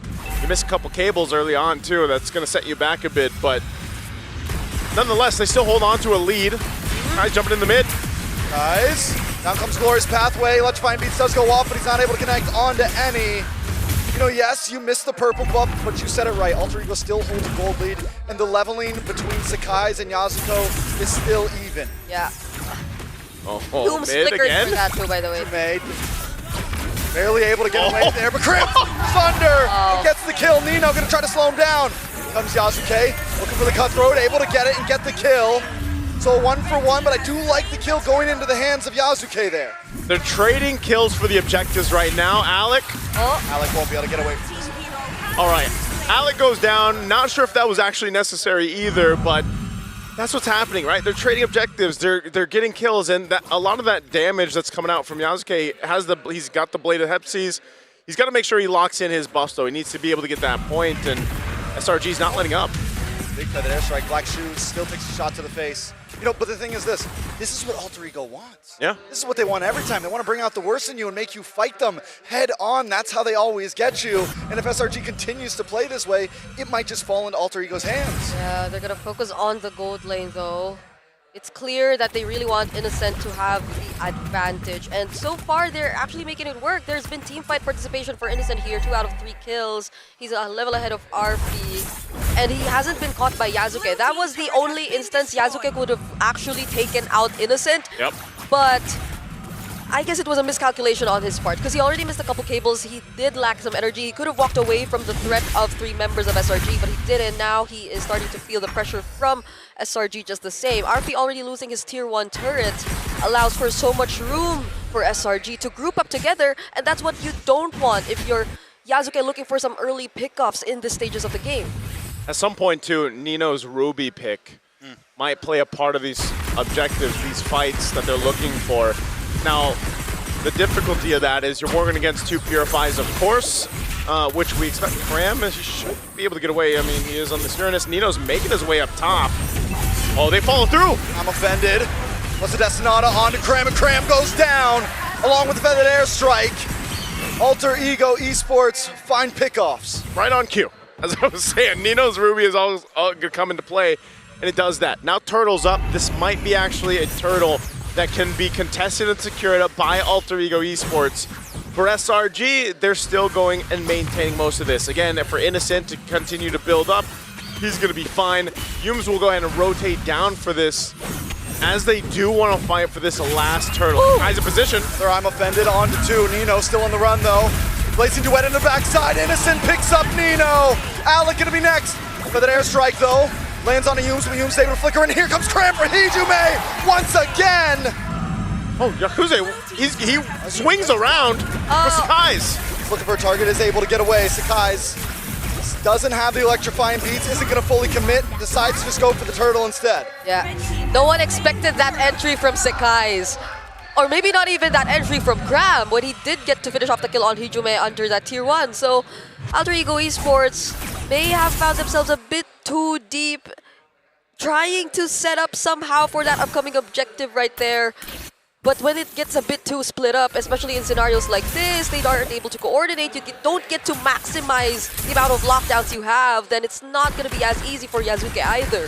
Yeah, Cram doing work on the Uranus. He's finding the right targets, pushing them away from the fights that are breaking out, and that's part of the plan for SRG. They continue to do that. Malefic Roar picked up here now for Yuzuke, so he's been able to do a lot of damage just with the Blade of Hephaestus. Now that he's got a Malefic Roar, that's great for him to build into, but also at the same time, Sky Piercer and the Hunter Strike for Arfi, and Arfi, if he starts to build up the stacks, then you have more of that pressure where Yasuke just kind of weaves in and out, popping off tons of damage, and then Arfi scales up and is able to capitalize on him or Hijume. Yeah, it's interesting though. I feel like majority of the attention from Alter Ego has been towards Cram in the EX lane. Oh no! Damage on Alec. Vitalize does come in. Will be okay. They're going to re-engage now. Hijume wants to join in on the fight. Yasuke comes swinging in as well. Sekai's unable to get away. A feathered airstrike. Arfi gets the kill and gets his first stack on to that Sky Piercer. There's a stack for him. They'll clear out the mid lane.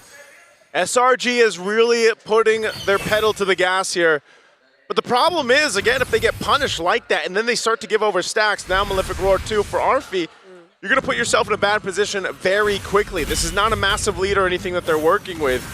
And Lord's up in about 10 seconds. You can start to see our Alter Ego start to put some pressure on some of these tier 1 turrets. They want to open up the map before these objectives. Something that's been huge for Alter Ego here, they continue to send Yasuke up to the XP lane, giving Nino the ability to be part of these fights. Because like you said, you know, Nino's going to be huge in a lot of these fights. He's the one that can catch them off guard when Sekai's tries to dive.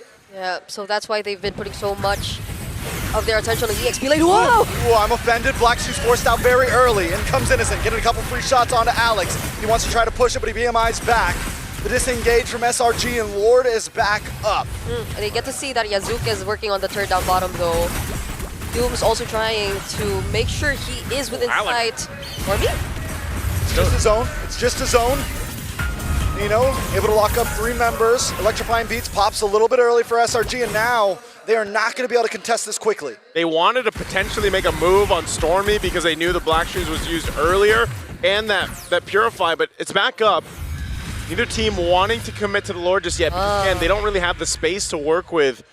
They want to go ahead and get what they can, battle spells down if they can. Again, this is very close. It's a very close game right now, especially in terms of itemization. So right now, it's more about trying to get a numbers advantage if they can. If they can get a pick off, that's great, but It's this push and pull. It's SRG that has the control of the Lord right now, though. Yeah, you really wouldn't want to try and take down this hero. It's always and I'm offended from Nino! The storm is here, but a blazing duel locks on to Hijume, and Hijume falls! And the backside, Yasuke able to pick up Innocent. It's a gold laner for gold laner, but also a mage from Alter Ego, so SRG still controls the Lord. Okay, so honestly, when it was just Cram standing in front, then Nino didn't really want to throw out anything just yet, but he found 2 members, and I think that was the perfect opportunity to at least try and set something up. Okay, so now... Oh! you saw it coming, Brig. I didn't. What happened? What happened? Just Stormy got deleted, man. Yasuke is going to be a problem. 6-1. He's been a problem all game. Yums will go ahead and pop off a little bit of damage, but I mean, just with what Yasuke has in terms of items, he can deal with some of this. So positioning now for Alter Ego Esports around this Lord. While Yasuke is still in the bottom side, mid lane. Looking at damage on a Sakai, so he tries to lock onto Arfi. Arfi gets the outplay! With the help of his team, a quick poke in the face from Alec, and there's no way out. And even Hijume, he just flew out of the entire team fight. Just when we thought he could have been the first to fall. Now that's 2 consecutive crucial members of SRG going down. Yeah, it's the team fights just are not going the way of SRG right now, and I feel like they've really lost grip of this game just in a couple minutes. They still have control. They can still win a fight without Sakai. A lot of damage. Innocent tries to escape. Yasuke unable to connect. Cram able to zone away Arfi. But Nino still holds down the Lord. They reset the Lord here. Back on the map. Nino wants to keep it going. Yasuke and he's able to take it. But now they've got to get away safely. A big I'm offended on the 2 and Nino falls. Alec going to fall next. Oh, he's going to chase Yasuke down too. I'm not sure if Sakai's going to catch him. Okay, barely, but man, they gave the call to just secure the Lord at any cost. They made it happen, but the cost was 3 deaths for Alter Ego. Yep, oh, now grab. Okay, that was close. Okay. Yasuke. Okay, maybe. It does have a flicker. Yeah. So still, I'd say it's a really commendable call for Alter Ego to actually go and win that objective, despite them not being successful enough in taking out Innocent, because I think that's where we get to see the entire tenacity fighter emblem combination in action. He was a bit too tanky for Yasuke to finish off the kill, and even then SRG, they were still trying to fight, but Alter Ego successful with the Lord at least, but this might not, or they might not get much out of it, considering the way that the map is looking right now. Okay, right now they're looking for a potential kill. Nino might have gone for the pull, doesn't go for it. They maintain the tier 2 turret there up top. But SRG has been playing the map as well. They'll deal with that Lord that was pushing down bot. They continue to go ahead and just get reset here. So it's back to it. They built themselves a bit of a lead, and they've got pretty good durability on this lineup. The same can be said for Alter Ego Esports though, and that's where, again, now you're this portion of the game where it's like, all right, the gold laners, it's different, right? When you don't have the fire gold lane, it's like you now have this range accessible to the teams here. You can see that, again, itemization is nearly identical. A bit of a lead for Innocent, but the damage that he's able to pump out with the Blazing Duet is what is a huge threat in comparison for Arfi. You know, again, he hasn't built up a ton of stacks or anything, but he does have itemization on this Granger to deal with some of these this lineup from SRG. Yeah, this is still, though, Arfi's, or one of Arfi's key heroes. We saw it once, or when he was able to get his hands on this, he did a phenomenal performance, and now he's not as behind. You saw that outplay he was able to accomplish against Sakai's earlier too, and now with a Magic Blade at least, would be a bit more safe. The bait was real though. Sakai's gets pulled back in with I'm offended. Nino in a little bit of trouble, but they should be okay. Free shots on a Cram from Arfi. In comes Yasuke, dashing back to the base. The Black Shoes pop from Stormy, and both teams disengage. A lot of battle spells were used from Alter Ego. I didn't know if they try to go ahead and go with it. I'm offended pull, but they're going to force a fight potentially again. Yasuke didn't get his purple buff. No purple buff for Yasuke. That means before the Lord. Energy and Lord up in 10 seconds. Okay. So far at least, The waves are being managed really well for Alter Ego here. Not entirely the opposite lane though, they are yet to take away that tier 1 up top. So Alter Ego, the way things are looking right now, especially considering their composition, it's just really Yasuke who you would expect to separate from the rest of the team, but Crab will show up here too.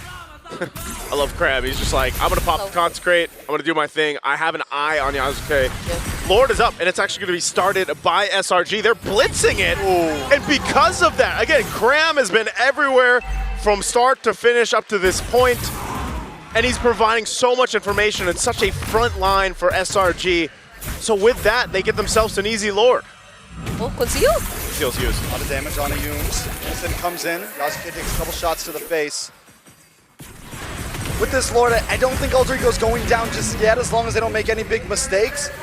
But there's a high probability of maybe more than one inhibitor dropping. Yeah, gotta be careful too. There's a Flicker, I'm Offended combo that's brewing if ever they get to successfully clear everything and SRG decide to overstay.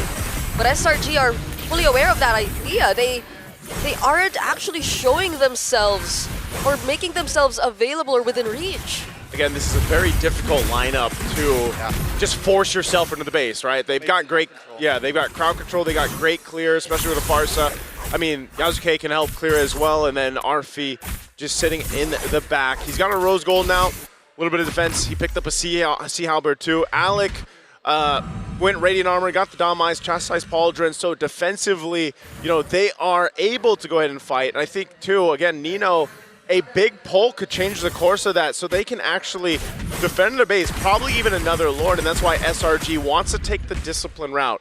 They can't overstep, even though they have this advantage.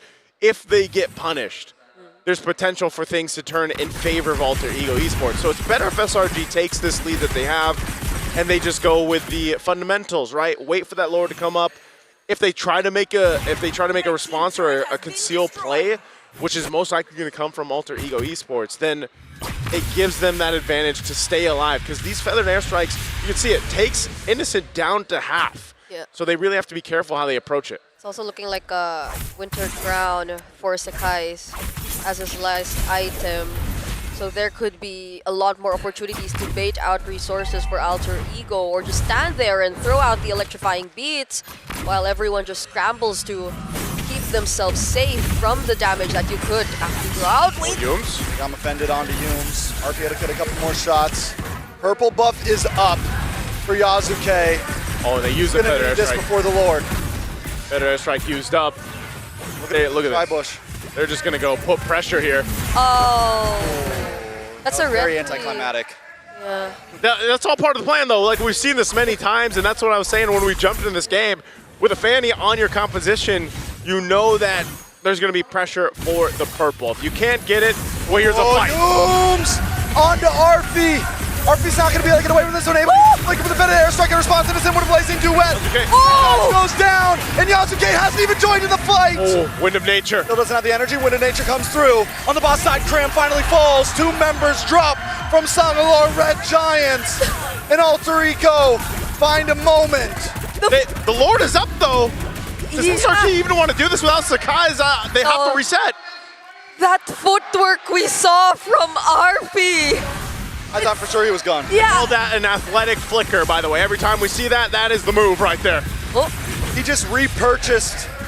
I think he flipped one of his items. I think he buys Rose Gold, and he just bought back, what's it called, Stormy, though, making her way in. This should be a good Lord for Alter Ego. Ooh. Wow, a team fight that was started up by SRG. Like I was saying before the Lord broke out, they had them sandwiched in, and Alter Ego responded. Yeah. And that's Yasuke without a purple buff earlier. And on top of that, I feel like, okay, that's... Can we respect the fact that Arfi sold Skypiercer? Yeah. Just rebought it again. That's why it's... Got boots. He has no boots now. That sidestep. Yeah, it was, again, there was a bit of help from the Glorious Pathway too, and of course the other members of Alter Ego jumping in, but it was really, a lot of the footwork was just all Arfi at that moment. It was also the Rose Gold also keeping him a bit more safe, but ultimately, without them being able to take down Arfi, and with Nino coming in clutch to make sure that Sekai's was gone, Alter Ego now.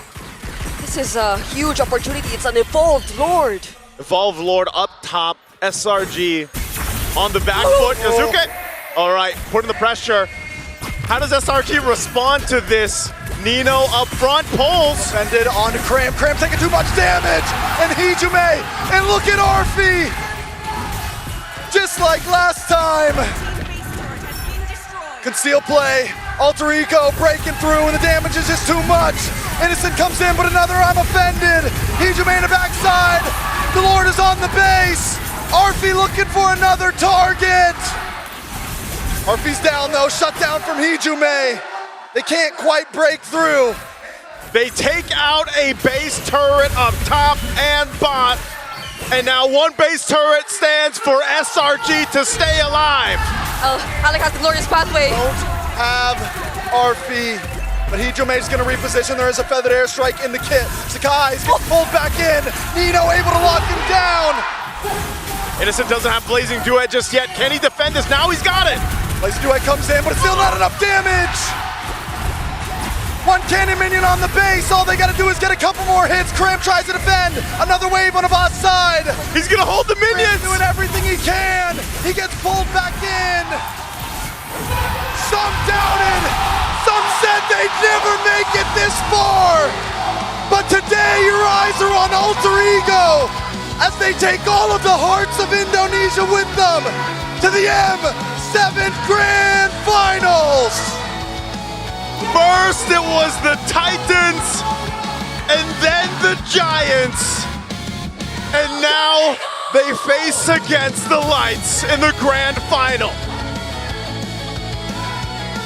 All of the doubts, despite them initially being labeled as maybe a bit too unorthodox in terms of their approach, they've proven time and time again that it actually is their strength here in M7.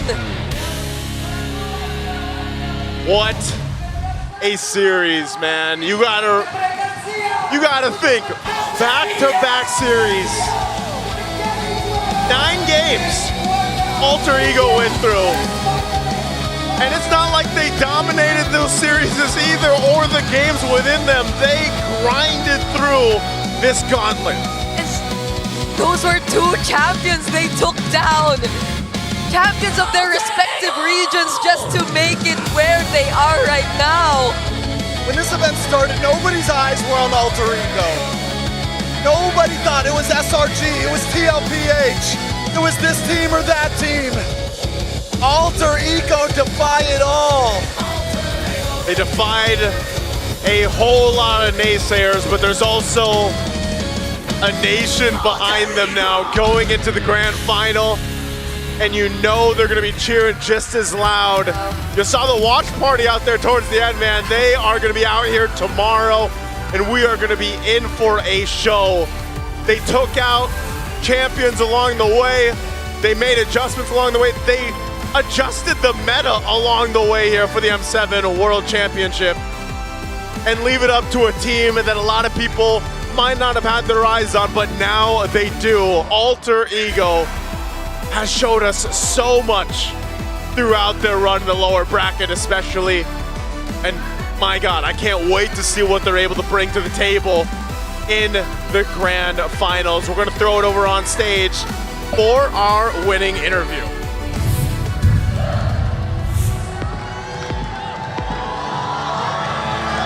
You may have fallen short once more to make history for your country, but know that the M-Series stages will always be the Giants' playground. Thank you once again, Selangor Red Giants from Malaysia, for your journey until this point. And now, advancing to the M7 World Championship Grand Finals, Alter Ego Esports! Congratulations, boys. I'm seeing the condition of the players right now, and it looks like some of them actually have tears in their eyes, and they must be so tired after 2 best-of-5, so we'll try to make this quick. Now, Nino, congratulations. Yeah, thank you. Thank you. Congratulations. Now, considering everything that you've gone through, to be at this point. How do you feel right now? Selama ini Nino udah ngejalanin banyak hal ya, udah ngelewatin banyak hal juga dari MPL, season. Sekarang kamu bisa masuk M Series dan bahkan sekarang kamu di Grand Final, Nino. Apa rasanya, Nino? Jujur nggak expect sih bakal sejauh ini. Kayak gimana ya? Ya awalnya banyak banget bermimpi, gagal. Akhirnya ada di Grand Final internasional itu kayak mimpi aja sih. He really didn't expect this to happen. After so many years, he felt like he failed. And now everything that has happened so far, it feels like a dream. Oh my God, I only can imagine 9 intense matches for 2 days for Alter Ego. It was just so amazing. Hijume? Hijume? Apa katanya? Earlier today, you took down Titans from the Philippines. Now you eliminated the Giants of Malaysia.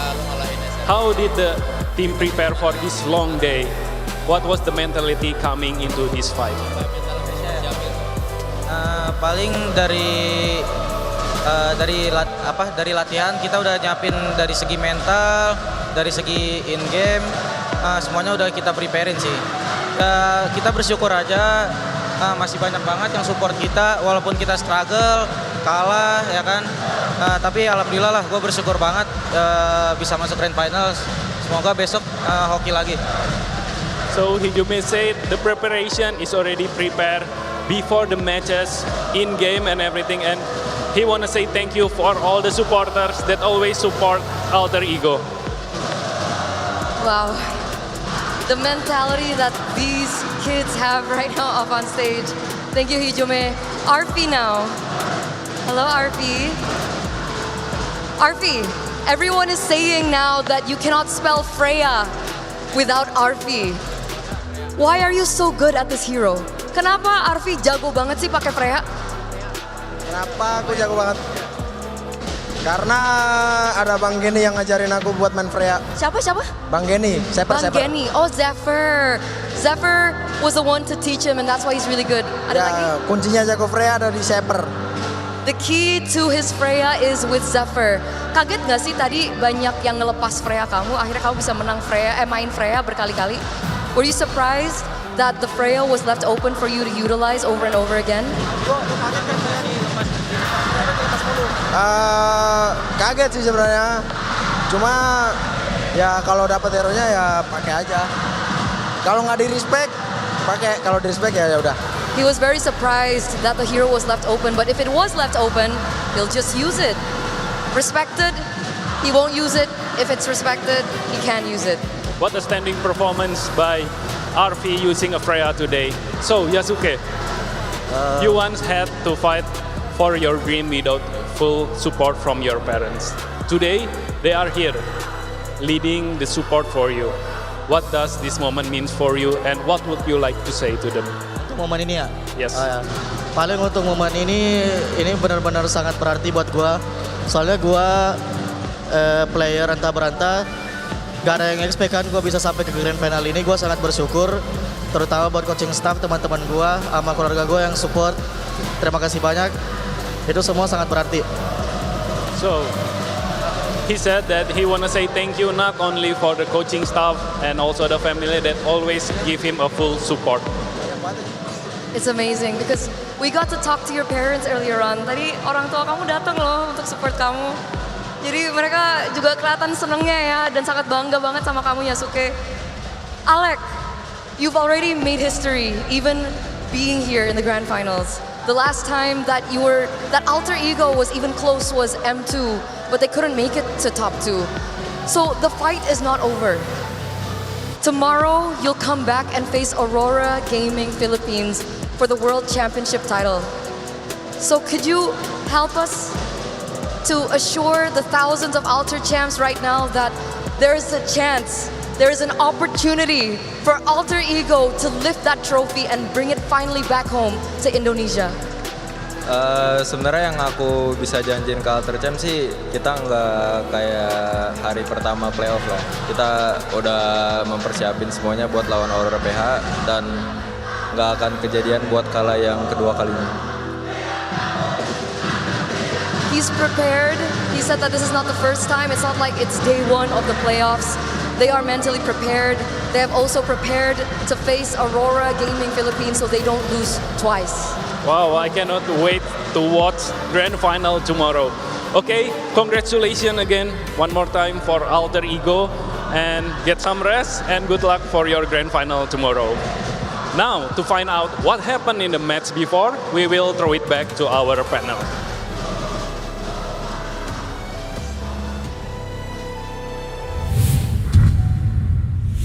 I will say this now, I've been doing this for quite some time, not as long as you two, but this, what we are witnessing from this team is one of the greatest sports stories I have the honor to witness and to even be a part of, to call for.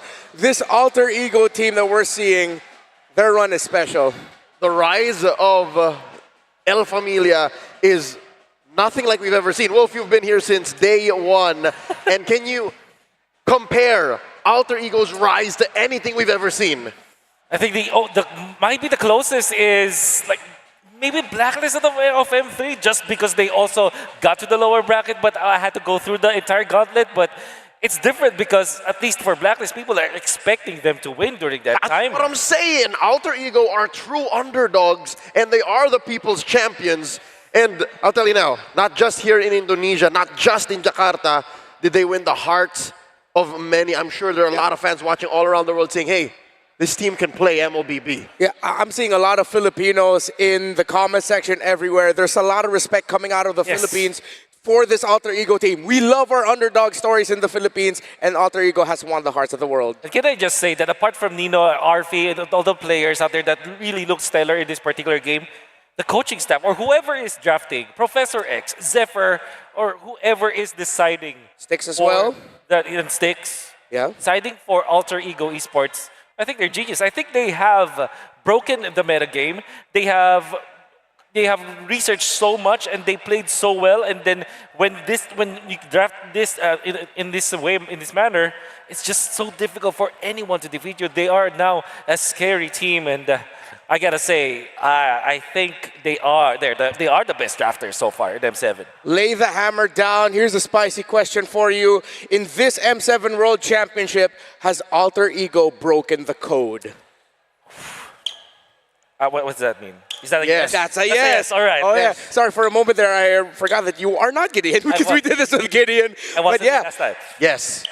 I love how they are both similar to Blacklist International in that whole lower bracket run. Just because of that. Just because of that, and just because of how true to their identity they are. When you say Prime Blacks International, you don't expect them to team fight and to be aggressive. That's been something we've been hoping for up until they had to, break up and everything. Yep. But this Alter Ego refuses to play anything less than the Alter Ego identity, and I love them for that. And the reason why I think they broke the code in their own sense is because they know that Arfi is gonna be there to pick up whatever Coach Sticks and Coach Zephyr and his team need him to do. This is like I'm getting another throwback.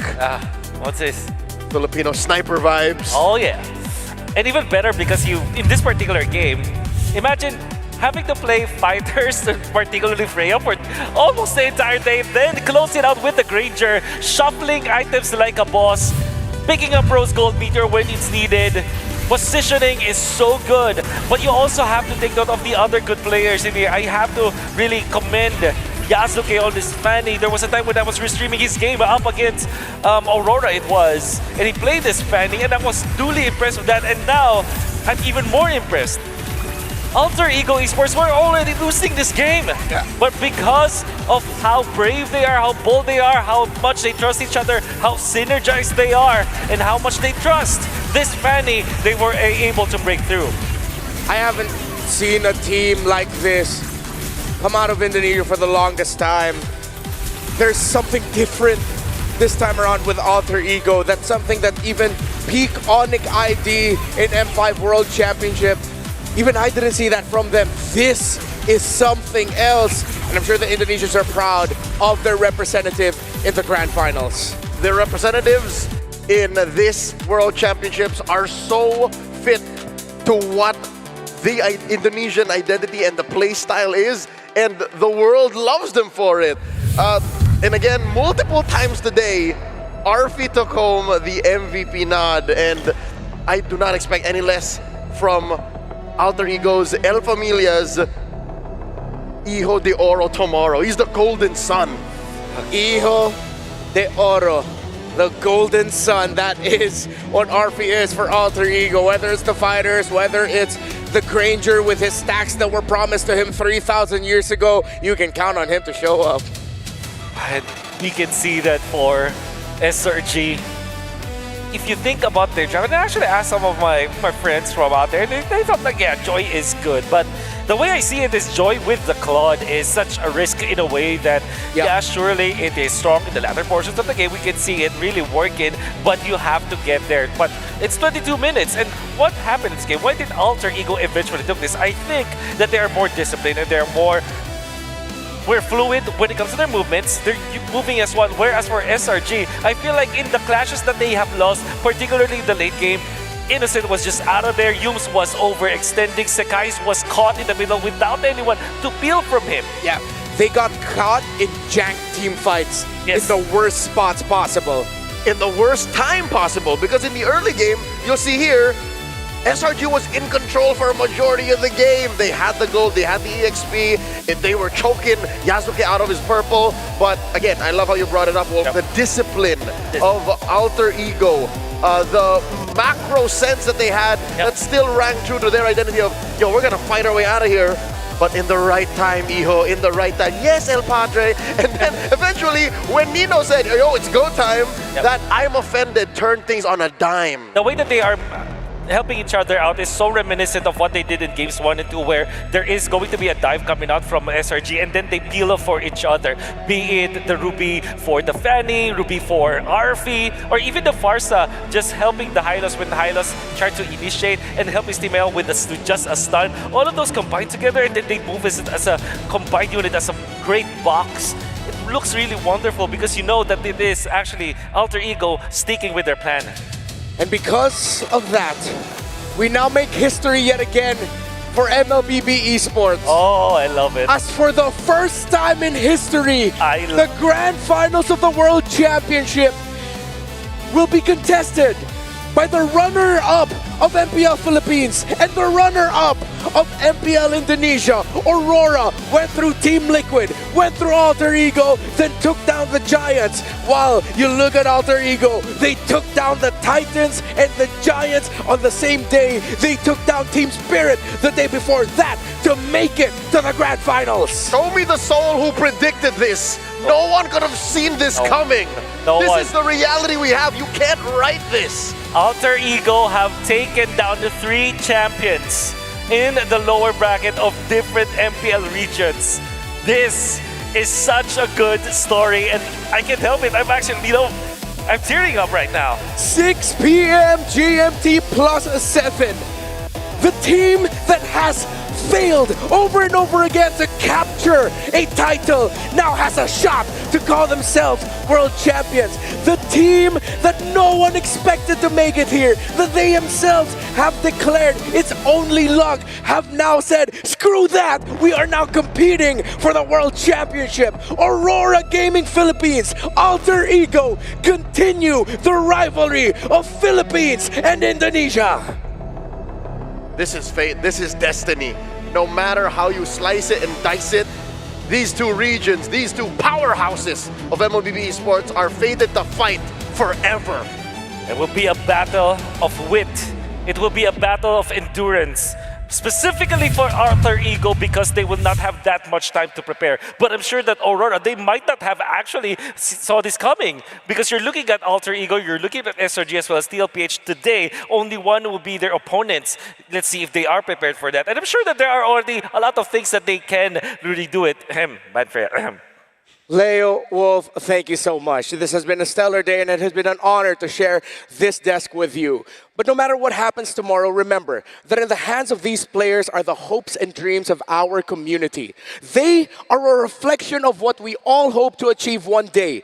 greatness. Our athletes, our players are just like us. Like you and me, they hope the world can just see them. We don't declare our greatness. We earn it. We show it through years of building it brick by brick. Let the world see us in the grand finals of our M7 World Championship. Good night and good fight.